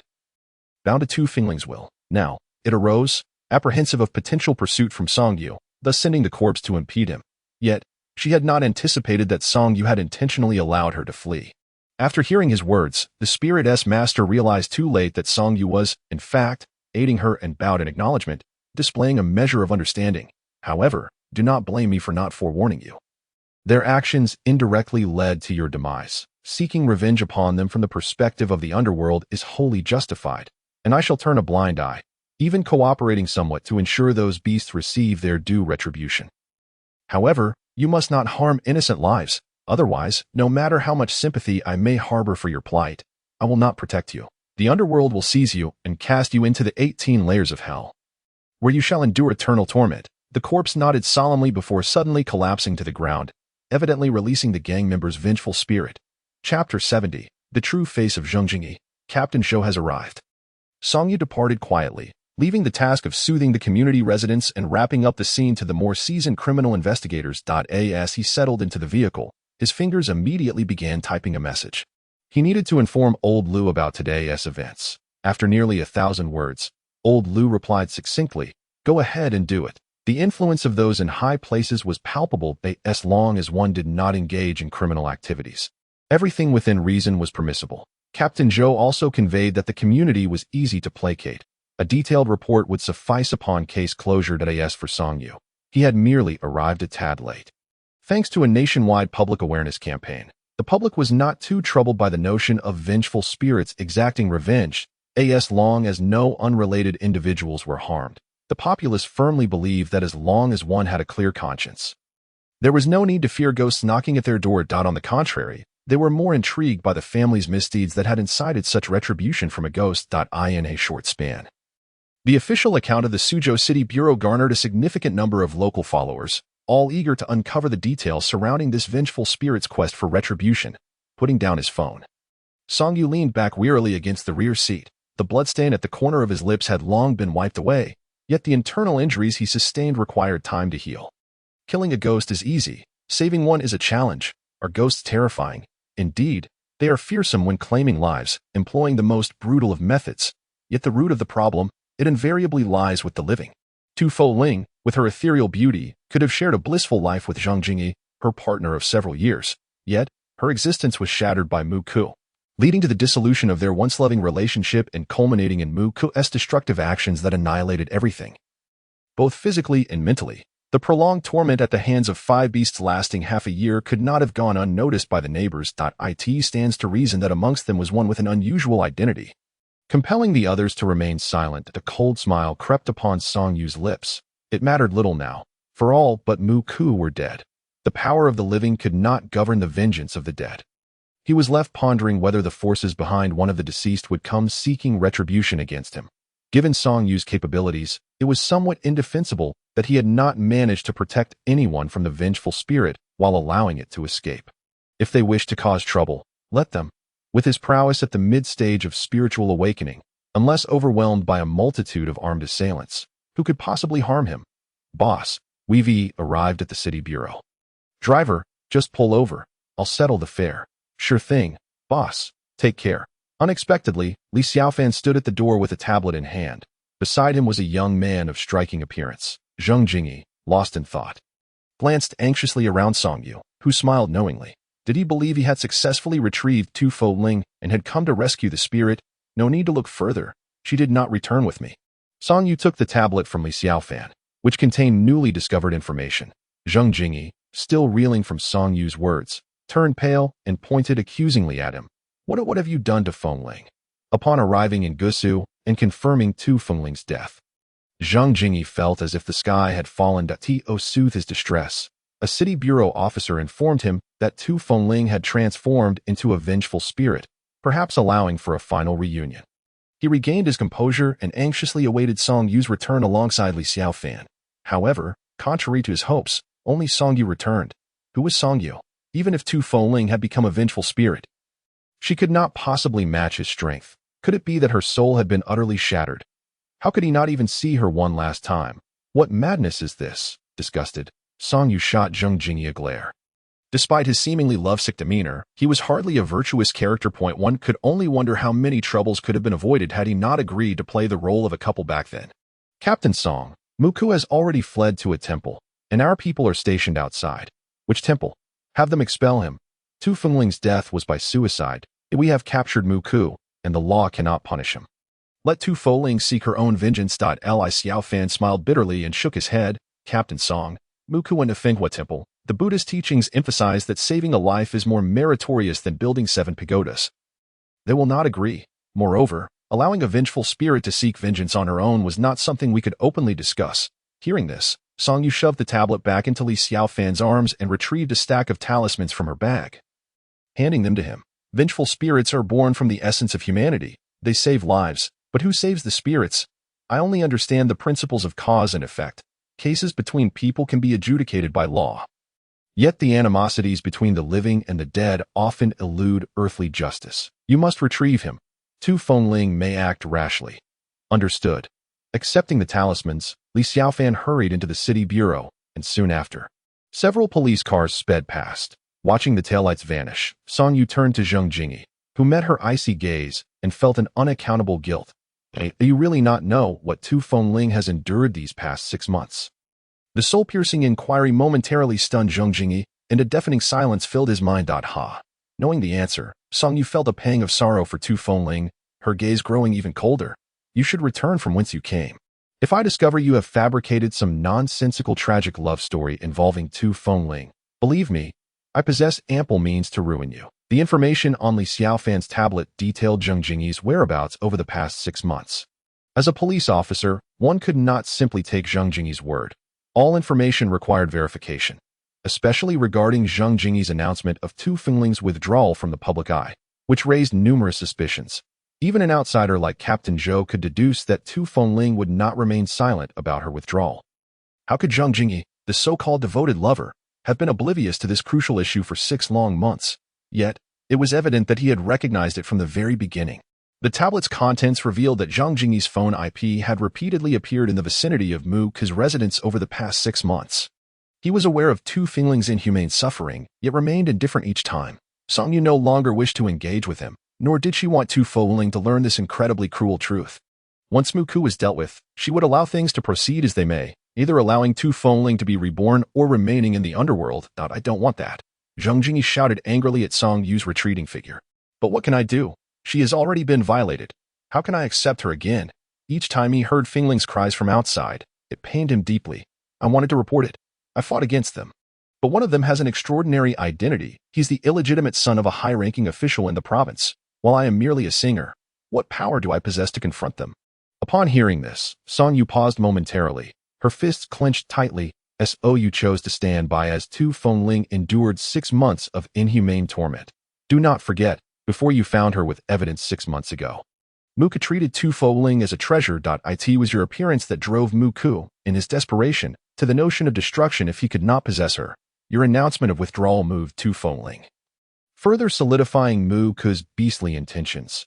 Your actions may have been just, yet you have not borne even a sliver of responsibility for the repercussions they have wrought. As for that high-ranking official, if he were truly that powerful, would he hide his illegitimate son in Gusu? You have over 30 million fans online. If even a fraction were to expose the connection between the high official and the illegitimate son, can you fathom the consequences for that so-called official? Or do you wish to leverage him for your own career? The unrelenting, accusatory revelations left Zheng Jingyi wide-eyed. He trembled, struggling to refute her. Yet what he truly thought remained known only to himself. Chapter 71.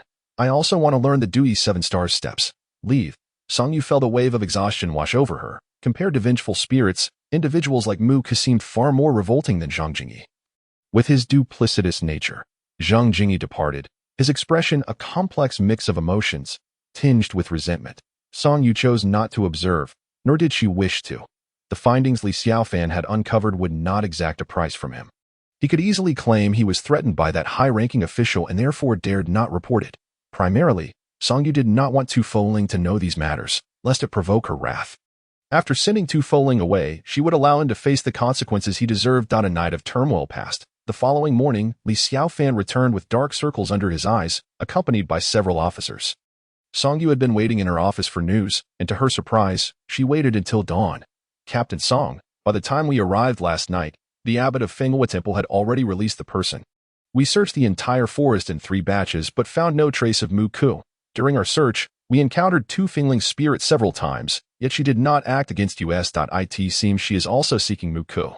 Song Yu furrowed her brow. If she is there, it means your search direction is correct. If you cannot find him, it could be that he is well hidden. If Tu Fengling has not found him either, it is likely the abbot provided Mu Ke with something to obscure him from the spirit's senses. Li Xiaofan nodded, adding, we inquired, and while the abbot did not state it outright, he kept mentioning that saving a life is more meritorious than building 7 pagodas. It seems he wishes to save Mu Ke from Tu Fengling. Is that the compassion of a monk? Song Yu scoffed. She took out vermilion powder, a brush, and 10 paper cranes from her bag. Xiaofan, go to Mu Ke's home and retrieve something of his hair, or the like. Anything that belongs to him. Li Xiaofan inquired, as long as it bears his essence. Even unwashed clothing will suffice. Then I'll go find it for you. It was only after Li Xiaofan had vanished through the door that Song Yu belatedly realized an issue. Everyone had been awake all night, and she could have sent other officers to handle this task. She had been so absorbed in the search techniques of the ghost-repelling tome that she overlooked this detail. An hour later, Li Xiaofan returned, clutching an evidence bag filled with hair found on Muka's bed. Unable to distinguish whose hair was whose, he had simply brought it all back, some of which likely belonged to the thugs. Song Yu dismissed everyone, instructing them to rest well in preparation for the night's operation. She then emptied the evidence bag, retrieving 3 incense sticks from her bag, with a flick of her fingers. Flames ignited from her fingertips, lighting the incense. As the fragrant smoke began to curl, she held the incense in her left hand and gestured with her right, channeling icy spiritual energy as she pressed it against the tips of the 3 incense sticks. The smoke, instead of rising, slowly descended, engulfing the surface of the table before her. Most remarkably, over half of the hair laid out on the table began to absorb the surrounding white smoke. Humans consume grains, while spirits consume incense. Song Yu set aside the portion of hair that did not absorb the smoke. The remainder belonged to those who had died in Zhang Jun's residence last night. At her feet lay a makeshift calming lantern made from 10 paper cranes glued together, with new talismans affixed to the surrounding red lanterns. However, even with Muka's hair, the lantern was not yet complete. It still required a bit of chicken blood. She had already messaged Li Xiao, who should arrive with it just in time after his afternoon nap. Rising, she stifled a yawn and wrapped herself in her clothes. Settling down on the sofa in her office for a much-needed rest, she slept soundly until 3:30 in the afternoon, when the enticing aroma of food roused her from slumber, lost in thought. I raised my head only to see that rascal Wang Yi indulging in takeout. In a fit of anger, I rushed over and kicked him, nearly sending him and his meal to a disastrous end. Master Zongzu. Wang Yi, looking utterly aggrieved, scrambled to his feet. He had come with good intentions, intending to bribe me. Hearing the commotion, Su Feng burst through the office door, carrying several bottles of juice. After a night apart, Su Feng had regained her usual vibrant demeanor. It was unclear how her parents and Wang Yi's had conversed the night before. I had been preoccupied with my own affairs and did not attend. Old Lu had gone instead. After all, he was considered Wang Yi's godfather. With an irritated glare at Wang Yi, Song Yu accepted the juice from Su Feng and drank deeply. She then approached the open takeout, took out the chopsticks, and began to eat heartily. "How are things between you two?" I asked, as Wang Yi silently served food to Song Yu. Su Feng, however, gleefully leaned closer to Song Yu, grinning as she said, "Team leader Song, from now on, you want to just be Master Zongzu to Wang Yi. I'm his wife, so you must also be my Master Zongzu. You can't show favoritism." Song Yu paused, her curious gaze flitting between the two. And upon noticing the sudden sorrow on Wang Yi's face, she chuckled. "It appears this is the outcome of your discussions last night. Indeed, Grandpa Lu even said from now on, I should be treated as a granddaughter-in-law. And he even gifted me a substantial red envelope, 10,000 yuan, Su Feng boasted, recounting the previous night's events to Song Yu, who was taken aback to learn that old Lu had so quickly become Su Feng's godfather. Even giving her a red envelope.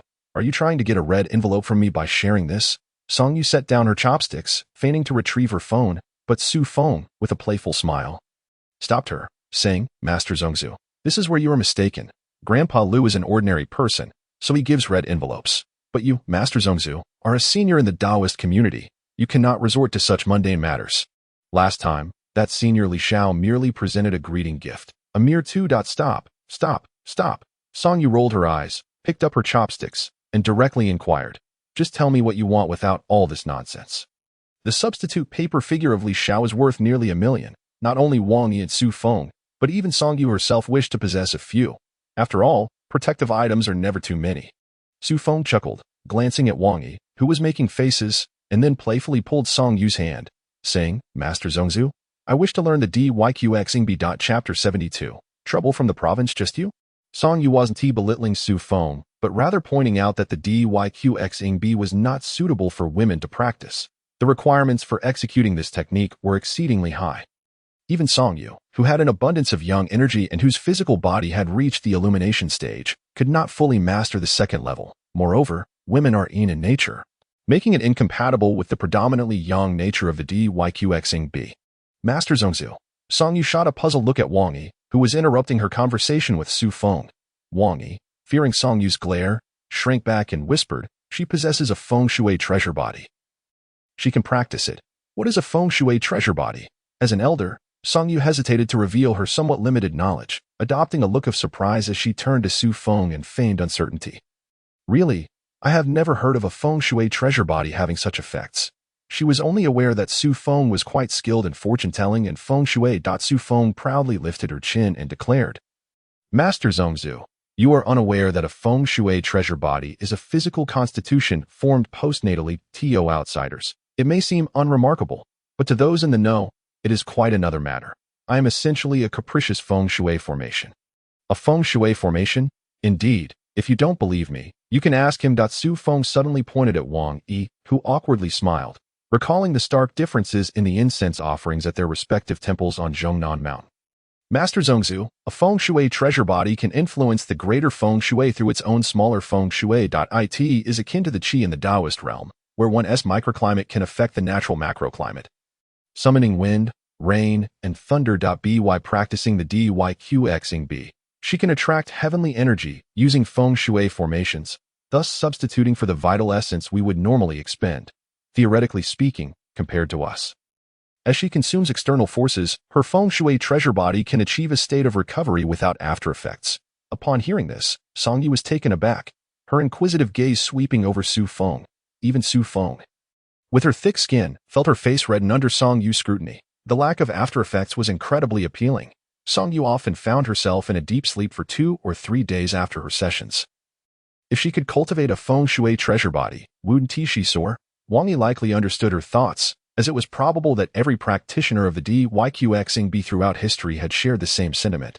The feng shui treasure body was indeed an enticing prospect for the Dyqxing. However, the allure aside, it had been thousands of years without anyone managing to practice both simultaneously due to fundamental limitations. "Master Zongzu, a feng shui treasure body must be cultivated in a feng shui formation from a young age, requiring deep comprehension and a significant alignment with nature's feng shui. It's a rare occurrence to find someone with a feng shui treasure body in 1,000 years.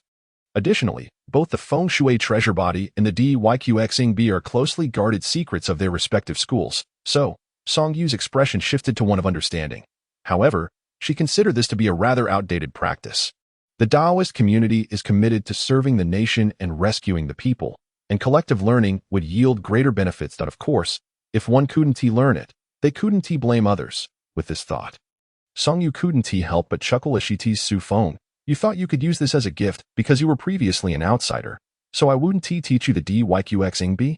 Su Feng looked bewildered, glancing back and forth between Wang Yi and Song Yu, exclaiming, "Wasn't that the case?" Song Yu shook her head. "That's an outdated notion. If I wish to hide knowledge, why would I establish a national team? Look at how I conduct classes. Have I ever omitted a single point from the text on exorcism and spirit repelling? Some points remain unaddressed simply because the class hasn't yet reached the appropriate level for learning. Consider my 2 masters in the underworld. Are they from the same lineage? One belongs to the Zhengyi sect, and the other to the Shanqing sect. Yet, they both imparted their lifelong teachings to me. At that time, I was still an outsider to them. Frankly, I believe the thoughts of you living people are less transparent than those of the deceased predecessors." Song Yu's words left both Wang Yi and Su Feng speechless. Su Feng's eyes twinkled as she quickly replied, "Indeed, Master Zongzu's vision is unparalleled. Actually, I was just, wait, there's only one opportunity. Since we've brought it up, let us do this. From now on, you and Wang Yi will study the Dyqxing with me. Education is one thing. I wanted the 2 of them to be more selfless towards their fellow officers and to support one another." Song Yu had no intention of letting Su Feng make any more excessive demands. Su Feng, feeling anxious, had anticipated that learning the Dyqxing would be incredibly challenging. Even preparing for a protracted battle against Song Yu's potential rejection. To her surprise, it was so easy that she felt cheated. She opened her mouth to whine and act cute, but Song Yu was adamant that there was only one chance. In frustration, Su Feng could only vent her ire on the beleaguered Wang Yi, dragging him off without knowing where they departed. Song Yu's thoughts inevitably returned to the feng shui treasure body. While she could borrow Mu Yingying's magical power, some of the remarkable effects of Taoist techniques inevitably carried after effects. Even if Su Feng's feng shui treasure body was currently theoretical, it sounded practically feasible. Song Yu contemplated that she had an exceptionally high aptitude for learning Taoist methods. What others took decades to master in the DYQXing, she could grasp in just a day or two. A method requiring immersion in a feng shui formation from childhood was not beyond her reach. The text on exorcism and spirit repelling contained little related to feng shui, but that was fine. Su Feng was proficient in it. Once she had some free time, she could have Su Feng set up a feng shui formation and teach her how to practice it. For whether it was a hidden secret. Song Yu did not care. By evening, Li Xiao delivered black dog blood, chicken blood, and other items, costing several thousand yuan, nearly draining Song Yu's wallet. As he was leaving, Li Xiao secretly called Wang Yi and Su Feng aside. Song Yu, curious, did not pry further, focusing instead on perfecting his calming lantern. Soon after, old Lu rushed in, looking anxious. We have trouble. Song Yu frowned. It was rare to see old Lu with such an unpleasant expression. And he speculated, has trouble come from the province? How did you know? Old Lu was taken aback but quickly crouched beside Song Yu, peering at the calming lantern while expressing his distress. My son is news. The province suddenly convened a meeting this afternoon, saying they invited a consultant from the Taoist community to assess the professionalism of our Suzhou spiritual investigation team. Song Yu was momentarily speechless, focused on completing the lantern in his hands. Seeing this, old Lu continued, my son verified it. The proposal was suddenly brought up by one of the top 3 in the province this morning. And the meeting is officially convened this afternoon. The person's surname is Qin. One of the deceased last night was named Qin Feng. As he spoke, old Lu pulled out 2 photographs from his pocket. One was of a young man, unmistakably Qin Feng from the previous night's gathering. The other was of a high-ranking official, Qin Siding. Remarkably, the 2 bore a striking resemblance. One would assume they were father and son without needing a paternity test. Is it my fault that I did not rescue his illegitimate child last night? Song Yu scoffed. Chapter 73, Bait. I anticipated that trouble might arise, but I did not expect it to come so swiftly. Seemingly eager to alleviate Song Yu's concerns, old Lu patted his chest and assured him, but don't worry, my boy. All the police in the province report to my son. His position is not much inferior to that person. Aside from bringing in a so-called consultant, he can do nothing else. Song Yu nodded and then shook his head, chuckling. Where do you see me afraid? In any case, I have a clear conscience. Heh. What a clear conscience. I do appreciate your character. Old Lu finally relaxed and smiled upon seeing that the expression on Song Yu's face did not seem feigned. When he first received news from his son, he was quite worried that Song Yu might change due to pressure from the provincial authorities. Now it appeared he had been overly concerned. Do you know who the consultant sent over is? Song Yu inquired with curiosity. Old Lu shook his head and explained, since the consultant came under the guise of an inspection team, my son, as a leader of the provincial department, had his identity concealed. An inspection team? Song Yu exclaimed, astonished. Central officials can be swayed by that Qin fellow? What are you thinking? If he had that capability, he wouldn't have hidden his illegitimate child in Gusu, unable to raise him properly in Jinling. Then how? Old Lu glanced around, ensuring no one was nearby, and whispered to Song Yu, my son believes that the inspection team is leveraging this guise to enter Gusudot on the surface. It appears as if an outsider associated with the inspection team is being inserted. But in reality that you understand it.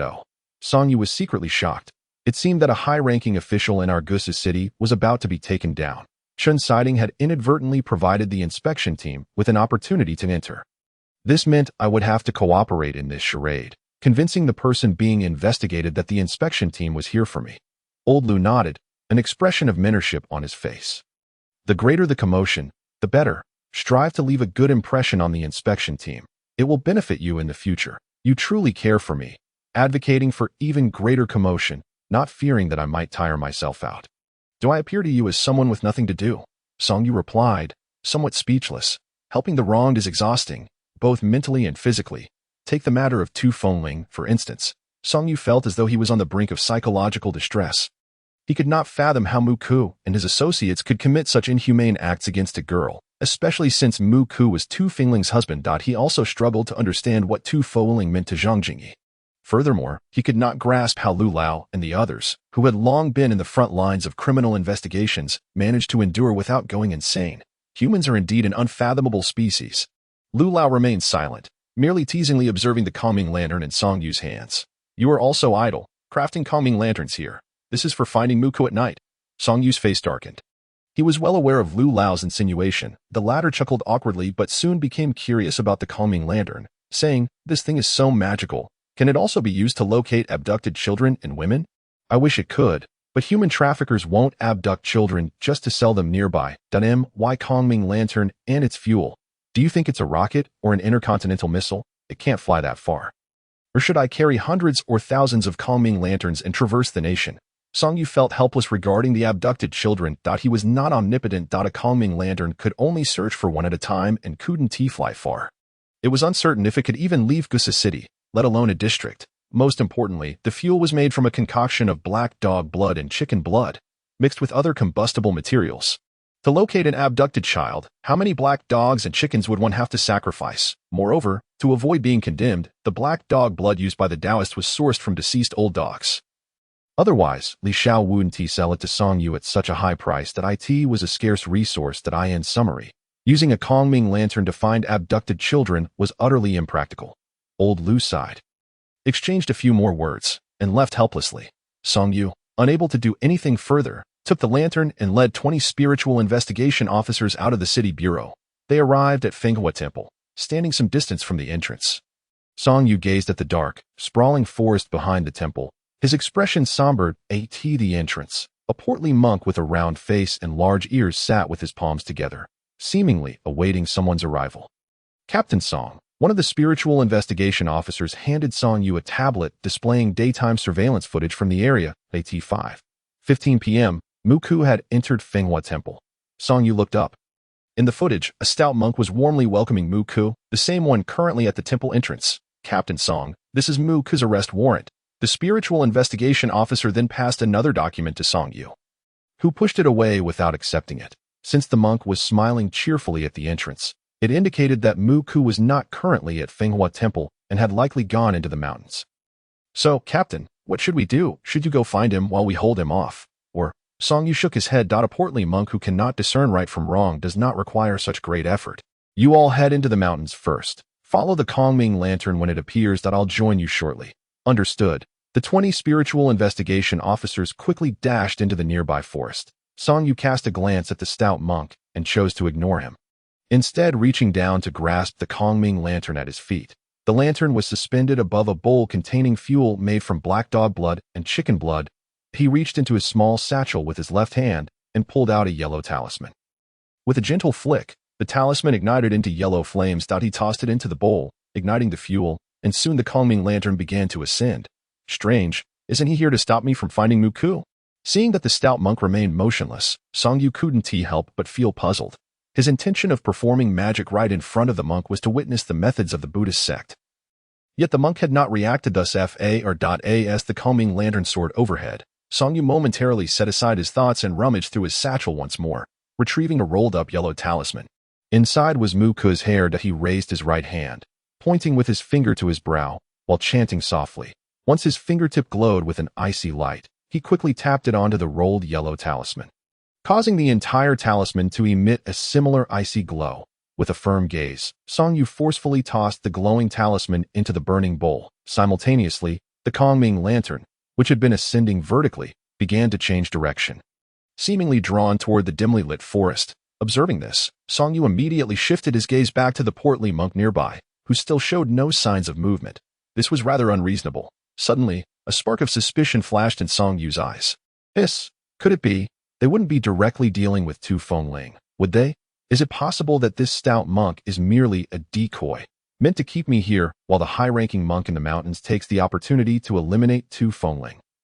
Chapter 74. The sudden appearance of the media. The calming lantern had already flown far away. Concerned that significant events might unfold, Song Yu stared at the stout monk for a moment before deciding not to linger. He turned, planted his feet, and leaped over 100 meters. The force was so powerful it created a shocking crater in the ground, as if a landmine had exploded. The stout monk's pupils constricted, and his expression changed. He had read the materials provided and knew that Song Yu was a formidable officer, having once leaped 30 to 40 meters at Qijiazwang. That was still acceptable, but now, over 100 meters? Was he even human?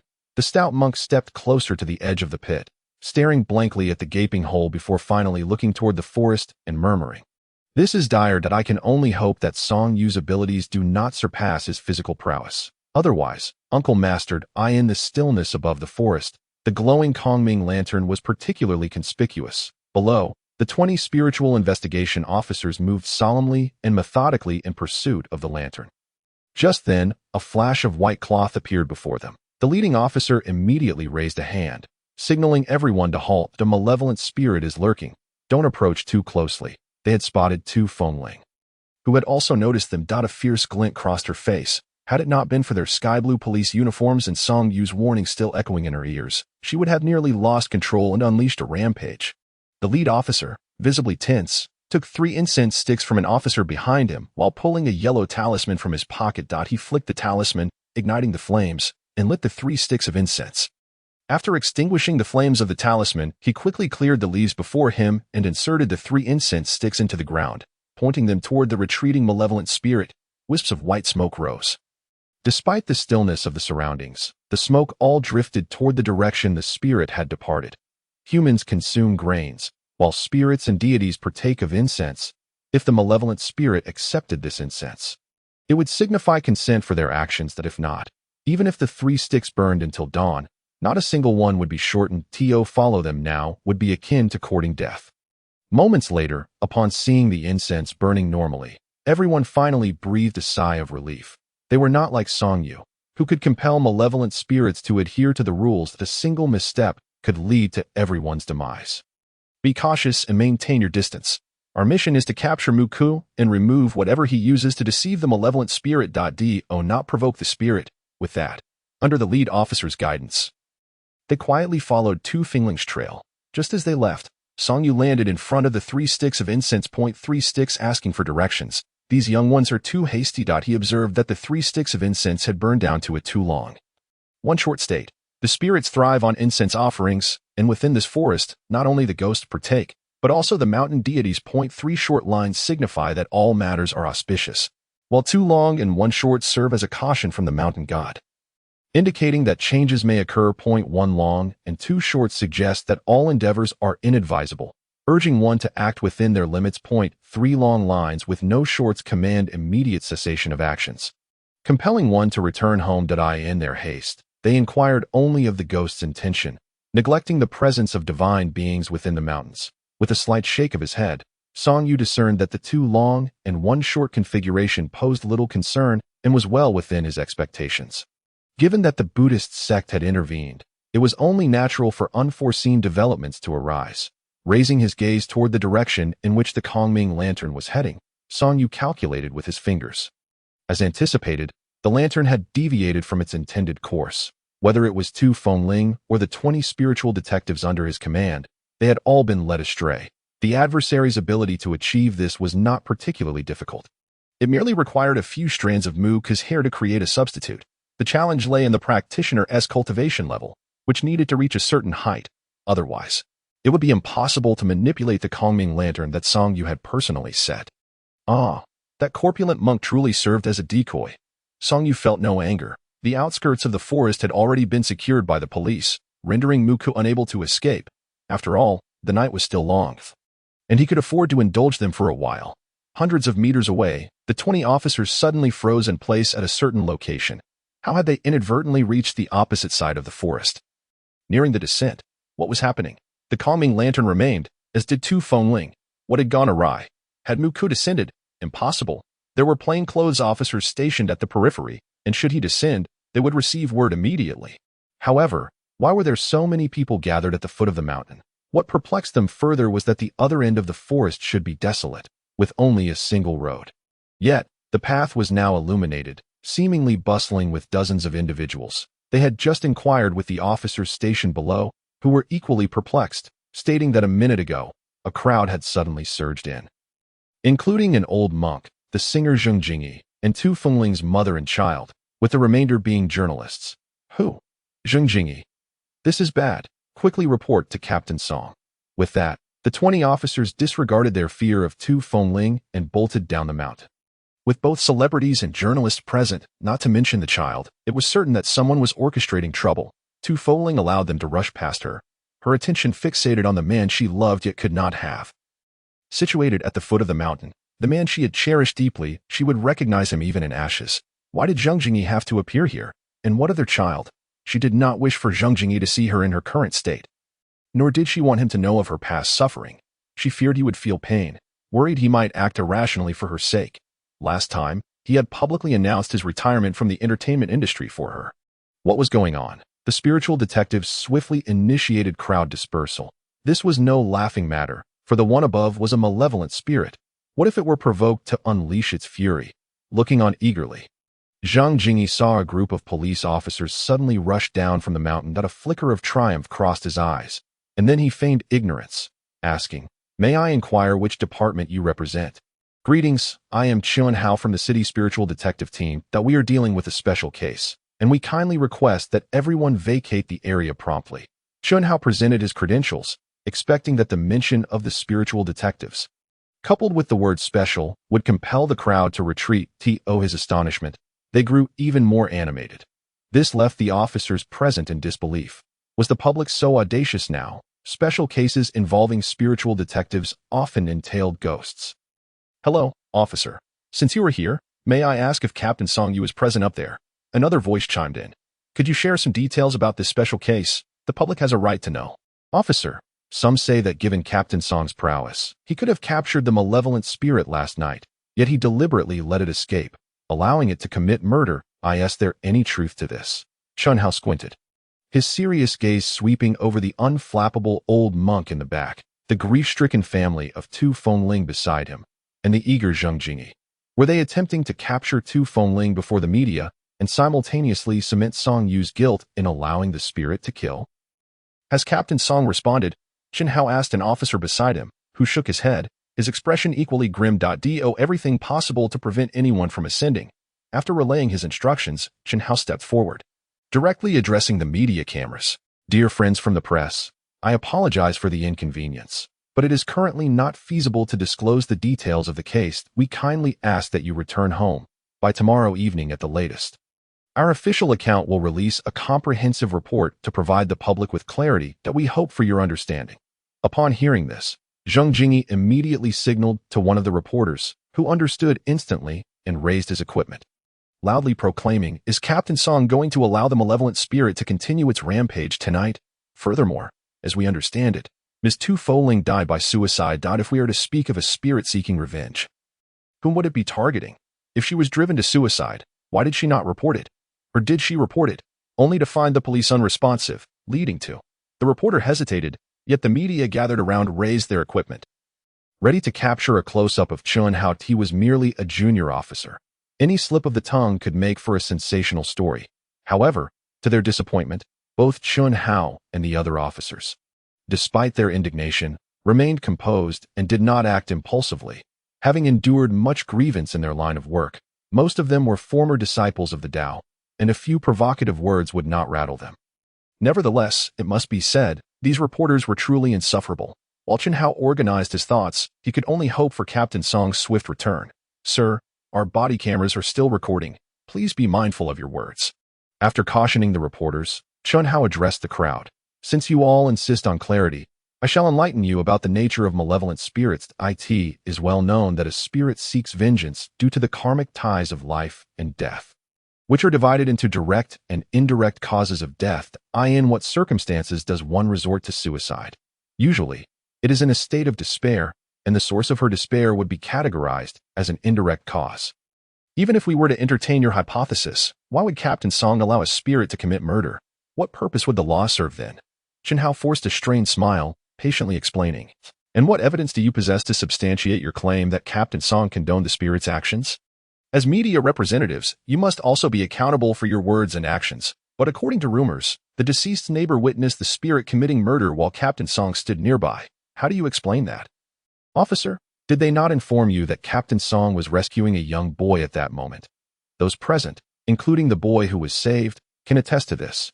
Yet you choose to omit this crucial detail. How do you justify that?" The media recoiled, taken aback by the resilience of the young officer. Observing the change in expressions among the crowd, Chun Hao shifted his tone. "I am uncertain why you have all gathered here today. However, Let me assert that the city's spiritual detective team conducts its investigations with the utmost integrity. We are responsible not only for the living but also for the deceased. Ms. Tu Foling endured inhumane torment in her life, which is profoundly saddening. We in the spiritual detective team vow to seek justice on her behalf and combat evil. Nonetheless, we hope the public understands that supernatural events encompass numerous unknown factors. No matter how skilled Captain Song may be, he is, like everyone else, a living being, incapable of traversing walls or disappearing like a ghost, and thus may occasionally lag behind. However, rest assured, spirits seek vengeance only from those who share karmic ties with them. As long as everyone is kind, even with many spirits around, they merely wish to catch a final glimpse of their beloved family before entering the afterlife. Yet, it must be noted that there are certain preconditions. We must not provoke them. Now, with our sizable group, Amitabha, Chen Hao frowned at the monk who interrupted him. The monk remained unfazed, replying with a calm smile. Humans have their laws, and spirits have their rules. When one commits an offense, it is the laws of the living that should judge, not the departed spirits that should determine the fate of the living. The reporters, previously swayed by Chen Hao's arguments, swiftly redirected their cameras to focus on the old monk. From what you have just stated, it appears that Ms. Tu Fingling's death qualifies as a suicide. May I ask, esteemed sir, according to human law, should those involved in this case face the death penalty? Not at all. Chen Hao's brow furrowed deeper. As a police officer, he could not make such statements before the media and had no choice but to grit his teeth in acknowledgement, just as he was about to respond. The old monk interjected, and what happens when a spirit unjustly kills an innocent person? Before Chen Hao could react, the monk promptly replied, they would descend into the 18th level of hell, eternally tormented by flames. With no hope of rebirth, this revelation, the woman beside the monk, Tu Fengling's mother, collapsed to the ground, weeping uncontrollably. This afternoon, someone informed her that her daughter, having taken the life of another, would descend into the 18 layers of hell and endure eternal torment by flames. They urged her to swiftly bring her child to persuade Tu Fengling to relinquish her hatred. Overcome with grief, she wept bitterly, questioning why her precious daughter had to suffer such torment in life and then face everlasting damnation after death. Zhang Jingyi, who had remained silent until then, quickly knelt beside the woman, tears streaming down his face as he cried out into the forest, Fengling, Fengling, it's me, Jingyi. Please, stop. Unsurprisingly, the media focused their cameras on him once again. Those unaware of the circumstances might have thought it was a scene from a melodramatic film. Chen Hao's expression turned cold as he glared at Zhang Jingyi, demanding, stop pretending. How dare you show your face here? Did he not realize the gravity of his own actions? All the officers present felt a wave of nausea at Zhang Jingyi's current demeanor, disgusted by the shamelessness on display. How could he still maintain a facade of deep emotion after being exposed by Captain Song? Did he not have any shame? Meanwhile, Tu Fengling, oblivious to the truth, was already reduced to tears. The three people she feared encountering the most, her mother, her child, and Song Jingyi, were all present. She longed to manifest before them, to see her dearest ones, yet she feared revealing her current state. Why? Why must fate be so cruel, forcing her into such an encounter?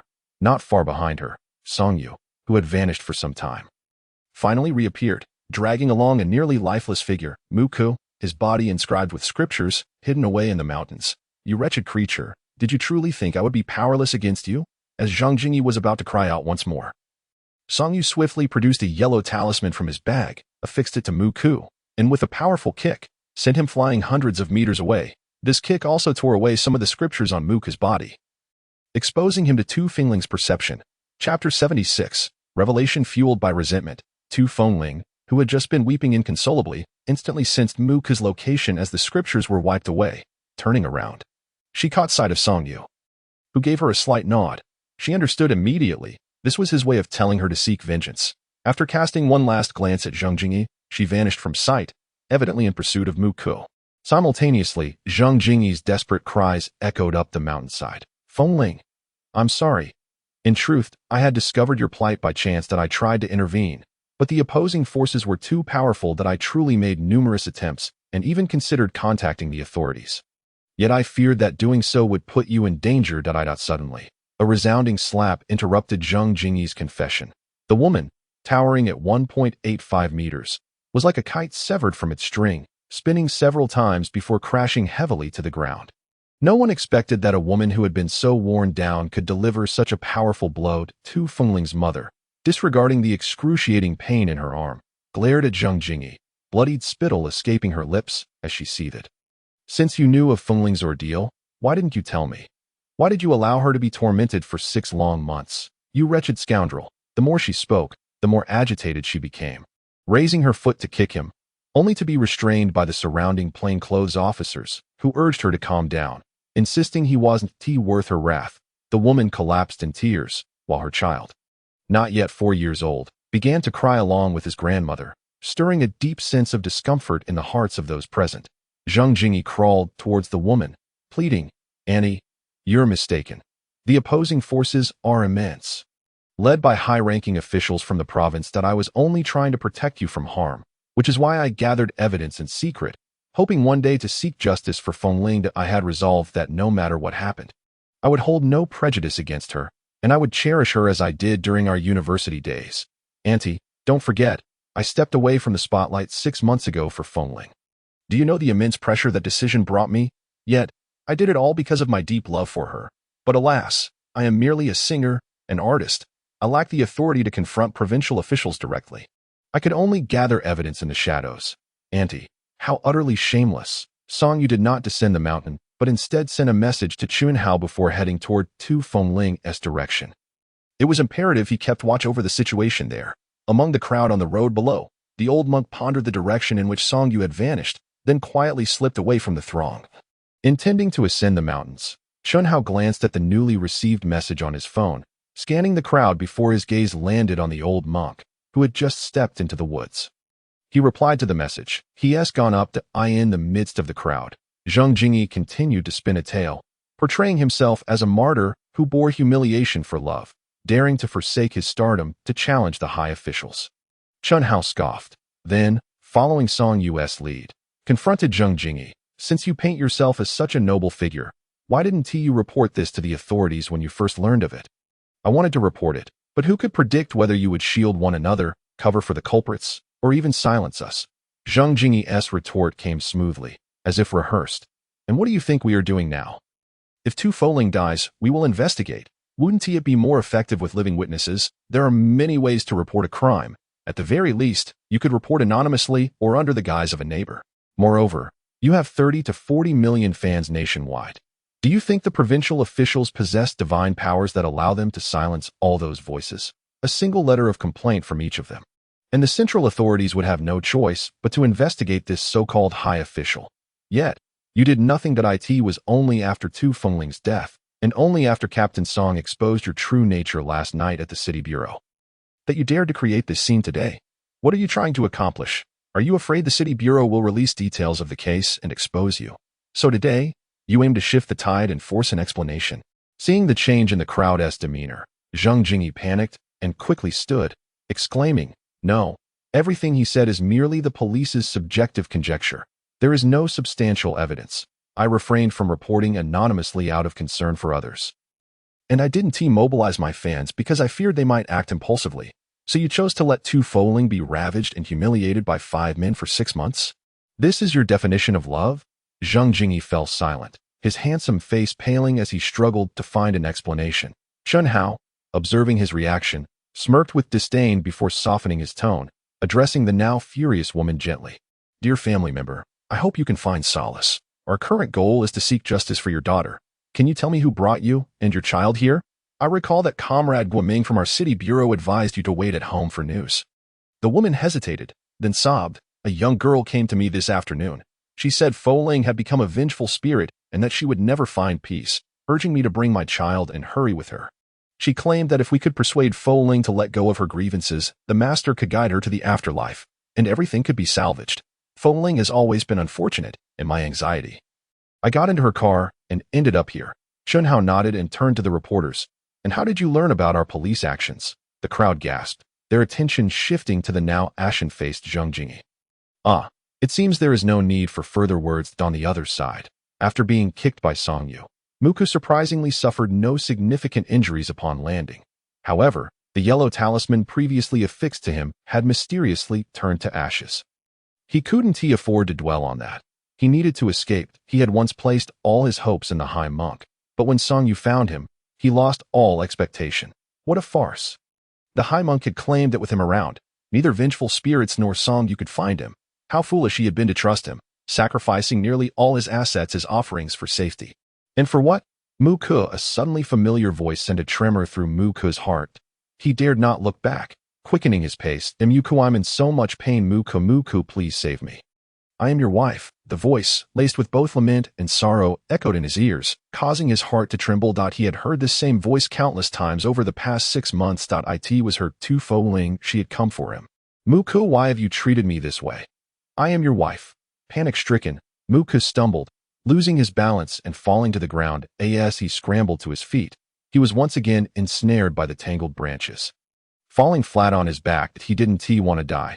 But as he lay there, staring up at the sky, he finally caught sight of Tu Fong Ling, clad in white, hovering above him. A grotesque visage, bloated from submersion in water, suddenly materialized before him. A pungent stench of decay assaulted Mu Ke's nostrils, prompting him to turn and retch. In the next moment, a pair of hands, rotting as if they might fall apart at any moment, forcibly twisted him back. He was compelled to confront the grotesque and repulsive visage of Tu Fo Ling. Mu Ke, you promised to love me and protect me for a lifetime. Have you forgotten? I am your wife. No, you are not. Mu Ke roared, kicking Tu Fo Ling in the abdomen in a fit of struggle. To his surprise, he sent her ghost soaring into the sky. Her ghastly face gradually solidified, returning to its previous pallid, sinister form. You wretched harlot, since you wish to divorce me for that pretty boy, neither of us shall find peace. Ha! I will ruin you. Can he truly forsake everything for you? Does he adore you so? Let me see if that pretty boy can endure being tainted by the humiliation of 5 men for 6 months. He must think you are filthy, ha! Every time he shares a bed with you, he will surely recall those other 5 men. How delightfully ironic. As Mu Ke appeared to lose his mind, Tu Fong Ling suddenly fell silent. She floated in midair, lost in thought. Not far away, Song Yu sensed something amiss and turned to see the old monk approaching. With a piercing gaze, the monk produced a gold Buddha the size of a human head from his robes and began to chant without sparing a glance at Song Yu. Song Yu raised an eyebrow, thinking, who does he think he is? Ba, bang, thud, fool. Seeing the old monk collapse without a sound, Song Yu retracted his hand, feeling a moment of incredulity. Did this bald old man truly believe he could contend with him? What nonsense. They were all human. If a matter could be resolved through force, why resort to a battle of spells? The yellow talismans were dreadfully expensive, a waste to expend on him. Picking up the fallen gold Buddha, he examined it for a moment, deeming it a valuable tool against malevolent spirits. Nonchalantly, Song Yu stowed it in his bag. He had no use for it, but it could serve as a trump card for other spiritual investigators. Resisting the urge to plunder further, Song Yu reminded himself he was a police officer. Taking from others without permission was theft. The gold Buddha, however, was an unclaimed object he had found in the woods. Having dealt with a minor nuisance, Song Yu's gaze returned to Tu Fong Ling. After a brief silence, her ghost swiftly descended, enveloping Mu Ke in an instant. His frantic barking ceased abruptly, replaced by a ghastly expression, as though he were enduring unspeakable torment. His contorted posture was rather inappropriate for young audiences. Song Yu surmised that Tu Fong Ling was using possession to make Mu Ke experience the extreme suffering she had endured for the past 6 months. Darling, in a daze, a figure clad in a flowing white gown appeared beside Song Yu. Overjoyed, he embraced her, using his height to plant a kiss on Mu Yingying's icy forehead. The peach blossom at her brow glistened, having absorbed the moisture of his lips, filling him with delight. Longing made him clutch her even tighter. Darling. Mu Yingying felt a pang of sorrow. The more he embraced her, the more reluctant she became to leave. Her return was meant for a farewell. Sensing the change in her, Song Yu paused momentarily but quickly masked his awareness. Yet, inevitability loomed. Mu Yingying raised her ethereal face, her deep, ink-black eyes glistening with tears. Darling, a decree has suddenly come from above. From today onward, the underworld is forbidden from intervening in the affairs of the living. Even the likes of Sister Wu Chang, the ghostly emissary, may only guide souls without interference. Song Yu's heart trembled, yet he refrained from uttering any words that would deepen the sorrow, instead holding her tighter. After a long while, Mu Ke had fallen silent, while Tu Fong Ling stood quietly by his side, awaiting Song Yu's action. As for her family below, Tu Fong Ling understood that the paths of humans and ghosts diverged. Perhaps it was better to depart in this manner. Is it possible to stay tonight? Song Yu struggled to conceal his reluctance. His voice hoarse. Mu Ying nodded sadly, whispering against his chest, "Of course, I shall inscribe new ghostly markings for you tonight." Upon hearing this, Song Yu turned to nod slightly at Tu Fengling, who acknowledged him. The ghostly figure soared and followed Song Yu and Mu Ying away from the forest. The grievances of the malevolent spirit were resolved. Chen Hao and the others would take care of the aftermath. The next afternoon, Song Yu awoke, staring blankly at the ceiling, unable to rise. Tu Fengling, who required a powerful entity for her passage into the underworld, had naturally bypassed such rituals with Mu Ying, the most influential connection in the realm of spirits. Early that morning, she had accompanied Mu Ying to the underworld, and Mu Ying had two purposes for her return. One was to bid farewell. Unless the underworld rescinded the decree, their communication would be limited to the Black Wuchang summoned for soul collection. As for the reasons behind the abrupt decree from the underworld, Mu Ying was uncertain. Even though the Wuchang sister's uncle was the emperor of Fengdu, no hints had been gleaned. However, they speculated it was related to the recent surge in capturing malevolent spirits. Song Yu pondered that the higher-ups in the underworld were likely displeased. Although he was unaware of the cause for the increased frequency of malevolent spirits, he knew it ultimately stemmed from the living. If everyone turned their hearts toward goodness, there would be no need for malevolent spirits, let alone the appearance of a vengeful ghost. The second matter concerned the ghostly markings on Song Yu's chest, a new style granted by the Wuchang sister's uncle, the emperor of Fengdu. Now, not only could Song Yu draw upon Mu Ying's powers, but he could also utilize her abilities, such as trading with spirits. The transaction would be credited to Mu Ying, but the responsibility for execution lay with Song Yu. The ultimate settlement of the merits gained from these trades was inconsequential, as the new ghostly markings allowed them to share such merits. The most crucial benefit, however, was the third one. Song Yu could now utilize the merits for cultivation in advance. Previously, merits could only be used upon entering the underworld, so regardless of how many malevolent spirits he resolved, he had never focused on his own merits. After reaching the foundation establishment phase, his lifespan extended to nearly 200 years, and upon reaching the enlightenment phase, it increased to 300. It would be a long time before he truly entered the underworld. Now, however, with the ghostly markings converting merits into energy for cultivation, and through the Huanyang Classic for refinement and absorption, Song Yu could continuously enhance his physical strength. Yet, the greater the benefits, the more uneasy Song Yu felt. He could not fathom why the Wuchang sisters would assist Mu Ying and him to such an extent.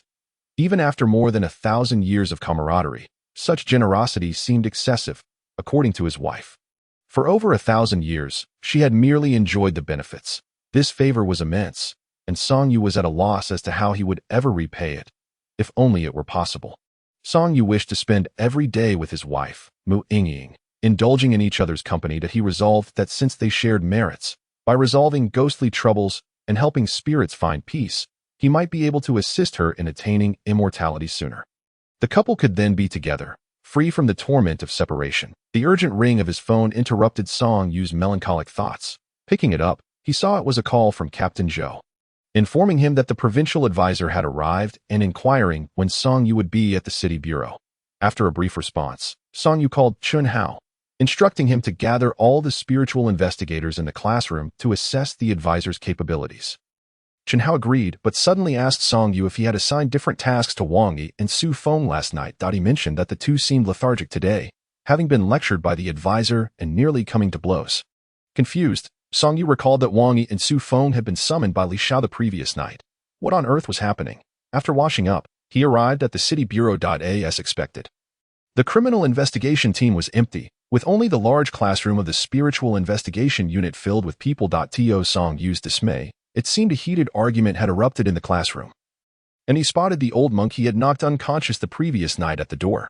Upon seeing Song Yu, the old monk snorted coldly but remained silent. However, ignoring Song Yu did not mean Song Yu would ignore him. Stopping before the old monk, Song Yu smiled. "What's this? Didn't learn your lesson last night. So you came to the city bureau for a thrill?" "Amitba." The old monk feigned calmness. "Captain Song, I am merely here to seek an explanation." "Seek an explanation? Heh." Song Yu crossed his arms and sneered. "What a fine excuse. Are you afraid we might leak what transpired last night, such as how Fenghua Temple conspired for profit, tarnishing the reputation of the Buddhist faith?" "Amitba, whether it's tarnished or not, This old monk is unaware. I only know that Captain Song has robbed me of the Buddhist treasures and allowed malevolent spirits to wreak havoc upon the innocent. The old monk's lips twitched, yet he maintained composure, evidently having prepared for this encounter. Song Yu smirked, saying, "You claim I stole the Buddhist treasures, yet you have no proof. You say I let malevolent spirits harm the innocent. But I reiterate, where's the evidence?" The old monk was momentarily stunned, staring at Song Yu's audacious demeanor, unable to comprehend that a police officer would be so shameless. I in the wild mountain forest last night. He had no evidence whatsoever. It is evident that he rendered himself unconscious. It is indisputable that he absconded with the golden Buddha. It is clear that he is aiding the vengeful spirit in its quest for retribution. How dare he now refuse to acknowledge it? Amitabha, has Captain Song truly resolved not to return it? Let us not forget, you are a public servant. Song Yu scoffed, nodding in agreement. Thus I am compelled to seek justice for Tu Fengling, to uphold fairness. Yet, certain unscrupulous monks last night, under the pretense of delivering salvation to all beings, colluded with malevolence, obstructing law enforcement. A friendly reminder, this is a violation of the law. Your brazen distortion of concepts on the highway last night has been captured by the enforcement recording device. Upon saying this, Song Yu leaned towards the visibly flustered old monk, adjusting his robe mockingly, and added, "Moreover, our police investigation has revealed that Mu Ku liquidated his assets in his lifetime, with the funds ultimately flowing into the account of Fenghua Temple. Is this not the reason for your complicity in this wrongdoing? You speak nonsense. I shall sue you for defamation. A monk should embody compassion and would never know. No. Song Yu interrupted his feeble defense with a smile, declaring, "The truth will be judged by the people. I have a clear conscience. However, you, TSK, are in a precarious situation." Patting the trembling shoulder of the old monk, Song Yu reassured him before departing.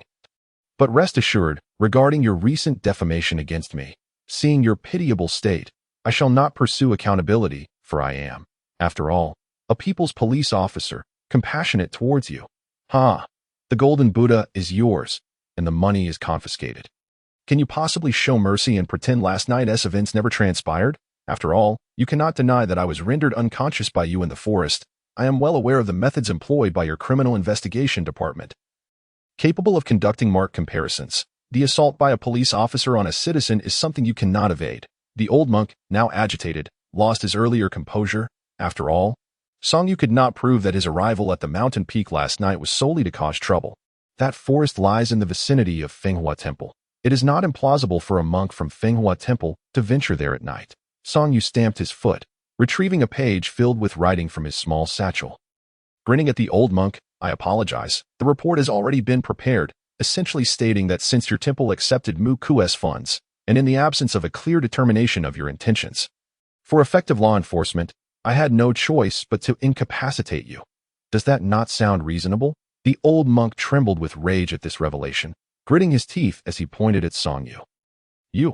You are utterly shameless. Oh dear, in your presence, I am merely showing off my skills. Compared to you, I am but a novice." With that, Song Yu wickedly strolled into the grand classroom. The voices outside were neither loud nor soft, yet they resonated clearly within the classroom, which had long ceased its quarreling. At the podium stood a middle-aged man in a suit, glaring at Song Yu with ire. Upon noticing Song Yu's gaze, the latter let out a huff, preparing to question, only to see Song Yu swiftly produce 10 paper cranes from his bag and stride towards him, placing the cranes on the desk. "I beg your pardon, dear friend, but today our spiritual investigation team's officers are to undergo an assessment of their Taoist skills. Any matters can be discussed later." The middle-aged man resisted, yet his words were abruptly silenced as a force beyond his control pushed him aside.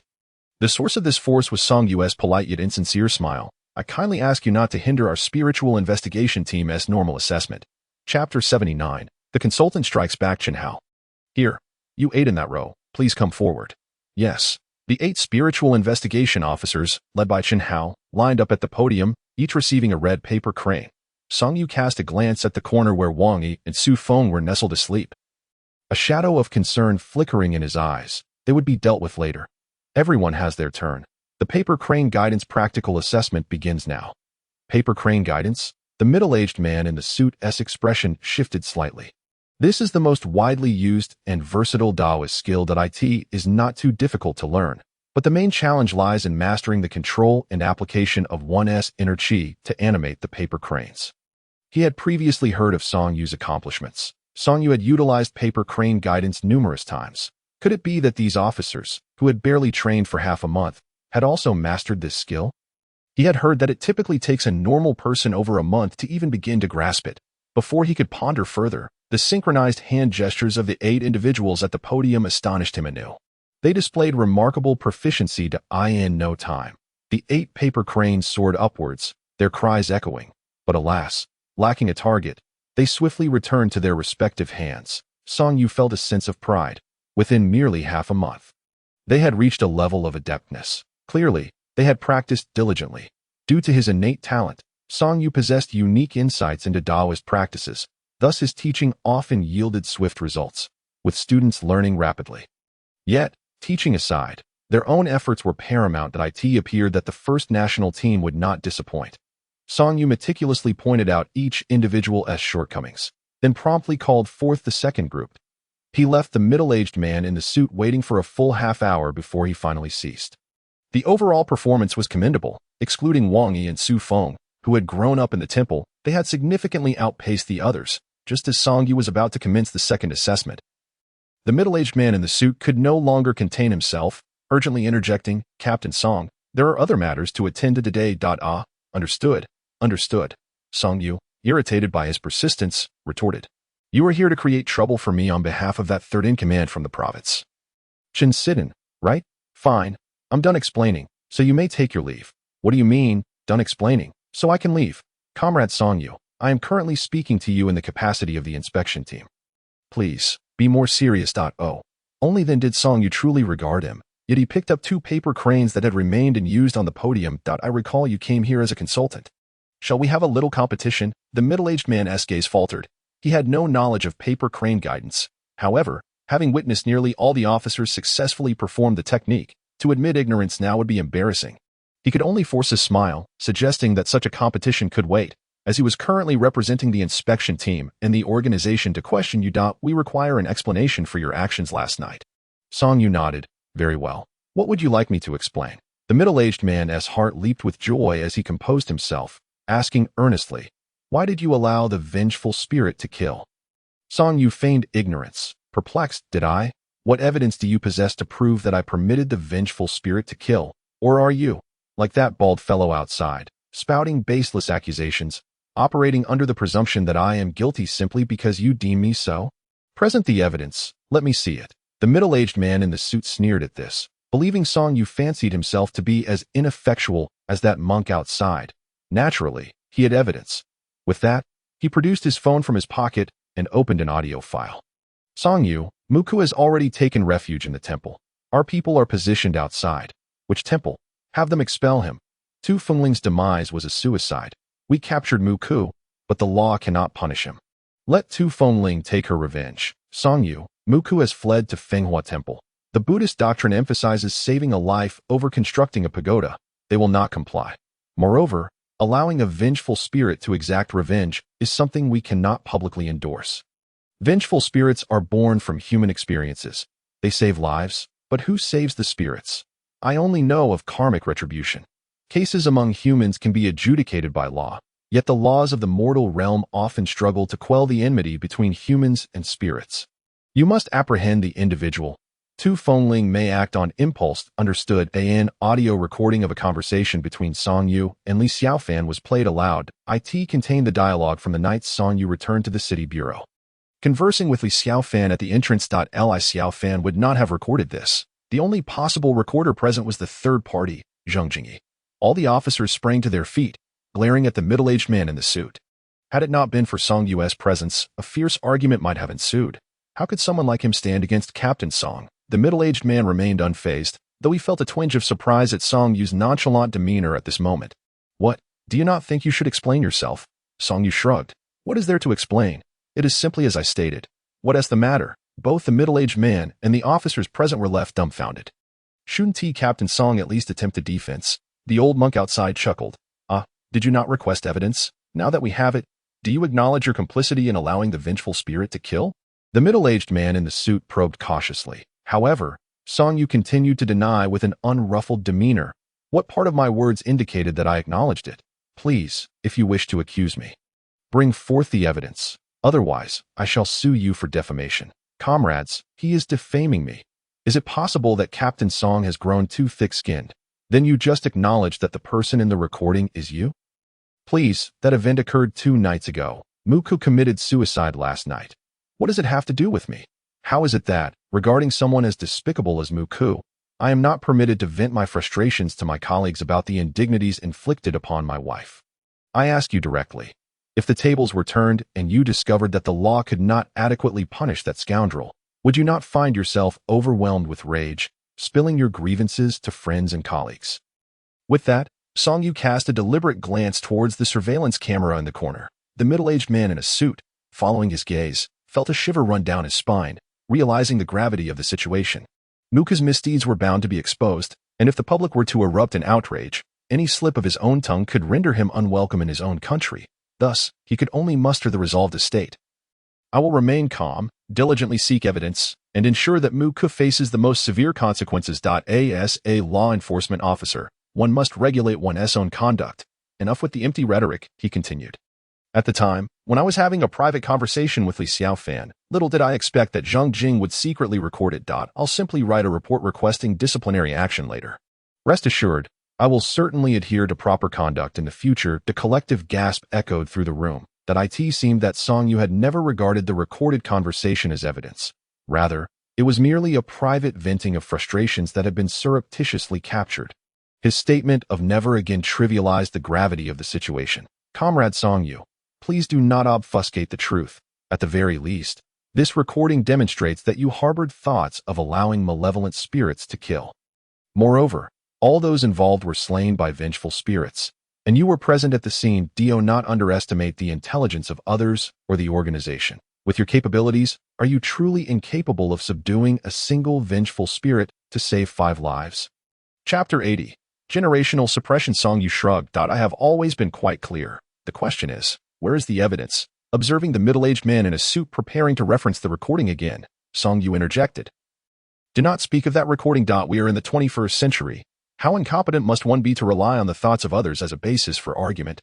Every one of the 1 billion people in China harbors resentment towards the Japanese. If one day they were to mysteriously vanish overnight, would you then demand that the entire nation confess at an international tribunal? Ridiculous. You, the middle-aged man in the suit, pointed an accusatory finger at Song Yu. You are feigning ignorance. Ha! Song Yu shot him an exasperated glance, pressing, who is truly feigning ignorance here? Are you genuinely unaware?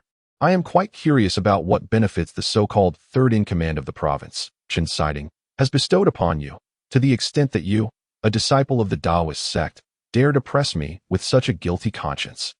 The middle-aged man in the suit attempted to defend himself, but Song Yu swiftly interrupted coldly. Do not forget, although you are older than I, in terms of seniority, I surpass you all by 7 or even 10 generations.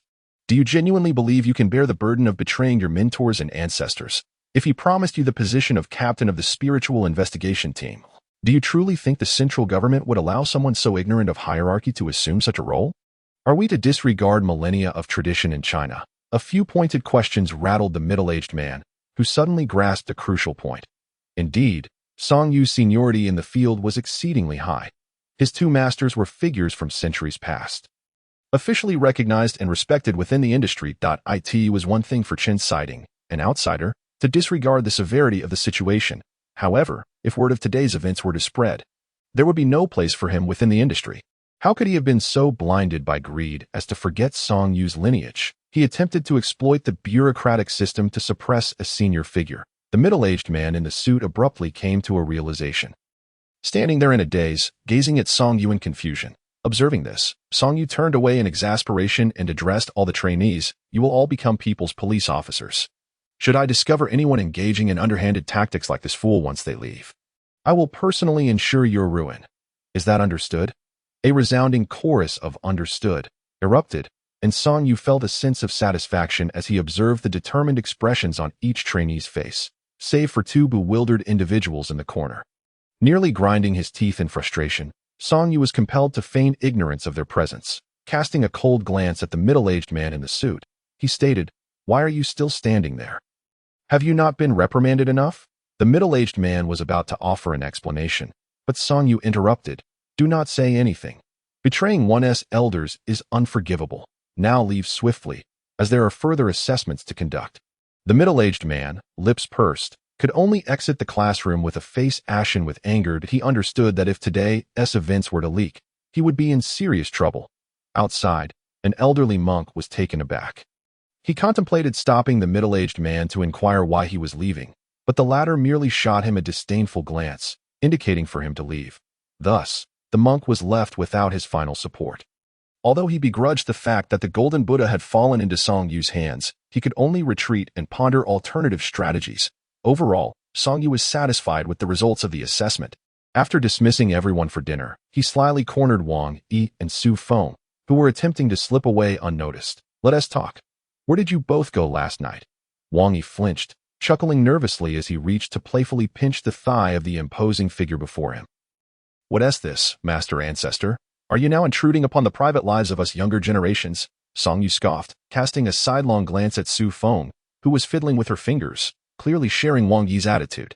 No, it seemed they had conspired on a way to dodge the inquiry long before. "Not going to say anything, just private matters." "Su Feng, you aren't going to speak either." Su Feng puffed out her cheeks, arching an eyebrow defiantly. "I'm too shy to say."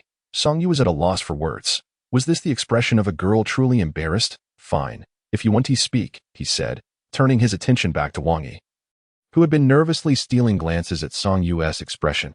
Upon meeting Song Yu's gaze, he immediately averted his eyes, feigning deep interest in the task of kneading Song Yu's leg. "All right, you both can go eat." The two exchanged astonished looks, filled with delight, yet dared not say much more, hastily making their exit as if granted amnesty. They had not anticipated that their master would be so easy to deal with. They had prepared themselves for a barrage of questions. Now, it seemed that despite his elevated status, he was more akin to their own age, making him rather easy to fool, while they reveled in their good fortune. They failed to notice that behind them, Song Yu had unknowingly acquired 2 strands of hair, one long, one short. "You had your chance and squandered it. Just wait. I shall ensure you both regret it tonight." Song Yu grinned ominously. That evening, the official account of the Municipal Bureau released a lengthy police bulletin. The signature was from the Suzhou City Spiritual Investigation Team.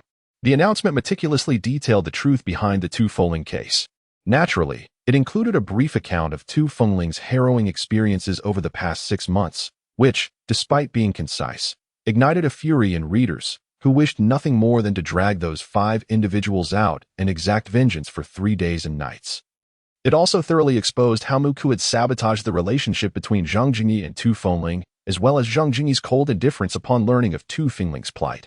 Most audaciously, the bulletin directly revealed that the province's third-in-command, Chen Siding, had threatened neighbors into silence regarding his illegitimate son, Chen Feng. Of course, the Municipal Bureau's audacity was bolstered by the support of provincial leaders, namely the son of Old Lu. Their backgrounds were similarly murky, but the difference was clear.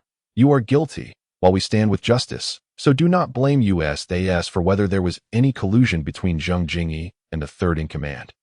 There was currently no definitive evidence. However, it was likely. Otherwise, the audio recording Zhang Jingyi had made would not have become the weapon the middle-aged man in the suit attempted to wield against Song Yu.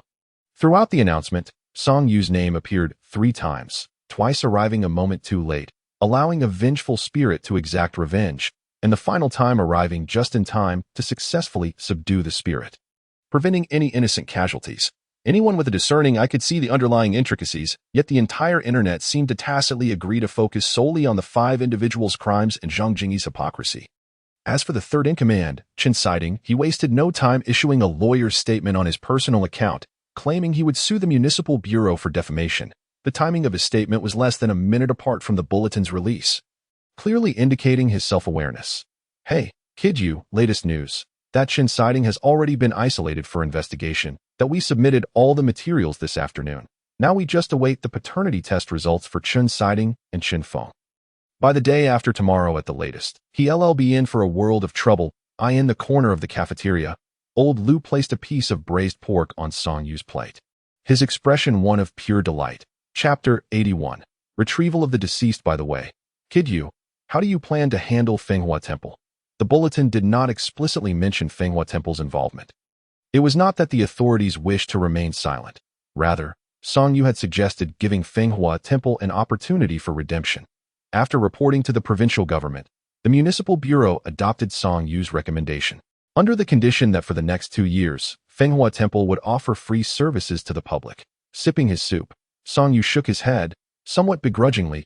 He did not desire this outcome, but with the national team lacking personnel and external fees being exorbitant, accepting a temporary compromise for the sake of providing 2 years of free service from hundreds of individuals at Fenghua Temple was not entirely unthinkable. That in the past, the interference from the netherworld alleviated the burdens of the mortal realm.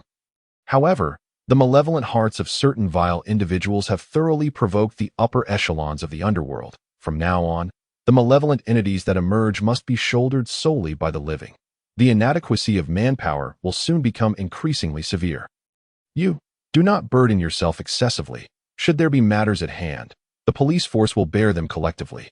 Old Lu's consolation was overly formal. Song Yu merely smiled without uttering a word. In the northern reaches of Gusu City, amidst the picturesque outskirts, lies a moderately sized artificial lake. In times past, numerous visitors would come here to fish, as it is one of the tourist attractions crafted by the Gusu authorities.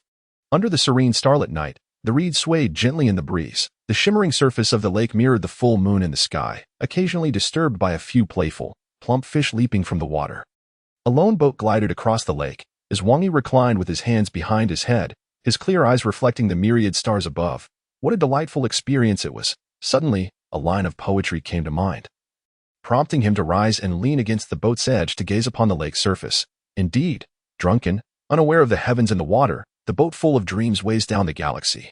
Su Feng, do you recall a line of poetry that goes, "Enough of your nonsense. I'm nearly exhausted, and you do nothing to assist," Su Feng exclaimed, wiping the sweat from her brow, nearly causing the divination compass in her hands to smoke. Fortunately, after over an hour of relentless effort, she had finally located the position of the female corpse. Never mind, let us take a breather first. She lay down beside Wang Yi, her fatigue overwhelming. The boat's hard surface prompted her to shift Wang Yi's body slightly, rolling over to rest atop him. A cushion of flesh is quite comfortable. That is your only utility, Wang Yi. So, you only wish to use me as a pillow to enhance your slumber? Fine, fine, I won't hold it against her.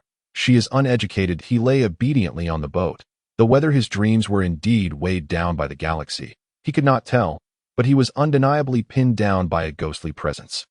Hardly had a minute passed when Su Feng's phone rang urgently in her pocket. Quick, answer my phone.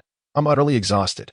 Wang Yi grimaced. You deserve to be lazy. Su Feng's phone was completely unlocked, and the call was from the Li siblings. We found the location of the corpse. Please bring the ropes. Before long, a larger wooden boat approached. On board, besides the Li siblings, were 4 burly men. The Li siblings were dressed in relatively traditional garb reminiscent of martial arts attire. A length of rope adorned with numerous knots, each tied to a small paper effigy, was secured around Li Zhao's waist. His sister, Li Ku, carried a large pair of scissors, roughly 50 centimeters in length, strapped to her back, along with a gourd at her waist. The large scissors were a family heirloom of the Li clan, reputed to have vanquished countless spirits, wielding a formidable restraining power over ghosts. Should a top-tier paper craftsman use them, even the most malevolent entities would beg for mercy after a single snip. They were indeed a remarkable weapon within the industry. Wang Yi's eyes gleamed with envy. Yet he understood that such heirlooms could not be obtained through mere obstinacy. What brings you here? Li Xiao expressed surprise, having not anticipated to find the two sprawled on the small boat upon arrival. Moreover, seeing Su Feng's contented expression, it appeared she had fallen asleep. What is going on? Have we arrived at an inopportune moment? Wang Yi chuckled bitterly. Can't you see I'm pinned down by a ghost? Hey, Su Feng, wake up. Hurry and direct them to the location. Amidst the crisp sound of his voice mingling with the warm air he exhaled, Su Feng reluctantly opened a slit of her eye. Struggling to lift her head, she glanced around and raised the divination compass in her hand to check, before sinking back down again, exhaling weakly. Quite the coincidence. It's directly below you at a depth of 50 meters. But be cautious, adhere to the rules, and do not force anything. She was utterly exhausted. Merely deducing the location of the malevolent corpse based on the birth date and time was a colossal challenge at her level. Fortunately, her skills prevailed, and after much toil, she had finally located it. The reputation of the feng shui treasure body had not been in vain. However, she had another crucial role today, utilizing her feng shui treasure body to influence the surrounding energies, thereby obscuring the malevolent entity's perception. Otherwise, even if they were given 10 times their courage, they would not dare to lay a hand on the malevolent corpse. Li Shao was well aware of the protocol. He retrieved an incense burner from the boat's cabin and lit 3 sticks of incense that had been prepared in advance, patiently awaiting the outcome of their burning. That Su Feng shifted her supple body. Stirring Wang Yi's latent desires, you should help as well. The malevolent water corpse is said to weigh 1,000 pounds. Without you, they might struggle to haul it up. Wang Yi nodded, adjusted Su Feng into a relatively comfortable position, and then leaped onto the Li siblings' boat. By this time, the 3 sticks of incense had burned down to 2 long and 1 short. Observing this, both the Li siblings and the 4 burly men furrowed their brows. This was under the assistance of a skilled spiritual detective. Had they attempted this alone, they might burn incense until dawn without achieving even a fraction of the desired result. This outcome was already deemed favorable. The 2 long and 1 short indicated a warning from the river deity that there may be unforeseen complications. Let us proceed with caution. Perhaps we can avert disaster. The 4 burly men exchanged glances and nodded in agreement. Having accepted this task, there was no room for retreat. Each wore a brown leather pouch at their waist. They extracted specially crafted grains, closed their eyes, and muttered a few incantations before casting the grains into the lake. Then, one of the burly men retrieved a long incense wrapped in oilcloth. Even unlit, a rather unpleasant odor wafted through the air. Wang Yi instinctively glanced at Su Feng on the adjacent boat. And indeed, she too had furrowed her brows. Striking a lighter, the tip of the long incense ignited with a ghastly light. The 4 burly men assumed solemn expressions and inserted the long incense into the previously prepared incense burner. According to our traditions as corpse retrieval specialists, when the incense burns out, regardless of whether the corpse is halfway out of the boat, we must abandon the attempt. Li Shao and his companions nodded in acknowledgement. Each family has its own ancestral teachings, hard-earned wisdom passed down through generations. Ignoring them was not an option. Wang Yi's gaze remained fixed on the long incense. This item was not inexpensive. One of its materials was bone powder. Chapter 82. Unable to retrieve, Li Shao wasted no time. He untied the paper effigy from his waist and handed it to one of the burly men. Upon grasping one end of the long rope, the man's eyes gleamed with fervor. Although each family possessed enviable treasures, paper craftsmen were universally sought after. The paper effigies they held were exceedingly desirable. Tying one end of the rope around his waist, the man's expression turned grave as he stated, "I will descend. Rest assured." Corpse retrieval specialists typically operated in teams. Particularly for those entering the water, they entrusted their very lives to their comrades. Li Zhao's assurance significantly alleviated the man's psychological burden. After all, the corpse submerged beneath the water was a genuine malevolent water corpse. With a splash, the tranquil lake surface erupted into ripples. As the gentle breeze caressed the boat, those remaining pulled the ropes or chanted incantations as required. Wang Yi lagged behind, retrieving 8 paper effigies from his pocket. He bit down on his right index finger and carefully marked each effigy's forehead. Finally, he marked his own brow. Arranging the 7 paper effigies according to the 7 stars position, Wang Yi cleared his throat, prompting Su Feng on the adjacent boat to slowly open her eyes. Reciting the incantation, the paper effigies above him stood upright, their bloodied faces glaring fiercely. All calamities shall not invade. Upon completion of the 7-step incantation, only 5 of the paper effigies stood upright upon the boat. Wang Yi had reached his limit, having achieved the first layer of the Great U7 Stars step. Su Feng's previously bright eyes now reflected disappointment. As expected, following her master's teachings on the Great U7 Stars step was the wiser choice. Wang Yi, that dog of a man, could not even fully master the first layer of divine power. Achu quietly approaching the lake's edge, Song Yu scratched his nose, cursing under his breath. Heavens, will a physical body in the period of enlightenment also catch a cold? Those two must be speaking ill of me. Watch how I deal with you today. Fuming, Song Yu glanced towards the center of the lake, where the 2 strands of hair on the yellow talisman in his hand pointed unwaveringly towards the same direction. There was no escape. The person was indeed on those 2 boats. Estimating it to be less than 150 meters away, Song Yu adjusted his stance, preparing to leap onto the thieving boat to confront them and see what they were up to. Yet suddenly, a memory of Wang Yi's words from earlier that day echoed in his mind. Wait a minute. Could it be they are actually enjoying some private moments? Young as they were, having just confirmed their relationship. Filled with youthful vigor as their elder, he pondered the inopportune timing of his arrival. What if they were caught in a passionate embrace? Very well, that I shall endure for a bit longer. After all, they cannot escape. Sure enough, The slightly larger boat began to tremble violently. Song Yu could not help but click his tongue. You two really know how to have fun. On the lake, Li Xiao and the others wore grim expressions, exerting all their strength to pull the rope. Yet their efforts were in vain.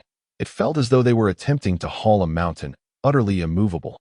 Even with Wang Yi, who had mastered the great U7 stars step, their situation remained dire. Li Ke stood at the bow, gripping the large scissors, initially poised to confront any potential malevolent threat. However, at this moment, the ability to even bring the corpse up was in question. The long incense had burned halfway, and the weariness that had once clouded their eyes now transformed into urgency. Should they fail to retrieve the malevolent water corpse tonight, they would be utterly helpless against the ghost on the shore. Leave this to me. You must have another plan. Su Feng held the divination plate, having long since noticed the peculiar behavior of those around her. Moreover, the rope had not risen even halfway throughout the ordeal. Can you manage? Li Ke questioned, horrified at Su Feng's audacity, for the latter had appeared utterly exhausted moments prior. Su Feng shrugged, replying, so, just remember to give me an extra life-saving talisman afterward. Li Ke. Is this the time to raise the stakes? Yet, with no alternative but to trust Su Feng, she set down the scissors and removed the gourd from her waist. With a pop, she uncorked it and, disregarding her reluctance, poured the crimson liquid down the rope. Discarding the empty gourd, she dipped her fingertip in the red liquid and began to apply it to her face as if she were painting a paper effigy. Before long, she had transformed herself into a visage resembling that of a paper figure. However, in contrast to the paper effigy, Li Ke added a touch of red liquid and gently tapped her eyelids twice while her eyes were closed. Su Feng was entranced. She had not anticipated that Li Ke, at such a tender age, possessed such remarkable talent. This technique was called paper leader, which essentially allowed the paper artisan to become the head of the paper figures, commanding them and exponentially enhancing their collective power. It's in your hands now. As soon as she finished her sentence, Li Ke began to assume various peculiar postures, and at this late hour, one might mistakenly think she was possessed. In reality, this was the language of command for the paper figures, also known as gestural language. Su Feng sat cross-legged at the bow of her boat, the divination plate resting on her lap. While rotating the plate to harness the feng shui array and diminish the malevolent energy, she examined the rope that had been pulled by the others and doused in the red liquid. In the blink of an eye, the paper figure at the knot of the rope sprang to life, struggling futilely against the top bindings before pressing its head against the crimson liquid. In the next moment, as if coated in a super lubricant, the paper figures slipped from the tight knots like eels escaping confinement. Li Ke was incessantly shifting into bizarre poses. All the paper figures leaped into the lake. Even those controlled by Wang Yi's Du 7-star step exhibited signs of being guided by Li Ke. Su Feng pondered that should Li Ke engage in a contest of skills with Wang Yi, the latter, being only half competent, would undoubtedly face a crushing defeat. Beneath the surface of the lake, invisible to the onlookers, a rope extending over 50 meters was inundated by nearly 100 paper figures surging like a locust swarm. The corpse retrieval worker who had previously submerged was now gasping for air above a leather bag. Not surprised by the paper figure army, he pressed a triangular talisman onto the forehead of a red-clad female corpse. He knew he was safe until the incense burned out, but the malevolent energy emanating from the water corpse was too fierce that he needed to find a way to dispel some of that energy. Otherwise, the people on the boat would never be able to retrieve the body. The nearly 100 paper figures adhered to the various parts of the red-clad female corpse, gradually dissipating the malevolent energy while assisting in elevating the body. At last, the corpse began to move upwards, no longer lodged at the lake's bottom, and its ascent quickened. The corpse retrieval worker, witnessing this, felt little joy. Instead, his expression grew grim. The malevolent energy was dissipating too rapidly, and the red-clad female corpse's eyelids fluttered as if it were about to awaken at any moment. He understood that this was due to the suppressive effect of the incense, which severed the connection between the malevolent ghost on the shore and the corpse. It would not be able to open its eyes until the incense burned out. However, this also signified that the malevolent ghost on the shore had likely detected that someone was pilfering its crystal. If they could not retrieve the malevolent water corpse before the incense extinguished, even if they chose to abandon their efforts, they would inevitably confront the ghost on the shore. On the shore, Song Yu, who was anxiously awaiting Wang Yi, rubbed her nose again, feeling that something was amiss. Chapter 83, A Failure. On the wooden boat, the rope was being pulled up at an increasingly rapid pace. Yet the condition of the group was far from favorable, particularly for Wang Yi, who bore the brunt of the strain at it was not that the others were incapable. On the contrary, they had exerted all their strength. The malevolent water corpse was exceedingly powerful, and even though it was merely a corpse, the malevolent energy surrounding it was as heavy as a mountain. Only the divine strength of the Du 7-star step could shake it to any degree. At that moment, Wang Yi's face was devoid of color. His lips pale as parchment, he was solely sustained by sheer willpower, his hands gripping the rope becoming bloodied and raw. What a colossal loss. Although he had mentally prepared himself before acting, he had never anticipated that the malevolent energy would be so formidable. It was a world apart from dealing with vengeful spirits. The last time at the hospital, he had observed Song Yu handling malevolent energy with apparent ease, leading him to believe that, with the combined strength of himself and the others, they could contend with the malevolent energy to some extent. Moreover, they were not directly confronting the spirit but rather attempting to deal with the malevolent corpse. Little did he know that it would result in such dire circumstances. They were already nearing their limits even when confronting a mere malevolent corpse. If they were to face the spirit head-on on the adjacent boat, Su Feng fared somewhat better, as both the underwater corpse retrieval worker and the paper artisan Li Ku were of comparable strength. Thus, she did not feel overly burdened in dispelling the malevolent energy. However, her situation was not insignificant either. Both she and Li Ku had bloodied lips. Suddenly, the water surface surged, and two heads broke through the surface.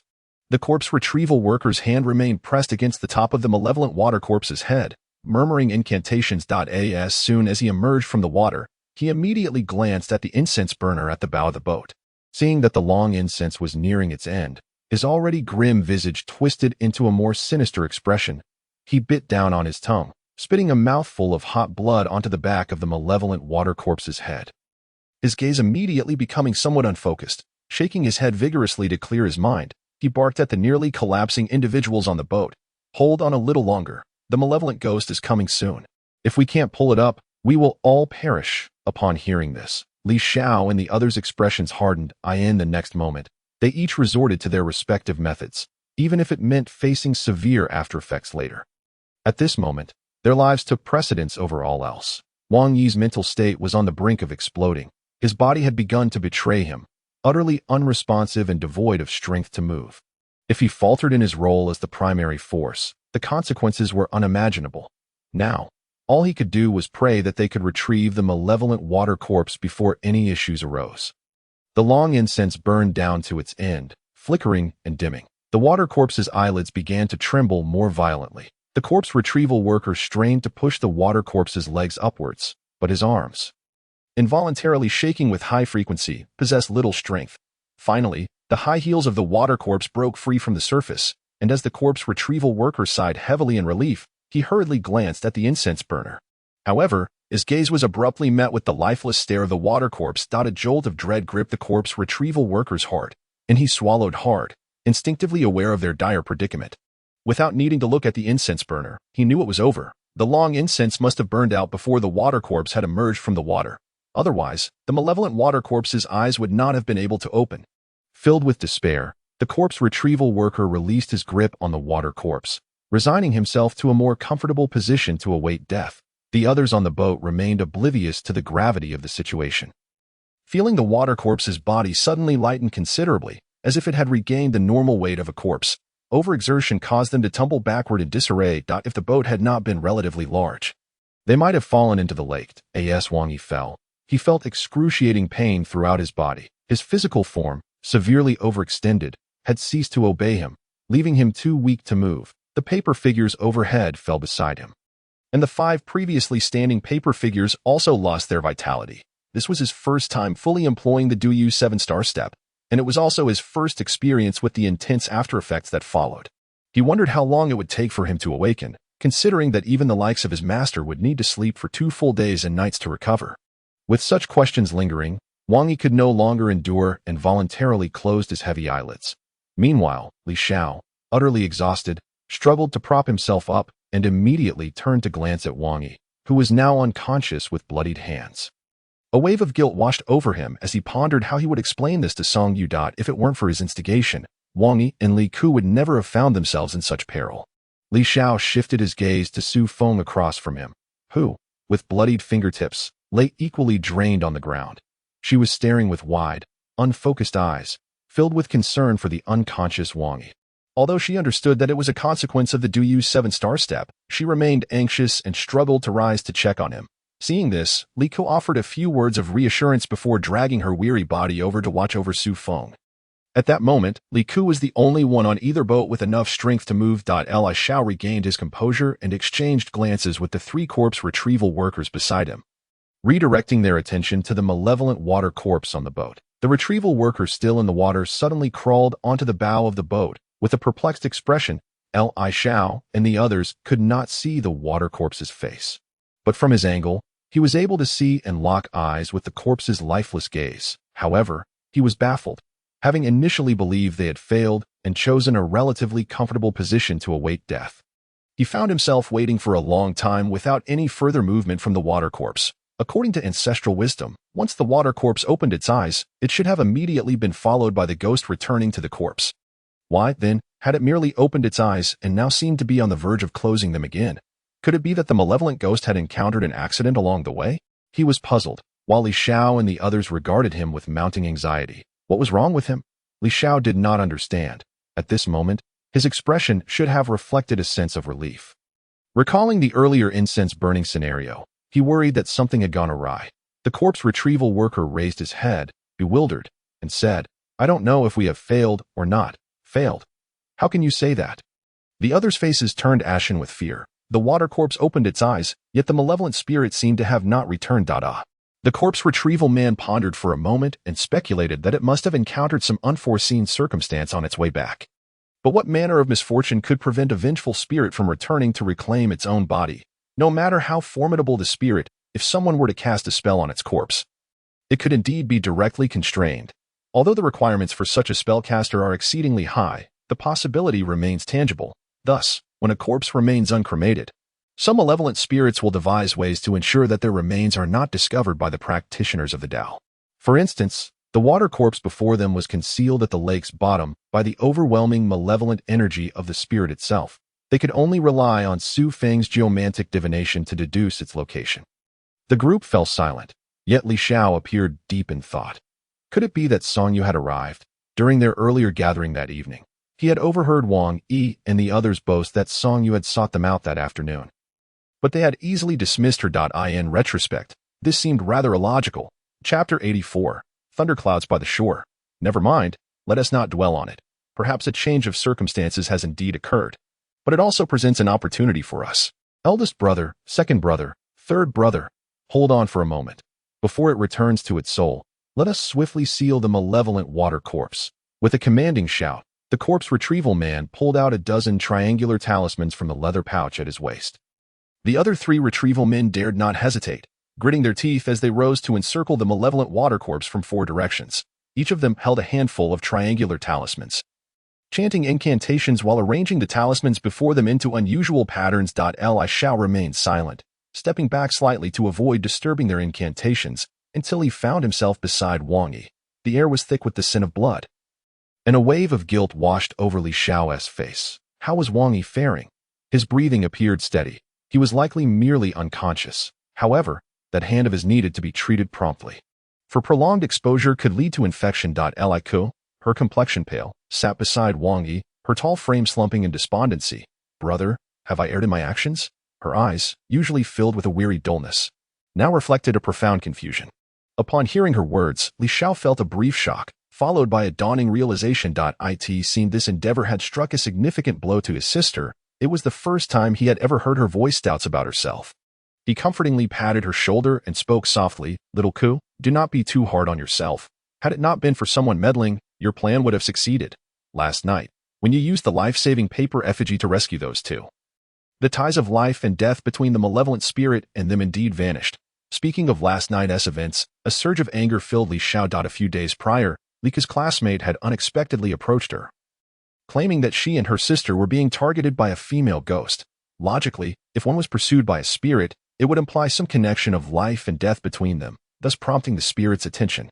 When asked why they did not report it to the spiritual investigation team, they explained their suspicion that the female ghost was linked to their father, who had vanished without a trace. Raised solely by their father, they feared that reporting the matter would lead to his imprisonment. Initially, Li Xiao had suggested they contact the authorities, but the girl's pitiful plea swayed him.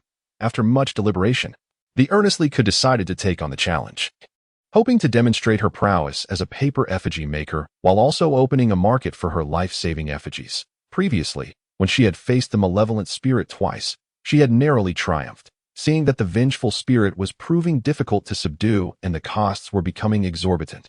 Li Xiao thought of enlisting the help of Wang Yi and Su Feng, who were keenly interested in her life-saving paper effigies. Thus, that evening, while delivering goods to Song Yu, he casually mentioned the situation to them.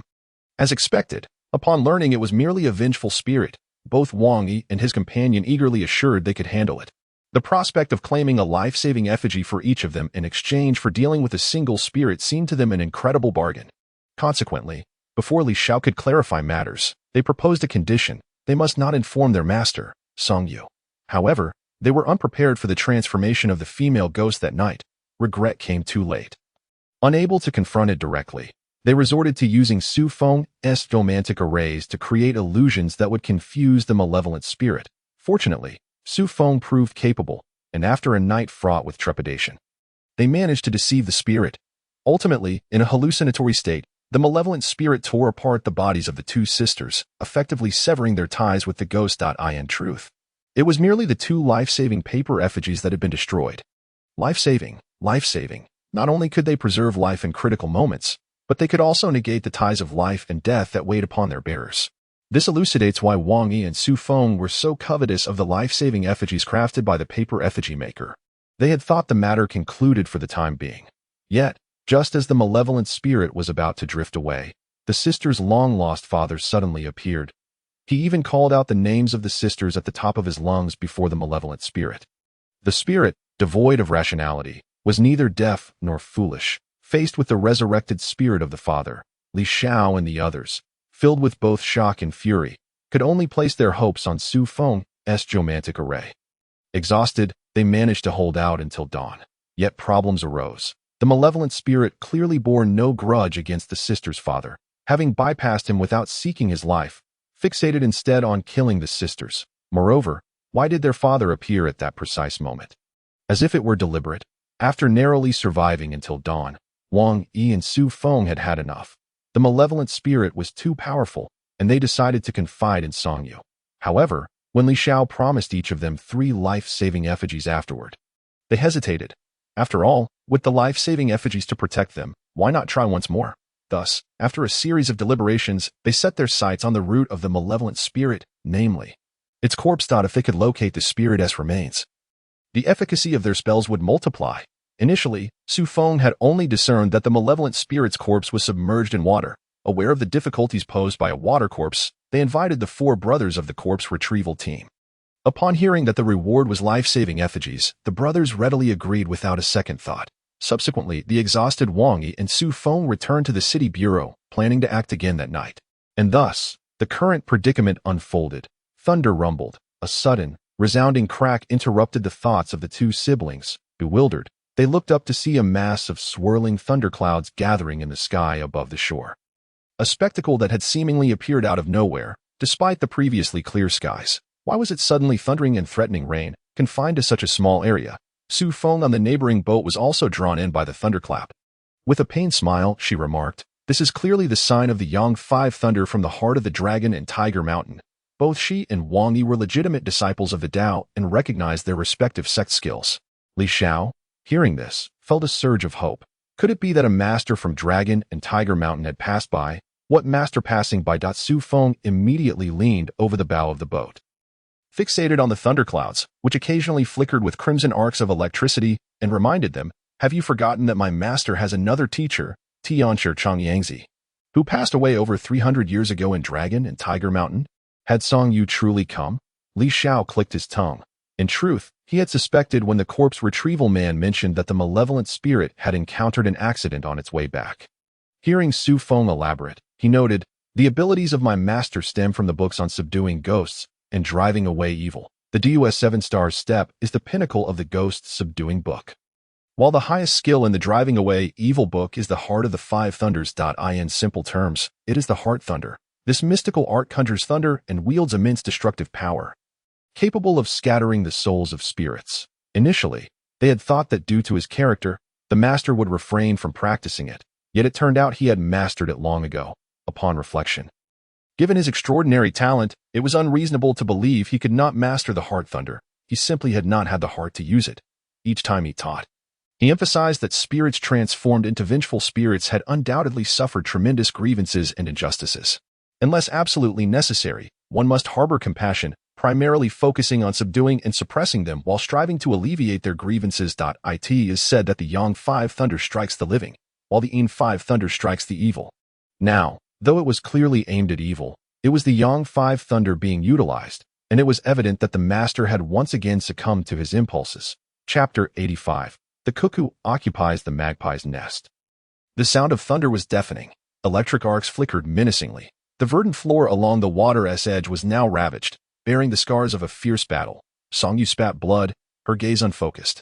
Surrounding her lay 8 discarded paper effigies. The only remnant, her right palm, glowed with a brilliant red arc of lightning, strikingly vivid against the night. The malevolent spirit opposite her fared little better. Its once formidable malevolent energy had dissipated significantly, and its ghostly form was so weakened that it could scarcely hold onto the left arm that Song Yu had forcibly torn away. Not long before, Song Yu had not anticipated the sudden emergence of a malevolent spirit, which had headed straight for the lake's center. In a bid to protect Wang Yi and the others, she had rushed to confront it. The spirit, equally unprepared for someone to target its corpse, had lashed out in a furious attack. After a fierce struggle, both were left wounded. Crack! From within the thunderclouds, a bolt of crimson lightning, as thick as a barrel, descended. The malevolent spirit, gripped by despair, found itself confronted by the overwhelming might of the heavens. Even in its reluctance, it could only retreat. The vendetta unfulfilled, its soul scattered, was not the outcome it desired. Boom! A massive spray of soil erupted as the lightning struck with astonishing speed and power, far beyond what the spirit could evade even at its peak. Terrified, it swiftly vanished into the air. As for why it had not been struck, the spirit assumed that Song Yu's injuries had led to an oversight. The malevolent spirit fled, yet the thunderclouds did not dissipate. To avert the malevolent force's retaliatory strike, Song Yu finally succumbed to unconsciousness only after ensuring that not a trace of sinister energy lingered in his surroundings. This time, his fainting spell lasted far longer than anticipated. Even upon Wang Yi's awakening, there were no signs of recovery from Song Yu's bedside. It was old Lu who had taken leave to provide care. When he saw Su Feng wheeling in a sheepish Wang Yi, his old face hardened, and he chose to ignore them. 2 days prior, officials from the municipal bureau had arrived, and Su Feng had voluntarily divulged the entire sequence of events. Only then did everyone comprehend the severity of Song Yu's injuries. Encountering a malevolent force without any preparation was a stroke of fortune that he had survived at all. Grandfather. Do not call me grandfather. I have no grandchildren who are so thoughtless. Both Wang Yi and Su Feng instinctively recoiled, fully aware that the old man was still in a fit of anger. Had they not been driven by greed to exploit someone else's life? Had they informed Song Yu about the malevolent entity beforehand, things would surely have unfolded differently. Why are you lingering outside? Why not go in? Team leader Zhou rushed in, urgency evident in his demeanor, and casually remarked to the pair before hastening to old Lu, clearly with pressing news. Trouble has arisen. Chen Siding has been reassigned to Suzhou, and upon his arrival, he proposed having that previous consultant temporarily assume Song Yu's duties. What? Old Lu exclaimed in disbelief, his voice rising. How could this be? Such a significant error warrants nothing less than demotion. Furthermore, being relegated to the affluent Suzhou, was this truly a demotion or merely a lucrative opportunity? After a tirade of curses, old Lu glared and demanded, "What position?" "Vice Mayor, overseeing public security affairs," Zhou replied, his brow furrowed. "He is now our direct superior. This is inconceivable." Old Lu's face reflected skepticism. If Chen Siding were to manage public security, then surely his son and the other leaders at the provincial department would intervene. Digging into his pocket, he checked his phone. Finding no missed calls or messages. It occurred to him that he hadn't heard from his son in 2 days. Those within the system understood well what a lack of communication implied. Most likely, he had been subjected to isolation and scrutiny. Zhou had come to find old Lu in a state of urgency precisely because he had considered this. Just after lunch, the municipal committee sent someone to convene an emergency meeting. When we arrived, we discovered that Chen Siding was presiding over it, having taken over the position he previously held at the provincial level. He repeatedly stressed that the spiritual investigation team could not operate without leadership, and proposed time and again that the consultant from the province temporarily fill Song Yu's role. Old Lu's expression darkened. What was the outcome? Apart from himself and that consultant, The motion had been unanimously opposed. This was the only aspect that brought Zhou some comfort. There was a united front at the municipal bureau. No nefarious elements could easily infiltrate. Old Lu finally exhaled a sigh of relief. That's more like it. And what did the municipal committee say? Nothing explicit, but the mayor's secretary called me, suggesting we endure if we can. And if we can't, then to stir things up at the municipal committee. If things escalate, no one will emerge unscathed, while others might remain oblivious. Zhou, as Old Lu's most esteemed former disciple, was acutely aware. The current mayor of Suzhou was one of Old Lu's comrades, a person of integrity and merit. It was highly improbable he would align himself with Qin Siding's nefarious schemes. This mess truly vexes me. These scoundrels never consider the plight of the common folk, always scheming. I will find someone to inquire about what transpired at the provincial level. For now, young you cannot awaken. So please assist with arrangements for the spiritual investigation team. Under no circumstances should that wretched consultant interfere. If he dares, simply release the footage of his reprimand by Young Yu online, ensuring he is too preoccupied to meddle in the affairs of the spiritual investigation team. Damn it, if they wish to act treacherously, we are not to be trifled with either. Zhou nodded. He had originally come to seek Old Lu's stance. He then turned to Su Feng and Wang Yi. How long until you two are discharged? Only you are privy to the events of the last few days, and now no one is reporting back to the municipal bureau. Progress on the spiritual investigation with Qin Hao has been exceedingly slow. What? Old Lu rose in anger, glaring at Su Feng. You've been here in the hospital for the last few days and haven't gone to the bureau to assist? Su Feng nodded, bewildered, and stammered. Grandfather, I need to care for Wang Yi. You. Old Lu, exasperated, pointed an accusatory finger at her. Do not forget you are a police officer. Wang Yi has nurses to attend to him. What else can you do here? What if that malevolent force recovers and reappears? Young Yu lies in a coma. And if you do not contribute to the safety of the public, then cough. He was cut off mid-sentence, coughing violently. Zhou hurried to console him. They are still young. They have only just joined the force. Let them take their time. Don't be so angry. Cough. They are still young. Old Lu's eyes brimmed with disappointment. They are in their 20s, of marrying age. Young Yu is not much older than them. Can they not act with a modicum of sense? All right, Su Feng, you must go to the municipal bureau to assume your duties now. I will arrive shortly. Arrangements will be made for Wang Yi at the hospital. Zhou, fearing Old Lu might suffer a stroke from his anger, waved his hands insistently for Su Feng to leave. Realizing her mistake, Su Feng nodded twice before trudging out. Wang Yi, seated in the wheelchair, felt a pang of guilt, surprised that Su Feng left him behind. Sometimes, fears manifest into reality. As expected, once Zhou departed, Old Lu's steely gaze fell squarely upon him. Chapter 86. Confrontation. Qin Siding admits fault in the dead of night. Song Yu stirred back to consciousness, a habit formed over time compelling him to seek Mu Yingying's presence upon awakening from every fainting spell. Once again, disappointment washed over him. However, it brought him solace that Wang Yu was by his side, the rhythmic sound of his soft snores indicating he was in deep slumber. This kid. Wang Yi lay sprawled across Song Yu's lap. To avoid disturbing his tranquil dreams, Song Yu smiled and turned his head to survey the room, reaching for the phone on the bedside table. It appears I have slept for 2 days and 2 nights. Muttering, he opened WeChat, only to discover that even at 2 in the morning, the case discussion group was still inundated with messages. Once team leader Zhou finished assigning tasks in the group, Song Yu, who had been eavesdropping for quite some time, finally opened a private chat to inquire about any unusual occurrences over the past 2 days. Although he had severely weakened the malevolent entity 2 days prior, it was prudent to remain cautious. After all, one could never be too careful. A mere reprimand might provoke a resurgence of power in such entities. Zhou's response filled him with elation as he meticulously recounted the events of the past days, ensuring Song Yu was prepared for what lay ahead. After reading, Song Yu was left dumbfounded. The good news was that the malevolent force appeared to still be recuperating, having not made an appearance in the last 2 days. While Su Feng led the spiritual investigation team in a relentless search for it, the bad news, however, was that his home had been burglarized. Song Yu found himself laughing in frustration. He had presumed that after chastising that consultant, the individual would behave with more decency and humility. Instead, that scoundrel dared to conspire with outsiders to usurp his position while he lay unconscious. The audacity.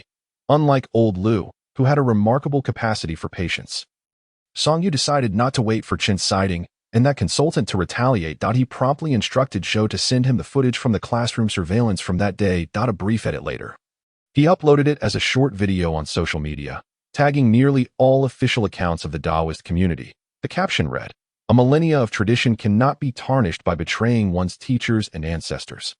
Nor can one forget their lineage." Despite the late hour, both the Suzhou Municipal Bureau and the Municipal Committee's official accounts promptly liked and shared the video. The Municipal Bureau's account went so far as to add, "Interestingly, this person not only betrays their teachers and ancestors, but also aims to lead our national team at the suggestion of our esteemed Vice Mayor Chen Siding." The Municipal Committee, more reserved in their response, merely stated that a thorough investigation was imperative, assuring that the first batch of spiritual investigation officers would not be let down. By the next day, nearly all official accounts of the Taoist community had shared the video, and a few bold ones even tagged the National Police Ministry. Early in the morning, Song Yu received 2 phone calls. One was from Chen Siding, adopting an official tone to sternly warn Song Yu to delete the video immediately and apologize, cautioning against actions detrimental to organizational unity, with veiled threats about the consequences of not complying. The other call came from the inspection team, urging Song Yu to stoke the flames further, as there was a substantial catch on the line. Song Yu, surprised that his mere act of venting had such ramifications, wasted no time in uploading the recording of Chen Siding's call, along with a cheerful post on social media, tagging the municipal and provincial committee's official accounts with the caption, "Resolutely obeying organizational orders." To everyone's astonishment, the internet was ablaze with the news early in the morning. The spiritual investigation team had only been established for less than a month, and yet it was already embroiled in bureaucratic strife. One might wonder if Song Yu was too stubborn. He certainly could not tolerate even the slightest injustice. Within the municipal committee, Chen Siding had already smashed countless objects in frustration. He made call after call, only to be met with constant refusals. He could not fathom how Song Yu, whom he had scrutinized thoroughly, appeared to lack any significant backing. The only individual who could have aided Song Yu, and who might have posed a challenge to him, was under investigation. So who, then, was supporting Song Yu? Having exhausted every possible means to suppress the 2 videos, they not only remained active but were gaining increasing traction. He had never encountered anyone like Song Yu before. Despite being of a lower status than himself, Song Yu was unperturbed by the intricacies of scheming and instead confronted him head-on. Did this individual ever contemplate the consequences of his actions? Was it possible that Song Yu truly feared the day he might abruptly vanish from existence? At that moment, the phone rang, and upon recognizing the name in the contact list, Chen Siding instinctively swallowed hard. After answering, he was met with a voice that clearly bore the weight of age, instructing him to acknowledge his mistaken accusations against Song Yu. Yet, there was no yet to consider. "I have reliable information that the inspection team contacted Song Yu, and your recorded conversation with him was sent shortly after that call. Oh, you grasp my meaning? I don't understand." Hanging up the phone, Chen Siding suddenly felt his legs weaken beneath him. So it was. The inspection team had been aiding Song Yu from the shadows. No wonder all his efforts to manipulate the 2 videos related to Song Yu had been in vain. Everything was falling into place. Wait a moment. Why would the inspection team take the time to assist Song Yu against him? Did that imply that their true target was not some municipal leader in Suzhou, but rather himself? Or even those behind him? His initial decision to place an advisor within Suzhou was based on the rumor of an impending investigation by the inspection team into a particular case. He had merely borrowed their name. What he had thought was mere coincidence now appeared to be anything but. However, given that it was Song Yu who had allowed the malevolent spirit to cause his son's demise, how could he possibly allow Song Yu to escape unscathed? That afternoon, Chen Siding recorded a video of contrition, albeit placing the blame squarely on the advisor's shoulders. The gist was that the advisor had deceived him in his ambition to usurp Song Yu, leading to a grave misunderstanding about Song Yu, and for this, he was willing to cooperate fully with the disciplinary investigation. Song Yu was taken aback by Chen Siding's restraint. Were it not for the pressing matter of dealing with the malevolent spirit, he would have relished the opportunity to toy with Chen Siding for a few more days. With allies at his back, there was no need for panic. Song Yu's recuperative abilities were remarkable. Aside from some lingering soreness in his reattached left arm, he had nearly returned to full health. Old Lu was uneasy, yet upon reviewing the medical report, he found himself at a loss for words to prevent Song Yu's departure. Ultimately, he had no choice but to let him go. Once outside the hospital, Song Yu instructed Wang Yi to call Su Feng and arrange a meeting place. Meanwhile, he dialed Li Xiao, requesting a delivery of yellow talismans and paper warriors. Chapter 87. Fate and Divination. Li Xiao was taken aback to receive a call from Song Yu. While guilt washed over him, confusion also crept in. Wasn't Song Yu supposed to be unconscious in the hospital? He had visited previously and had seen the severity of his injuries, especially with his left arm having been violently severed by the malevolent spirit. Even with modern medicine, it would likely take a considerable time to heal. What could he say? The four brothers of the corpse retrieval team happened to be at his shop. All seasoned professionals who had long heard tales of Song Yu's renown. Li Xiao clicked his tongue and set down his phone. He only asked me to bring him some yellow paper, red cinnabar, and paper warriors. I suppose he must have exhausted his supplies during his last encounter with the malevolent spirit. Did he not blame us? After all, his grievous injuries were partly their responsibility. Had Song Yu not intervened at the riverbank to halt the malevolent spirit's ghost, they would not be standing here now, because of this. They felt they owed Song Yu a debt of life. Li Xiao shook his head. He didn't mention that at all on the call, but curiously, it seems he is preparing to take action. Huh? Take action? Against whom? The malevolent spirit. Isn't he severely injured? It's only been a few days. How can he be ready to act again? The four brothers exchanged glances, wondering if they were experiencing auditory hallucinations. Li Xiao retrieved 3 sets of high-grade paper warriors from a nearby box, shaking his head. I also find it unbelievable, but as it stands, only he can utilize paper warriors in Suzhou. Wang Yi can't even handle regular paper figures. Since he is requesting them, it's highly likely he intends to take action. Is he really going to act? Although they remained incredulous, they found no counterarguments against Li Zhao's conjecture. The eldest of the four began tapping his fingers on the table, deep in thought, then raised his head to inquire. If he truly plans to act, how should we proceed? The malevolent spirit's body is in our possession. Should we invite him to join us? The other 3 were immediately intrigued. If Song Yu were to join their efforts, their originally modest success rate of 50% could soar to an impressive 99%. However, the issue of compensation remained complicated. It was well known that the spiritual investigation team's income primarily came from salaries and bonuses, with any supernatural cases being purely voluntary work. They, however, had already accepted a payment of 1 million. What would happen in the end? Would they pay Song Yu a share? How would that not be seen as bribery? Yet, they did not perceive Song Yu and Wang Yi or Su Feng as being of the same ilk. Li Xiao harbored some reservations as he packed the yellow talismans and paper figures, stating as he walked out, "I'll go assess the situation first. You all stay here and keep an eye on the malevolent spirit's body. These past days, I felt an unsettling premonition. Something bad is bound to happen, so be cautious." He would be more than glad for Song Yu's assistance, but his current condition was indeed worrisome. How could someone with such severe injuries recover in merely 2 days? At the entrance of the city bureau, Song Yu had a moment to spare, instructing Wang Yi on the Duyu 7-star steps. Su Feng, who had been delayed, finally arrived and delivered some unsettling news. "Master Zhongzhu, I suspect that a powerful individual has intervened." "What do you mean?" Song Yu handed Su Feng a tissue to wipe the sweat from his brow. After a quick dab, Su Feng hastily retrieved a large, face-sized Bagua compass from his bag. Setting it up, he chanted a few incantations, manipulating it with his right hand. Initially, the movements flowed smoothly, the intricate golden patterns emerging from the compass and slowly sketching a map in the air. However, just as the map was about to mark the position of the malevolent spirit, the flow abruptly halted, as if an invisible force was obstructing it.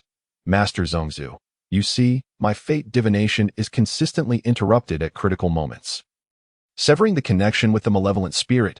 The spirit itself certainly lacks the capability to do this. It is entirely oblivious to its own fate's machinations, indicating that a third party is assisting it. Those with the power to disrupt another's fate are typically formidable beings or possess gifts akin to mine. Fate divination employs congenital Bagua techniques to discern an individual's destiny, applicable to both the living and the deceased. For the living, it reveals forthcoming fortunes or misfortunes. For the deceased, it discloses the resting place of their souls." Song Yu remained silent, stepping forward to channel a beam of icy spiritual energy into the compass. Murmuring incantations, before long, a cold arc of light encircled the golden patterns, and the previously halted map resumed its markings from the position of the practitioner, which was at the entrance of the city bureau. The route wound its way to a residential area in the southern part of the city. Just as he was about to mark the precise address, Su Feng suddenly spat out a mouthful of blood and swayed precariously. Wang Yi rushed to support her, and upon seeing this, Song Yu had no choice but to withdraw his magical energy, hastily checking on Su Feng. He had merely utilized Mu Yingying's power through ghostly markings to assist Su Feng's divination. and it shouldn't have caused any harm, leaving him perplexed about the current situation. Master Zhongzhu, how is she? Song Yu shook his head. Since Su Feng had coughed up blood, she had directly fainted. Get her to the hospital. My examination indicates merely a loss of vital energy, but a detailed checkup is necessary. Wang Yi hurriedly carried Su Feng to a nearby clinic beside the city bureau. While Song Yu followed, picking up the Bagua compass that Su Feng had dropped, his knowledge was largely grounded in the texts on exorcism and ghost repelling, leaving him with only a rudimentary understanding of congenital Bagua studies. He typically only utilized it for setting formations, but had never delved into more advanced secret techniques such as fate divination that a loss of vital energy. Could it be a backlash? Song Yu murmured as he mimicked Su Feng's previous gestures. His memory was excellent, and he was confident he wouldn't make a mistake that a chill blue light emanated from his fingertips as he followed his recollections, chanting with conviction, Jian San Hong, Kuan Lu Duan, Zhenyang Yi, Ken Fu Wan. Had Su Feng not fainted, witnessing the current scene and hearing Song Yu's murmurs would surely have left her in awe. The complexity of congenital Bagua techniques is such that few can master them after merely a single observation. The compass began to spin faster under Song Yu's control, soon becoming a mere blur, making it difficult to discern the characters on its surface. Unlike the previous golden arcs, the icy arc swiftly sketched a map in the air, marking the precise location of the malevolent spirit with astonishing speed. Song Yu was left awestruck, marveling at the sheer wonder of it. In the southern district, an explosion suddenly erupted from a residence within the Tianyan community. However, there was no fire. It resembled a shockwave that shattered the glass of both floors. Residents below fled in panic, some calling the police while others cursed. Inside the home, an elderly woman, frail and weary, lay sprawled on the ground, coughing up blood. The altar before her lay in disarray, and a black triangular ghost snake lay pitifully, its skin torn apart, innards splattered. The old woman wailed in despair, lamenting the loss of the spirit she had nurtured for so many years. Opposite the altar, the ghost of the malevolent spirit flickered in and out of view. Witnessing the ghostly woman's helplessness, it turned to leave. Cough, cough. If you wish to escape your soul's demise, then go ahead.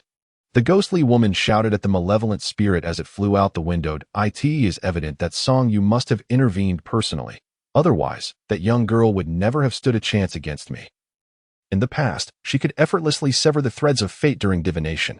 However, when she witnessed that the divination could not be interrupted this time, she resorted to casting a spell, causing Su Feng at the other end to suffer backlash.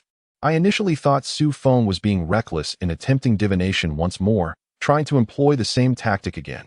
Little did she know that the individual on the other side possessed such formidable strength. Her attempt at retaliation failed, resulting in her suffering tenfold consequences.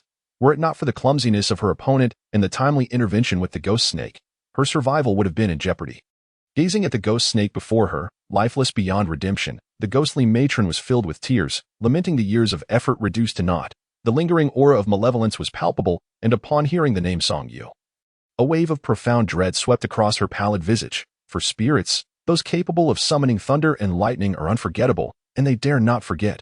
The ghostly matron, who passed by later, informed her that the individual was indeed Song Yu. She was filled with regret. Had it been Song Yu, she could have sought him out, and as a spiritual detective, he would surely have championed her cause. However, the city bureau harbored a potent national ethos, making it impossible for her to approach, even transformed into a malevolent spirit. Moreover, she had previously severed Song Yu's left hand, inflicting grave injuries that led to his hospitalization. You have no path forward but to collaborate with me. The ghostly matron, sensing her trepidation, fanned the flames, stating, I do not deny that Song Yu is a commendable officer for spirits, yet you have severely offended him last time. No matter how strong and righteous he may be, he remains a living man, and humans possess selfish desires. I was unaware, the malevolent spirit retorted sharply. The ghostly matron responded with a cold laugh. You may be oblivious, but I trust you remember your intentions that day. It was unclear what method the ghostly matron employed, but the malevolent spirit, who typically lacked rationality, now appeared to experience profound anguish, seemingly regretting her impulsiveness that day. Yet, had those individuals not targeted her corporeal form, she would not have acted as she did. If you still seek vengeance and wish to save your husband, I suggest we continue our dealings. However, do not blame me for not warning you. Your husband's frantic search for you has undoubtedly provoked the ire of those two contemptible individuals. That it won't be long before you are reunited. Song Yu is certainly on his way, the ghostly matron thought. Unwilling to dawdle, after speaking, she immediately struggled to her feet, gathered some belongings, and departed with a bundle on her back. She was unconcerned about the malevolent spirit leaving her. Song Yu was too powerful. And as long as the malevolent spirit harbored thoughts of vengeance, she would have to rely on her. Sure enough, upon sensing the lingering malevolence following her, the ghostly matron's lips curled into a triumphant smile. However, her mirth was short-lived as a sudden wave of excruciating pain coursed through her. Despite the ghostly snake shielding her, she had sustained considerable injuries. Damn Song Yu. In less than 15 minutes, fire trucks and police vehicles from the city bureau arrived in succession. Song Yu, having presented his credentials to the firefighters, hastily made his way to the designated floor. The perimeter had already been cordoned off, and several officers were documenting the scene, particularly the 6-meter ghostly snake that the ghostly matron had failed to remove and the chaotic altar. What on earth is this offering? Song Yu inquired, turning toward the voice, which belonged to several firefighters examining a statue of a human-bodied, triangular-headed serpent on the incense platform. The statue, depicting a 6-meter-long black serpent with a triangular head. A realization dawned upon Song Yu, and he rushed toward the black serpent. Bring the light. Accepting the white gloves handed to him by an officer, Song Yu lifted the triangular serpent head, and under the illumination, he discerned peculiar runes etched into the pitch-black top. A ghost snake, he exclaimed, recalling a previous case involving malevolent spirits. Initially, the woman had merely been a vengeful spirit, but upon encountering a ghost snake that devoured her son's spirit, she transformed into a malevolent entity. Song Yu remembered clearly, the city bureau had also been on the lookout for the sinister forces breeding ghost snakes. However, their efforts had yielded no results. To his astonishment, he encountered such a formidable ghost snake today. Observing the scene, Song Yu realized that the very malevolent force they had been searching for had been hiding in plain sight. He retrieved a compass from his small bag, with the destination aligning perfectly with this location. Previously, he had divined the precise coordinates of Tianyuan community, and, upon learning that the city bureau was dispatched there, he hitched a ride, not expecting their final destination to coincide. Captain Song, a corpse has been discovered in the bedroom. Upon hearing this, Song Yu promptly set the serpent head down and swiftly entered the bedroom. The less than 20 square meter room was cluttered, yet everything was old-fashioned and orderly, reminiscent of his grandmother's room from his childhood. However, a foul odor pervaded the air, akin to that of a preservative. Several officers surrounded a vintage wardrobe, parting the clothing to reveal a withered female corpse lying in the corner. Her hands and feet were bound with tape, and her mouth stuffed with a wad of burlap. Her complexion suggested dehydration, but further examination by forensic expert Old Zhang would be necessary for precise details. Song Yu snapped a photo and sent it to the World Without Cases group, along with a location tag. Shortly after, Captain Zhou and forensic expert Old Zhang arrived.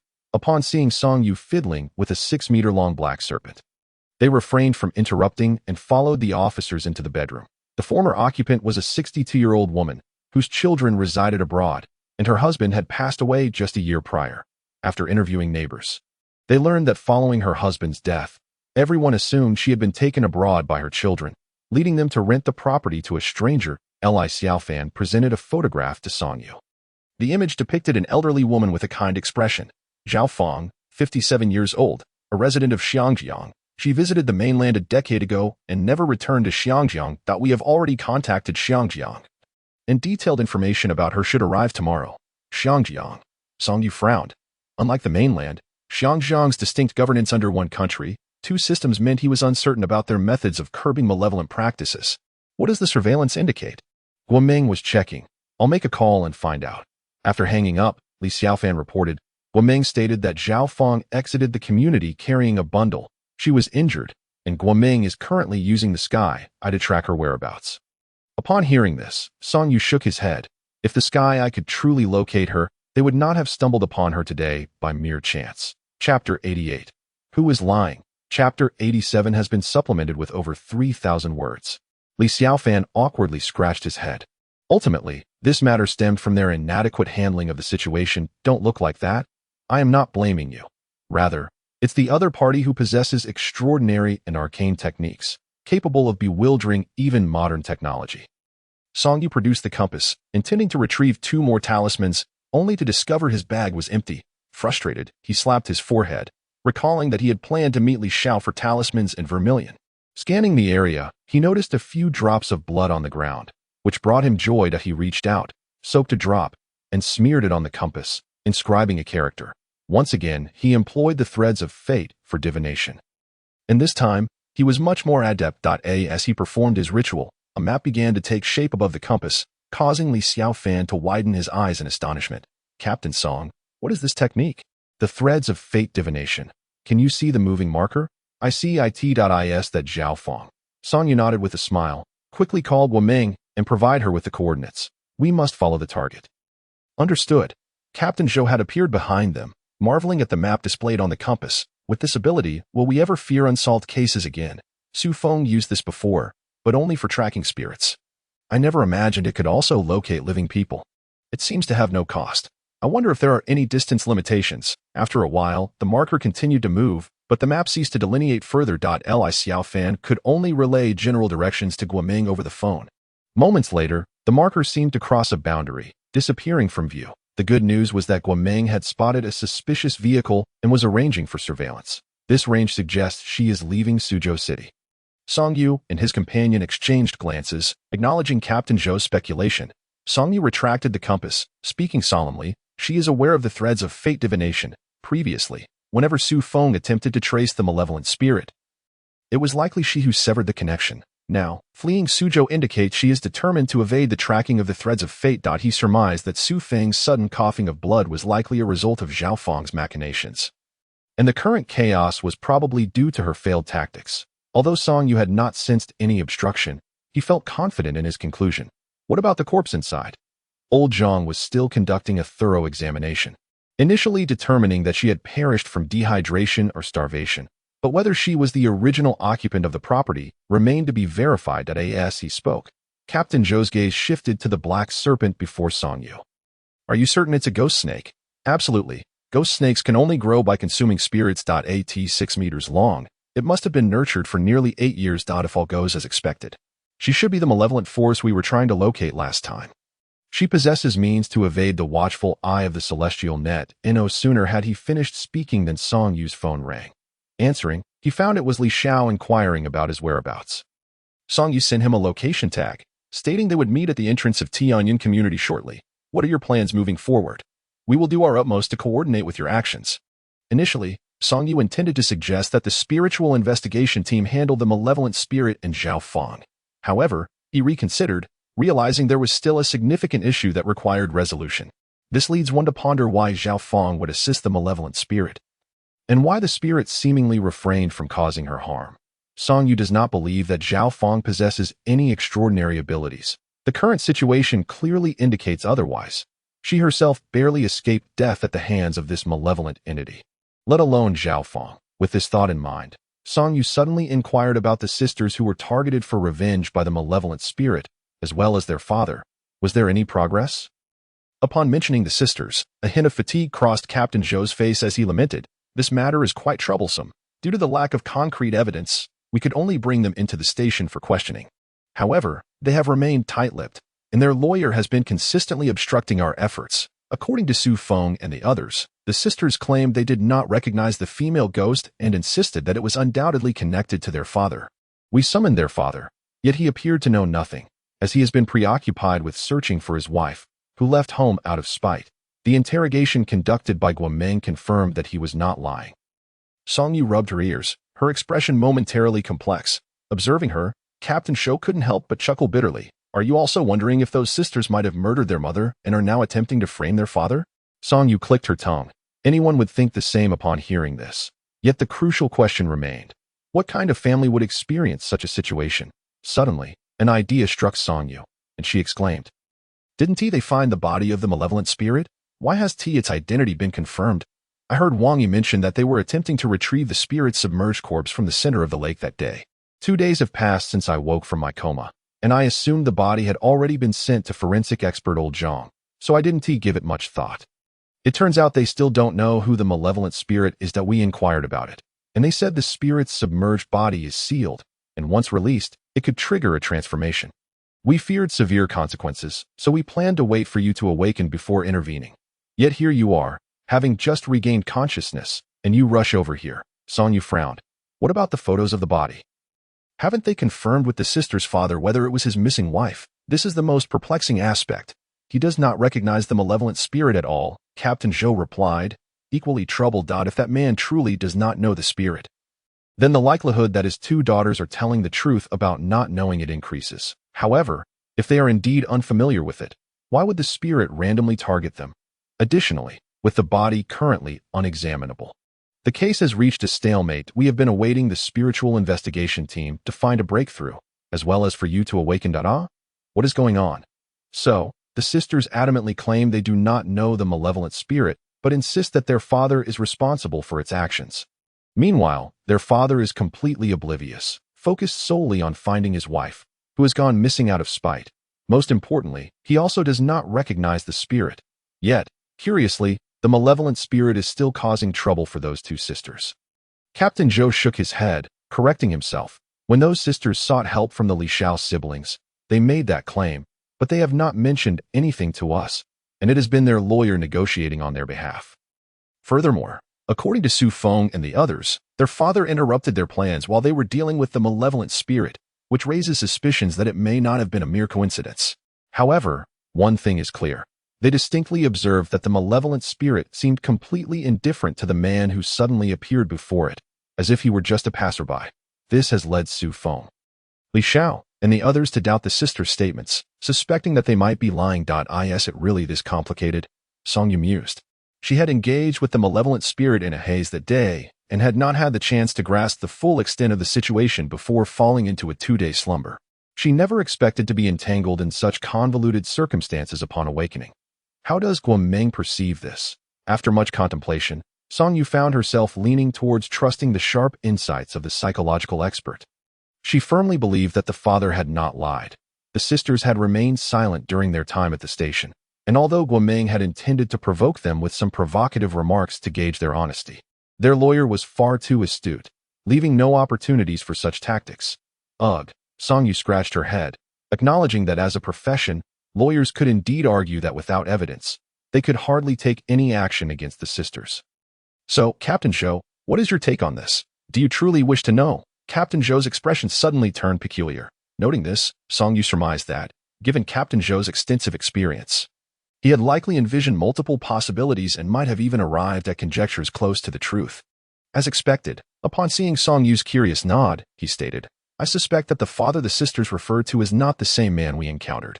Upon seeing Song Yu poised to refute, Captain Zhou quickly added, even if they appear to be father and daughters in front of others, and their names are indeed listed as such on the household registration, Song Yu was taken aback, though she recognized that Captain Zhou's breadth of experience eclipsed her own. This notion was still rather outrageous. Thus, she queried, not biological? Or did they perhaps adopt a father from outside? Before Captain Zhou could respond, Li Xiao called. Song Yu felt cornered. With Li Xiao's arrival, she had to chase after Zhao Feng and the malevolent spirit. We won't touch the submerged corpse for now. We'll discuss it when I return. As for the sisters, Captain Zhou, you and your experienced detectives are more than capable. I will await your updates. Very well. If anything urgent arises, feel free to contact me directly. After departing the scene, Song Yu's mind was a tangled mess, still mulling over Captain Zhou's recent speculation. She urgently needed to locate two entities specifically. One person and one spirit. The missing mother and the malevolent spirit should not be one and the same. Song Yu. Over here. This way. Outside. Li Xiao had already noticed Song Yu, who appeared lost in thought. The latter snapped back to reality, scanning the surroundings before finally settling her gaze on Li Xiao. Approaching with a smile, she reached for the yellow talisman, vermilion powder, and 5 sets of paper figures to initiate the transaction. Only to be vigorously stopped by Li Xiao. Old Song. Had you not intercepted the malevolent spirit at the riverbank last time, we would have been dead by now. Seeing Li Xiao's serious demeanor, Song Yu reconsidered and decided against further excuses. This arrangement would alleviate any sense of indebtedness and make life a tad easier. Amid the bustling night market, Li Xiao led Song Yu to a relatively quiet corner to inquire about her plans. Song Yu raised an eyebrow and shook her head. I know you want to help, but there is a formidable opponent on the other side. Even Su Feng is no match for them. What? Li Xiao exclaimed, surprised, as they had been unaware of this development. What about Su Feng? She suffered considerable backlash and seems to have been harmed. The mere mention of this caused Song Yu's expression to darken. Especially since Su Feng had bled before her eyes due to the backlash. Enough of that. Go to the hospital and find Wang Yi. ISNT the submerged corpse with you. Find a way to weaken the malevolent spirit's power. We need to mitigate its influence. I must set off urgently to I Shao clicked his tongue, fully aware of Su Feng's prowess. If she could not contend with the adversary, then their presence alongside Song Yu would likely only complicate matters further. Summoning a dedicated vehicle, Song Yu followed the location provided by Guoming as they exited Suzhou City. Before her lay a village situated at the intersection of two cities. Guoming, donned in casual attire, stood at the entrance, her keen eye surveying the passing vehicles. Only when a dedicated vehicle pulled up before her did she visibly relax, greeting Song Yu with a smile. Captain Song, thank you for your patience. What's the situation? Two individuals entered a residential house in Shaowang village and have yet to emerge. We have two officers stationed outside. According to our investigations, the house belongs to an elderly woman who lived alone and moved abroad 2 years ago to be with her children. We discreetly inquired and discovered that before leaving, the elderly woman rented the house to another old woman, yet there is no record of this rental in the system. Moreover, the villagers rarely see the renting elderly woman venture outside. And there has been little sign of any domestic activity as they spoke. The duo approached a residential house not far away. Song Yu surveyed the surroundings, but to her dismay, she detected no trace of malevolent energy. This filled her with an unsettling premonition. Zhao Fang should indeed be with the malevolent spirit. Let us not delay. Let us go straight in. As soon as the words left her lips, Song Yu leaped into the courtyard of the residence, opening the door for the officers stationed outside. The commotion was considerable, yet the house remained eerily silent. Song Yu furrowed her brow and, with a resounding kick, broke open the door to the inner room. Inside, a profound silence reigned. The officers followed, illuminating the area with their phones, revealing a scene of gray and white, thick layers of dust suggesting that no one had inhabited the space for quite some time. Even the air was thick with the taste of dust. Captain, there are footprints. They're fresh. Judging by the size, they appear to belong to a woman. Song Yu noticed the footprints leading towards an eastern room. The group proceeded, pushing open the door to discover a bedroom. The furnishings were simple, with a wardrobe and bed displaying a somewhat Republican-era style, indicative of an elderly inhabitant. Song Yu immediately directed Guoming to open the wardrobe. Given that the previous elderly woman had been discovered deceased within a wardrobe, the question loomed, what fate awaited this household? Song Yu hoped that things were not as he feared, yet what is destined to come will inevitably arrive. As Guoming called Captain Song, following the footprints toward the bed, Song Yu turned to see a skeletal corpse bound within the wardrobe. Its hands and feet were tied, and the method of the crime was uncannily similar. A sense of desolation washed over Song Yu. What kind of wretched offspring could be so oblivious to their mother's death for 2 years? Is it truly necessary to abandon familial ties upon going abroad? In comparison to the perpetrator Zhao Fang, Song Yu harbored even greater animosity toward the children of the two victims. Contact Captain Zhou and Old Zhang, and also reach out to the children of this household who are overseas. I am eager to uncover what sort of individuals they truly are. Understood. Redirecting his focus, Song Yu acknowledged that the immediate priority was Zhao Fang. He summoned 2 officers over, the solid wooden bed being quite heavy, and he lifted it with effort, urging them to examine what lay beneath. Chapter 89. Using a substitute to lure the tiger away from its mountain snake skins. Captain Song, there are numerous snake skins beneath the bed. Along with a paper effigy, bring them all out. With a crash, the bed fell, sending dust swirling. As Song Yu brushed the dust from his palms, he took the paper effigy while glancing at the officers who were unfolding the snake skins.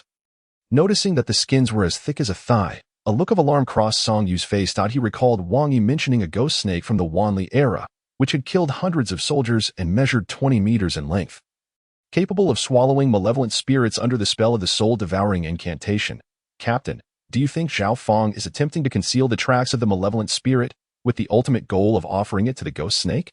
Guoming's expression mirrored Song Yu's shock as the entire length of the snake's skin unfurled to nearly 20 meters. Song Yu nodded. It was highly plausible.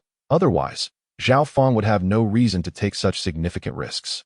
I believe that for the malevolent spirit to agree, Zhao Fang must have offered an irresistible condition, such as revenge or some unfulfilled desire of the spirit. As he spoke, Song Yu instinctively tightened his grip on the paper effigy, which bore scorch marks, likely due to the yellow talisman's failure and subsequent self-ignition. Song Yu called Li Shao. We've fallen for a ruse. The opponent is using a substitute effigy, and the technique resembles the one used in your family.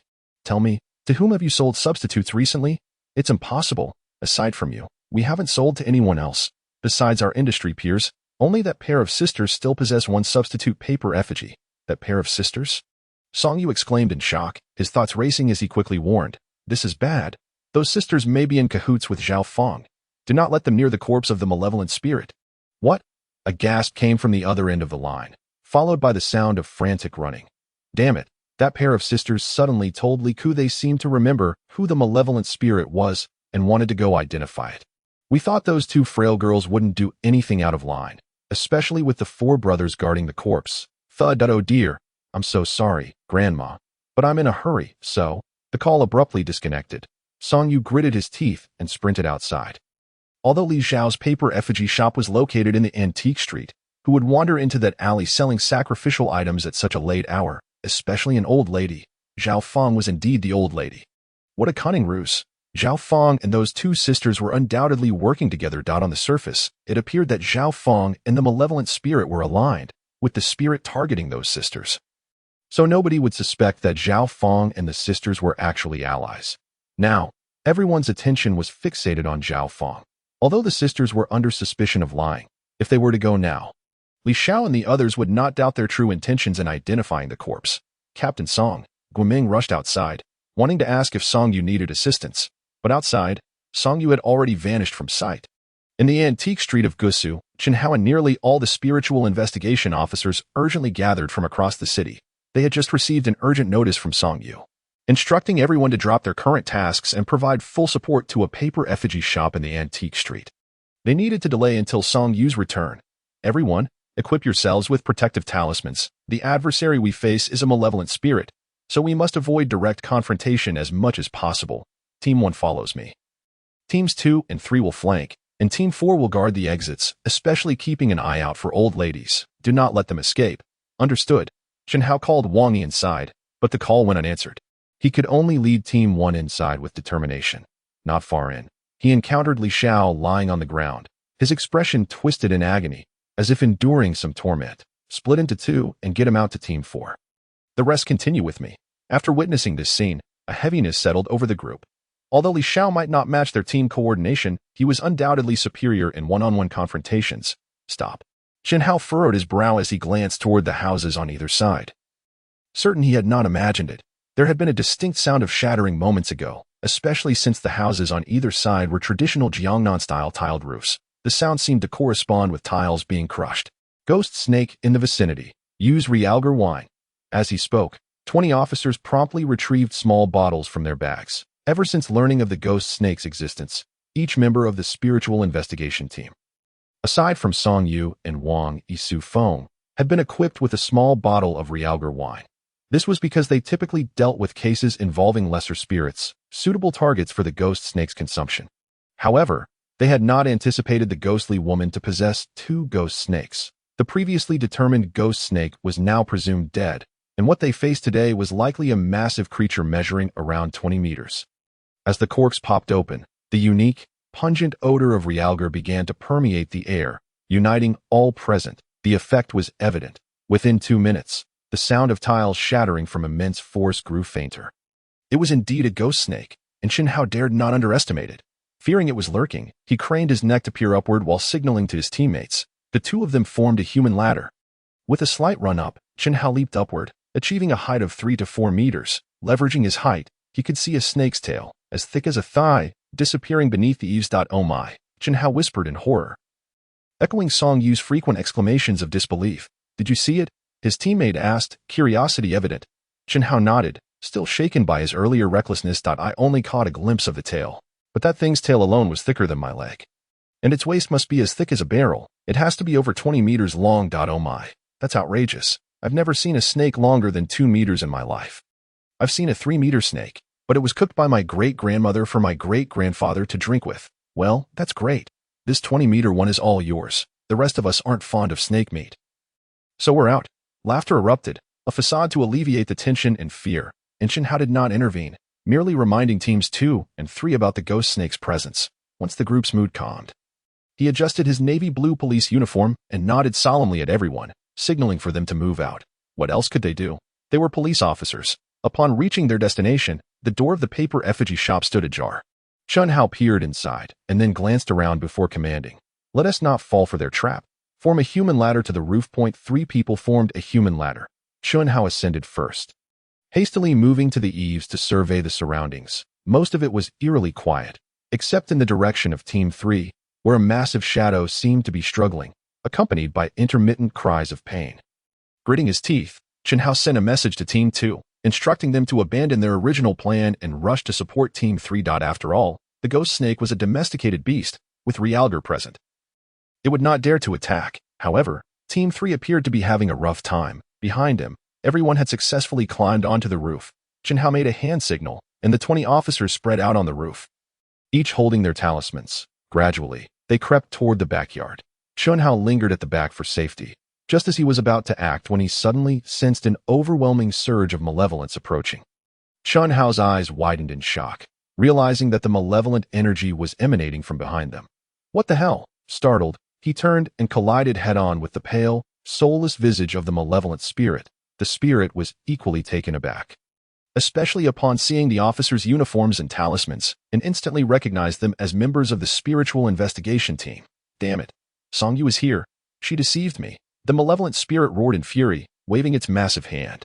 Chun Hao and the 2 officers beside him barely had time to react before they felt as if they had been struck by a speeding truck, along with a large expanse of tiles beneath their feet.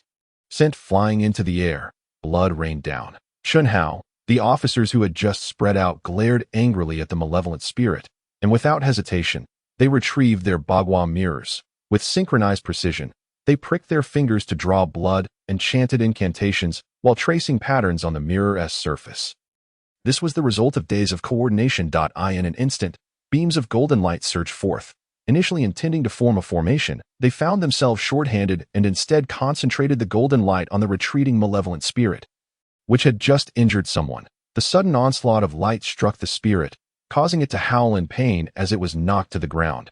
They dared not let their guard down. 17 officers quickly produced their blood talismans, exchanging encouraging glances before leaping off the building. The malevolent spirit, fierce and menacing, rose to find itself surrounded by a throng of onlookers, just as anger began to stir within. A blinding golden light struck, causing it to shield its grotesque visage in pain. Seizing the opportunity, the spirit detectives deftly unleashed the threads of their ink lines towards their comrades across the way. With practiced precision, they received the lines and sent them spiraling towards others, creating a web of ink that ensnared the malevolent being. The relentless golden light continued to assault its ghastly countenance, inflicting torment while momentarily leaving it incapacitated. The officers, synchronizing their efforts, swiftly ensnared the malevolent spirit in a tangle of 17 ink lines. Titan, contract. The ink lines, soaked in the blood of black dogs, glimmered with a crimson hue, resembling red-hot iron wires. As they constricted, the malevolent spirit found its waist tightly bound, searing in agony. Its wails were heart-wrenching, echoing through the air, prompting lights to flicker on in nearby homes. Curious about the commotion, in the backyard of a paper effigy shop, an old ghostly woman was spitting blood, flanked by 2 sisters who had previously sought help from Li Ku. Each sister clutched a life-replacing effigy scavenged from Li Zhao's home. Old hag, what's happening? Shouldn't the malevolent spirit be here by now? It sounds like she's about to be beaten to death outside. The old ghost remained silent, short of breath. In this modern age, unlike in the Wanli era, she was unaware of what the police had done to her ghost serpent. However, she could unmistakably sense its weakness, even feeling a strong backlash affecting her. The creature had seized an opportunity to escape her control, distancing itself further away. Realizing it could not contend with the forces against it, the ghost serpent fled. Unbeknownst to her, the moment Song Yu's request for reinforcements was received, the special police unit had deployed 6 heavy snipers. It was noteworthy that despite their efforts, they failed to eliminate the cunning serpent outright. After all, the creature was formidable against ghosts but merely carbon-based to the living. Whether it could evade the relentless pursuit of the special police now rested on its luck. Outside, the cries of distress grew louder as over 50 spirit detectives united to suppress the malevolent spirit's fury. However, this was their limit. It now depended on whether they would succumb first or if Captain Song would arrive in time. This scene was being recorded by onlookers from the higher floors, with some attempting to live stream the event. Yet, aside from knowing that nearly all the spirit detectives were mobilized, they could not discern what was at the heart of the gathering golden light. Li Xiaofan anxiously dialed a number, Acutely aware of the officer's precarious condition, relaying the situation to Song Yu over the phone, the black-clad special police received orders to apprehend the ghostly woman Zhao Fang. Upon witnessing the scene in the alley, they reported back to the command center and swiftly ascended to the rooftops. Hearing the clattering above, the ghostly woman was taken aback. She had underestimated the capabilities of the spirit detectives beyond Song Yu. She initially believed that having deceived Song Yu, retaliated against Su Feng, and ambushed Wang Yi, the remaining officers would pose no threat. Yet, she was shocked to find the malevolent spirit being directly subdued at the entrance. Now, she too faced the prospect of capture. Sighing deeply, the ghostly woman disregarded the sister's trepidation and turned her gaze toward the sealed malevolent water corpse behind her. It was summer, and many days had passed since its death. Yet the corpse retained the appearance of one freshly deceased. "Old hag, what are you planning?" the sisters exclaimed in fear, recalling the ghostly woman's earlier words. She had warned that once the seal on the malevolent water corpse was lifted, its strength would return to its peak. Outside, the malevolent spirit's essence was merely at 40% of its full power, a consequence of the trauma inflicted by Song Yu. Yet even at that reduced capacity, it should not be something the other officers could handle. The ghostly woman was perplexed. Originally, allowing the malevolent spirit to enter and kill the sisters would have brought closure. However, she found herself with no choice left. The life-replacing effigy had deceived the malevolent spirit once, but could not do so again. Should it regain its full strength, the sisters would truly perish. Be cautious. The ghostly woman deceived the two sisters into guarding the door, claiming she intended to use the malevolent corpse to deal with the special police on the roof. The sisters, feeling anxious, had no desire to be captured at this juncture and complied, standing on either side of the door. Yet they failed to realize that before the special police, their fragile forms posed no real obstacle. In the eyes of the law, all were equal. Their frailty would not exempt them from capture. Suddenly, the roof was breached by the butt of a gun, creating a hole. "You were surrounded. Raise your hands and surrender for leniency," came the voice from above. Inside, the ghostly woman's face darkened, and she raised her hand in a threatening gesture toward the officer above. The latter, rolling his eyes, seemed to fall victim to some sorcery, collapsing mid-sentence. "Quickly, get him to the spirit detectives," a gasp echoed from the roof, and then silence fell. The ghostly woman, not daring to linger, had already incited the wrath of the special police. She hurriedly redirected her focus back to the unsealed malevolent corpse. According to her plan, this sealed malevolent corpse was meant to coerce the spirit into submission, but now she could afford no further delay. Recklessly tearing off the triangular talismans adorning the corpse, its tightly shut eyes fluttered open slightly, while the cries of the spirits outside continued unabated. With a forceful tug, she broke the blood-red threads binding the corpse, and its once still eyes widened, exuding a chilling gaze that seemed to penetrate the very soul of the ghostly woman. The screams of the spirits ceased abruptly, replaced by gasps of the crowd. At that moment, several tear gas canisters were dropped through the hole in the roof, accompanied by the hissing sound of smoke, rapidly filling the already cramped space. She finally became aware of the situation regarding the malevolent spirit lurking outside the door. The overwhelming aura of malice surged and rolled as the ominous spirit cast its sinister gaze upon all the spirit detectives nearby. The taut lines had already been tainted by this malevolent energy, seemingly on the verge of encroaching upon their source. "Hold on." Unbeknownst to him, Chen Hao, who had awakened at some point, dragged his bloodied body and desperately tugged at the taut lines, oblivious to the pain of his own flesh being sliced by them. The ghostly woman was struck with astonishment, gaining a newfound understanding of the spirit detective team. It was no wonder they had managed to hold off the malevolence for so long. Alas, in its peak state, the malevolent spirit posed a challenge even for their captain, Song Yu, who could not be entirely confident in their success. Mere numbers would not suffice. It seemed the spirit detective team was destined to perish here. Hehehe. Just as the ghostly woman reveled in her triumph, a sudden unease gripped her heart. She distinctly felt someone behind her. Before she could turn, a hand as cold as ice suddenly grasped the nape of her neck. Forced to face forward, she was met with the hollow yet perplexed gaze of the malevolent water corpse. She recalled that she had previously killed this individual. Damn it. The ghostly woman was taken aback. Acutely aware of the tightening grip on her neck, fearing that it sought to kill her once more. Previously, she had been able to negotiate with the malevolent spirit because its aura had been significantly weakened by Song Yu, restoring much of its rationality. But now, in its peak state, the malevolent spirit was saturated with malice, consumed solely by the desire to kill, entirely forgetting their prior dealings. simultaneously. The malevolent spirits in the alley turned to gaze at the adjacent rooftop. Suddenly, they broke into grins, and a tremendous surge of malevolent energy erupted, sending the already beleaguered spirit detectives scattering.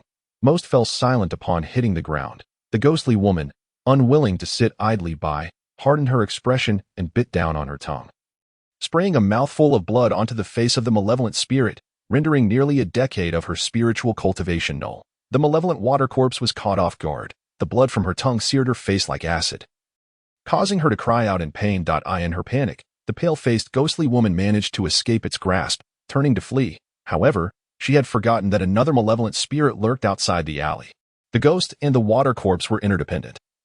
If one suffered, so too would the other. She could not possibly escape. The ghostly woman's fleeting sense of survival lasted but a moment before a sudden, searing pain tore through her chest. The malevolent spirit's hand was as sharp as the finest blade, piercing her heart without resistance. With a powerful tug, she screamed in agony, only to be torn asunder. Her body split into two as the scent of blood permeated the air, and though the nearby residents could not see the malevolent spirits, they clearly witnessed the gruesome spectacle of the ghostly woman being ripped apart, prompting waves of nausea and a profound psychological trauma. Suddenly, piercing sounds reverberated through the air like a hawk diving down.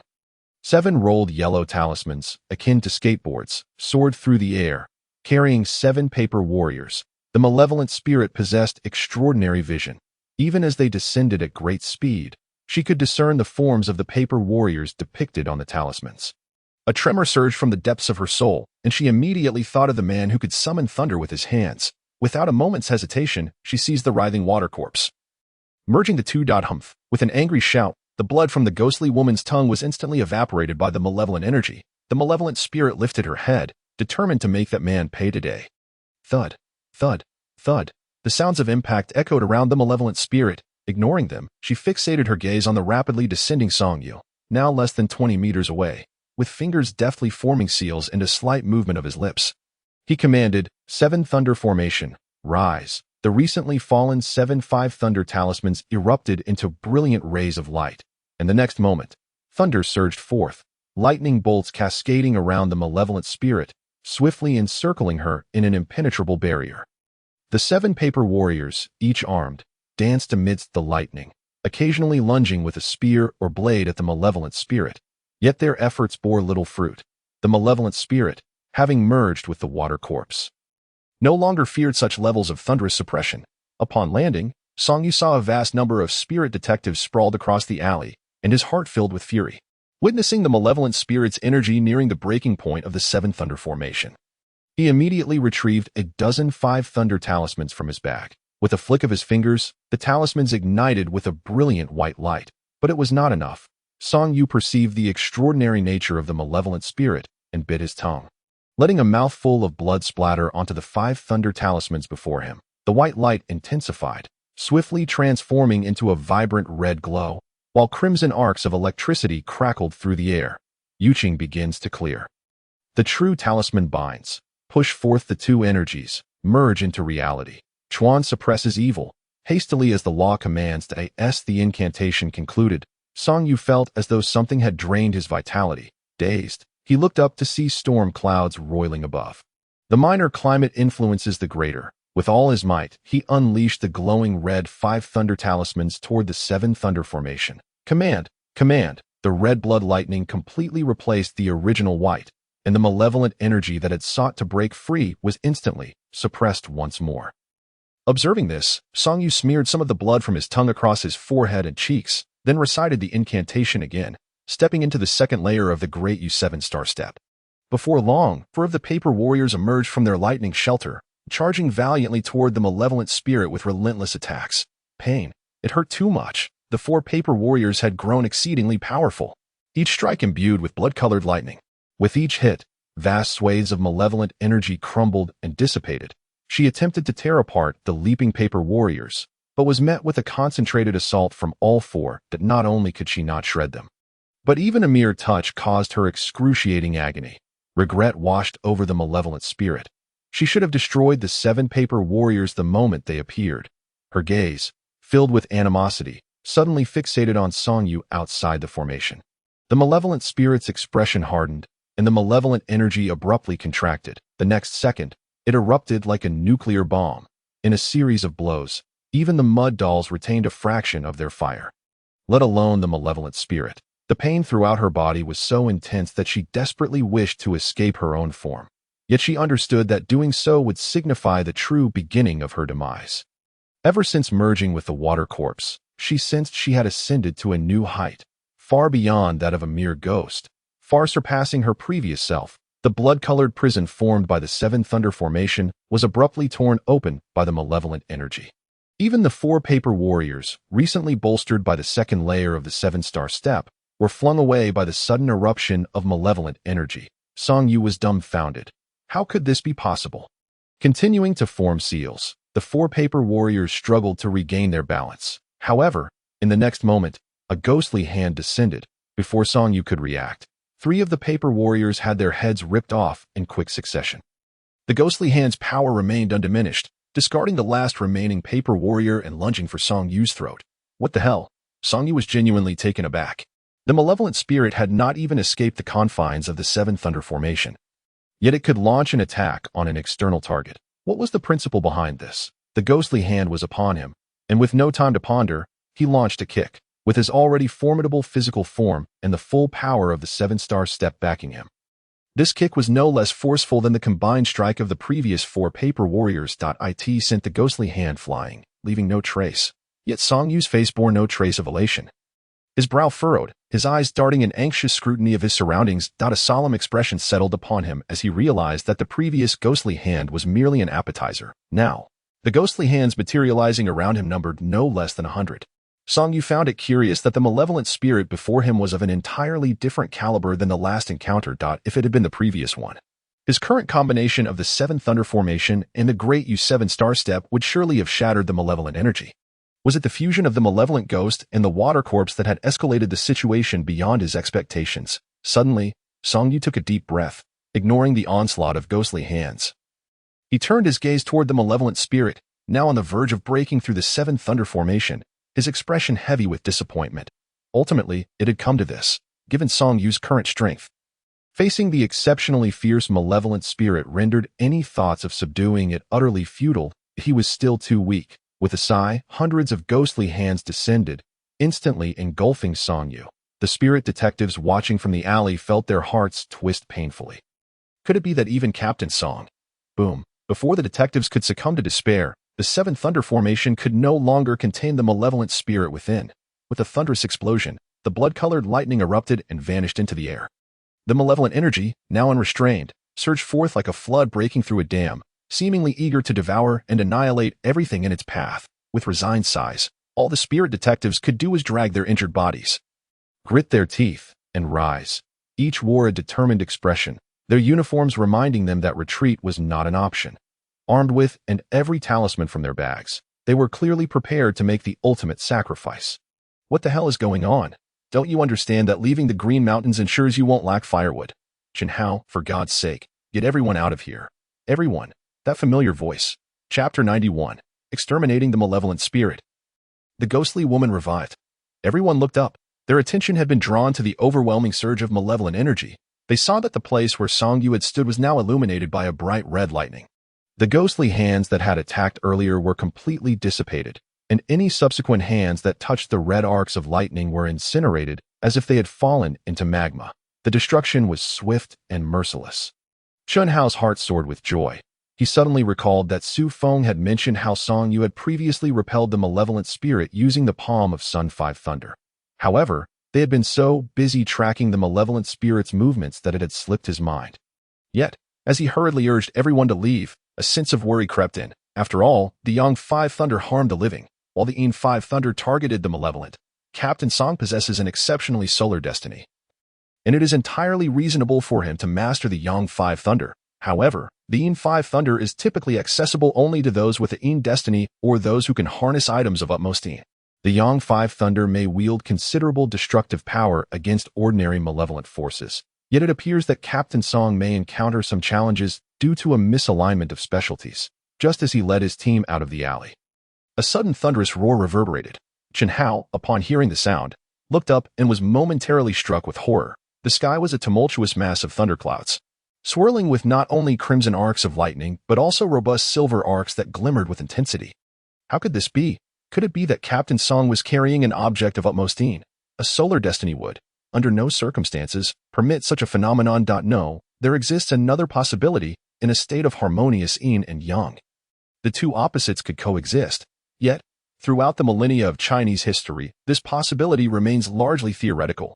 Chen Hao, a disciple of Longhu Mountain Academy, had perused relevant literature and deemed this scenario improbable. What kind of female specter could withstand Captain Song's solar energy? It would surely lead to her immediate disintegration. Suddenly, a deafening explosion jolted Chen Hao back to reality. The intertwining red and silver lightning descended with unparalleled velocity. As the thunderclap echoed, the direction of the paper effigy shop erupted in a spectacular display akin to fireworks. Bathed in the luminous glare of the lightning, the onlookers could vaguely discern the silhouette of Song Yu engaging in a fierce battle against the malevolent entity. Moments later, the thunderous light vanished, plunging the world into an eerie silence. Both Chen Hao and the other officers instinctively swallowed hard. Who emerged victorious? The special police team had certainly witnessed something extraordinary today. They had speculated about collaborating with the legendary Spiritual Investigation Unit, and the earlier confrontation with dozens of malevolent forces had already left them astonished. Yet, what had transpired just moments ago? Had they not witnessed it with their own eyes, they might have doubted whether they had wandered onto the wrong set. Just as Chen Hao was about to respond, his phone rang. Offering an apologetic smile to his special police comrades, he took out his phone, only to be surprised to see a call from Song Yu. Captain Song. Oh my, he still remembers to call Captain Song. Zhao Feng must still be alive. Hurry over. The call abruptly disconnected with a beep, and Chen Hao, startled, quickly rallied those capable of moving to rescue Captain Song. Amidst the ruins of the courtyard walls, Song Yu lay weak and battered. The paper effigy had been forcefully destroyed by the malevolent entity, resulting in a backlash against him. Additionally, the use of the Palm Thunder had drained a significant portion of his vital energy. Consequently, after the malevolent force was obliterated by the Palm Thunder, he fell into a state of extreme weakness. Under normal circumstances, this would not be an issue, as the malevolent force was vanquished. However, Zhao Feng, having lost her threat, was gradually merging back together after being torn asunder. Simultaneously, a palm-sized life-replacing effigy before her was in a state of division. Witnessing this, Song Yu felt a mixture of affection and resentment towards the life-replacing effigy. Fearing a potential mishap, without hesitation, he dialed Chen Hao outside. Chapter 92. Seeking assistance from Maoshan Captain Song. The crowd rushed over, yet there was no sign of the ghostly matron. Song Yu gestured for Chen Hao to help him up and remarked, gazing at the ruins of the paper effigy shop, Zhao Feng has simply departed. That I observed her in a severely weakened state. She must have utilized the life-replacing effigy more than once. While life-replacing effigies are indeed potent, they are not without limitations. The act of replacing life is, at its core, intimately tied to destiny and fate. Interfering once may suffice, but multiple instances require a heavy toll, particularly within such a short time frame. Using it twice is perilous. Fortunately, otherwise, Zhao Feng might have seized the opportunity to inflict harm on the exhausted Song Yu at this juncture. The special police team approached, explaining, when our officers first entered the building, Zhao Feng was in a state of being impaled. However, during the moment the female corpse incapacitated our team, Zhao Feng appeared unharmed on the rooftop. Subsequently, she was witnessed being ripped in half before the eyes of many. And now she is alive again. Can one truly fathom the revival of someone torn asunder? The special police team found it utterly bizarre, even contemplating whether, in future encounters with defiant criminals, they should keep a close watch on the corpses for several hours and possibly shoot them again. Who can withstand resurrection? Song Yu, perceiving the special police's thoughts, teased, she employed a life-replacing effigy to evade death. Those things cost nearly $1 million each. If you desire one, be prepared to part with your funds. Goodness, $1 million. The special police officer waved his hands repeatedly, exclaiming, we cannot afford that. He recognized the price was justifiable, given that the ghostly matron Zhao Feng had indeed revived twice. Enough of that. Have the injured been sent to the hospital? Song Yu inquired, recalling that he had seen the special police and spiritual investigators rescue everyone while containing the malevolent force. 11 special police officers, 26 spiritual investigators, 2 female students, and 6 industry professionals. That thing is exceedingly formidable. Before your arrival, everyone was struggling immensely. They had now grasped why the central government sought to promote nationwide awareness and establish a national team, with just one malevolent entity. The special police and spiritual investigators suffered such grave losses. What would happen to ordinary citizens encountering it? With a sigh, Song Yu was about to speak when he noticed Chun Hao's condition was far from stable. Nearly collapsing several times, observing him closely, he noted the latter's evasive gaze and shot him a look of reproach before directing the special police comrades to assist him. Chun Hao concealed his trembling hands behind his back, offering an awkward smile. He, alongside two other officers, had been among the first to confront the malevolent force that night. They had been thrown to the ground by the sinister energy, with the other two sustaining severe injuries. While he had not fared much better, merely putting on a brave front, the pressure he faced was immense. This batch of spiritual investigators hailed either from Longhu Mountain or Zhongnan Mountain. It was common knowledge that both had masters who were Song Yu's mentors. However, the most outstanding members of the team were Su Feng and Wang Yi, both hailing from Zhongnan Mountain. Should this be known, what would others think of Longhu Mountain? Chun Hao possessed considerable talent. But within the industry, it was widely acknowledged that the Taoists from Zhongnan Mountain were exceptionally gifted, often selected by their leaders from the vast sea of humanity. He found it impossible to surpass them in strength, leaving him to focus on other aspects to prove his worth. Above all, it was crucial not to tarnish the reputation of the Longhu Mountain Tianshi Mansion. Song Yu was acutely aware of Chun Hao's efforts. Yet given the current circumstances, he could only prioritize the training of the two most exceptional individuals. However, to speak candidly, it was evident to discerning eyes that Song Yu's true right-hand man was only Chun Hao. The Taoists from Zhongnan Mountain were carefree and unrestrained, undeniably powerful, yet at present, Su Feng and Wang Yi seemed ill-suited for the national team. Training was one thing, but Song Yu had no intention of forcibly altering their personalities. Once their abilities were enhanced, they would shine wherever they were. Thus, Song Yu's demeanor towards them was more akin to that of a senior addressing juniors. He never intended to impose the regulations of the national team upon them. Chun Hao, however, was different. Song Yu planned to keep him by his side as a future vice-captain. Clearly, Chun Hao had yet to realize this, still lacking in awareness. "Captain, you must see these items." With the assistance of the special police, Song Yu noticed two officers eagerly approaching, carrying a box. Sensing something significant, Song Yu's eyes brightened suddenly. This belonged to the Li Shao siblings. Could it contain life-replacing effigies? The two officers, like children brimming with excitement, had no intention of preserving any suspense, immediately unveiling the box before everyone. In an instant, all gazes became transfixed upon the nearly overflowing box of paper effigies. They had just been educated about these effigies.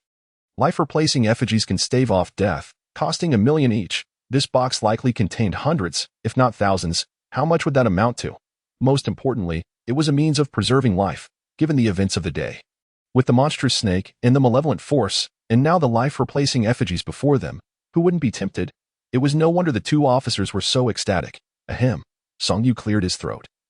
Observing the conflicted expressions on everyone's faces, he too was quite tempted.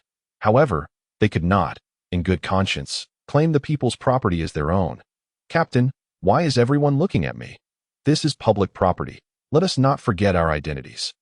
The crowd felt a sense of shame, yet the next moment, they heard Song Yu inquire, "How many of our team members are severely injured?" 7.8. The special police initially intended to mention 7, but as the number 7 escaped their lips, they suddenly remembered they were supporting a captain who could hardly stand. Ignoring the strange look directed at him, Song Yu continued, "Those 7 comrades should each receive a life-replacing effigy. You are responsible for delivering them discreetly, ensuring their surgeries go smoothly and they return safely." "Understood. Then please hurry and take me to the hospital as well." The noise was nearly deafening with him so close. Upon arriving at the hospital, Old Lu was busy organizing personnel to care for the incoming officers. Upon seeing Song Yu being assisted inside, he let out an exasperated huff. What is happening here? First, it was Su Feng who was spitting blood. Then Wang Yi and several others, and now even Song Yu has been brought in. Feigning ignorance, Song Yu deliberately avoided Old Lu's gaze, greeted team leader Zhou, who had arrived at some point, and was led by Zhou to the designated ward for the officers. "How are you?" "I am fine, just feeling a bit exhausted. A good sleep will suffice." Compared to before, Song Yu's body could endure the after-effects of the great Yu 7-star step. However, the third layer of Palm Thunder and the Yin-Yang Thunder punishment had been overwhelmingly intense. Besides feeling fatigued, he also experienced considerable soreness. The sensation was indescribable. Team leader Zhou assisted Song Yu to the bedside of the unconscious officers. The doctor has examined them and found no significant issues. However, they remain unresponsive, likely due to Zhao Feng's methods. Unresponsive. Song Yu, taken aback, lifted the eyelids of the two individuals but discerned no abnormalities. He had little understanding of such arcane arts, his knowledge being rather limited. Are you unable to assist? Song Yu rolled his eyes, exasperated. My dear brother, every profession has its specialties. I am not omnipotent. Nevertheless, while I may lack understanding, surely others possess the requisite knowledge. While expressing his grievances, Song Yu had already retrieved his phone from his pocket. He casually opened an official account, where the pinned message remained a nationwide public awareness post, listing the contact details of professionals from across the country. Ranging from morticians to esteemed masters of various sections. Song Yu tapped his fingers, zoomed in, and ultimately settled on the contact information of Master Wuchen from Beimeishan. Here, call him. We are both from Su Province. And if we do not seek his counsel, whom shall we consult? Team leader Zhou, suddenly enlightened, hastily pulled out his phone and dialed the number. The voice on the other end was youthful, stating that Master Wuchen had descended the mountain to dispel malevolent spirits, and that the current affairs on the mountain were being overseen by Daoist Qingfeng. Song Yu navigated the mobile interface, noting the information about Daoist Qingfeng, indicating that he was second in rank only to Master Wuchen on Beimeishan. Zhou glanced at the screen and politely requested that the attendant connect him to Daoist Qingfeng. Upon learning that the call was from Suzhou, Daoist Qingfeng was both surprised and somewhat hopeful. Even the highest-ranking individual in the industry, Song Yu, would seek assistance. However, he was somewhat disappointed to find that it was not Song Yu on the line, but rather Captain Zhou Yuanqing of the criminal police. After a brief description, Daoist Qingfeng suggested initiating a video call. Once the video was connected, Daoist Qingfeng scrutinized the image on the other side, while team leader Zhou quickly grasped the situation, discreetly glancing at Song Yu, who was deliberately avoiding the camera, his face resembling that of a deceased person. Is Master Song Yu present? Daoist Qingfeng's lips curled into a smile, having already discerned the truth through Zhou's expression. TSK, Song Yu turned his head away, irritated by the notion. At the age of 60 or 70, referring to someone in their 20s as master was utterly shameless. The crux of the matter was that, due to his high standing in the industry, he was compelled to seek assistance from juniors, which was rather laughable. Master Song Yu, could you say a few words? Zhou, unabashedly directing his gaze at Song Yu, was equally uncertain about how to navigate the intricacies of seniority. Song Yu fervently shook his head, refusing to enter the frame, instead plopping down at the foot of the bed. With no other options, Zhou had to shift the conversation back to the officers. The Daoist, perceptive as expected, quickly identified the issue simply by observing their expressions. In fact, it was quite straightforward. The individual had merely employed a soul-severing incantation to expel one of the souls or spirits from the living person's body. Thus, there would be no pathological characteristics. So, Master, how can we resolve this? All that is needed is a soul-recalling talisman, rolled with agarwood, to be burned until it is consumed, allowing the soul to return. A soul-recalling talisman? Team leader Zhou inevitably glanced at Song Yu, who shook his head. Such talismans were not included in the texts on exorcism and dispelling evil. Haha, my young friend. I will send you a couple of photos of the soul-recalling talisman shortly. Furthermore, in support of the spiritual investigation team, we from Beimeishan also intend to contribute several recently compiled volumes of a Taoist encyclopedia to the nation. At that time, I will also need to trouble Master Song Yu to assist in refining it. With such words being said, Song Yu could no longer remain silent, yet he still refrained from appearing on camera, primarily because he was utterly exhausted, and maintaining the dignity of being a master was essential. This time, I will rely on your assistance. Since we are in close proximity, why not arrange a time for the spiritual investigation team and Beimeishan to engage in mutual learning? This proposition was sincere. As the highest-ranking individual in the field, Master Song Yu could not be seen as making light of such matters. One could distinctly hear the eagerness in Daoist Qingfeng's voice, although Song Yu was not one to withhold knowledge. The texts on exorcism and dispelling evil were, in reality, limited to the officers of the spiritual investigation team. Currently, only Long Hushan and Zhong Ninshan had access to them. Speaking of which, those two could also be considered Song Yu's sect. Others would find it difficult to contest that. The senior practitioners in the underworld had summarized and upgraded the techniques for dispelling evil, while Song Yu's talents were undoubtedly formidable. It was the contributions from the texts on exorcism and dispelling evil that significantly aided him in shouldering such responsibilities at a young age. Everyone wished to learn a thing or two, however. Not only would obtaining approval from the nation be challenging, but even Long Hushan and Zhongnanshan would likely have objections. After all, the contents of the texts on exorcism and dispelling evil comprised the core techniques of both factions. It would be ill-advised to offend either of these long-established and powerful Taoist sections unless Song Yu, the highest-ranking individual in the industry, took the initiative to propose an exchange of knowledge. Everything would proceed smoothly. After hanging up the phone, team leader Zhou immediately received 2 images of the talismans, one for soul recalling and one for soul peacekeeping. He handed them to Song Yu, who, feeling fatigued and weak in his arms, requested Zhou to retrieve the yellow talisman, vermilion ink, and brush from his bag. Lacking agarwood himself, Song Yu asked Zhou to send the images to his phone, after which Zhou hurriedly exited the hospital room to procure some relatively authentic agarwood from the temple. Once old Lu finished his tasks, he entered to find Song Yu drawing talismans. After consecutively creating 8 soul-recalling talismans and 8 soul-peacekeeping talismans, he trembled and, with old Lu's support, lay down on his designated hospital bed.